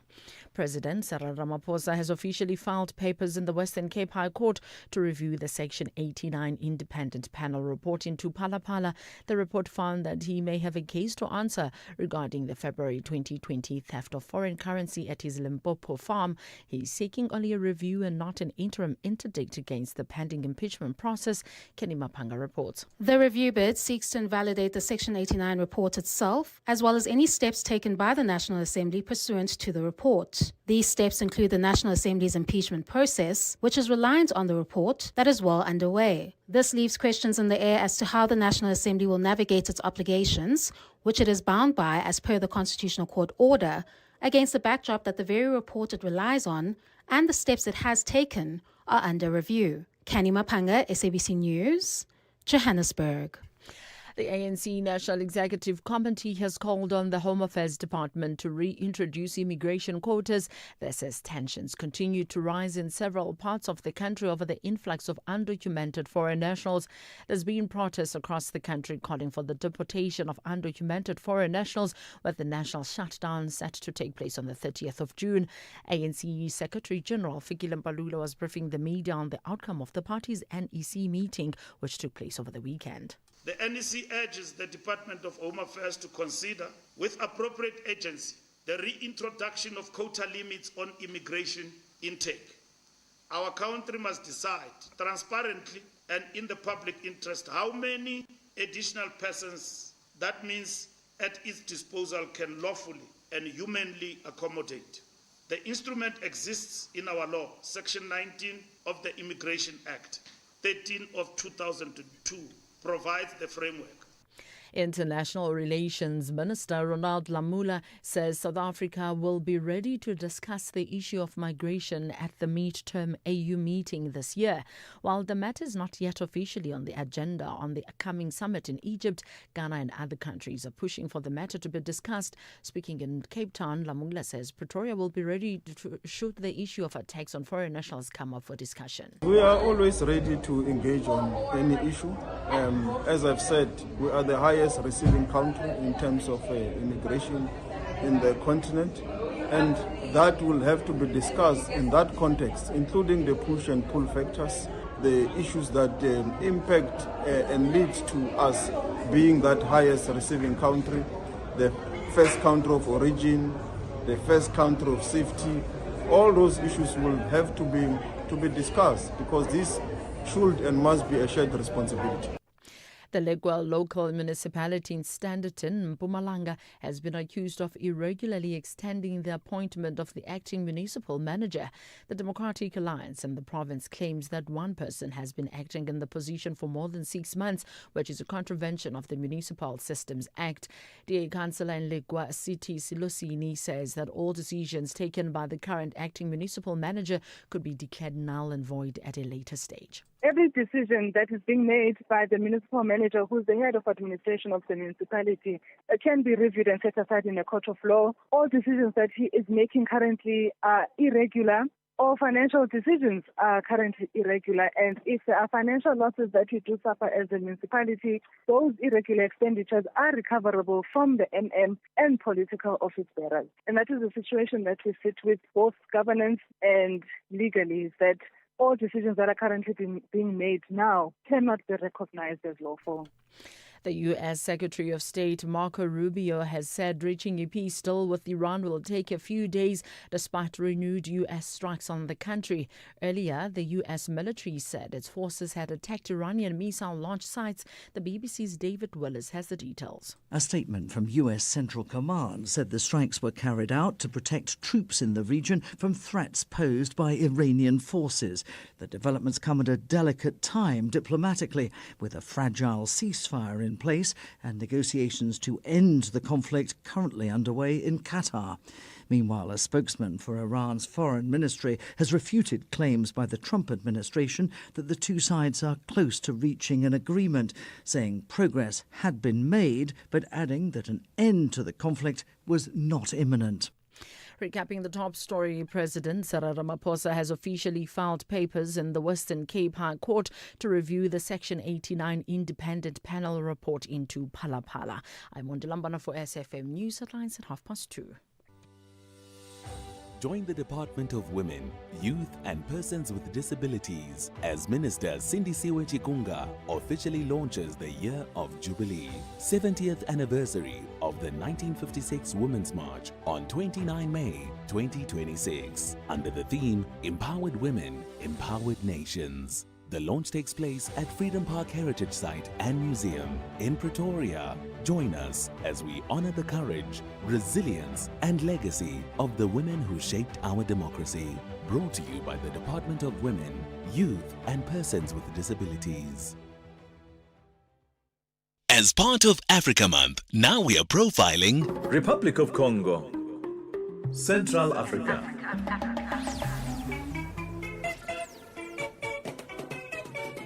Central Africa's rainforest nation with a coastline along the Atlantic Ocean, bordered by Gabon, Cameroon, the Central African Republic, the Democratic Republic of Congo, and Angola's Cabinda Enclave.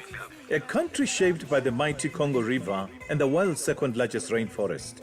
French is the official language. Lingala and Kituba connect the communities through music, trade, and daily life. The Republic of Congo gained independence in 1960, a nation rich in natural resources and cultural rhythm. Oil production drives the economy, while forests, rivers, and biodiversity remain central to the country's identity. But challenges remain: inequality, dependence on oil, and infrastructure development. Still, Congolese music, fashion, and culture continue to influence the region and beyond. The Republic of Congo moves with rhythm and resilience. In every river, in every rainforest, in every beat, there is life. Republic of Congo, vibrant, natural, enduring. Africa Month on SAFM. Conversations, context, connection. The Full Circle with Bridget Masinga. Monday to Friday, 1 to 3 p.m. SAFM, playing your music.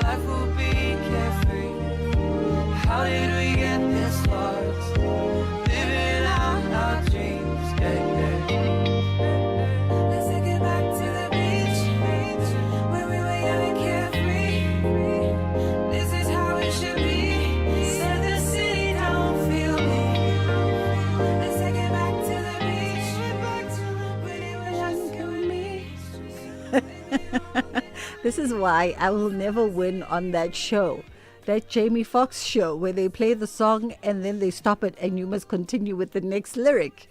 I will never win. Never invite me if you're having a games night. That is the game. We will lose. We will so lose, but we'll have a great time nonetheless. Shakana coming through, Kyle Deutsch, back to the beach. We're channeling summer even though we've just begun winter, and we're enjoying the cooler weather. There's something I love about, and I always get in trouble with Durbanites when I say this as a Durbanite, that there's something I love about Johannesburg winters, because it literally transforms. Literally, when you drive through Bryanston, which is my route, and you see the trees get that golden hue and the browns and the bronzes, and some of the trees, the barks actually shed. There's this particular tree in Bryanston where the bark sheds and it becomes silver. And it's just stunning. I'll take a picture of it, and maybe some horticulturalist will be able to tell me what it is. So it's just wonderful to see the seasons transform as we get interrupted by our reception line. You see, we are live in studio, at least. That has just been confirmed. Dr. Judy Pretorius joins us now, biomedical scientist and product development special. It is a Tuesday. We're talking #Skin Deep with Dr. Judy. And today we're looking at the dangers of relying on AI for skin advice, because artificial intelligence has become the latest expert. We use that word very loosely on skincare. How are you doing this afternoon? Good afternoon. And yes, I brought my AI colleague with me. Listen, we live in this world, Dr. Judy. AI it's everywhere, and I guess it's infiltrated your world as well. Absolutely. There's a few things. AI gave me the following statistic. For around about every 200,000 South Africans, there's one dermatologist. Oh. So yeah, we do get a bit frustrated, and we feel, oh, you know what? But I have a demanding question right now, and I need to be answered. Yes. And what if AI can give us that answer right now? I mean, it's convenient, it's free, and most likely it will probably be correct as well. Well, it's also interesting fact that there's only one dermatologist per 200 people. We'll double back to that conversation.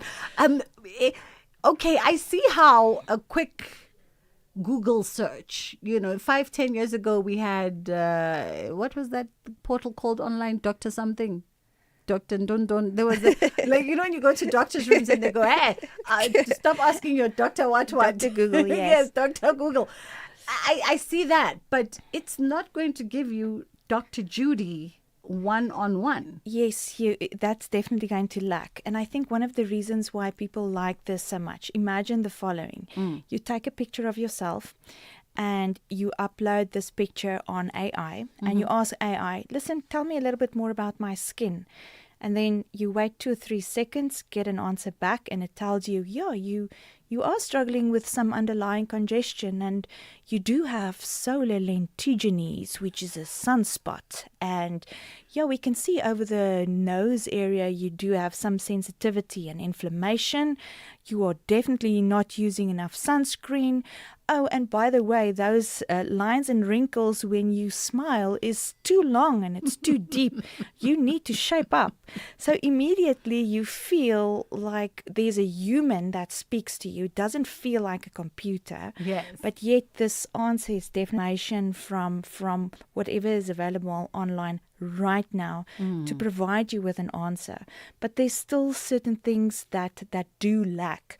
But again, coming back to the perks is the convenience, It does provide us with enough education and support. I mean, AI, without a doubt, will be able to tell you nicely what the sequence of your skincare routine should be. Listen, wash your face in the morning, only use a pea-size amount, and then followed by 2 or 3 drops of a serum, and then on top of that, a sunscreen for the morning, and at nighttime, maybe a peptide-rich moisturizer. I mean, who can tell you this? AI. And so it provides you with sufficient information, and sometimes if you feel a bit overwhelmed when it comes to these niacinamide, peptides, retinol, ascorbic acid, which is the vitamin C, ellagic acid, vitamin E, I can go on. And you ask, oh, please, man, help me to understand these ingredients, to decode these ingredients. Then yes, AI is going to be there for you, and it will really help you to decode the ingredients and understand it so much more. But it's still not a Dr. Judy. Absolutely. When you are talking, in the back of my head, I'm thinking, okay, even I, who talks to you every 2 weeks, right? Some of the information gets all jambalaya and muddled up in my head. And I need to refresh for myself. Okay, what is the benefits of vitamin C? I'm willing to trust AI to that point. Decode and simplify the back of box information for me. Yes. But do not analyze me because I just don't think you are nuanced enough to do that. Yes, absolutely. And you know what? I'm going to hurt some of my professional colleagues as well, but some of the screening equipment that you have, the visual screening equipment that we find today, that we as skincare professionals can purchase, will even be able to track certain treatment modality outcomes. So it will measure, listen, this particular fine line and wrinkle that you have every time when you smile or laugh is about a 0.2 micron deep. Let's give you a hyaluronic acid serum to use for 28 days. And why 28 days? Because that's how long a skin cell cycle is. Then we ask AI to measure it again. And we see that the depth is less. The length is less. So we will be able to measure the densification of the skin. We will be able to see the improvement of the skin. So also, again, the same equipment will be able to give you what we call a melanin index factor. So if you are worried about pigmentation and I start giving you serums for pigmentation, then we can see you have a melanin index factor, for argument's sake, 8 out of 10. And after 28-day use, it drops down to a 5 out of 10. And AI will be able to provide you with this type of information. So yes, I am a bit, how can I say, tongue-in-the-cheek worried about what my job is going to entail going forward. But still, at the end of the day, I do believe this contact sessions remains important. And why do I say that? Because of the emotional factor. The human skin is part of the skin and brain axis, and how our skin responds to the environment and is also directly linked to our emotions, So the emotional impact of the human skin is very important, and that consultation part becomes important. And I also like to just end up, even with consultations, the human skin is one of the organs that's frequently misdiagnosed. For instance, some people who don't really see that there's a difference between acne and rosacea because both have pustules and sensitivity and redness. Many people don't understand that there's a difference between melasma and post-inflammatory hyperpigmentation. And many people don't know that there's a difference between eczema and certain fungal infections, for instance. So if humans and sometimes even laboratory tests cannot categorically and explicitly say that this is what's wrong with you, then AI is not able to do that as well.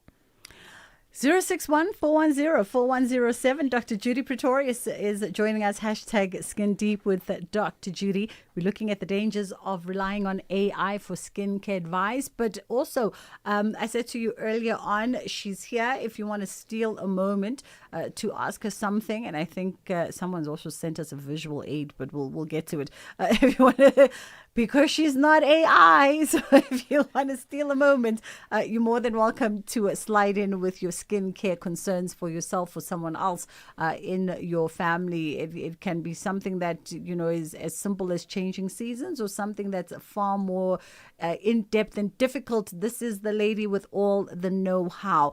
I think, Dr. Judy, there's a healthy balance, right? A healthy medium where artificial intelligence, because it is progressive innovation. You do rely a lot on technological advancement.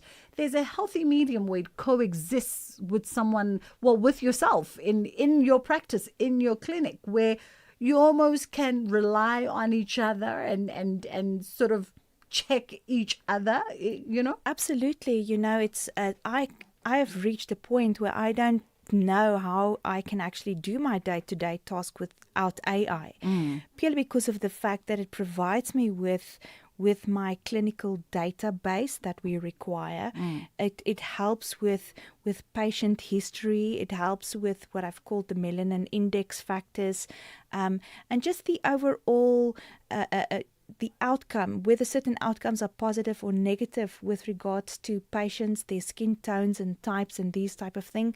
So it most certainly makes a huge difference. And sometimes even asking questions about competitors, how powerful are you in the industry? So it really plays a huge role. And even for the end consumers, we like the convenience factor. We like it. And we are looking for more cost-effective approaches. I would just say, what is important is the clinical synopsis. I do struggle with what's going on in your life right now. Is there any hormonal fluctuations? Are you using certain medications? And the big question is, can some of those medications actually interact with your skincare? For instance, from a geographical point of view, where do you live? How does your atmosphere have an impact on your skin? These type of things. But, AI, what I like about AI is it can help you track even some of the more serious concerns. For instance, a lesion that you see, you have a lesion on your skin and you measure that lesion, and over time you take another picture and you show AI, and AI will be able to tell you, yes, but this lesion did grow. It's now more than 6 millimeters. Oh, and by the way, there's more than one color now in comparison to a year or a month ago. AI will be able to tell you that the borders of this lesion has now become irregular and it's starting to evolve.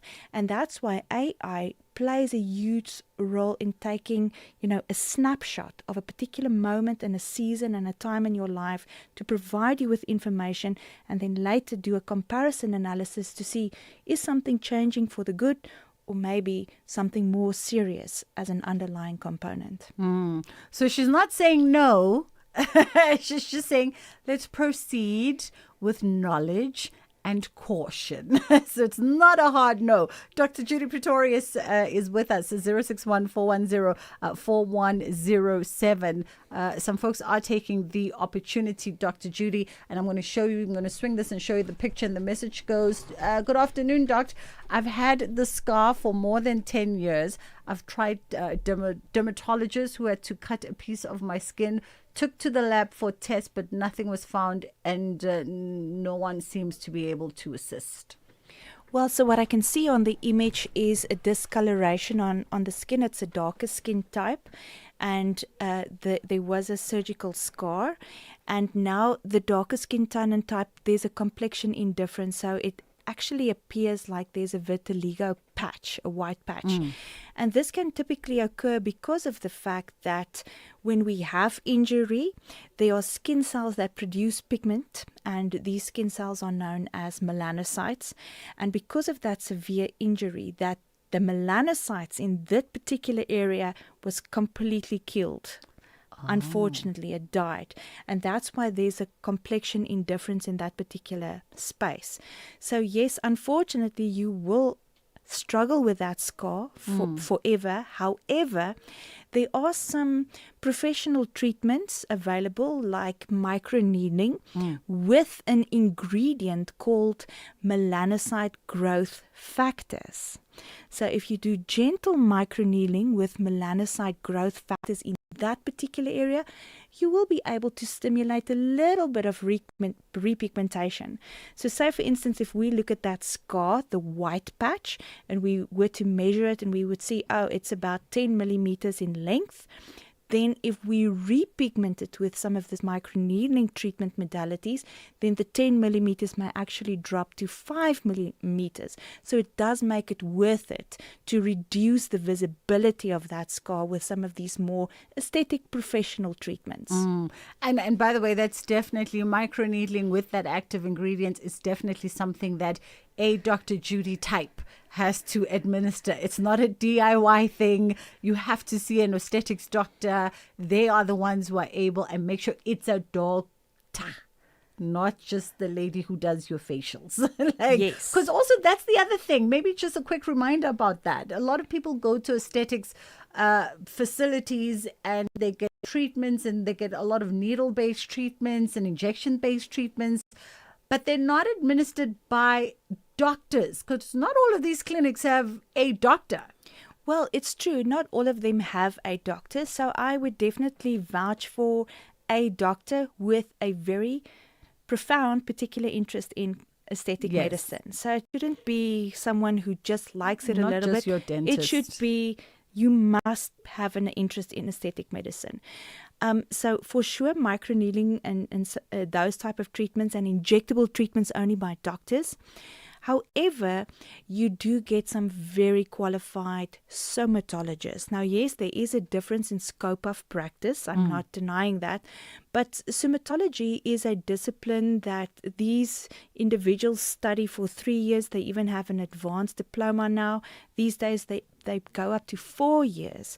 And the way they do conservative type of chemical peels, which is, by the way, very healthy to go for, and microneedling and these type of treatments are really excellent. They understand the skin so well.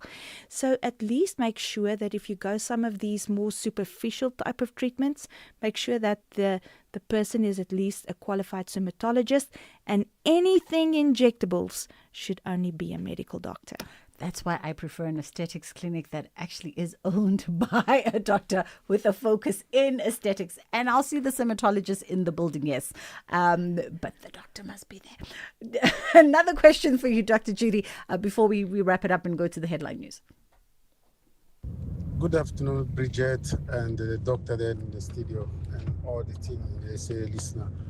Bridget, I want to ask the doctor, I'm doing e-hailing, I'm always in a car, and if you look at my right side, becoming darker and darker, and I'm starting having a big dark spot on my face. How do I treat this thing? Because I'm always in a car and the sun is always hitting me. So on one side, I'm dark, like just telling you now, what product do I need to put to remove this dark spot? Thank you. I'll listen to the radio. Tio in Cape Town.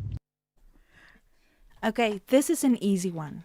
And you can actually go and ask AI to provide you with some images of people, depending on where you are in the world, whether you are a right-hand steering or left-hand steering, how the sun actually amplifies through your windscreens, and how it affects your skin.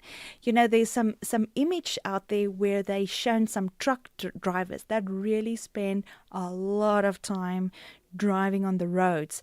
The right arm, say if it's in a South African truck, the right arm, the way the sun burnt their skin is just on a different level. And also the right side of the face is more pigmented and more prone to this premature aging process. So the laxity is there. There's a lack of densification, enlarged pores, but pigmentation is a big thing. So I would say, please, don't underestimate the fact that it's now winter, it's cooler weather conditions. Apply your sunscreens. We cannot overemphasize that enough. Apply sunscreens. And yes, if you want to address the concerns of removing the pigmentations, get your hands on a product that are rich in vitamin C, retinol, and one of my big favorites, niacinamide, which is known as vitamin B3. And you will see the pigmentation will start to lift. And by the way, it's also anti-aging. So you'll see that the right side will now become in par with the left side as well. We literally all chuckled in studio when you were listening to your voice note, because collectively we said, you're sunburned. Dr. Judy, thank you so much for the time, as per always. And you can find Dr. Judy, by the way, on social media. Just look for Biomedical Emporium. They're very active there, and you can ask some questions that we couldn't get to today. That was Dr. Judy Pretorius, biomedical scientist and product developer. Ondela standing by with the headline news, and then we'll go into Kids Corner.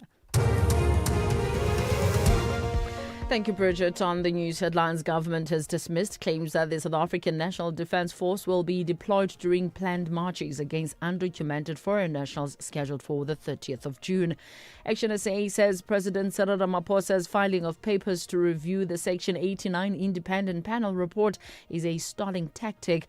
Ramaphosa has officially filed papers in the Western Cape High Court, and the Home Affairs Department has called on other African countries to address their socio-economic challenges. This is South Africa faces an influx of undocumented foreign nationals. A full update follows at the top of the hour. What does being African mean to you? As a South African, I've always been fighting for my rights in my own country. I grew up as an international student. So this moment is very emotional to me because I lived abroad my entire life, moved to South Africa in 2004, went to Cape Town. And I think the saddest thing for me was getting there and not being accepted by my own people because I was different.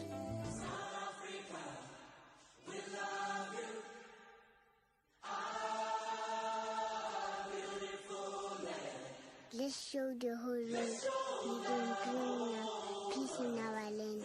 Peace now, next another death later. Celebrating African thought, African resilience, and African possibility. This is SAFM. In case you missed it. Why, or do we know why the courts decided to ignore, if one can call it that, the prosecutor saying, I'm not available on Monday?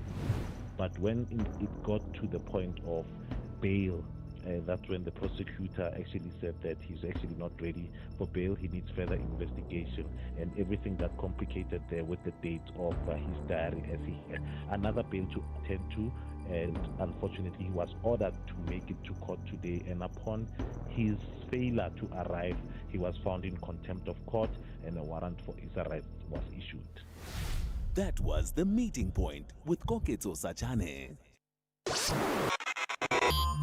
This program is brought to you by SABC Education. And if you miss any of our programs, you can catch up anytime on the SABC Plus app or on the SABC Plus website, www.sabcplus.com. Brought to you by SABC Education. Enriching minds, enriching lives.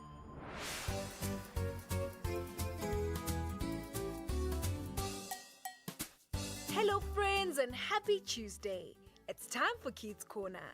Today we're talking about caring for children all around the world. What is one problem you think affects many children around the world today? If you had the power to solve the problem, what would you do? How can children help make the world a better place for others? And why is it important for people to care about children everywhere and not just in their own country? Alright friends, let's hear from some of our friends while you share your answers with the people next to you.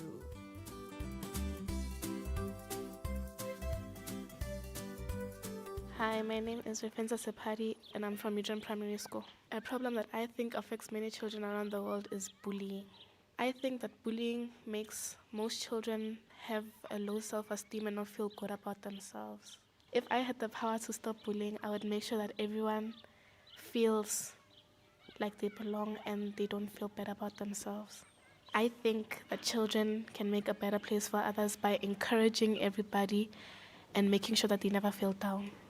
I think it's important for people to care about children everywhere because children are our future, and however you treat them, they'll end up treating the next generation of children. Hello, my name is Karabu Mukwena and I go to Midrand Primary School. One problem I think affects children around the world is cyberbullying. I think it can be solved by parents managing their children's phones and managing their apps also. Yeah. I think cyberbullying makes children feel sad, depressed, and hurt. If I had the power to solve cyberbullying, I think that I would encourage parents and guardians to manage their children's phones and apps. I think that it's important for children to be taken care of because children are important, and I think the world is nothing without children. Thank you. Hi, my name is Rorusang and I'm 11 years old and I go to Midrand Primary School. The one problem I think affects many children around the world is bullying. I think bullying makes children feel bad about themselves. If I could solve the bullying problem, I would start support groups for those who need to talk to someone. Children can help make the world a better place for others by studying and working hard and becoming amazing business people and helping others. It is important for children to be taken care of so that one day when they grow up, they can also take care of the world and others. Thank you. Hello, my name is Kuma Muslama. I go to Mitran Primary School and I'm 12 years old and in grade 6. One problem that I think affects many children now around the world is physical bullying. Physical bullying makes children feel weak and sad and very emotional. If I had the power to solve the problem, I would make an anti-bullying campaign that causes no bullying around the world. Children can make the world a better place for others by asking the bullies, are you fine? Is anything going wrong at home? It is important to take care of children all around the world because some children are just too small to take care of themselves. Thank you. Hello, my name is Alake Gusaba. I'm 11 years old and I'm from Midram Primary School. Children can make the world a better place for others by stopping bullying with counselors or bullying campaigns that should be there at school. Thank you. Hello, my name is Batlale Sisluhu. I'm in grade 6 and I go to Midland Primary School. Children can make the world a better place for others by helping them with problems they may have at home and at school. Hello, my name is Obakeng Kodisang. I'm 12, turning 13, and I'm in grade 7 in Midland Primary School. I think children can make the world a better place by helping elderly people and stop bullying and try to express yourself more about what you care about and what you want to be in the future. Thank you. Hello, my name is Amtan Jolie. I am currently 11, turning 12 in 4 months in grade 6, and I am in Midland Primary School. I think children can make the world a better place for others by accepting everyone's natural disabilities and no bullying, and most importantly, everyone's differences. Thank you. Hello, my name is Rana Nematoka. I'm 12. I'm a grade 7 learner at Midland Primary School. I think that children can make the world a better place for others by helping to stop bullying, because bullying is a common problem right now, like mostly around children. Thank you. My name is Alicia Mawaneke. I am in grade 7 and I am 12 years old, turning 13 in August. I think children can make the world a better place by stopping pollution, bullying, and generally stopping xenophobia. Xenophobia is like fear of other people coming from other countries. I think we can stop that by appreciating other people coming from other countries. I also think that we should stop bullying in general. It's not good to bully other people. You're lowering other people's self-esteem and you're hurting their feelings. Stop bullying, guys. Thank you. Hi, my name is Obajono Shidira, and I'm from Midland Primary School. I think we can make the world a better place for others by doing well in school, graduating, and stopping economic financial crisis.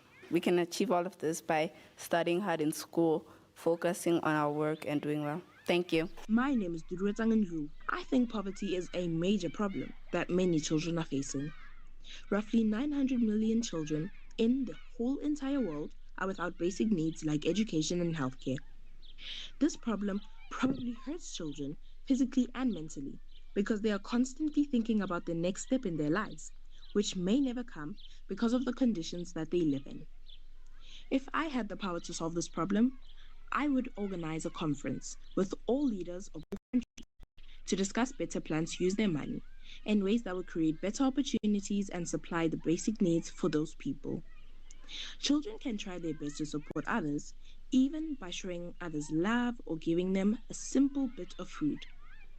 It's important for people to care about children everywhere and not just in their own country, because all those children hold the future in their hands with their bright and innovative ideas. My name and surname is Provishan Pembe. I am 11 years old.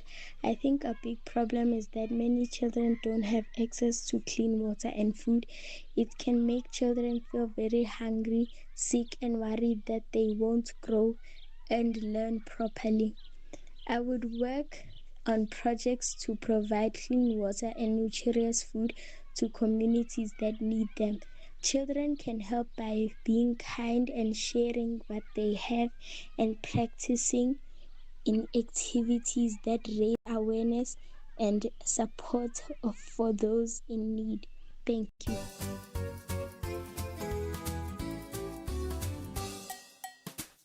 Thank you, friends. It's always great to hear from you. And to our friends listening, I hope you shared your answers with the people next to you. As children, we need to understand that not every child around the world lives the same kind of life. Some children face difficult challenges like bullying, hunger, poverty, unsafe environments, or not being able to go to school. These problems can make children feel sad, scared, lonely, or hopeless. That is why it is so important for us to be kind to one another and to think about how our words and actions affect other people. We as children can also help make the world a better place in small but powerful ways. We can include others when they feel left out, speak kindly to people, stand up against bullying, help someone in need, and show respect to everyone no matter where they come from. Sometimes we may think small actions do not matter, but even helping one person can make a very big difference. We should also remember that every child deserves love, safety, education, and the opportunity to dream big. Just because a child lives in another country or comes from a different background does not mean their feelings matter less. We all deserve care, support, and the chance to grow up happy and safe. We should learn to appreciate what we have while also caring about others who may be struggling. Instead of laughing at someone or judging them, we should learn to encourage, support, and uplift one another. The way we treat people today helps shape the kind of world we would like to live in tomorrow. Most importantly, we should never lose hope or stop believing that we can make a difference. By being kind, respectful, responsible, and caring every day, we can help create a world where more children feel loved, accepted, and protected. Even though we are still young, we also have the power to make positive changes in our schools, homes, and communities. That's it for today, friends. See you next time.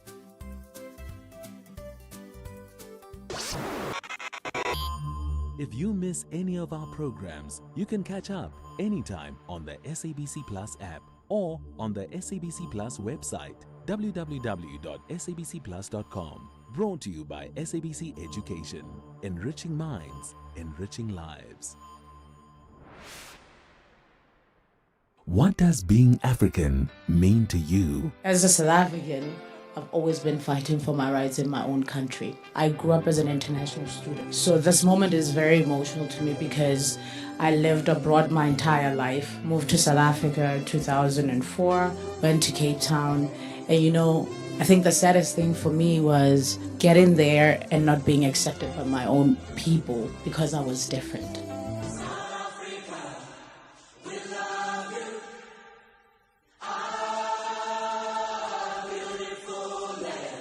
Let's show the whole world we don't growing up.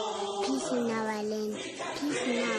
Next another death later. Celebrating African thought, African resilience, and African possibility. This is SAFM. Bridget Masinga, weekdays on The Full Circle. All right, we are in the final mixes of the show, our last 15 minutes, as we wind down, and we're looking at how do service delivery and regulations end stunting. My apologies. We are in conversation with David Harrison, CEO of DG Murray Trust. South Africa is on a mission to end stunting by 2030, but progress will depend on some decisive actions across every sphere of government. How are you doing this afternoon, David? Thanks for having me on your show. Thank you so much for the time. We appreciate it. So the goal is 2030. And that is the goalpost we have set for ourselves to end stunting. But let's talk about, the progress in as far as this is concerned. I know in this particular show, we speak to various stakeholders from NGO and activists around this conversation. And it seems as though we're still very much trying to galvanize a collective consciousness around stunting. So what does that say, or where does that put us if the target is 2030? Yes, and let's just understand the challenge. The challenge is that about 1 in 4 of our children under 5 years of age is stunted. And I think part of the challenge we have is that stunting is a difficult concept for people because because what stunting means is that children are short for age because they haven't had enough good nutrition. And you know, we get some normal children, obviously, who are short, who are normally short. But when you've got a lot of children in the population who are very short for age, according to the World Health Organization's charts, then we say we have a stunting problem. Now, typically, normally, if you have a look at those growth charts, 1 in 40 children should be in the lower statistical tail, so they should be at risk. In South Africa, 1 in 4 of our children are short for age. So the first challenge we have is trying to get people to understand what this concept is, because it is such a hidden issue. But secondly, in order to address it, it requires not only one government department, but it requires the Department of Health and Social Development and Agriculture and Trade and Industry and other departments to come to the table. So that's why we have this incredible opportunity now, where the president has said we've got this mission to end stunting. All of society has to get behind it, and there are very clear strategies that need to be put in place to make that happen. You know, it's and I think I wanna touch on that point around sort of this call to action, Makombindlela, by the president, to say that here's our problem, here's our societal problem, and now we must work on this strategy that will end stunting for us by 2030 rather. Now, tying to our previous conversations that we were having earlier on the show around implementation and a strategic plan that is then mobilized, that oftentimes creates the gap and the shortfall in fixing South Africa's problems. How committed are the various stakeholders? How committed are the various arms, in the various sectors to really coming together and seeing this through? Well, I think the first thing we have to do in order to get that commitment is for everybody to be able to galvanize around a very clear set of basic strategies that need to be done. We talk very sort of high language when it comes to nutrition. Basically, what needs to happen is that we've got to make sure that all of our children get enough nutritious foods, and we've got to make sure that that food doesn't leak out of their guts because their guts are damaged by chronic infections. Those are the two things. It's simple as that. Enough food in, prevent nutritious food going out. Now the three big things that we have to do to give our children enough nutritious food are, firstly, to make sure that we make protein staples more affordable, because people can afford pop, they can't afford protein, and so their children are getting fat, but they're not growing, and that's also damaging their brains. So make proteins more affordable. The second is that we've got to stop our babies from being born too small. We've got too high a rate of low birth weight. And those that are, we've got to remediate them. We've got to get them back on track, because we know that low birth weight babies are 3 times more likely to be stunted. And finally, we've got to help people grow their own food. We've got to get backyard food gardens. We've got to get community gardens. We've got to get ECD centers to be able to do that. Those are the 3 things that need to be done there. Then, in preventing nutrient loss, the most important thing is access to clean water and to sanitation. And so obviously municipalities have a major role to play there. And then obviously healthcare needs to treat infections that happen. And I'm laying this out because that's the agenda of action. But it requires, as you can see, it requires government at national, provincial, and local level. It requires civil society, and it requires business to come to the table. At the moment, we don't have a clear enough commitment either to the strategies or, in fact, to the common goal, which is to ensure that every single child in our country is not malnourished, gets enough nutrition. It's a constitutional obligation. But we as a society have yet to fully galvanize around that aim. Yeah, and with local government elections creeping up in just less than 100 days, or 100 days and a little bit, with those elections coming up, how imperative is it for collective society to get behind organizations like DG Murray Trust in really holding the various stakeholders, whether we're looking at government first as the first point of entry, holding them to this commitment? Because if you're going to declare that you want to end stunting by 2030, then you should be having a very clear, crystallized strategy that speaks to, as you simplified it, how do we get nutritious food into our children and how do we keep it there? Exactly. And yeah, the political manifestos haven't been released yet. So I can say this. Let's vote for those parties that put children first, because that is a constitutional imperative, and that are committed to end stunting. And so what we need to be looking for in the manifestos at a local government is very clear strategies to do that. And there are a number. I mean, one, obviously, and I know this is a big issue and I know it's a tricky issue, but water and sanitation are major drivers of dirty water and poor sanitation are major drivers of stunting. That's got to be addressed in the communities. There's no two ways about it. But there are other things that can be done, perhaps more easily and in a shorter time period. One is that we know that there's a very strong relationship between heavy drinking in communities and children who end up with fetal alcohol spectrum disorder. And 1 in 12 children in South Africa have fetal alcohol spectrum disorder, and most of them are stunted. Now, there are things that we can do. We can look at trading hours. We can look at whether outlets in communities should be open on Sundays when people are drinking heavily. We can start to contain that. That's a practical thing, and it's within the mandate of local government.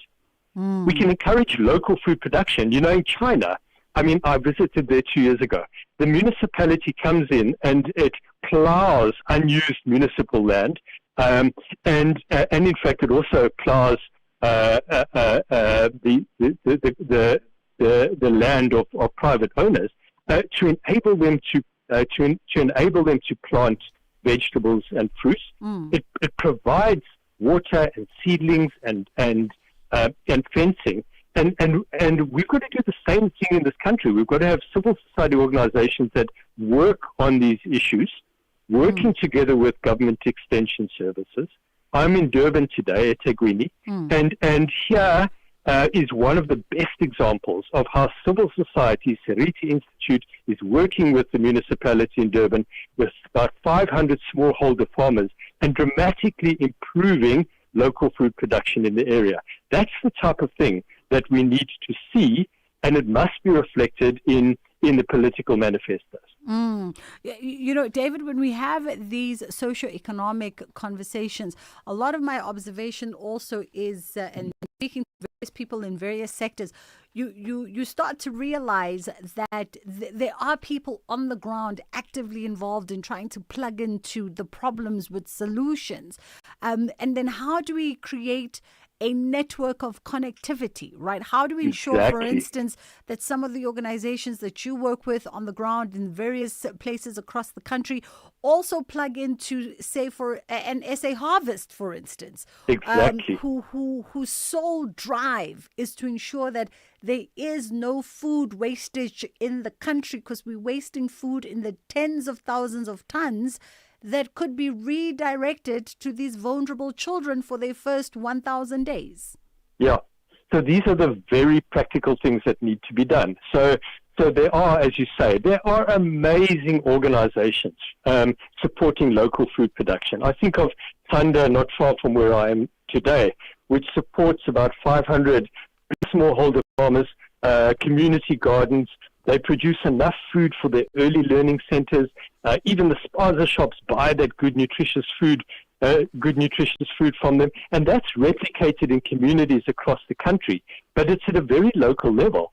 But if these initiatives can be linked together and then linked to government extension services, often these NGOs are very good at providing support. They're in the community, they work day by day, but they struggle. They don't have the access to the fences, the water, the seedlings, etc., that extension services do.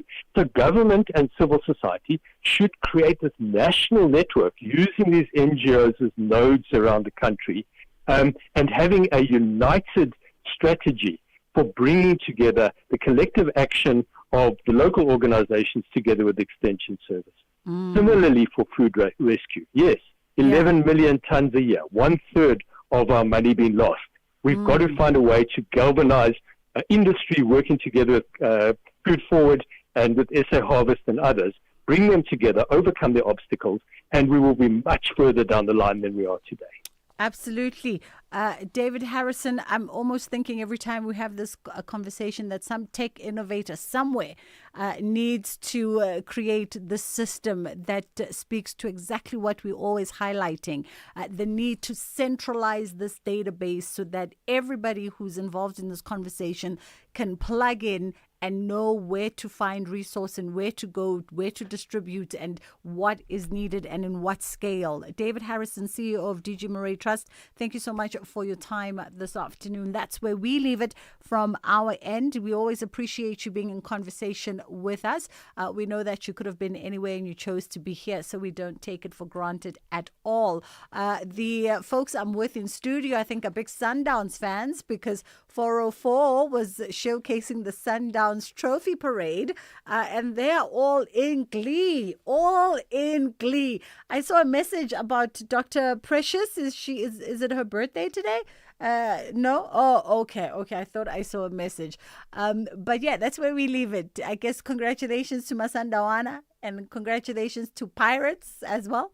You know, I don't play anywhere close to anything that's got to do with sports unless it intersects with arts and lifestyle. It's really not my vibe. But that's where we leave it from our end. Ashraf Gada is coming through on the National Pulse. We'll see you tomorrow. Inshallah, God willing, we get to do it again.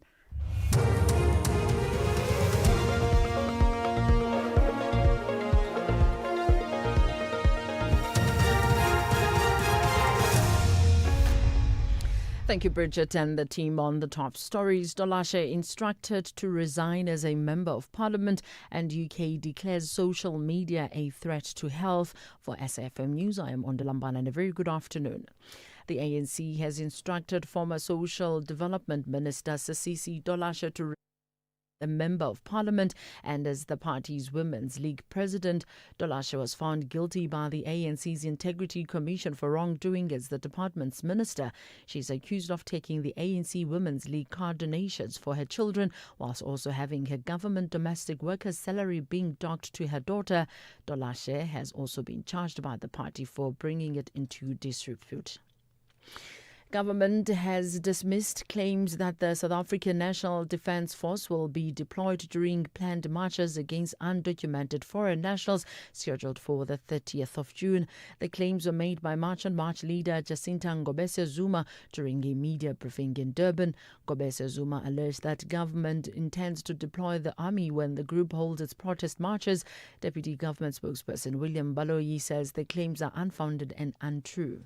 The allegations that were made by one of the civic movements that there is a deployment of South African Defence Force, I want to categorically distance government from that. We don't have that information. We don't know where they get that information. The process of the deployment of the South African Defence Force, it's a process that goes through Parliament and also then by the accession of the president. So it's not a deployment that happens somewhere in some dark corners. The Home Affairs Department has called on other African countries to address their socio-economic challenges that says South Africa faces an influx of undocumented foreign nationals. Civil society organizations have in recent weeks taken to the streets in protest against undocumented immigration. As a result, the Justice, Crime Prevention and Security Cluster convened an urgent meeting yesterday to review government strategies aimed at combating the crisis. Home Affairs Deputy Minister Njabulo Nzuza says neighboring countries to South Africa should also improve their border controls as undocumented foreign nationals pass through them to gain access to the country. Most of the illegal people who come into the country, we see this through deportations, are coming through our neighbors. And we would really like to plead with them to address the adverse driving factors that are in their own countries that are forcing people to come into South Africa, to run away from persecution in their own countries, to run away from political situations in their own countries, as well as economic issues. They must be addressed also in those countries. They also carry that responsibility, because migration should not be forced by any conditions on anyone. It should be voluntary. Action SA says President Cyril Ramaphosa's filing of papers to review the Section 89 independent panel report is a stalling tactic. Ramaphosa has officially filed papers in the Western Cape High Court. He's seeking only a review and not an interim interdict against the pending parliamentary impeachment process. The report found that he may have a case to answer regarding the February 2020 theft of foreign currency at his Palapala farm. Action SA MP Lerato Ngobeni says while they support Ramaphosa's right to go to court, they do not feel he's doing it in the interest of accountability. Not only to stall, I think he wants to evade accountability. By the time we have to sit down and actually have this process happening, 2029 will be right here. As you know, it's not an urgent application. It can't be an urgent application because he had all of this time to lodge his application to refute the claims of that particular report. He has not done that. And so for us, it's not only stalling. I think he's trying to jump across the curve. Top doctors in Britain say social media ranks alongside smoking as a threat to the health and well-being of young people. The Academy of Medical Royal Colleges made the statement in its submission to a government consultation on measures being considered for under-16 social media use, including a ban. The BBC's Zoe Kleinman has the details. Some of the ideas the government wanted opinions about included whether to restrict features designed to keep us on social media for longer, such as auto-scrolling, whether overnight curfews should be introduced, and banning under-16s from social media altogether. There's debate about whether a social media ban is the best way forward. In Australia, many children have found ways around it. Some campaigners say it should be up to the tech companies to make the platforms safer, rather than taking them away from young people.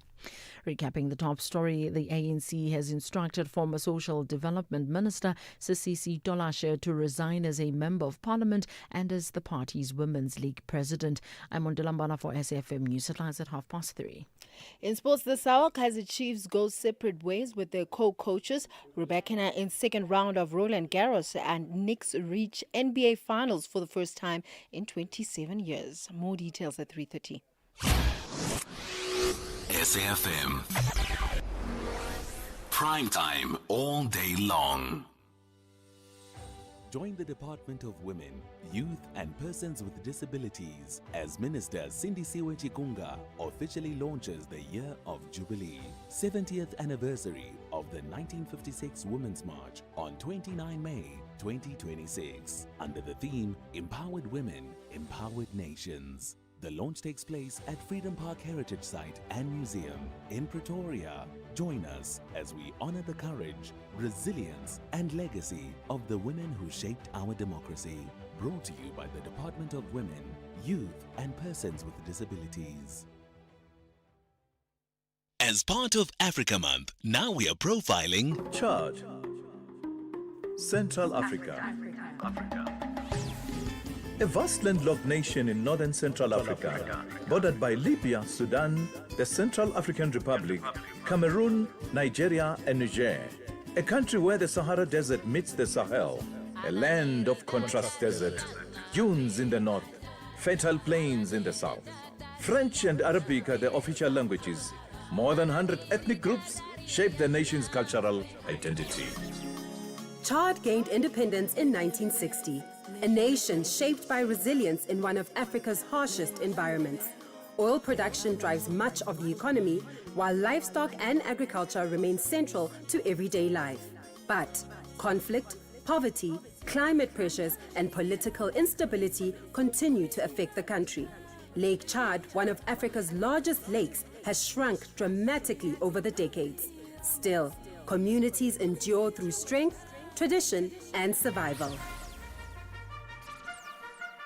Chad stands firm in the face of hardship. In every desert, in every caravan, in every generation, there is endurance. Chad, resilient, vast, unyielding. Africa Month on SAFM. Conversations, context, connection. The National Pulse with Ashraf Garda on SAFM. You're listening to the National Pulse, weekdays 3 to 6 p.m. Tell you what, how's this for pushing or driving the pulse of a nation, right? The breaking news is that the ANC has instructed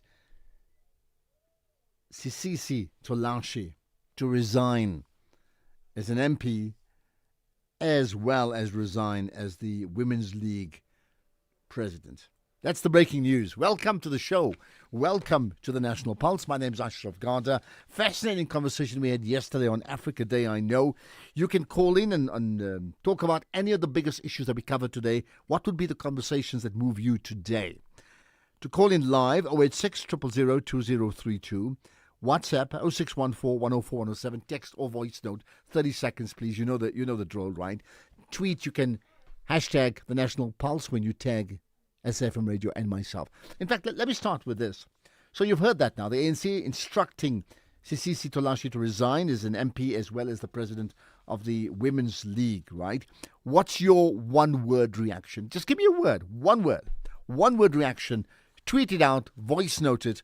Let's hear what you have to say about that. In the meantime, we will talk about the crime prevention plans and the security cluster, that is, their plans to meet and to address the protests over illegal immigration, those ongoing protests that have gained momentum. We'll talk about that right after this.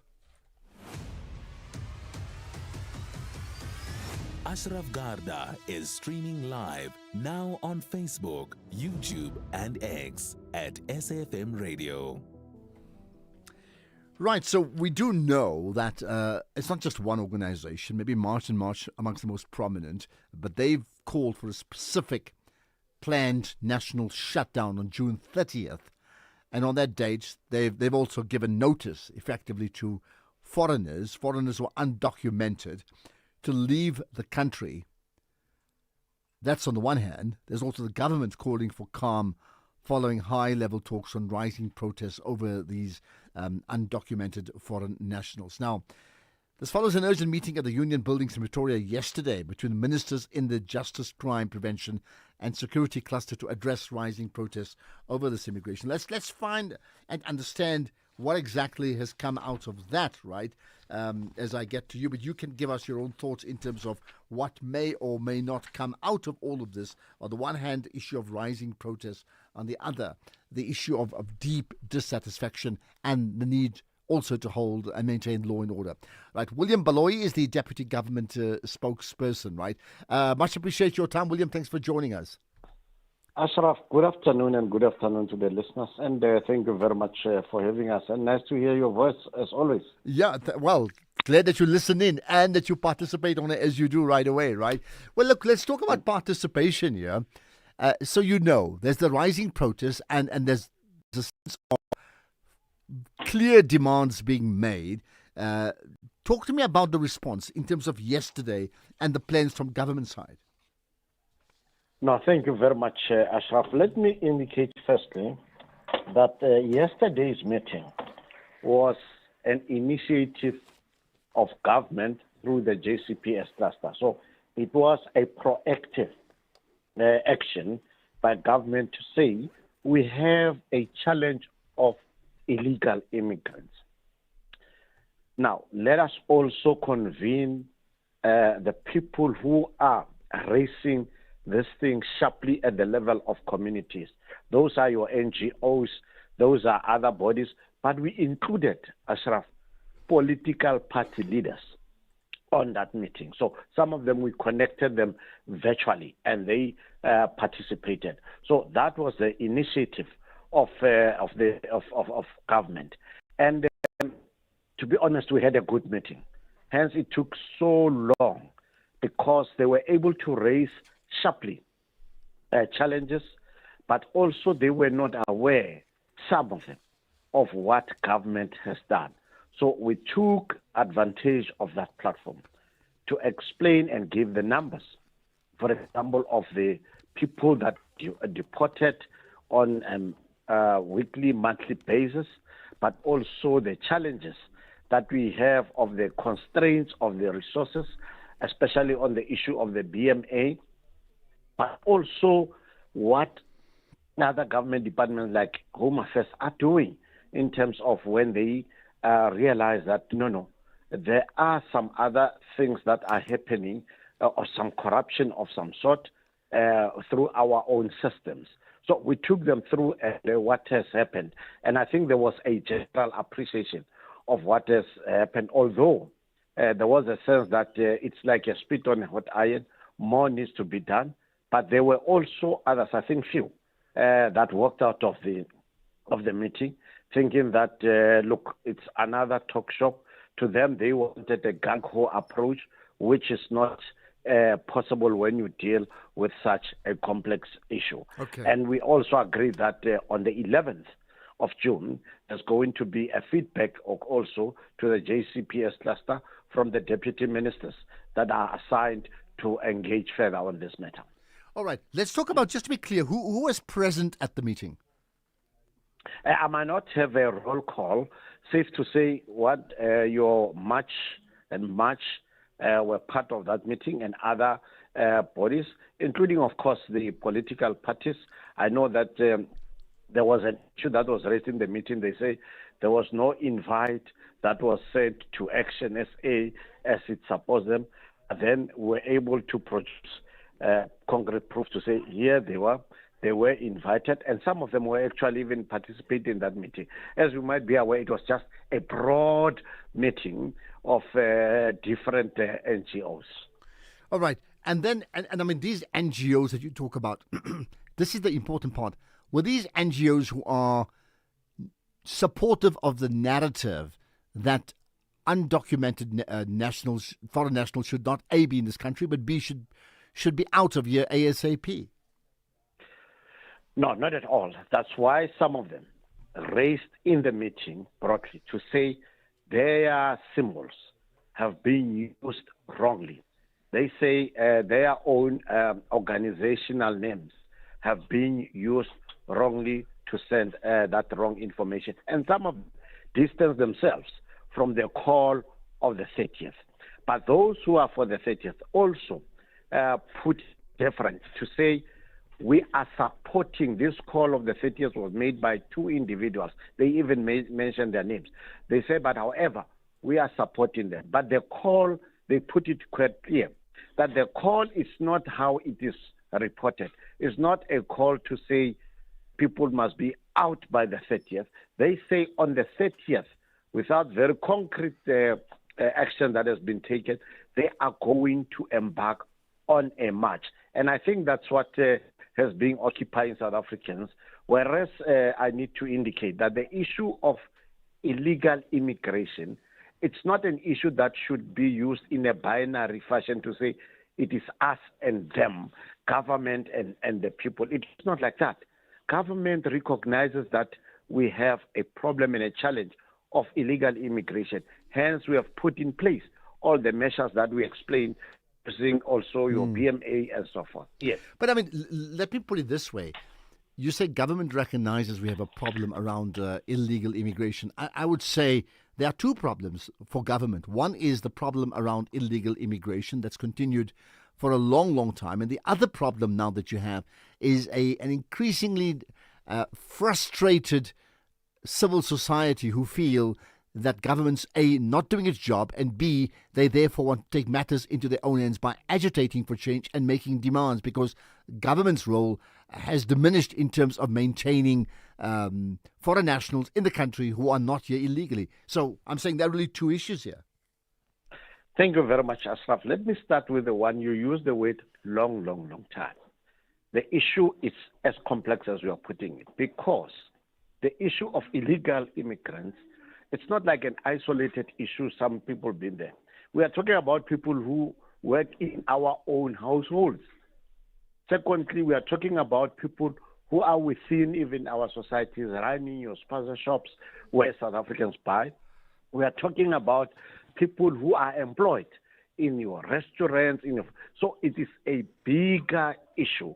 It's not like a government alone issue, because government doesn't run your restaurants, government doesn't run your hotels, and these people are employed there. So which means that all of us, including employers, have a role. We employ them within our own houses. So it's an issue of saying, how do we work together?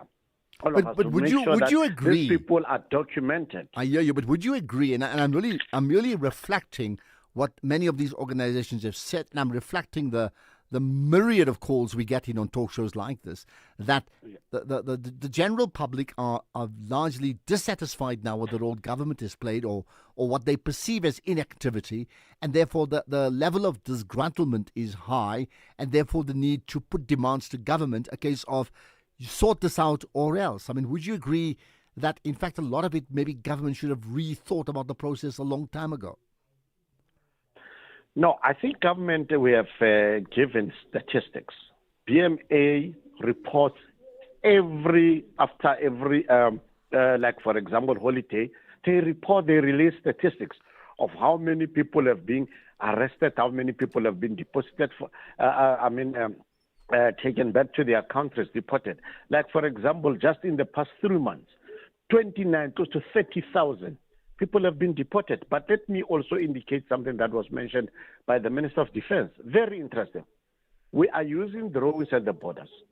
But what was captured is where the people who have been deported, then some of the officials on the other side of the border, which we don't have control over, they then help these people to come back, which then means that it's a bigger issue that we need to engage also our other neighboring countries, something that we are doing. But also, yes, I would agree that the issue of illegal immigration puts strain on the resources, puts strain on our health facilities, puts strain on the scarce resources that we have. Hence, you have this issue of people rising against it. But you cannot resolve this issue by getting involved or turning into a criminal act. And some of the marches started peacefully, allowed in the Constitution, but they have now tend to be violent. And that's what we say it cannot be allowed, because we are a constitutional democracy. So if it can't have laws here. Yeah, if it can't be allowed, we all understand it, and the threat of vigilantism is a grave threat you don't want to get into. But if that's the case, they're doing so because they see government not doing its job. Now, if they continue doing what they're doing, what would government do about them then? No, government, as we were giving reports, the numbers that get deported among, perhaps maybe what ignites this thing are some of the incidents that have happened, which we do condemn, when a person declared himself a king in Eastern Cape. That, to me, is disrespectful, and hence the agitation of South Africans. Secondly, you know the much-reported case of the business guy who was kidnapped. Those issues also cause agitation. We know the proliferation of drugs in our country. Those issues causes agitation. Hence, you find our communities through civil society raising above them. And we acknowledge that. But we are saying, let us resolve these things together by not turning into criminality. Hence, anyone who wants to march is allowed and is going to be protected by this. Okay. But however, what it means is that government then is encouraged to do more but also we are calling upon also communities to assist us. Okay, and the big question is how. Matter. William Baloyi, thanks for your time. The Deputy Government spokesperson, appreciate your time here on the National Pulse. Babe, I'm getting extra cash from my insurance. I was thinking romantic getaway or a treat for the kids. You're getting money from your insurer? Yes, my cash back from my way. I'll get back 10% of my monthly premiums for staying claim-free for 2 years. I'm getting 5,680 rand. No, that's real cash. Real people, real cars, real rewards. For a quote, visit myway.co.za. My cashback is a feature on qualifying products paid after 2 claim-free years and all premiums paid. Premiums are risk profile dependent. My Way is a licensed non-life insurer and FSP. T's and C's apply. My Way. Live your way. Call SAFM now on 086 000 2032.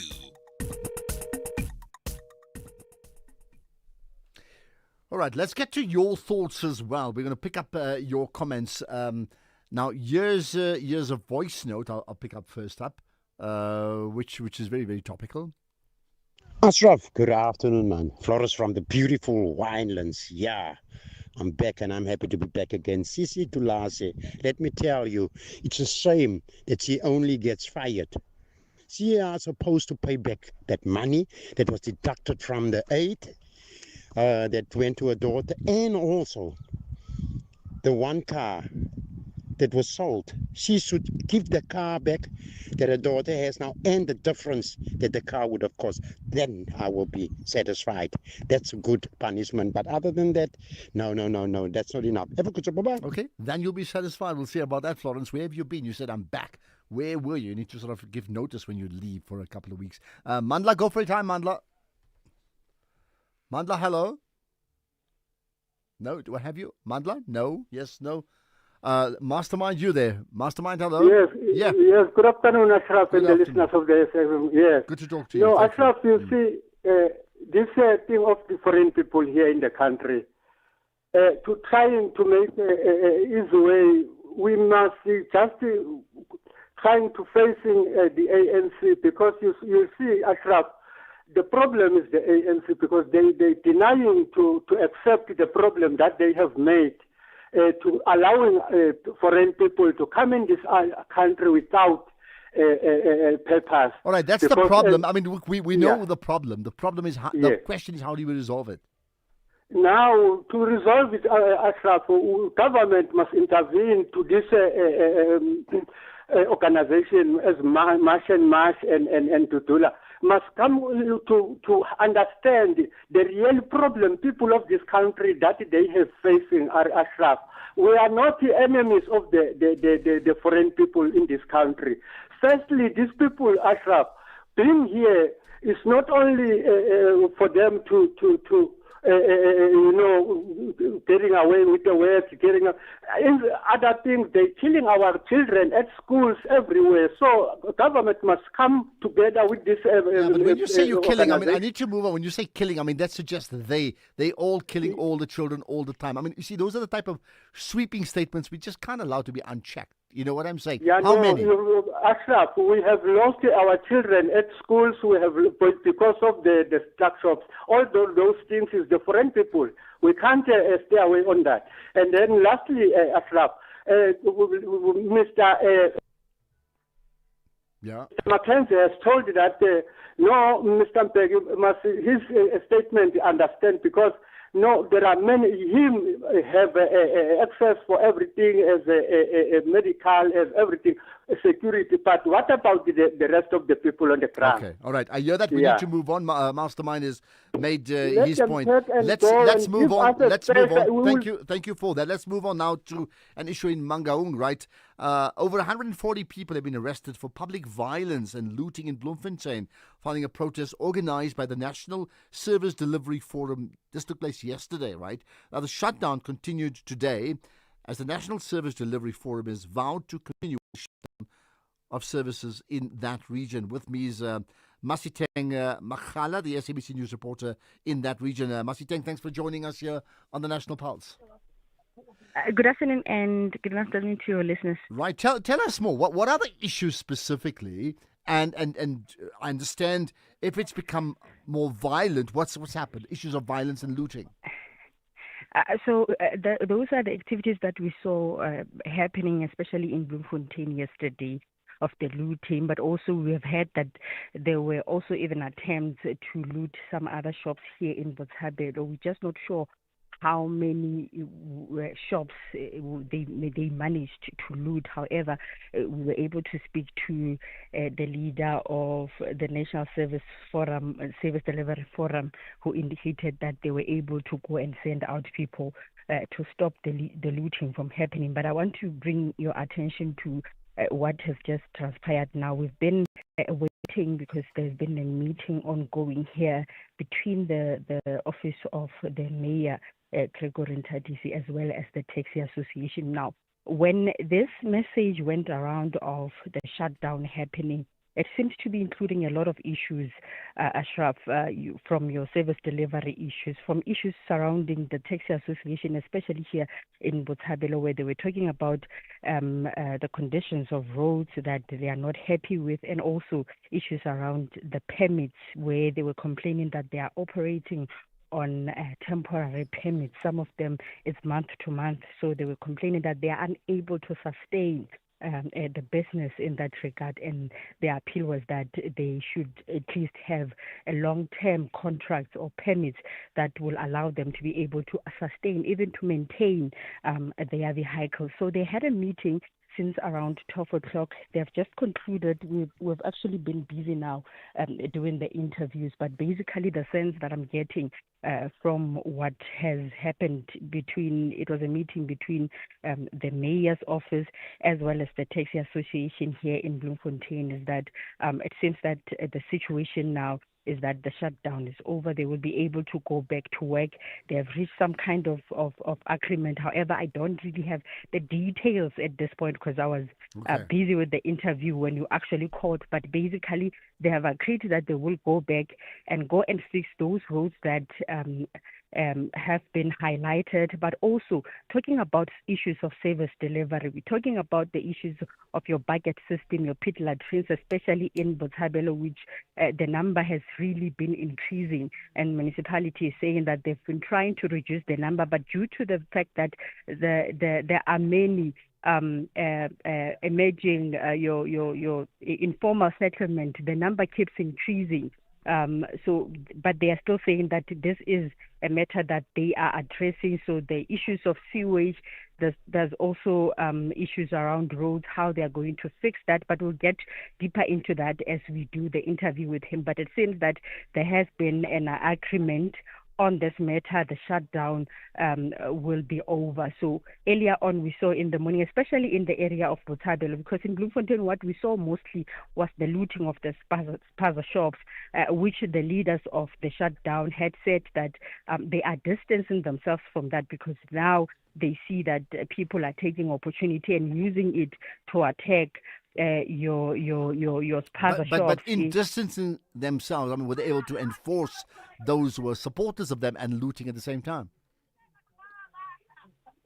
I'm struggling to hear you there, pardon? I was saying, in distancing themselves from those who were looting, were the protesters able to, at the one hand, take in their support and still reprimand those who were then looting? Did they have that power? Yes, they were reprimanding them because they're saying that they are not taking a command from what was happening in Botshabelo, because most of the leaders that we're talking to, they're actually based in Botshabelo. They were only aiming to go and take the shutdown to Bloemfontein later on. In fact, they said after this meeting, they will then decide whether they are intensifying this shutdown to Bloemfontein. So they were saying that the people who were looting and doing whatever, those people are not a part of the organized shutdown. There were people who were taking opportunity and doing their criminal activities. So even they said that even last night, the people who were trying to loot, they had to send out people to go and stop them, because that is not part of their shutdown and the message that they are trying to send out to the people. All right, let's leave it at that. Masiteng Makhala, the SABC News reporter, covering the story in Mangaung right itself. Let's get to the news headlines. It's just gone 3:30. Thank you, Ashraf. On the news headlines, the latest general household survey released by Statistics South Africa shows that nearly half of households in the country, or over 42%, are led by women. The ANC has instructed former Social Development Minister Sisisi Dolashe to resign as a Member of Parliament and as the party's Women's League president. And Iran's Islamic Revolution Guards Corps, the IRGC, says it has shot down a US MQ-9 drone and forced another drone and an F-35 fighter jet to retreat after they violated Iranian airspace over the Persian Gulf region. A full update follows at the top of the hour.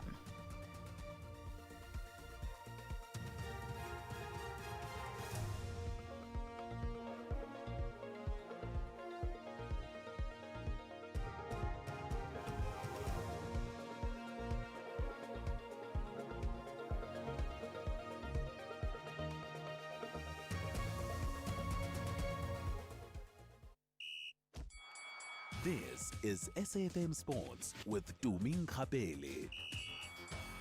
Major strong, die die, equal, darling, Ali, let's go. Die die, equal, darling, Ali, let's go. I feel like an alarm clock. How many days do we? Well, 17 days to go until the FIFA World Cup. And as we know, there's 48 teams competing at the global showpiece. Nations are divided into 12 groups of 4 teams each, replacing the previous 32 teams. It's going to be an 8-group format. And the top 2 teams in each of the 12 groups, plus the 8 best third-place teams, will advance to the round of 16. From then on, a straightforward knockout format, followed by the last 16 quarterfinals, semifinals, and the final. Don't forget that you can catch all the action on SABC3, which is the official home of the FIFA World Cup, and also you can stream on SABC Plus and also all the SABC radio stations. But getting straight into what is happening this afternoon, Ashraf, a very good afternoon to you and also our listeners. Kaizer Chiefs have parted ways with co-coaches Cedric Kaze and Khalil Ben Youssef. This is after their contracts came to an end. Ben Youssef and Kaze guided Amakosi to a 3rd place finish in the 2025-26 Betway Premiership season, a significant improvement from last season's 9th place finish and the club's best league showing since the 2019-20 campaign. The club will reportedly appoint a new head coach for the upcoming campaign very soon. Well, Mamelodi Sundowns are currently parading at the CAF Champions League trophy in Pretoria. I don't know, Ashraf, if you saw videos of OR Tambo Airport this morning at midnight. This morning at midnight. Okay, you mean the queue? This morning. Well, I didn't, no, because I was very occupied. But I know, of course, of the arrival of the team, right? What happened? Yes, they arrived literally around midnight, and OR Tambo was filled with supporters. That's great, isn't it? Coming to welcome the champions. And I'm just like, this is how you actually welcome the champions. If you were just to look up and on the floor, on the ground floor, there were Mamelodi supporters, or actually South African supporters, to come and welcome the team back. That's fabulous. They're not getting a share of the 100 million rand or something? They actually the are. Supporters I'm talking about. No. Okay. Absolutely not. But yeah, talking about that 100 million rand prize money, the players and the staff will share the entire 100 million rand prize money from the winning of the CAF Champions League. And obviously we know that tradition. It started with former club president Dr. Patrice Motsepe, and it continues under the new club chairman. Meanwhile, Sundowns stalwart Themba Zwane has confirmed that he is uncertain about what the future holds for him at the club as his contract runs up next month. To be honest, I don't know. I don't know. But for now, I'm just enjoying this moment with the guys, and we'll see. We'll see when the time goes. But obviously, my wish is to stay here and finish my career at Mamelodi Sundowns. Elsewhere, Scotland returned to the World Cup stage for the first time in 28 years, determined to end generations of group stage heartbreak. Steve Clarke's side opened against Haiti in Boston before facing Morocco and Brazil in Group C. With the expanded 48-team format, even a strong win over Haiti could be enough to progress as one of the best third-placed teams. In the meantime, Lionel Messi has been diagnosed with muscle fatigue in his left hamstring. This is after undergoing medical tests. The 38-year-old was substituted in the 73rd minute of Miami's 6-4 win over Philadelphia, clutching his leg before walking off, and the club says that his return will depend on clinical progress and offering no clear timetable. In terms of tennis, Elena Rybakina advanced to round 2 of the French Open with a 6-2, 6-2 win over Veronika Erjavic, saving 4 break points and striking 27 winners in a 76-minute contest. And finally, in basketball, the New York Knicks have reached the NBA Finals for the first time in 27 years after crushing the Cleveland Cavaliers 130-93 to complete a 4-0 sweep in the Eastern Conference Final. With that said, it is a wrap from my side for now. I'll have more in the next hour. And then we've got, the Bafana announcement, right? That happens. Yes, it's coming up Thursday. soon. Yeah. Okay. That's the one. Yeah. What does being African mean to you? Dr. Nell was saying education is critical, which is very valid and true because we are fundamentally about that, educating, advocating, raising awareness. And then community members are saying, but we are not being heard, we're not being understood. Where do we draw the line? And when there's discrimination, then we need to start speaking about why. Why is there discrimination? Are we misunderstanding each other because we don't sound the same?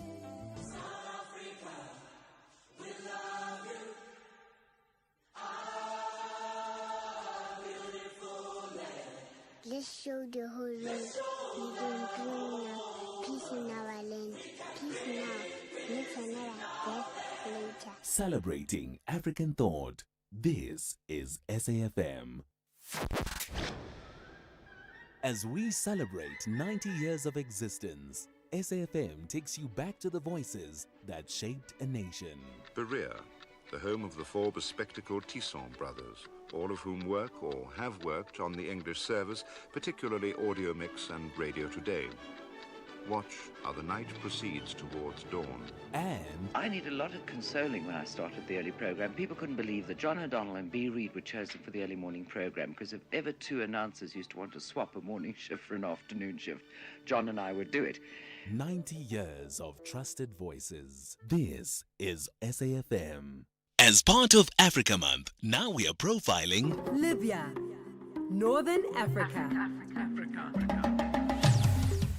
North Africa's vast desert nation, with a long coastline stretching along the Mediterranean Sea, bordered by Egypt, Sudan, Chad, Niger, Algeria, and Tunisia. A land shaped by the Sahara. Ancient trade routes once connected Libya to the heart of Africa, the Middle East, and Europe. Arabic is the official language. Amazigh and Tuareg cultures remain part of the nation's diverse identity. Libya gained independence in 1951, one of the first North African countries to break from colonial rule after World War II. Oil transformed the economy, giving Libya some of Africa's largest energy reserves. But years of conflict and political division have deeply affected the country since 2011. Instability, economic uncertainty, and rebuilding institutions remain major challenges. Still, Libya carries a strategic and historic importance across the region. Libya stands at the meeting point of history and change. In every desert, in every coastline, in every chapter, there is resilience. Libya, historic, strategic, and enduring. Africa Month on SAFM. Conversations, context, connection. X at SAFM Radio and at Ashraf Garda. We'll chat to the Minister of Health, Dr. Aaron Motsoaledi, coming up shortly about the state of public health, specifically some of the allegations around Charlotte Maxeke Hospital. We'll talk about that, as well as we'll chat to Nomcebo Dlamini around the issue of alcohol and their concerns around how alcohol has caused so much harm to the country. That comes up in a moment. But let me just tell you this. Here's a quote. Well, it comes from a speech today from Fikile Mbalula saying, referring to Jacinta Ngobese Zuma, "You can't go on national TV and threaten violence. Who are you? In a democratic state, look what they did in July, Andres. Now these ones think this is doable. You can't go on national TV and say, if you don't move mountains of such a date, you will see what will happen. Who are you?" Now, there's more that'll come. He also made the point, we cannot fight unlawful conduct in a democracy by ourselves engaging in unlawful conduct. Talking about vigilantism. Right, let's talk about the true cost of alcohol. It's a campaign, in fact. With me is Nomcebo Dlamini, the public policy and advocacy leader and the campaign director of the Southern African Alcohol Policy Alliance itself. Right, so Nomcebo, thanks for joining us. Thank you very much for having us, Mr. Kada. We truly appreciate being on the show. You just call me Ashraf. It's absolutely fine. But very importantly, let's talk about the true cost of alcohol. It's a catchy campaign, but what is the story behind it?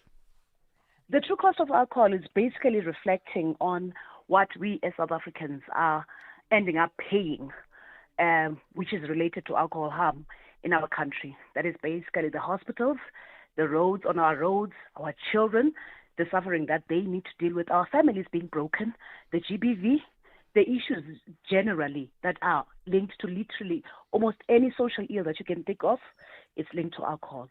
And we are paying the price. Whilst the industry that is making this product for us and selling it to us is making the great profits. All right, let me pause on that. When you say it's linked to alcohol, I mean, what does the data say? I mean, is it just an assumption, or you've actually got facts and figures to prove that? We've got facts and figures. About 10 to 12% of our GDP is spent dealing, our government pays to us dealing with alcohol harm in one way or the other, either in the hospitals or on our roads, or perhaps in the schooling system that now needs to be beefed up in so many ways because there's some kind of an issue that has risen through alcohol. In the country, which is proven, it's evidence-based, we've got about 100 people that die every day, not even every year, due to alcohol harm. And this cannot be ignored anymore, Ashraf. And we're saying, as the campaign, the True Cost of Alcohol campaign, let the cost be seen for what it is, and let us figure out how then to deal with this cost, and perhaps let it land at the door of the people that are making us pay this amount of money. The industry is providing something to our GDP, contributing, but the contribution that they are making is unfortunately being subsidized by the pay that we are making, the cost of alcohol, which is the 10 to 12% of our GDP that goes to deal with everything that is got to do with alcohol harm. So what do you want to get out of this? I mean, what's your end goal? So basically right now we are asking our government, and thankfully the National Treasury is in a process right now of taxation. We are saying, let us use tax, the excise tax, let us increase it so that it gets to a point where it reduces the harm. It is evidence-based as well, Ashraf, to say, if ever all countries that have used tax and used it accordingly and appropriately, it has reduced the rate of drinking in their countries. Like Lithuania, for example, Russia is another example. Scotland has used minimum unit pricing. So basically, fiscal policy can be used to reduce the alcohol harm. So basically, right now, there's a process that National Treasury is bringing us as a nation through, and this process is an alcohol tax review. And this process comes only every 10 years, Ashraf. And if we miss this opportunity as South Africans to engage with National Treasury regarding our tax regime, we might find ourselves still being stuck in a space where our alcohol continues to be very cheap, and there is no minimum unit pricing that exists in the country. So basically right now, as a campaign, what we are focused on is there's a process that this process that National Treasury is on, and we are saying, South Africa, please join in.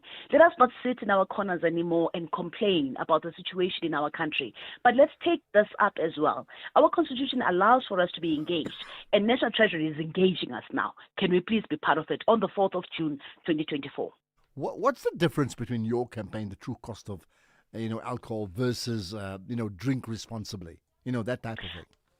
The big difference is when it comes to drinking responsibly, they are saying we are the problem. We need to be watching what we are drinking.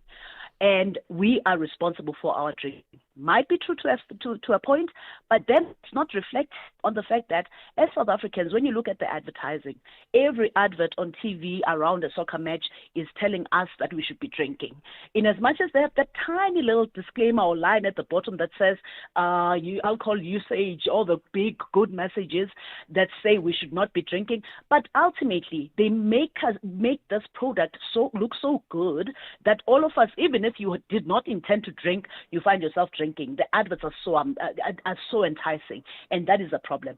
Also, we are saying the problem is industry that has been let loose on us as a population, industry that has been allowed to come up with all sorts of incentives, industry that has been allowed to put up as liquor establishments in every tiny little corner in our townships and in our peri-urban areas, even in the rural areas now. When you go to rural South Africa, you are shocked at the number of taverns that are just everywhere. Would you find this? I mean, what then would the role of government be? When I say that, would you? Yes. Let's look at the extreme, right?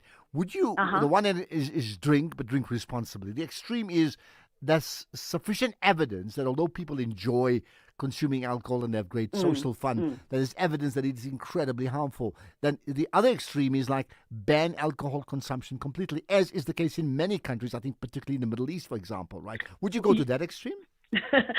When we were in the Eastern Cape, just like last Saturday, Ashraf, a young person asked us that question. She's 14 years old. She said, but you see the harm. We can't even walk in these streets. Why is it that our government is not banning alcohol? That is not what we are saying, because we are not for prohibition as an organization as SAPA. But what we are saying is, let our government please enforce the laws that exist. That, like the issue of licensing, that needs to be managed better. It cannot be that every little corner in South Africa has a tavern. The issue of sales to young people, to children, that law needs to be enforced. We are glad to hear that SARS is coming up with a track and trace system, because we are also understanding that there are some jobs that are created, but we also have discovered, Ashraf, that some of these industries that are existing in the country, alcohol industry players, they actually are not even providing the jobs that are so lauded in South Africa. We have recently discovered that a company that is delivering beers and alcohol in our townships is actually not even owned in South Africa, but we talk about jobs. Nonetheless, what we are saying is SARS track and trace is now in place, or it's going to be in place. We need that to be in place because we also don't want illicit alcohol. We are not for prohibition, not at all, but we are saying that we need to have public health as the priority more than anything else. It cannot be that profit is placed as more important than our public health. It cannot be. Yeah. Let me end with this. As someone like myself who does not consume alcohol, so I just have a position on that personally, right? But here's the other thing. That government will be reluctant to reduce the consumption because they earn so much taxes out of it. And then big business who advertises the way they do are also reluctant to cut down on that because they understand the huge contribution to their profits. So what I'm trying to say, and therefore in sport as well. So it's not going to happen. Actually, the communities are rising up, Ashraf, and saying we cannot have this continue in our country.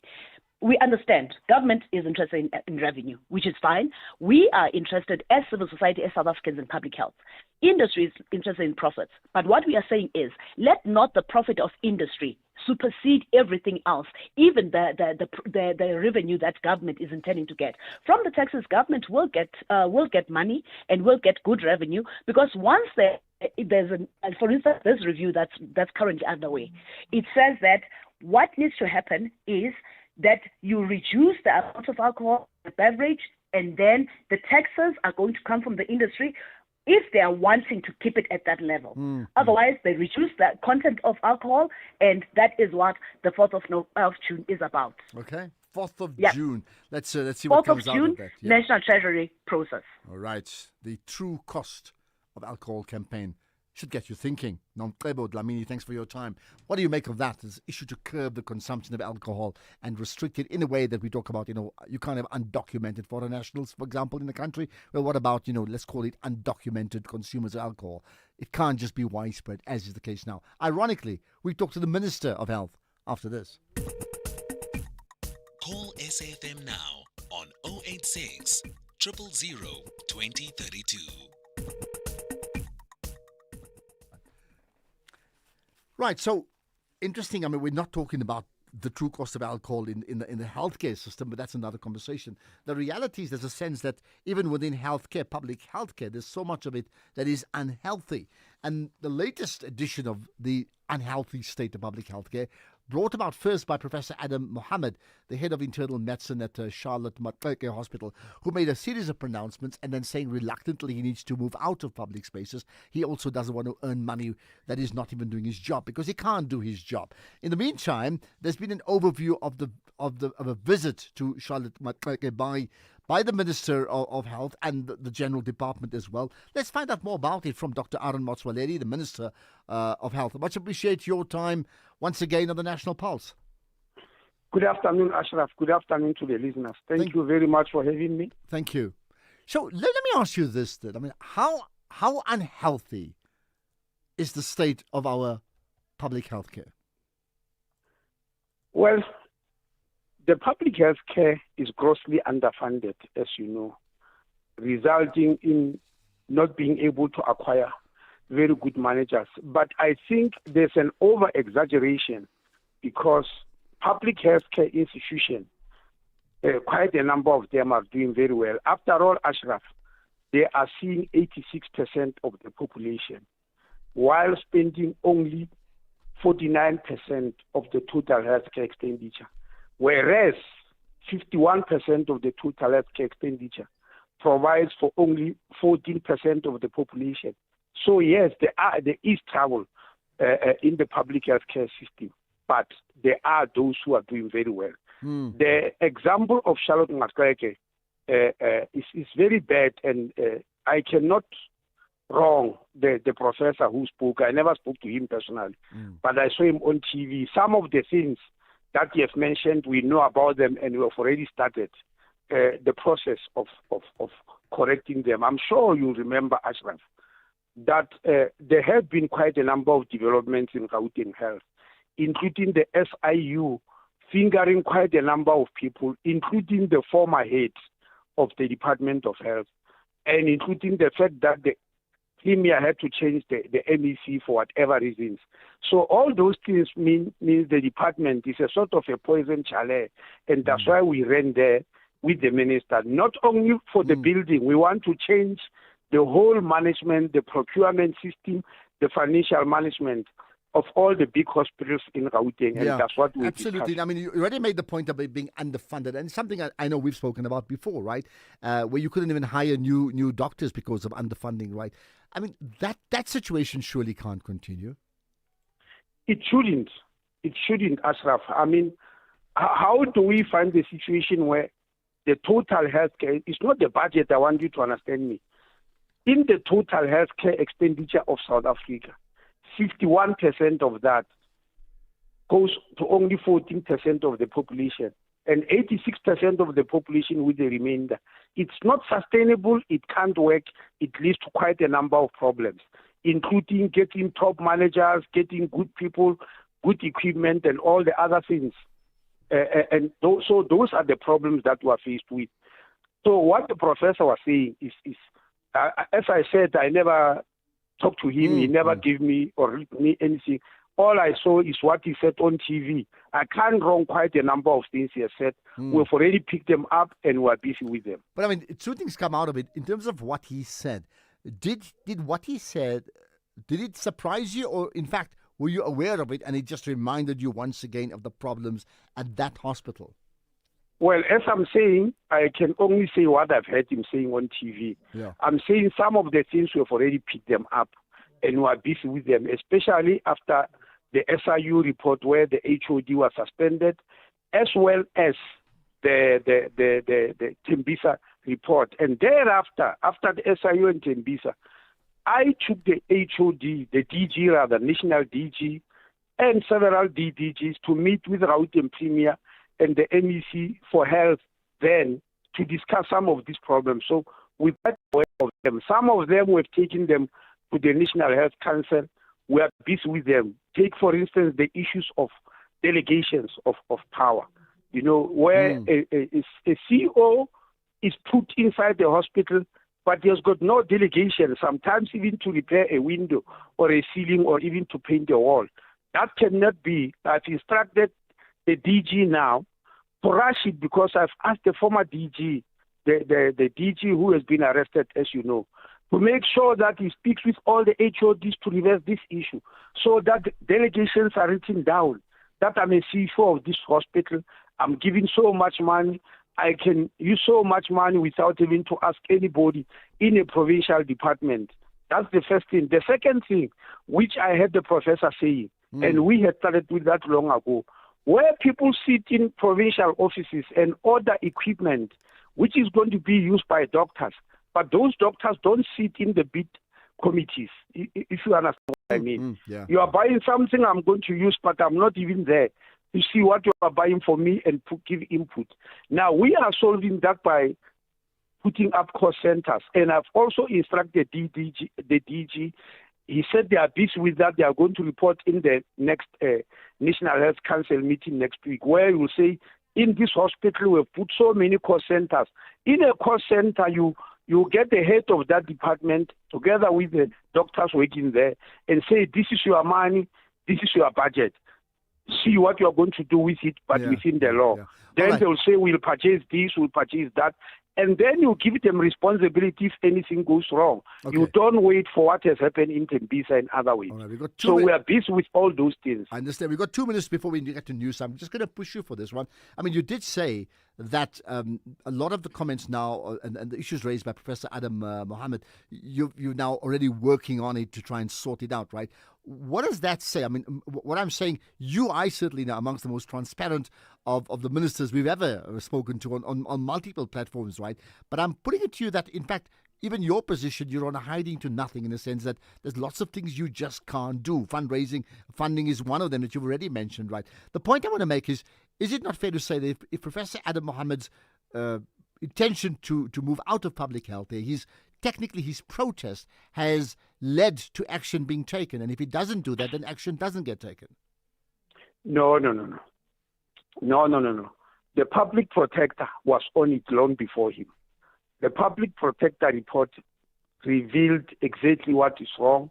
The SIU also revealed it. As I'm saying, we're sitting and sitting on them. The issue here, Ashraf, is the issues that were raised were falling under 4 categories that are not concurrent, that are pure provincial functions. There are functions in health which are pure provincial, but many people believe they are concurrent. It is HR function, it is financial management, it is procurement and maintenance of building.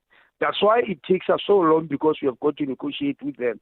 If it was, for instance, provision of ARVs, I would have solved it long ago because it's within my purview, if you understand what I mean. If it is hiring a CEO in a hospital and giving them delegation, it has to be done by the province. Not to waste your time, Ashraf. You may remember that when the SIU released a report about Tembisa, I agreed with the SIU head, then in Ndimuthibi, that because some of the people think that were in Gauteng, it can't be Gauteng that charges them. He must give over the job for me to charge them. And he agreed, he announced it. But we were told later that I can't, because I'm not the employer in Gauteng. I've got no legal power to charge anybody. So we have to send it back to the province, unfortunately. All very complex. Now we're on to news time, so maybe one quick 30-second answer here, right? I mean, there are many issues we can pick up on the psychiatry, cancer, urology. I won't even go into all of that, right? Here's just the one thought. What in terms of the healthcare, public healthcare in the country, notwithstanding your own constraints, right? If you could help it, what's the one thing you would do that would see radical change and better healthcare immediately? A short answer, if you can, Minister. Well, it's equity in financing. That's number one. Number two, which is also on the NHI Act, that all the academic hospitals need to be given autonomy, be run by boards, and they appoint whoever is the CEO and how the hospital is going to run. And we come up only with the standards. If that can happen, it will actually help situations like this. Okay, thank you for your time as always, Minister of Health, Dr. Aaron Matsoaledi. Lots to come out of that conversation, and I trust that you've heard his wish list. He seems to be hamstrung to a large degree, and he wants to fix things up, but can he? Let's get the news now. It's just gone 4 o'clock. Here's Ondela Mbana.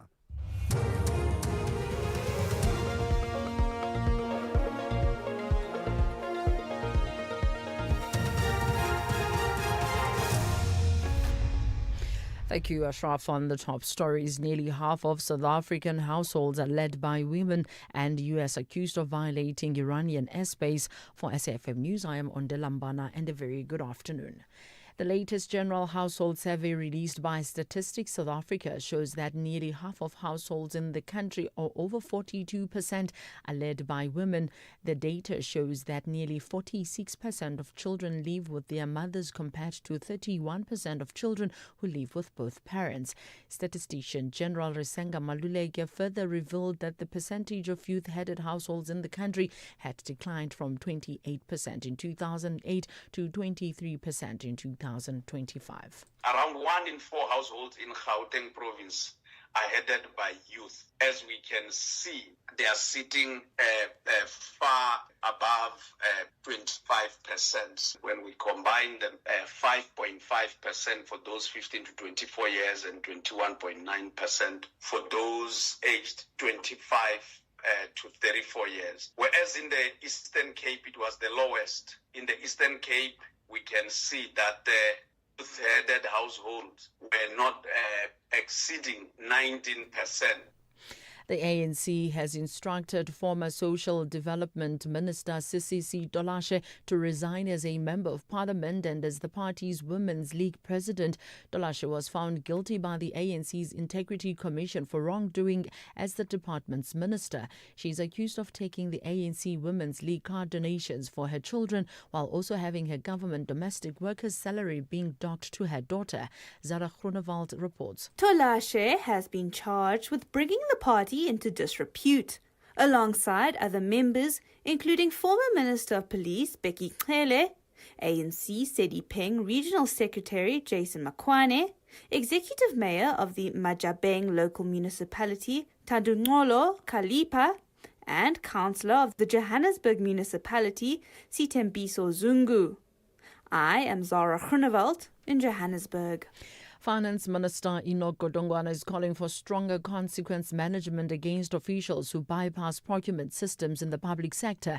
Godongwana made the remarks during an oversight visit to Charlotte Maxeke Johannesburg Academic Hospital alongside Health Minister Dr. Aaron Matsoaledi. This follows the release of a public protector reporting to delays and failures in the hospital's repair project after the devastating 2021 fire. The report found systemic failures, poor management and underspending of allocated funds, resulting in major delays in restoring damaged sections of the hospital. Godongwana says while procurement systems exist, officials often manipulate processes to avoid oversight and accountability. There's nothing wrong with procurement. Is that people find a way of procuring it. People say what was happening in this. People knew that they had the delegation up to 500,000. What they would do is to split tenders up to, even if it's for 2 million, to split it into 499,000 in order to bypass the regulations. So you can pass as many regulations as you can, as long as we do not have consequence management. You're not going to avoid people bypassing the system. So the key question is, when people are found, is there scope, is there willingness to deal with consequence management of people who are trying to bypass the system? The Premier of KwaZulu-Natal, Thamsanqa Ntuli, says the provincial leadership will soon engage with the civic group March on March to get clarity on their 30th June deadline for undocumented nationals to leave the country. There has been a rise in protests against undocumented nationals across the country in recent days. A task team of deputy ministers has been established to work with law enforcement agencies to address the issue of undocumented nationals. Ntuli says they want to understand the reasoning behind the group's deadline. We were having a meeting early in June because there was no discussion. We were not informed of anything about 30 June. We've just heard it from the media. We've seen the leaders of the civic organization announcing in the media, but we've not had an engagement so as to understand the meaning of an ultimatum, what kind of the activity, in fact, giving the ultimatum regarding the 30th of June. Iran's Islamic Revolution Guards Corps, the IRGC, says it has shot down a US MQ-9 drone and forced another drone and an F-35 fighter jet to retreat after they violated Iranian airspace over the Persian Gulf region. The statement comes after overnight strikes by US forces targeting missile launch sites in southern Iran and boats laying mines, presumably near the Strait of Hormuz. Sharon Braspies reports from New York, where a key meeting of the Security Council will take place today. U.S. Central Command characterized the strikes in southern Iran as defensive in nature. The Islamic Republic News Agency, which is closely linked to the government, warned against any violations of the ceasefire by the United States, stressing that Iran had a legitimate right to retaliate. The status of the talks remain unclear, with U.S. Secretary of State Marco Rubio indicating Tuesday that a deal could be announced in a matter of days, but signals from Iran on a pathway to an agreement are often different to U.S. narratives. The UN Security Council convenes Tuesday for an open debate on upholding the UN Charter, a meeting that will be chaired by China's foreign minister and includes a briefing by the UN Secretary General, among others. Sheldon Ricebees, SABC News, New York. Recapping the top story, the latest General Household Survey released by Statistics South Africa shows that nearly half of households in the country, or over 42%, are led by women. I'm Lambana for SAFM News Headlines at 4:30. In sports this hour, Kukune enjoying newfound confidence for Proteas women. Swani gives update on Mamelodi Sundowns' future and 3 new caps as Bok women rotate for Uganda. More details at 4:30. If we have rights, shouldn't we also have opinions? SAFM, leading the conversations that move us. The National Pulse with Ashraf Garda on SAFM. You're listening to the National Pulse, weekdays 3 to 6 p.m. There's a terrible story I was reading about a child dying in a recent fire that destroyed more than 100 shacks at a place called Plastic View in Tshwane, right? And leading on to that is this issue of that city and their thoughts around informal settlements. In fact, the city of Tshwane says that the issues of informal settlements around the city needs the city's immediate attention. Now, there's nothing unusual about that. I think I can think of 100 municipalities who may say exactly the same thing. So what then is the position regarding the state of informal settlements in that city, and what's the plan around it? Aaron Maluleka is the MMC for housing in the city of Tshwane. Appreciate your time, MMC. Thanks for joining us. In fact, we're going to get to the MMC right after this.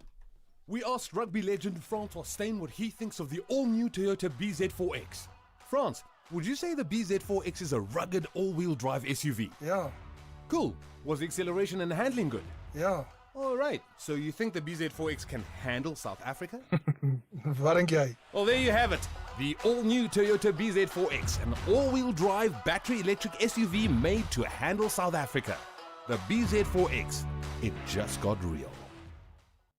When Avukile was diagnosed with blood cancer, his only hope was a stem cell transplant from a matching donor. Thankfully, a perfect match was found, and Avukile received the transplant that saved his life. But thousands of patients in South Africa are still waiting to find their match. Together, we can give more patients like Avukile a second chance at life. Visit dkmsafrica.org. This is an SABC-supported initiative.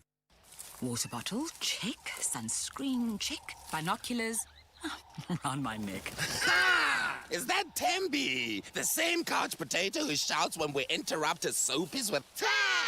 Ta!" But look at her now, a professional bird watcher. Oh, I'm shook. She's finally out here. I love the peaceful sounds of nature.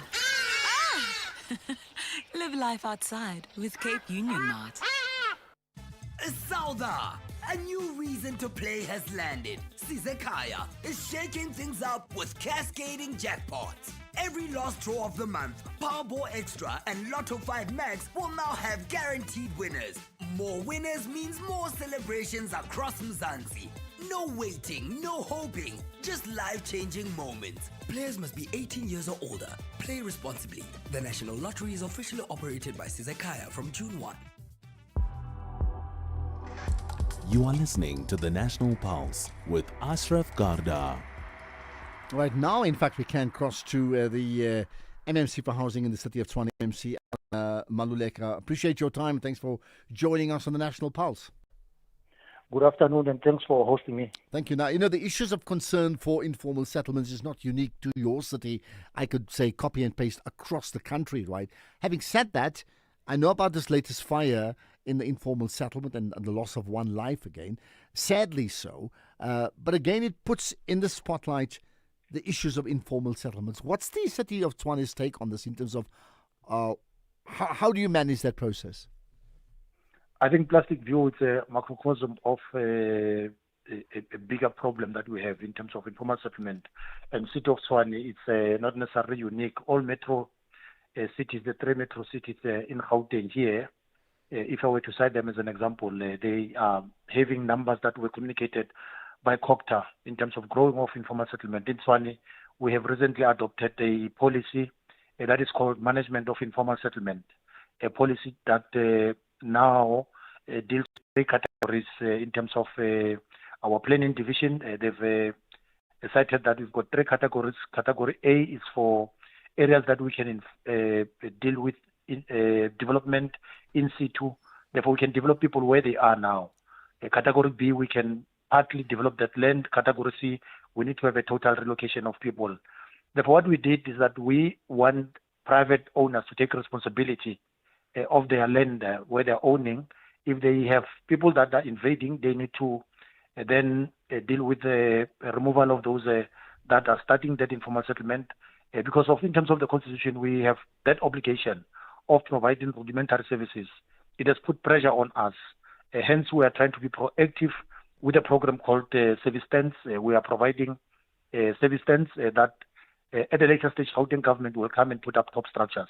We are giving people a stand with water, electricity, a sewer, and a title deed. Therefore, it's something that is called incremental development. We are aware that we have a big backlog, but currently, informal settlements, if I were to expand on that point, is that they mutate and start where there are economic growth points. Therefore, they are not isolated into the sprawl that there's no bulk, no economic activities. Therefore, what we need to do, we are going to a symposium on the 2nd. The conversation that we must have is that what leads to homelessness? It's not necessarily that people don't have houses, but they don't have houses and they can afford paying rent in affluent and rich areas. And these are domestic workers, these are gardeners, these are individuals that are involved in circular economy. And therefore, we need to respond to that gap. That gap, you respond to it by providing social housing, affordable rental, and also bring low-cost houses closer to places of economic growth, a point like industrial parks, where there's retail, malls, where there are suburban areas. We need to make sure that we deal away with the phenomena of not in my backyard. We need co-production, co-value. Communities need to collaborate with those that are our workers during the day. At night, they can't be scared of them and start to think they can be criminals. We need to eliminate, in the space of informality, criminal elements that are taking advantage of the poor. These are people that are starting informal settlements, charging people because of they are charging them water and electricity. Therefore, we need to deal with that. We have security companies that are in place to then deal with criminality. But I mean, I hear what you're saying, MMC, and with respect, all of that is very important, right? The point is what you've said. I could speak to any other MMC in the country, and they would say the same thing with that same wish list of we need to do this, we need to do that. They're unable to get to the bottom of it. They're unable to solve the problem, and you made the point of people need housing. Informal settlements, they get to there. Technically, in terms of the Constitution, you can't really get rid of them unless you provide alternative solutions for them and accommodation. So the people in those areas don't want them there. The sprawl continues, and effectively it becomes a lose-lose situation. I'm suggesting, besides your wish list, something more dramatic has to happen. Would you agree? We are an authority. We can't complain. We are lawmakers. we can't complain. The only thing that we can do is to communicate with our communities. If there are affluent and the rich, we need to consult because of these are ratepayers. And they should see the value that if you are having a domestic worker, they travel a distance, their disposable income is spent on transport. You need the services of people that are working in the retail center. Therefore, it needs conversation, it needs planning. Urban management is very key in planning. Because if you are not making those decisions, you are forcing people to then start informal settlements. You are forcing people to live under bridges. Therefore, we should not be complaining, but we should respond through our laws, through our budgets, and this is something that has to go into our IDPs and budgeting. But the fact that even now they are living in informal settlements, they are living under bridges, they are living, on parkways, they are living on highways, suggests that it's an uncontrollable issue. No, I do agree, because in the past there was a reluctance in terms of decision making. Now what we are doing is that we are developing many areas. We are doing what is called land acquisition, wherein we are going to then put up bulk, ensure that there's a reticulation of services, and we give the people, service stands that they can, on their own, invest on building houses. Because many people are complaining that while we are having a conversation around the gap market, while we are complaining about those that can't afford to be either in the RDP or in the, afford bonds, we need to give an alternative. And our response to that is service stands. And I'm just saying that a government that is not willing and intentional will always be led by communities. And we should, this time around and going into the future, take a lead in terms of planning and how we respond through resource allocation and our integrated development plan. Well, I'd like to have a chat in a year's time when we find there's remarkable changes that have taken place with regard to informal settlements, not just in the city of Tshwane, but other towns and cities as well around the country. MMC are on Maluleka. Much appreciate you talking to us here on the National Pulse. Have you discovered the TV license WhatsApp yet? We see you, binging reruns, living for the drama, loving the SABC Plus sports replays. Now, paying your TV license fits the vibe. Simply say hi on WhatsApp to 077 6069 060. Get your balance, make a payment, or set up a debit order all in one chat. No queues, no please hold, just convenience that feels like it should have been here all along. Because every screen in South Africa is a stage and yours is lit. So why wait? Send hi on WhatsApp to 077 6069 060 and get your TV license sorted today. Hashtag your screen, your story. As part of Africa Month, now we are profiling Central African Republic. In Central Africa, at the heart of the continent, a land of dense rainforest, rivers and vast natural wealth, bordered by Chad, Sudan, South Sudan, the Democratic Republic of Congo, the Republic of Congo and Cameroon. Diamonds, gold and timber lie beneath its soil and forests. French and Sango are official languages. Sango unites communities across a nation of many ethnic groups and traditions. The Central African Republic gained independence in 1960, a country rich in resources yet deeply affected by instability. Agriculture and mining support the economy, but decades of conflict, political unrest, and humanitarian crisis have shaped daily life. Infrastructure remains limited. Many communities continue to face poverty and displacement. Still, culture, faith, and resilience continues to hold people together. The Central African Republic endures through every challenge. In every forest, in every village, in every voice, there is survival. Central African Republic, resilient, enduring, hopeful. Africa Month on SAFM. Conversations, context, connection. In case you missed it. For anybody who is talking about NHI, which is an amazing thing, all I say to any minister, public health, give up your medical aid right now and come and join the healthcare system queue now. And if you can lead from that way, NHI will be implemented immediately. Come on the ground. Not sit in an office on a telephone, write up 10,000 papers. Come and don't pick up the phone for us to help your family member to jump the queues. That's the reality that we have to deal with.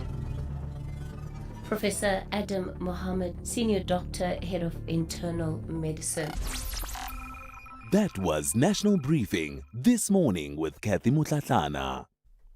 Right, buying second-hand textbooks for your kids saves money, but you could really save by switching to OUTsurance Essential Car Insurance, made for older cars.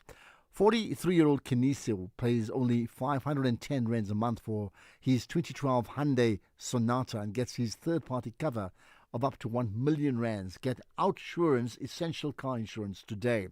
For unfinanced cars older than 5 years and valued at less than 130,000 rands, SMS CAR to 43185. You got it? CAR 43185. OUTsurance, licensed insurer and FSP. T's and C's and information available online. Ashraf Garda is streaming live now on Facebook, YouTube and X at SAfmRadio.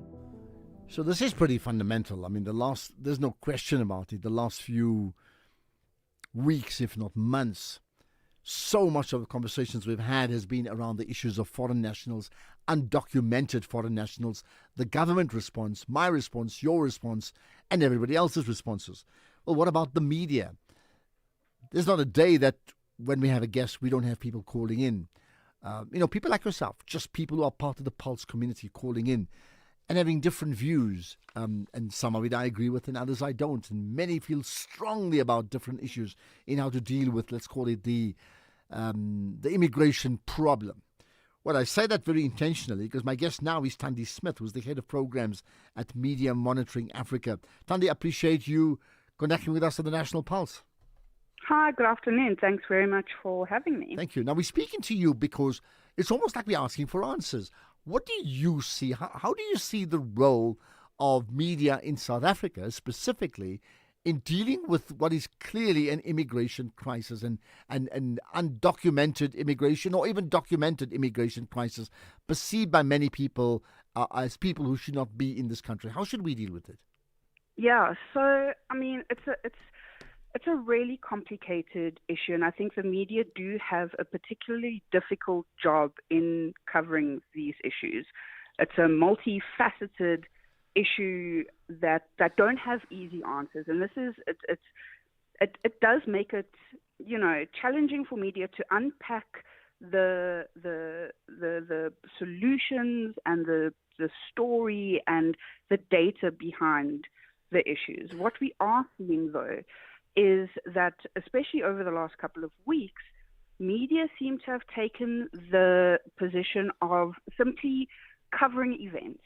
And we know that this isn't a new thing. We know that South African media are often very events-based. And by what I mean by saying, events-based is they'll cover marches. They will, give people a voice and allow people to share opinion. But there's very little context and engagement and investigation and, digging up the causes of what we're seeing. And that is, that is quite detrimental to how we navigate. And therefore, what is your suggestion? Because, there's two issues. Like, let's say today, there's, and I'm looking at a very typical story today. You have Jacinta Ngobese pronouncing on, 30th of June, or else, be out. And you've had the ANC Secretary General, Fikile Mbalula, making it very clear, like, who are you, right?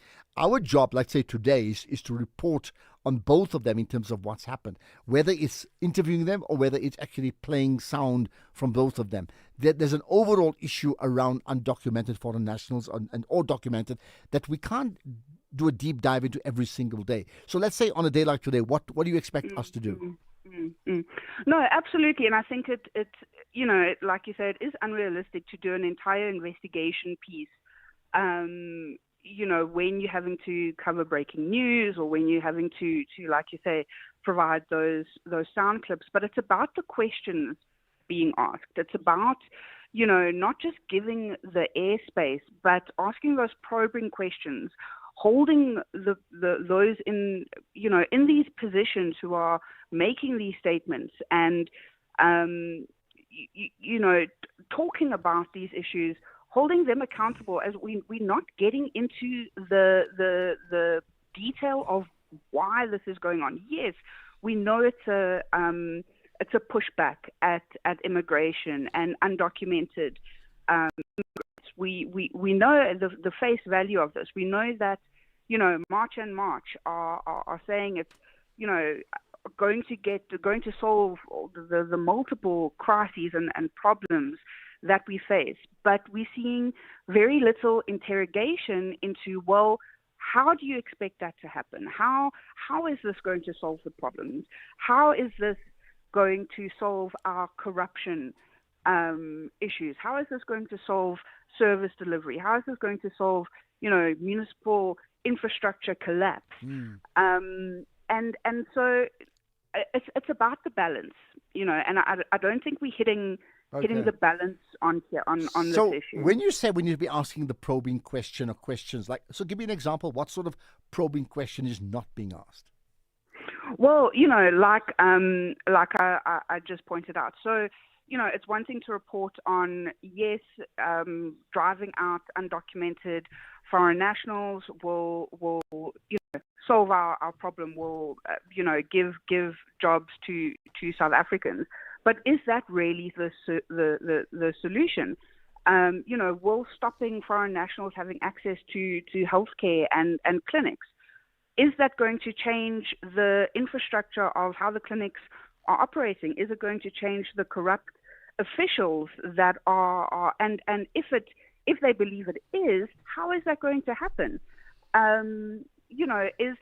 It's very easy to scapegoat foreign nationals for deep governance problems that we have in the country, and we're seeing this wave of xenophobia and an incitement to violence, essentially. And we're also getting, media have a responsibility to challenge that, or to cover issues that simply inflame and incite without giving that deeper context. But are you then suggesting that these various groupings, right, and I wouldn't have to mention one, then there's a few, right, who are clear in one issue, undocumented foreign nationals out, right, and even others, even documented at some stage, it shouldn't even be here either because they're taking our jobs too, right? Are you suggesting that in fact that the media is giving them, let's call it a free ride, a platform that, in fact, as they talk to us and they explain themselves, it is also being used then to propagate what their beliefs are, and that serves to gain even greater currency for, or more momentum in this case here, for their cause? It goes back to the point that I started with, in that this is a complicated, deep issue, and the media do have a challenge ahead of them in covering this. So I'm not saying that it's easy and the media just need to get it right, but they need to follow the ethics and the guidelines, and especially the public broadcaster. But aside from that, to your point, it's about balancing the right to freedom of expression, which, let's be honest, if you have outrageous opinions, xenophobic opinions, it's not illegal to have those views and to have those opinions. So yes, it is about covering an issue of national interest, because this is gaining a lot of traction and we are seeing violence erupting, and it does need to be covered. And it's not about stifling opinion, but it's also about not giving a platform to those inciting violence, to those calling for war against foreign nationals. Yeah. What about just having a multiplicity of different views and saying these are the views? There are challenges. I mean, we challenge them. There are certainly challenges, but from all of them, whether it's the government, whether it's the different groupings, right? What about giving them a platform to at least express themselves as they see fit? Because the reality is the current. Otherwise, we then choose sides and make the and in choosing sides, the understanding is that there's only one side that's right, which may not be the case. It's I don't think it's about choosing sides. It's choosing sides. It's about upholding democratic principles and human rights, and not cherry picking which one of those you are wanting to focus on. So, again, yes, give the platform, hear those views, and then counter those views. Have that balance. And where those views are complicated and where those views have a potential to incite violence, balance that with choosing, where to draw the line, not to cover blatant incitement to violence, because we know that is how people get involved, and it grows and grows and grows. But right. It's also not to stifle that. I do need to wrap up. Just a quick yes/no. Do you think that many of the media platforms, including within the SABC, are covering blatant incitements to violence without challenging them? Yes/no? Somewhat. Okay, somewhere in between.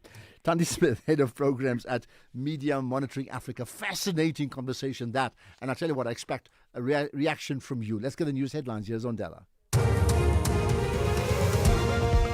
Thank you, Ashraf. On the news headlines, President Cyril Ramaphosa in his review bid against the Section 89 panel report has argued that the panel, which found that he may have a case to answer regarding the Phala matter, misunderstood their mandate. The latest general household survey released by Statistics South Africa shows that nearly half of households in the country, or over 42%, are led by women, and a train has collided with a school minibus in Belgium, killing 4 people. A full update follows at the top of the hour with Greg Groos.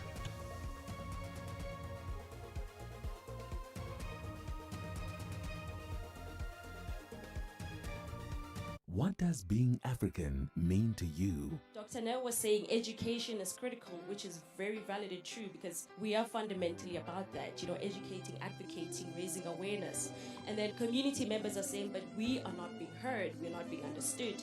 Where do we draw the line? And when there's discrimination, then we need to start speaking about why.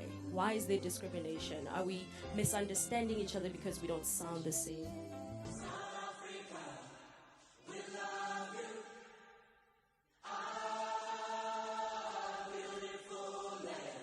Let's show the whole world we don't bring peace in our land. Peace now, next another death later. Celebrating African thought. This is SAFM. This is SAFM Sports with Tuming Kapele. Right, to me, there's the FIFA there's the FIFA Men's World Cup. Yeah. There's another World Cup as well. Tell me about that. There's the T20 Women's World Cup, which is actually coming up, and Proteas seam bowler Dumis Kukune says that she has found confidence in her game in the last few months, which has helped her cement her place in the team. Kukune has become a key member of the bowling unit in recent times, something that she struggled with earlier in her international career, and taking wickets on a regular basis. She will be expected to play a big role at the upcoming T20 World Cup in England, as the team looks to finally lift the trophy, and also believes that she hit top form at the right time. Yes, yeah, definitely. I'm really glad that I put out that kind of performances. I think, before I was struggling to, get the confidence, just to get my momentum going into any tour.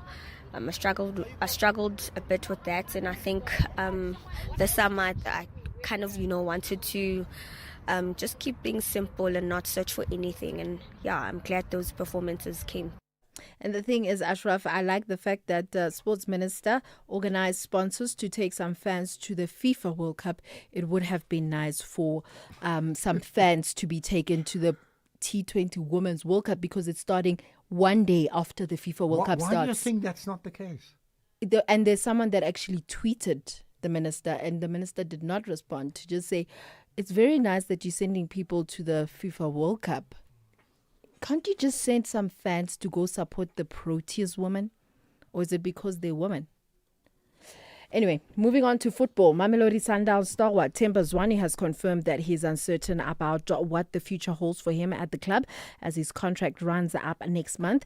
Mshishi, who would be 37 years old by the time the new season starts in August, has enjoyed a trophy-laden 15-year stay that includes 9 premiership titles and 2 CAF Champions League crowns, and saw his 2025-26 season hampered by injury.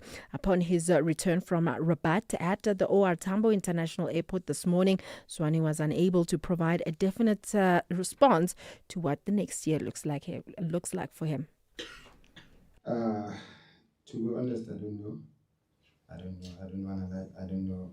But for now, I'm just enjoying this moment with the guys, and we'll see. We'll see when the time goes. But obviously, my wish is to stay here and finish my career at Mamelodi Sundowns.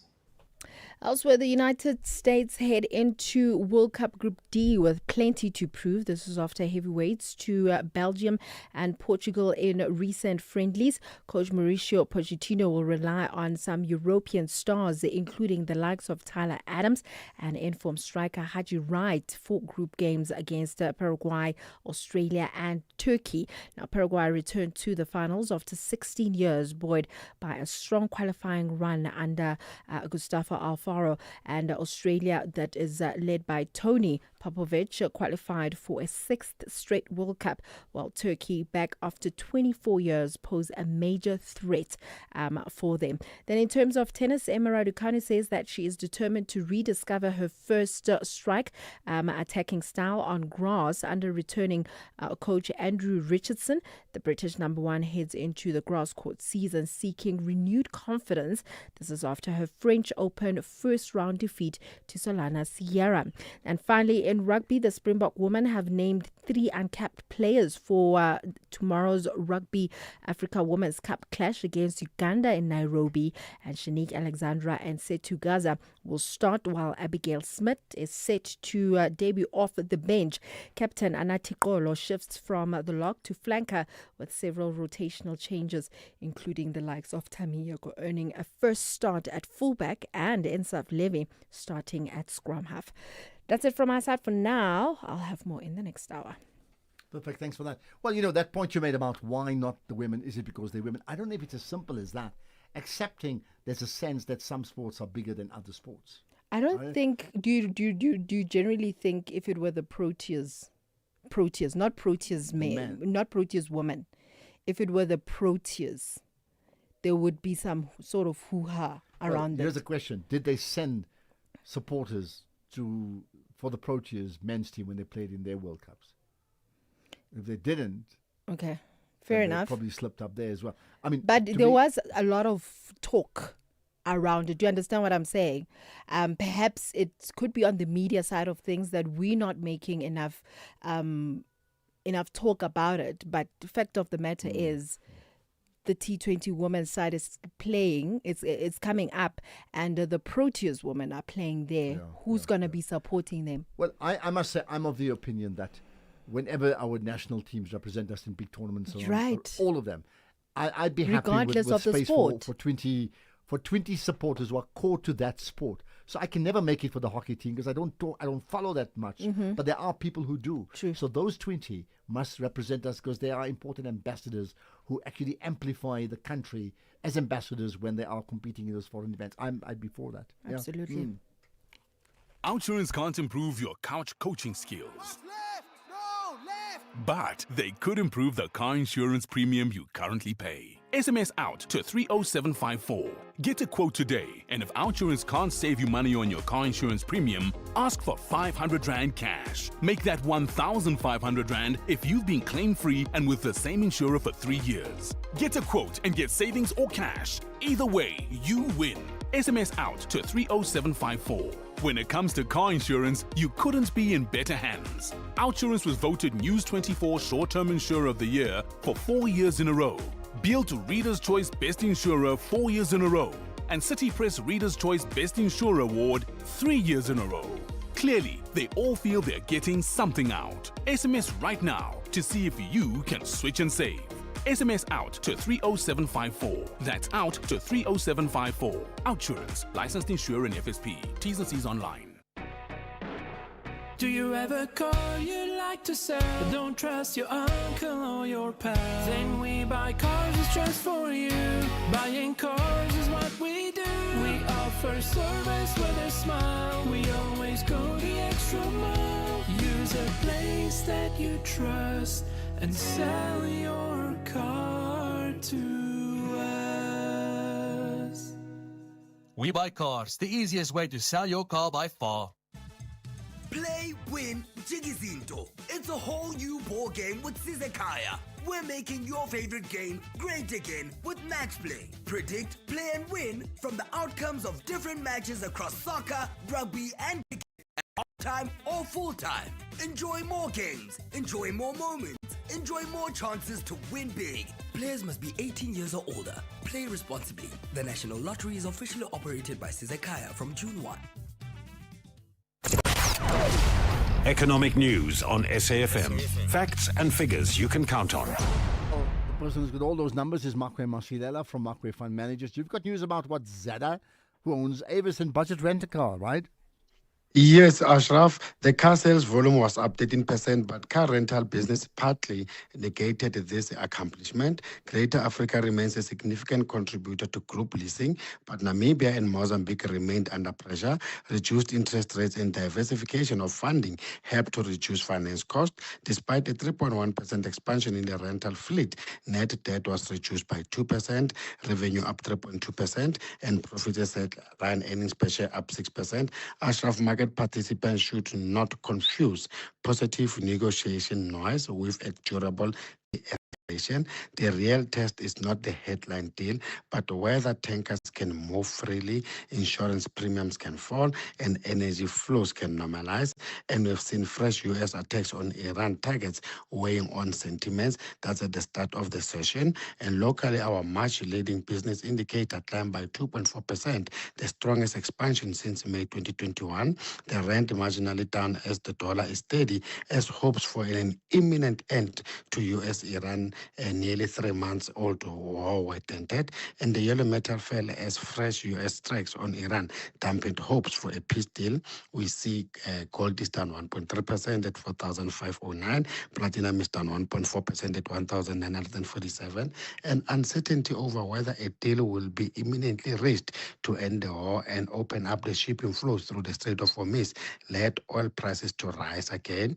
As we're talking, Brent crude is up 3.6% at $100 a barrel, and market participants are somehow holding on Iran peace deal hopes, and the global stocks are mixed with the JSE being flat as there's a tug of war between our industrials and financials, and we see the rand is down 0.5% at 16.36 against the dollar, 22.02 against the pound, and 19.02 against the euro. Right, perfect. Thanks for that, Makwe. We'll connect again tomorrow. Another hour of the markets coming up, 6 to 7, followed by sport from 7 to 8. There's lots to come here on SAFM. Call SAFM now on 086 000 2032. Have you heard of a thing called Go, Go, Go, Go? Well, Jane Simmons is one of the key drivers behind that, and we're going to feature her story. It's a real champion story coming up just now. But right now, you run the Pulse. You're part of the Pulse community. I need to get your thoughts. Madlakovu, thanks for joining us. Hi. Hi, Ashraf. Yeah, how are how's it, you man? this afternoon? I'm very good indeed. Yeah. Ashraf, when you spoke to your guest from government, yeah, you indicated and you pointed out the fact that there are two problems. One problem is what government has not done, and then the second one is the response from the civil society and so on. Yeah. Now, what we observe is that obviously the government has not done a lot of things to prevent this from happening. And then I think there was a reference from about the border management organization that they set up. But that thing is operating at 30% only. It's common knowledge. They have said that, you know. So then the civil society coming on board and basically creating that pushback and so on. And it's not helping anybody to try and move away from the basic issue, which is illegal coming into the country, which has not been, addressed and so on. And even but is that the basic issue? And I'm not disagreeing with you. I'm saying, is that the basic issue, or is the basic issue that far too many people who have aspirations for a better life for all are not experiencing a better life for all? Yes, that is the main issue. It's just that, what concerns in this whole happening, that the issues are conflated, So the issue is that you've got people coming to the country illegally. They are criminals, So that's the first thing. And then you have a situation where there must be negotiations with the criminals. So, and the government, who is supposed to have done something, have not done that. And they're not starting now. All that they are doing is labeling people, negatively, that are having or leading this pushback. And I think Ashraf, the current government must understand.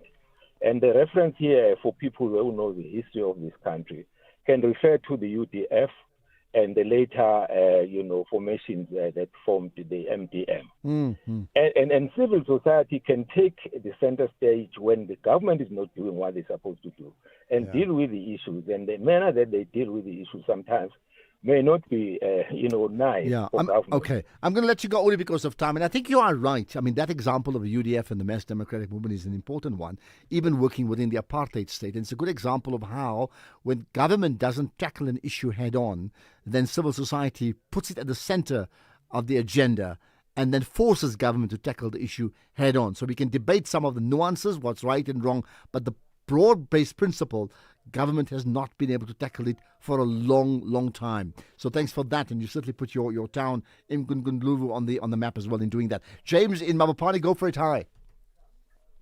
Good afternoon, Ashraf. Yeah, good talking to you, James. Right, what's your point? Yes, my point is this one. As chemists, you can see that the government is spending a lot of money on deporting the national immigration. So my point is, if the government can say that if we find one of your people in our borders or in our country, when they deport them, they say that government or that country, they should pay the money that is deporting the... Yeah, but they're not going to pay, because you know why? I mean, to be fair, a lot of these countries are impoverished themselves. They can't pay for the people living there. Where they're going to pay for people living in another country and to bring them back home? They're just not going to do it. Yes, I know. Let's say like this: you are a parent, so your child goes to a neighbor and is causing a problem on a neighbor. So the neighbor takes the child and come back to you. So you are the parent that must take the responsibility for your child. Yeah, and then That's what happens? view. I understand what happened when you tell the neighbors, you know what, this is a naughty child. I don't want to deal with this child. You know what? He does not listen to me. I mean, that's the point. James, I get your point. Thanks for putting that on the agenda. Interesting one. Let's talk about the issue of the informal settlements in Pretoria. The issue of informal settlement. In China, apparently, we do have all the solution. But the challenge is we are not putting things on a practical perspective. Act is way too late. The informal settlement is now a township.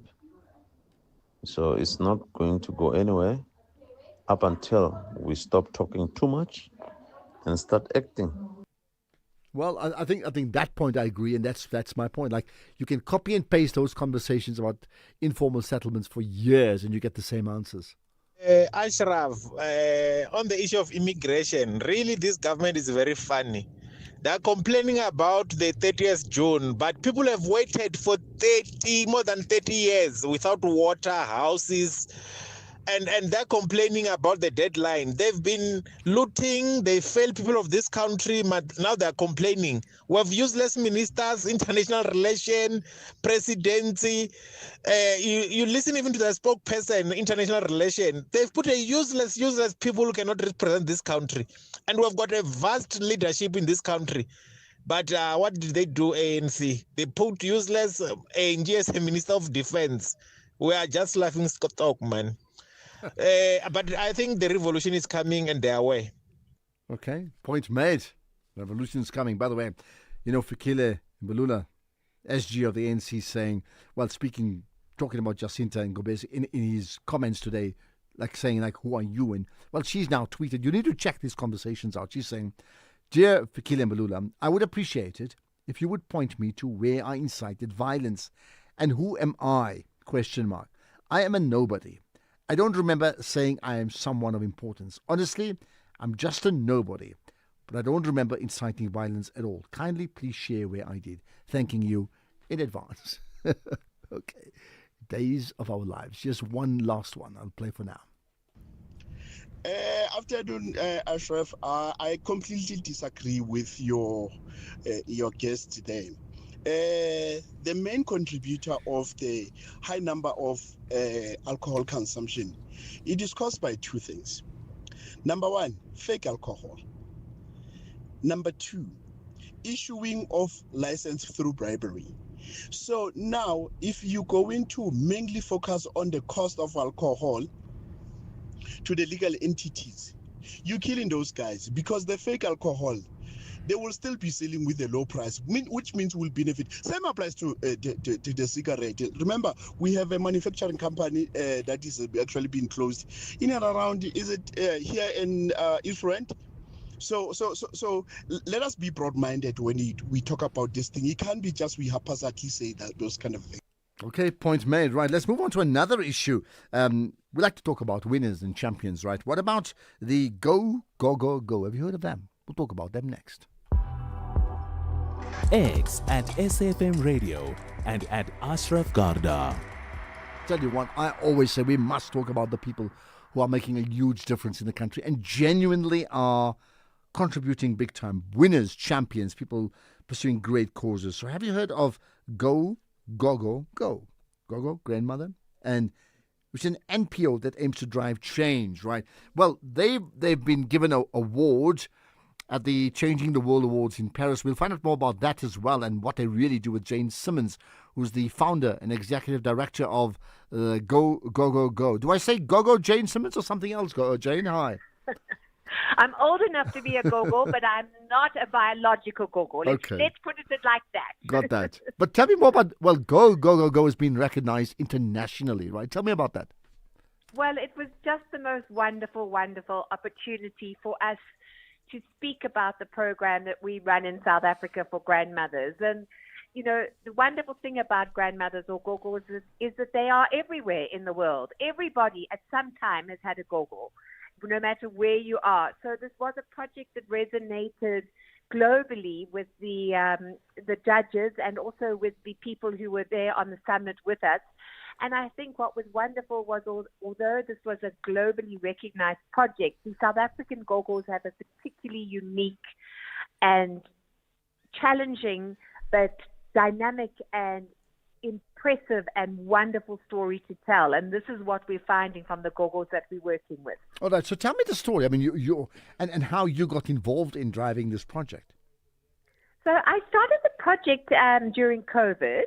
The first project we ran was based on an interview that I had with a gogo who came to me crying and asking for help on how to speak to her grandchildren about sex and HIV and AIDS, because she had lost 5 children to AIDS in the 2000s and was raising 13 grandchildren and was in fact carrying a great-grandchild on her back. And I decided to develop a program to help grandmothers to speak to their grandchildren about something as difficult as HIV and AIDS and sex and sexuality. But through that work and the research I was doing for that work, I became more and more aware of just how many areas grandmothers are working in terms of looking after and raising grandchildren, from ID documents to grants to foster grants to school to school fees to transport to food, and how so much responsibility has fallen on these women, not only because parents have died historically, but also because of our apartheid past with work migration, parents having to leave home at 3 or 4 o'clock in the morning, getting home at 8 o'clock at night, parents being incarcerated, parents living in different areas. And I think also what has become a very big driver of grandmothers raising grandchildren recently is multi-generational households, which I think is a economic consequence of where we find ourselves, that people are living in generations with the grandparents, the parents, and the grandchildren and great-grandchildren. Oh, so, and I mean, I think you're quite right. It may not be unique to South Africa, but clearly it's more pronounced in South Africa than many other countries in the world. The role of the granny, the role of the gogo, in terms of being the absolute glue of that family, and there's multiple reasons for that, right? So your point about understanding the problems that they have in terms of sharing down information down the generations. How then did you go about, if I can say, fixing it, resolving it, creating the type of interventions that were needed for them? So we have a number of interventions, and most of them are focused on intergenerational knowledge sharing. So we're trying to build mental health strengthening in households through promoting intergenerational conversations about issues around sex, around gender-based violence, about health, healthy eating, nutrition, pregnancy, exclusive breastfeeding, reading, literacy, internet access. We have programs that deal with all these things. We have a program that we run with Ruma called iGogo, where we train grandmothers how to use the internet. And each grandmother gets a tablet, which they then take home to share with their grandchildren so that they can access the internet. So we see grandmothers as the vehicles and agents of change. So they are there to help share the messages that grandchildren need to get to have the outcomes that we wish for our children. So instead of targeting our interventions at mothers or fathers or the children ourselves, we've identified grandmothers with this unique role, and as you said, intergenerational knowledge, but also of the role that they play in communities, of respect and the regard that they have, and this traditional role that, older people are greeted as with respect. And, there's a beautiful proverb that says a house without a grandmother is like a road that goes nowhere.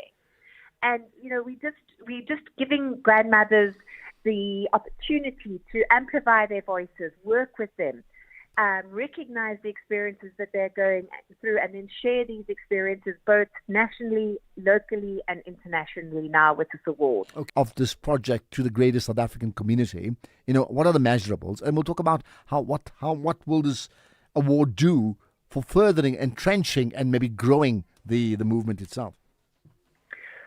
So our research, I have a research background, but our research is based a lot on qualitative research. So measuring and talking to grandmothers and grandchildren about the experiences and the benefits they're getting from these interventions.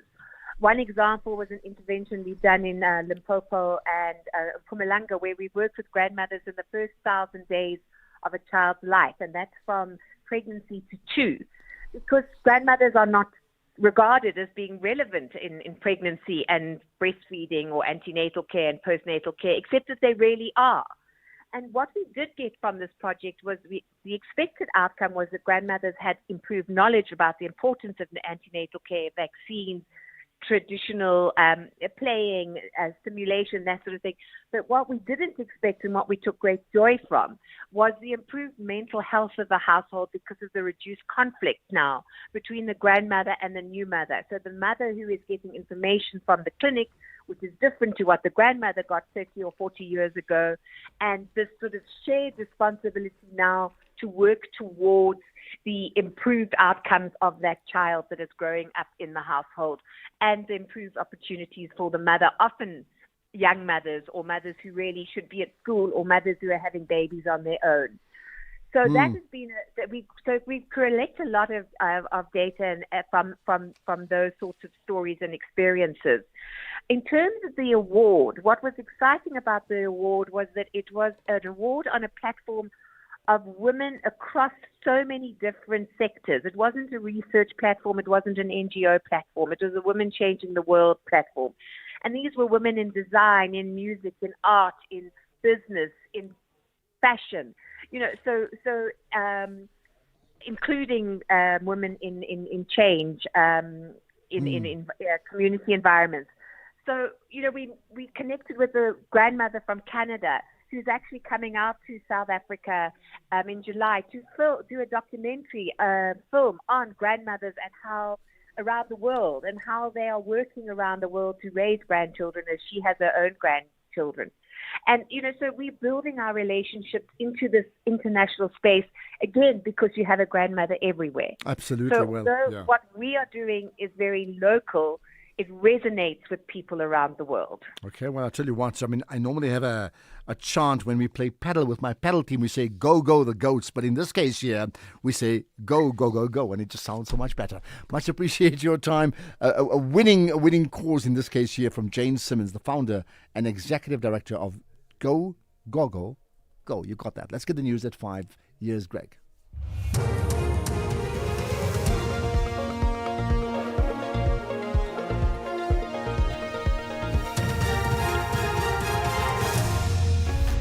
Thank you so much, Ashraf. Ramaphosa files court papers over Phala Phala report and 4 people killed in Belgian train crash.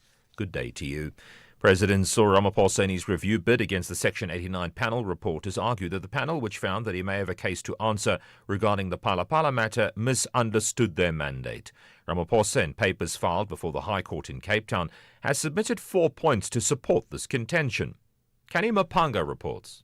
President Ramaphosa argues that 1, the panel failed to determine whether sufficient evidence exists to warrant an impeachment process. 2nd, that the requirement for the panel in terms of the rules was not that the president may have committed the alleged violation, but rather show that the president actually committed the actual violation. 3rd, the panel did not appreciate the distinction the rules draw between evidence and information. Lastly, that the panel could not rationally conclude that there is sufficient evidence of alleged misconduct without assessing the question of whether the president acted in bad faith. Kani Mapanga, SABC News, Johannesburg.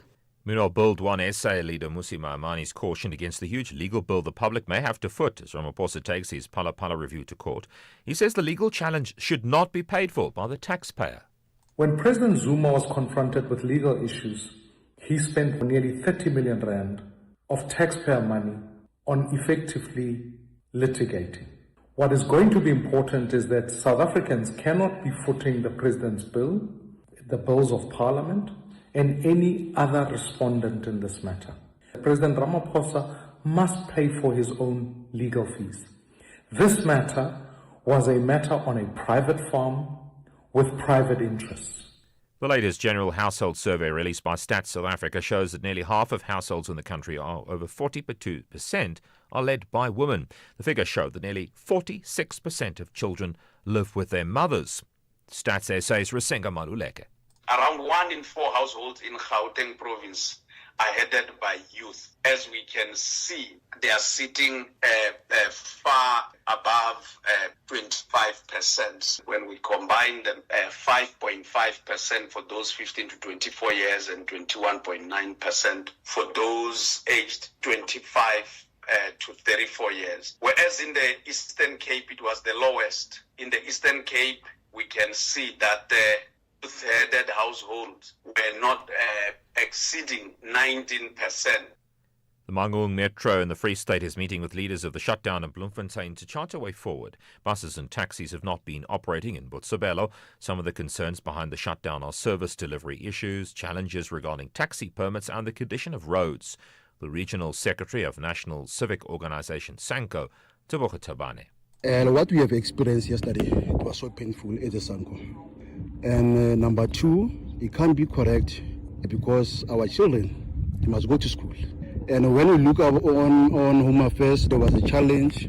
And we do receive the complaint from Home Affairs to say there are those people who must go and claim the death certificate. They can't even do that. Now, at Sango, we saw it is so important to get in between, to try to do something, especially from the municipality and taxi operators. A train has collided with a school bus in Belgium, killing 4 people. 2 of the dead are teenagers. Thomas Beiken is the press officer for Belgium's railway network. we have the images of our technical camera, and on those images we can see that the level crossing was closed at the moment of the accident. So that means the lights were on red and the barriers were closed. Why did the minivan still proceed to drive further? We don't know. But what I can tell you right now is that we are experiencing at this moment one of the worst accidents in the history of Belgium. Top story. President Ramaphosa, in his review bid against the Section 89 panel report, has argued that the panel, which found he may have a case to answer regarding Phala Phala, misunderstood their mandate. That's SAfm News. I'm Greg Khus. In sports, the Sour Kaizer Chiefs goes separate ways with co-coaches. 3 new caps as Bok women rotate for Uganda, and Skukune enjoying a newfound confidence for Proteas women. More details at 5:30. SAfm, guiding you through the rush hour traffic.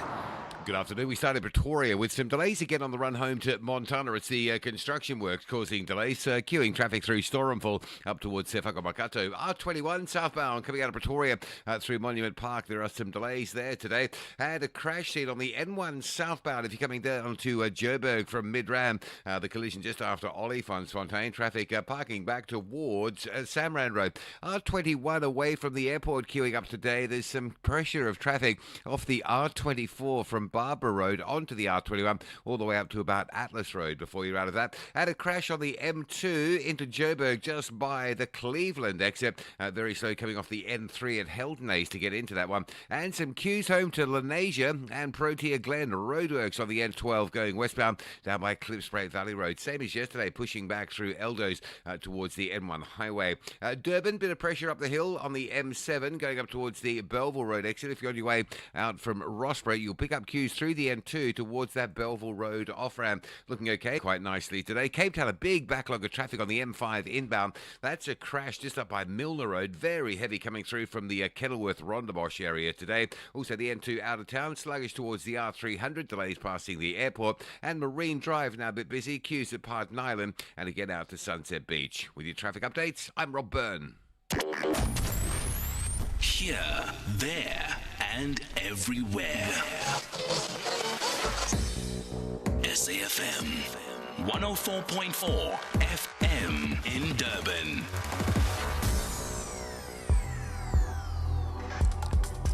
The National Pulse with Ashraf Garda on SAfm. You're listening to the National Pulse, weekdays 3 to 6 p.m. And so it goes predictably. The ANC instructing Sisisi Tolashi to resign, and others are saying, what about the former Minister of Police? Should you not do the same thing with him?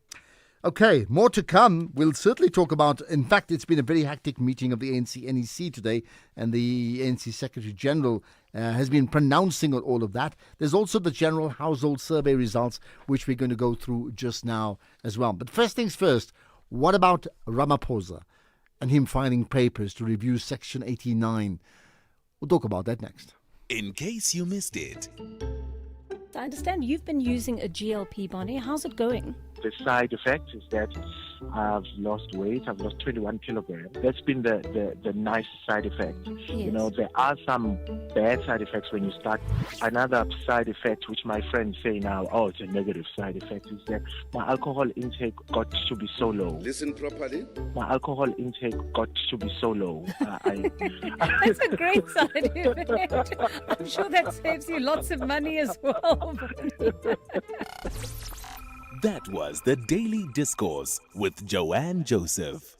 As part of Africa Month, now we are profiling Tunisia, Northern Africa. North Africa's Mediterranean gateway, bordered by Algeria and Libya, with coastlines opening towards Europe and the wider Mediterranean world. A land where ancient history meets modern ambition. Home to Carthage, one of history's great civilizations. Arabic is the official language. French is also widely spoken across business, education, and daily life. Tunisia gained independence in 1956, a nation shaped by reform, education, and cultural exchange. Tourism, manufacturing, agriculture, and trade drive the economy. Tunis stands as a center of culture and political life in North Africa. In 2011, Tunisia became the birthplace of the Arab Spring, a movement that echoed across the region. But challenges remain: unemployment, economic pressures, and political uncertainty. Still, Tunisia continues to balance tradition, identity, and modern progress. Tunisia carries the spirit of change and renewal. In every coastline, in every marketplace, in every generation, there is possibility. Tunisia, historic, vibrant, and evolving. Africa Month on SAFM. Conversations, context, connection. X at SAfmRadio and at Ashraf Garda. So what about the president? Well, President Ramaphosa has filed papers in the Western Cape High Court to review the Section 89 independent report into the Phala matter. Let's try and understand what that really means, okay? With me is Intabiseng Dubazana, legal expert, attorney at Dubazana Attorneys. Appreciate you connecting with us once again on the National Pulse. Good afternoon. Thank you so much for having me. All right. So let's talk about it. What does it mean? He's filed papers. So what? What should we be looking out for here? So what we are looking out for, one, is that the respondents as cited in his notice of motion will hopefully reply to that and make a notice of intention to oppose. But essentially what he's asking for in the notice of motion is to say that, one, the panel misdirected itself. It did not have the powers that they decided to give themselves when they made that the paper that was then confirmed by the High Court, and further that they relied a lot on hearsay without any evidence that substantiated any of the allegations, and that essentially as well there's no reason for him to be impeached, also for him to resign as the president. So as we are standing right now, unlike in a normal setting wherein if you're going to take a matter on appeal or whatever, in terms of the Superior Courts Act, it kind of stalls everything. It might be that while we're waiting for this whole court application to proceed, that they may possibly continue the impeachment process regardless, because remember, it's not stemming from a situation where it was a High Court order, in the sense that the Section 89 was convened by the National Assembly. All they need was a confirmation of the High Court. So it might be that it's a situation wherein the process of impeachment may start regardless of these these papers that have been filed. And therefore, tactically or strategically, is this the right approach from the president? I beg your pardon? I said tactically or strategically, is this the right approach from the president? I'm not talking about what's legally correct, in terms of how he's approached it. I think it is the only way he could have approached it in any event, because the decision had been made, the order has been made. So what's the next best thing? Either he resigns, which he's already made clear he's not going to do.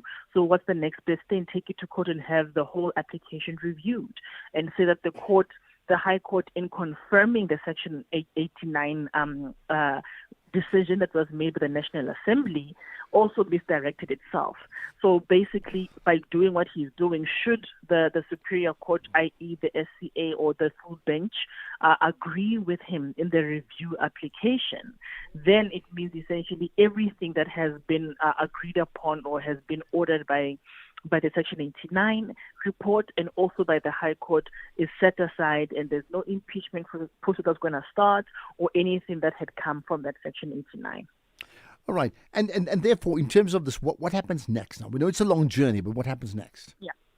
So right now they've been served, and then once they've been served, they have about 15 days, not only to put in the notice of intention to oppose, but their affidavits as to why they are opposing, the reasons that they are relying on that this review will not succeed.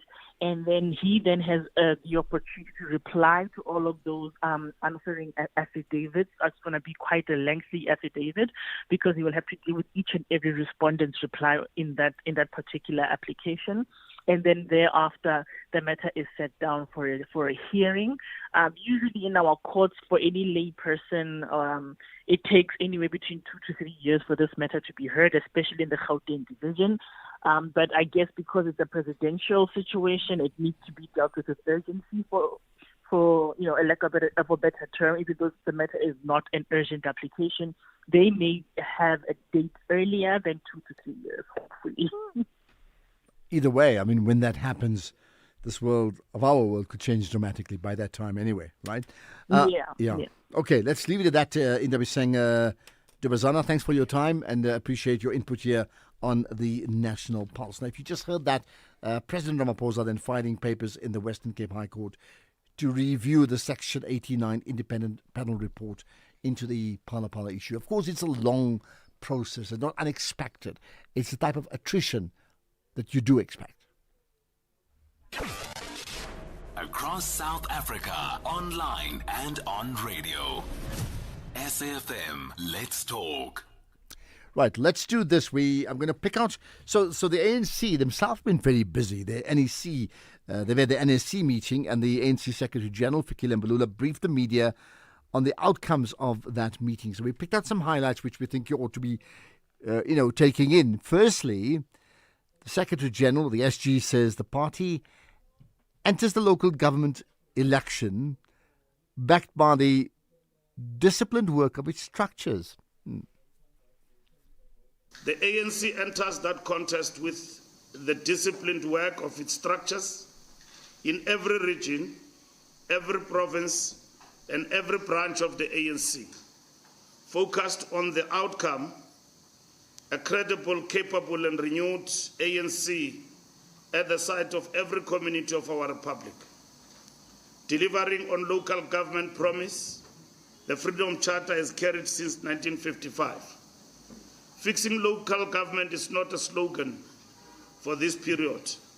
It is the work of the period.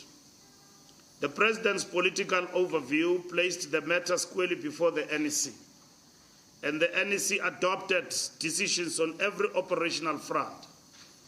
I turn to those decisions now. The ANC...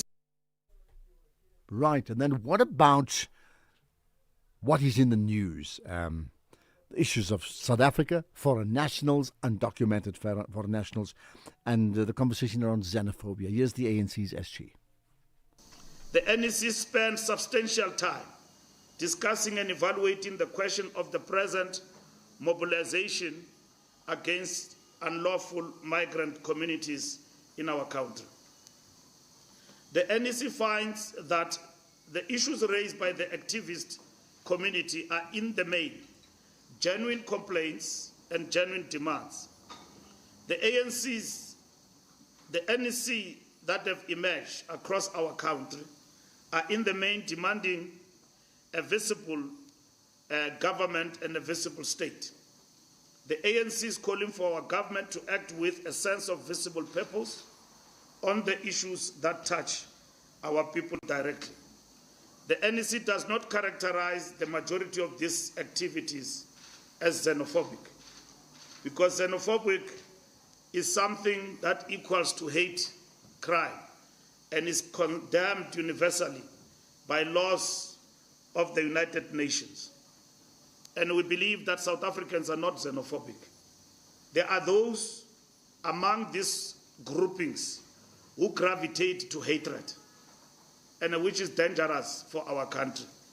We cannot, as a country, be proud of being labeled as a country that is xenophobic, a country that fought apartheid and defeated it with the support of others, and apartheid defined as a heinous crime against humanity, the same as xenophobia. That is why the anti-racist conference was held here in South Africa and adopted important resolutions in our country in Durban. The NEC understands the pressures on our economy and on our communities arising from unlawful immigration. And the NEC shares the concerns of the people of South Africa on these matters. The NEC, however, cautions the organizers and the leaders of the ANC to be vigilant against third force infiltration of their ranks. Right, so what then should the role of the SAPS, should they be playing in tackling the issues of immigration or immigrants? Urges every provincial premier in the Republic to activate a quick response team on immigrant tensions in their province, working in concurrence with SAPS, the Prosecuting Authority and the Department of Home Affairs, the Department of Social Development, the Provincial Disaster Management Centers, and the National Disaster Management Center. On the evictions in the Western Cape, the NEC has received the matter of the farm laborers' evictions taking place in the Western Cape. The Secretary General's office will further engage the Western Cape Provincial Task Team of the ANC to develop and advance a program of action on the evictions question. The ANC does not stand by while the people of our republic are removed from their land and from their homes. On the international situation, Iran, Palestine, and Lebanon, the NEC reflected on the international situation, on the urgency of a just, durable, and political resolution to the multiple conflicts now bearing down on humanity. The path of war is not the path of solution.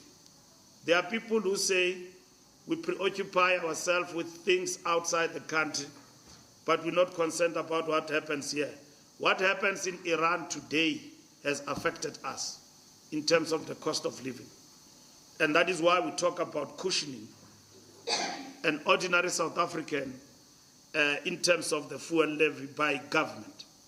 The war on the Islamic Republic of Iran is a matter of the gravest concern to the ANC and to our country. The ANC, in the tradition of Comrade Oliver Tambo and the Harare Declaration of 1989, calls on all parties, the government of the Islamic Republic of Iran, the government of the US and Israel, the governments of Arab states, the government of the major powers, and the multilateral institutions seated under the United Nations Charter to choose the path of negotiation and to set aside the path of arms. Right, that's the ANC Secretary General, Fikile Mbalula. He said a lot more. We picked out some of the key highlights. What comes up next is the General Household Survey results. You interested? Ashraf Garda is streaming live now on Facebook, YouTube, and X at SAFM Radio. Right, let's talk about this. The General Household Survey results for 2025. Stats SA releasing these results in Cape Town today. The survey provides a snapshot of progress achieved in basic government services and identifying service delivery gaps. And there's a whole lot more. So I'll tell you what I'll do is let's get to Solly Molayi, the Stats SA's Acting Deputy Director General responsible for population and social statistics. Solly, thanks for joining us on the National Pulse. Good afternoon to you and good afternoon to the listeners. Thank you. I mean, there's so much to talk about, so I'll leave you with a blank canvas. And you know, perhaps you can highlight for me 5 key takeouts to emerge from the General Household Survey results. Yes, thank you so much. Indeed, there's quite a number of points that are coming out from the General Household Survey, but just to get it down to 5. Firstly, especially now that we are busy with planning for our local election, the General Household Survey gives us a sense of issues around the service delivery, water, electricity, sanitation, and waste and management. The household have provided some insight in terms of how are they accessing these particular services. So if I just pick the water, we are seeing that even though there is a high proportion of households who have access to water, we're starting to see that the large number of households are having a challenge in interruptions of water. So those households that are in the metropolitan, they are indicating to us that we are actually experiencing water interruption for more than 2 days. And linking again with water, we are seeing that the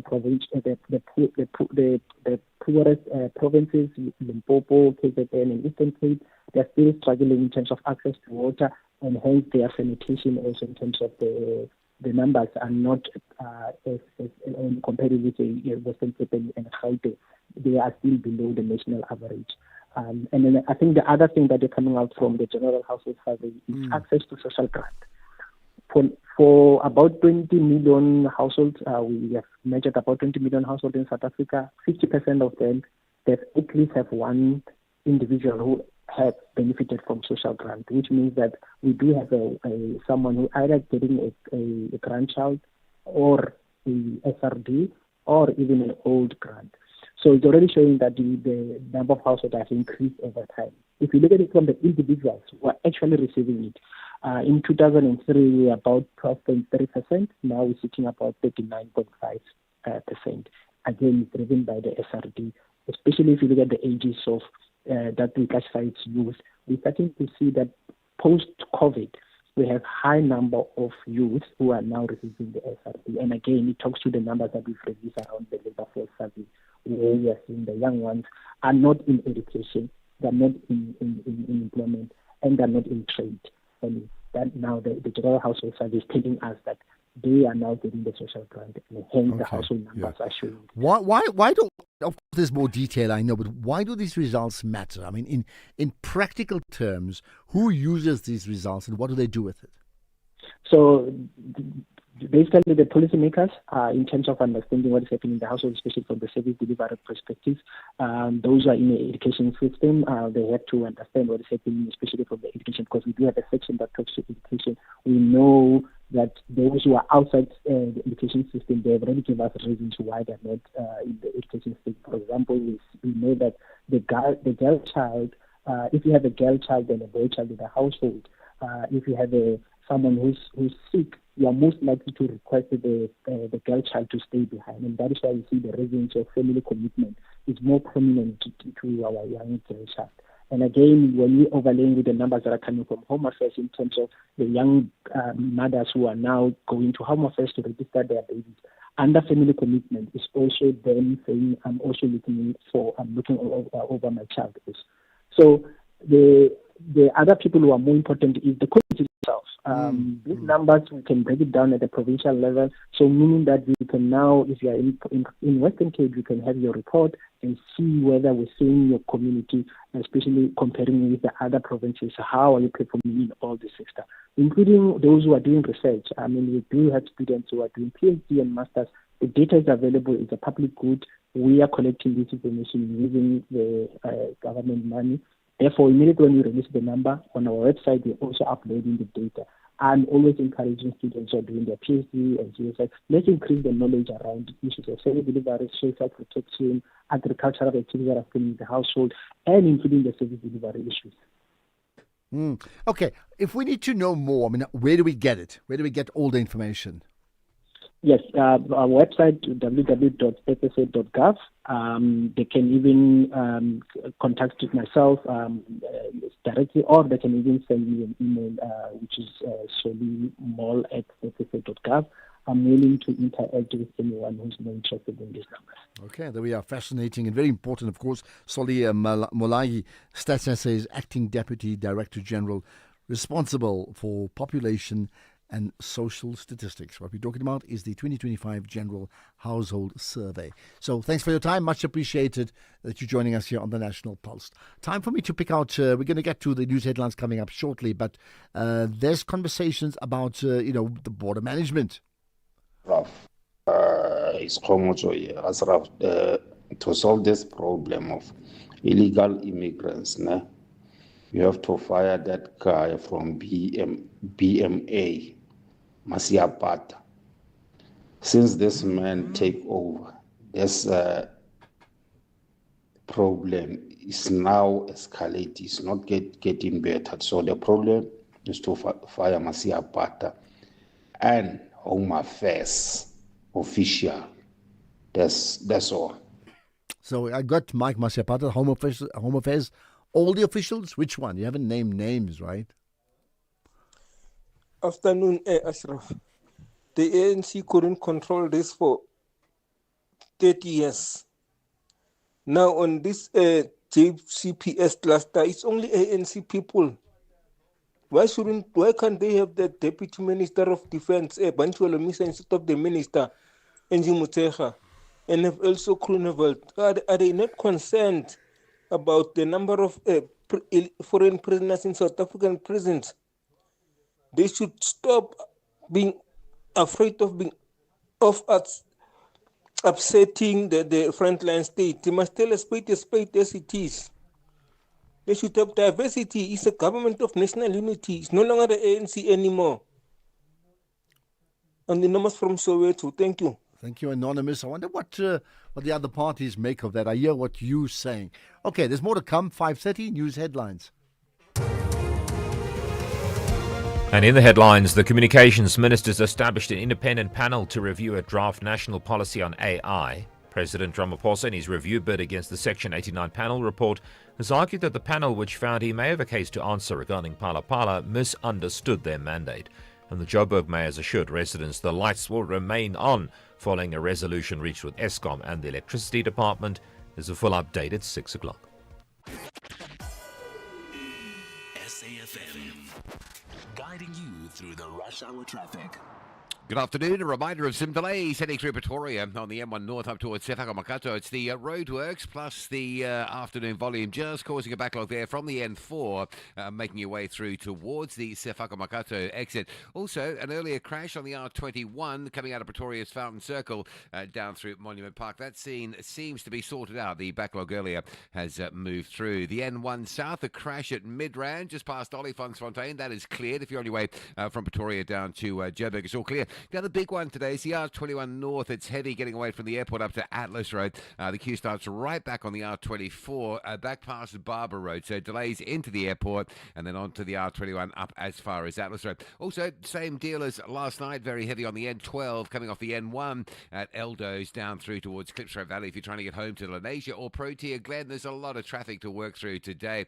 Cross into Durban, the section between Umgedero and Spaghetti Junction, still moving reasonably nicely.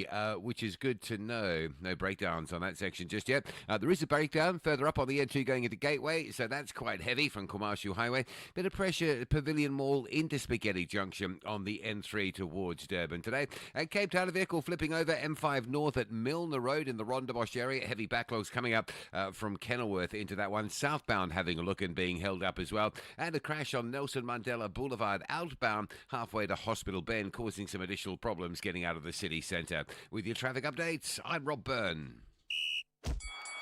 This is SAfm Sports with Tumi Nkgabele. Chumi, we've been talking all week about Orlando Pirates and Mamelodi Sundowns, and a club called Kaizer Chiefs are feeling a bit left out. Well, Kaizer Chiefs have parted ways with co-coaches Cedric Kaze and Khalil Ben Yusuf. This is after their contracts came to an end. Ben Yusuf and Kaze guided Amakosi to a third-place finish in the 2025-26 Betway Premiership season, a significant improvement from last season's ninth-place finish and the club's best league showing since the 2019-20 campaign. And the club will reportedly appoint a new head coach for the new campaign soon. So a lot will be said with regards to Chiefs Ashraf very soon, because everyone is just waiting to see who's going to be at the helm. Do you have a name? There's a rumor. But I can't say it out loud. I sound like the Madlanga commissioner. Do you have a name? I can't say it out loud, but there's a rumor that this particular coach. You can whisper it if you like.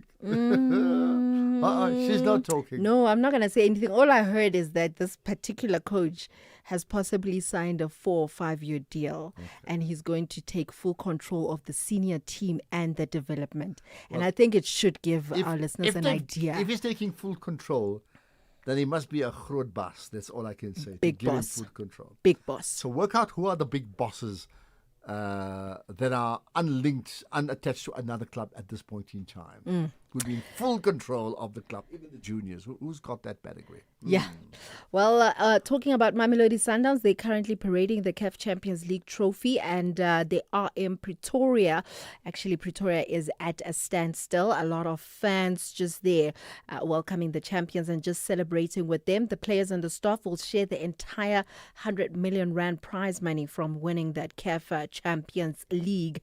Elsewhere, Scotland returned to the world stage for the first time in 28 years, determined to end generations of group stage heartbreak. Steve Clark's side open against Haiti in Boston before facing Morocco and Brazil in Group C with the expanded 48-team format. Even a strong win over Haiti could be enough to secure progress as one of the best third-placed teams.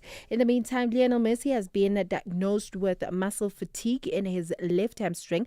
This is after undergoing medical tests. The 38-year-old was substituted in the 73rd minute of Miami's 6-4 win over Philadelphia, clutching his leg before walking off. The club says that his return will depend on clinical progress, offering no clear timetable.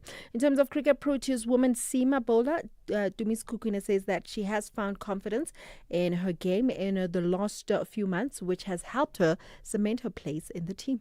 Yes, yeah, definitely. I'm really glad that I put out that kind of performances. I think, before I was struggling to, get the confidence, just to get my momentum going into any tour. I struggled a bit with that, and I think this summer I kind of, wanted to just keep things simple and not search for anything. And yeah, I'm glad those performances came.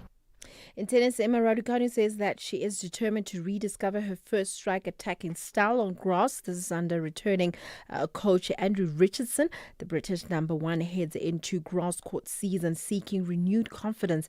This is after her French Open first round defeat to Solana Sierra, reflecting on her career trajectory since her US Open triumph 5 years ago. The 23-year-old admitted the setbacks have weighed heavily, but also insists that she is focused on regaining her best form.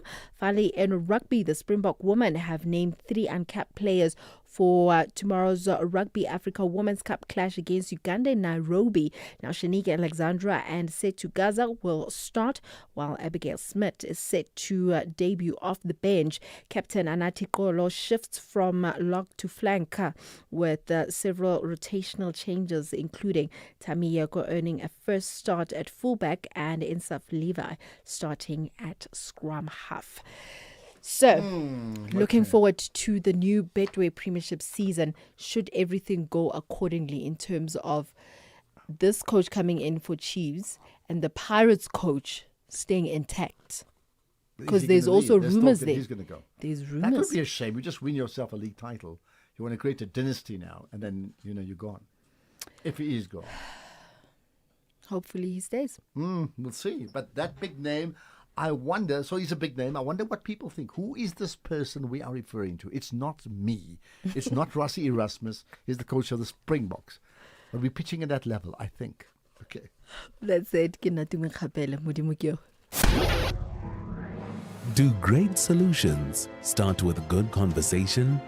SAfm, leading the conversations that move us. What does being African mean to you? We are Africans and we have fought continentally to be liberated. So why should we now separate ourselves and say we are South Africans? To be Azanian or Mzansi people, it's important, but the idea of Pan-Africanism that we are Africans should come first to address these issues.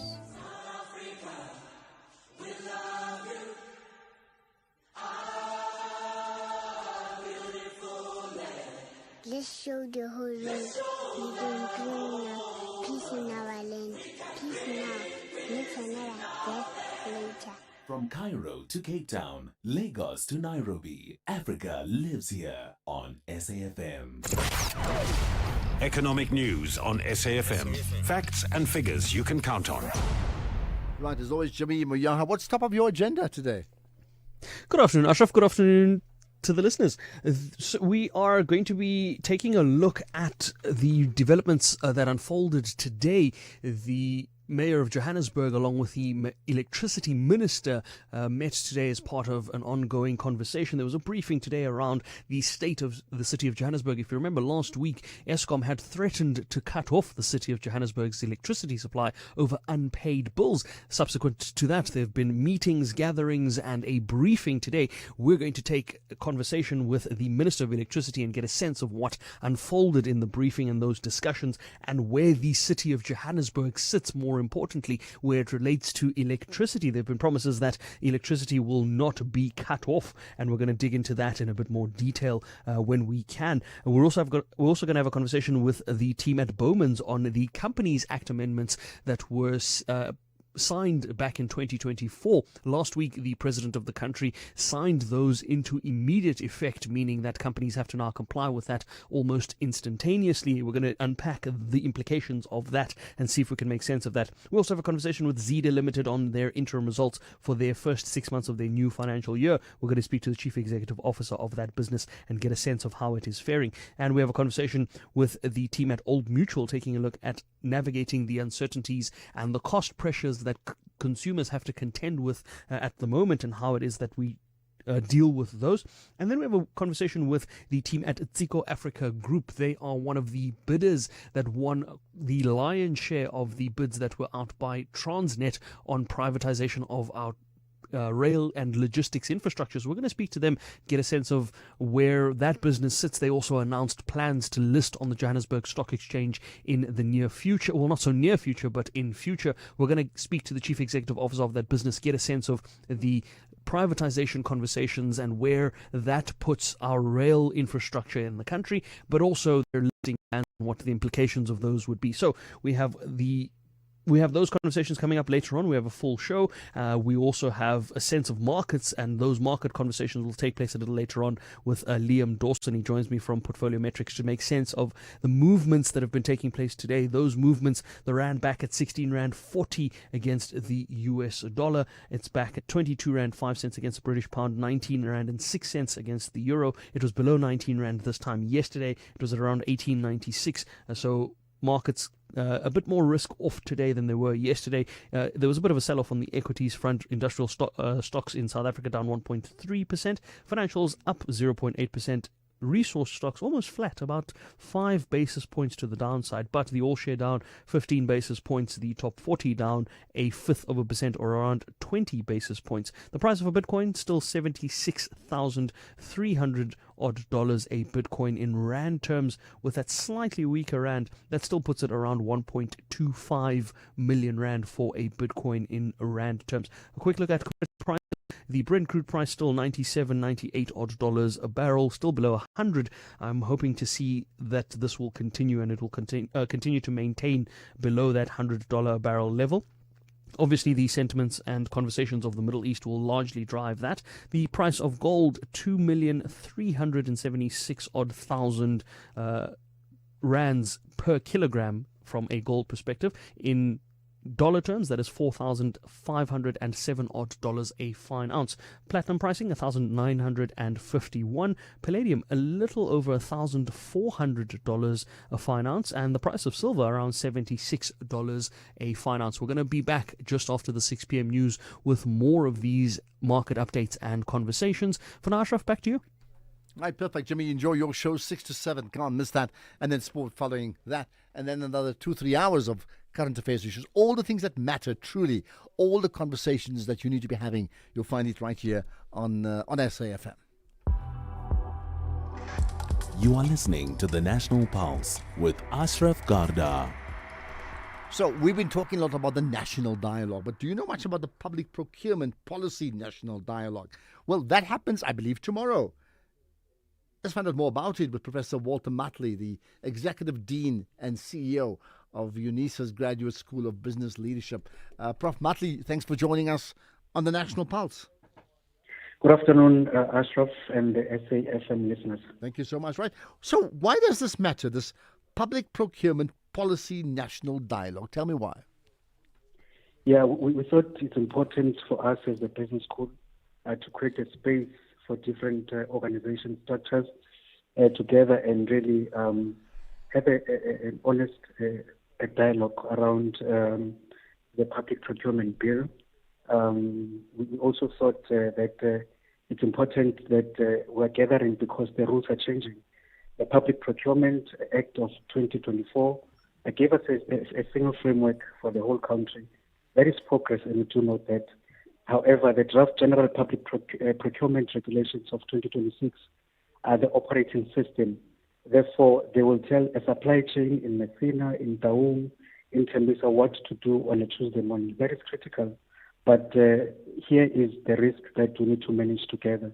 So it's important that we write regulations. It's important to look at this.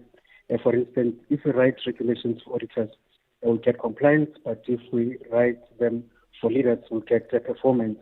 Hence, the strategic partners that we're having tomorrow on this important national colloquium that will be held at Gallagher Estate in Midrand. Okay, at Gallagher, right. So I'll talk about your partners just now, but let me just jump ahead. I mean, in terms of what do you see as the end goal here? Because, I mean, ultimately it must change the way we do things around procurement.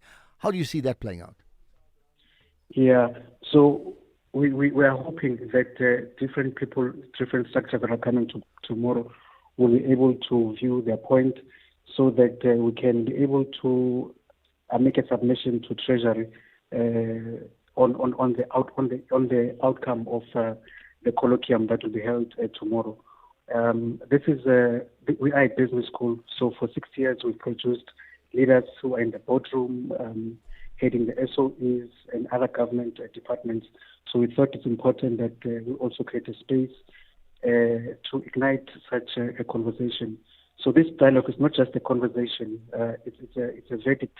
By the time we leave the Gallagher Estate tomorrow, we must decide: will the Public Procurement Act 2024, 2026 regulations be a new set of handcuffs, or will it set a new tools for those in procurement? Okay, and then, I mean, in terms of, you said it's not just a policy. How does this then differ from other conversations around policy? Yeah, so this time we're not just gathering to have a conversation. As I said, we're gathering different structures so that we'll be able to make a submission to Treasury with all this, with our strategic partners and those that are not sponsors or are not sponsors, maybe not on our fly, but are coming to attend to make submissions. We've got other organizations that have already started making a submission based on this so that we communicate as one voice as we submit to Treasury. Okay. Just lastly, tell me about the people who'll be attending, I mean, the delegates too.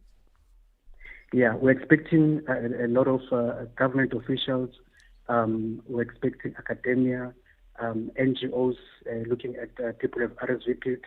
We're expecting people from private sector, our structures, business structures such as your BPC, BMF, among others that will be coming tomorrow at Gallagher to assist us in crafting one opinion that will submit to Treasury. Okay, and how can we follow it? Those of us who are not attending in person. Yeah, those are not those who are outside of Gauteng will not be able to attend.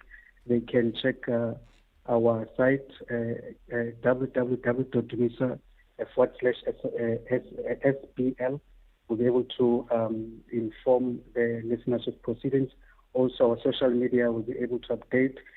But for SAFM listeners, we've just reserved 100 seats for them, so that if there are people who are interested to attend tomorrow, though that we're expecting 2.5 people, but we've just reserved that 100 for SAFM listeners. So when they come tomorrow, they can just say SAFM, but it's only first come, first serve. Oh, really? So they might just say, you know, I heard the preview on, in this case, SAFM on the National Pulse. I want my tickets, and then it's done. They don't have to pre-book. Yes. No.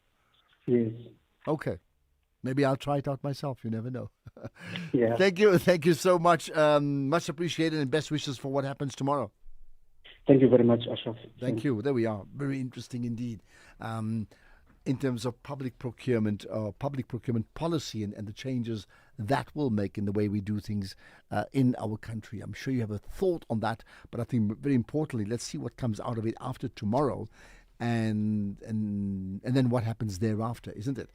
Well, this is our own policy. It's called the National Pulse. Quantum on SAFM. Step into the future with Quantum. The radio show that goes beyond the headlines to explore how you can evolve, adapt, and thrive in times of rapid change. We will explore cutting-edge thinking coupled with practical life design applications. I'm Angela Ludek, and I invite you to join this community where real progress begins with human capital development. Quantum, Monday to Friday, 3 to 5 a.m. on SAfm. Right, exciting news. South Africa, SABC TV Licenses has partnered with Capitec to make paying your TV license simple, affordable and accessible. If you're a Capitec client, sign in to the app and click on Transact. Next, select Pay Bills, and I'm saying it slowly so you don't miss it. Then click Pay At and enter your reference number to complete your payment. It's as easy as that. You'll receive instant SMS confirmation. Now you can keep your stories alive and your screens shining bright. TV licenses, pay yours, make a difference. Call SAFM now on 086 000 2032.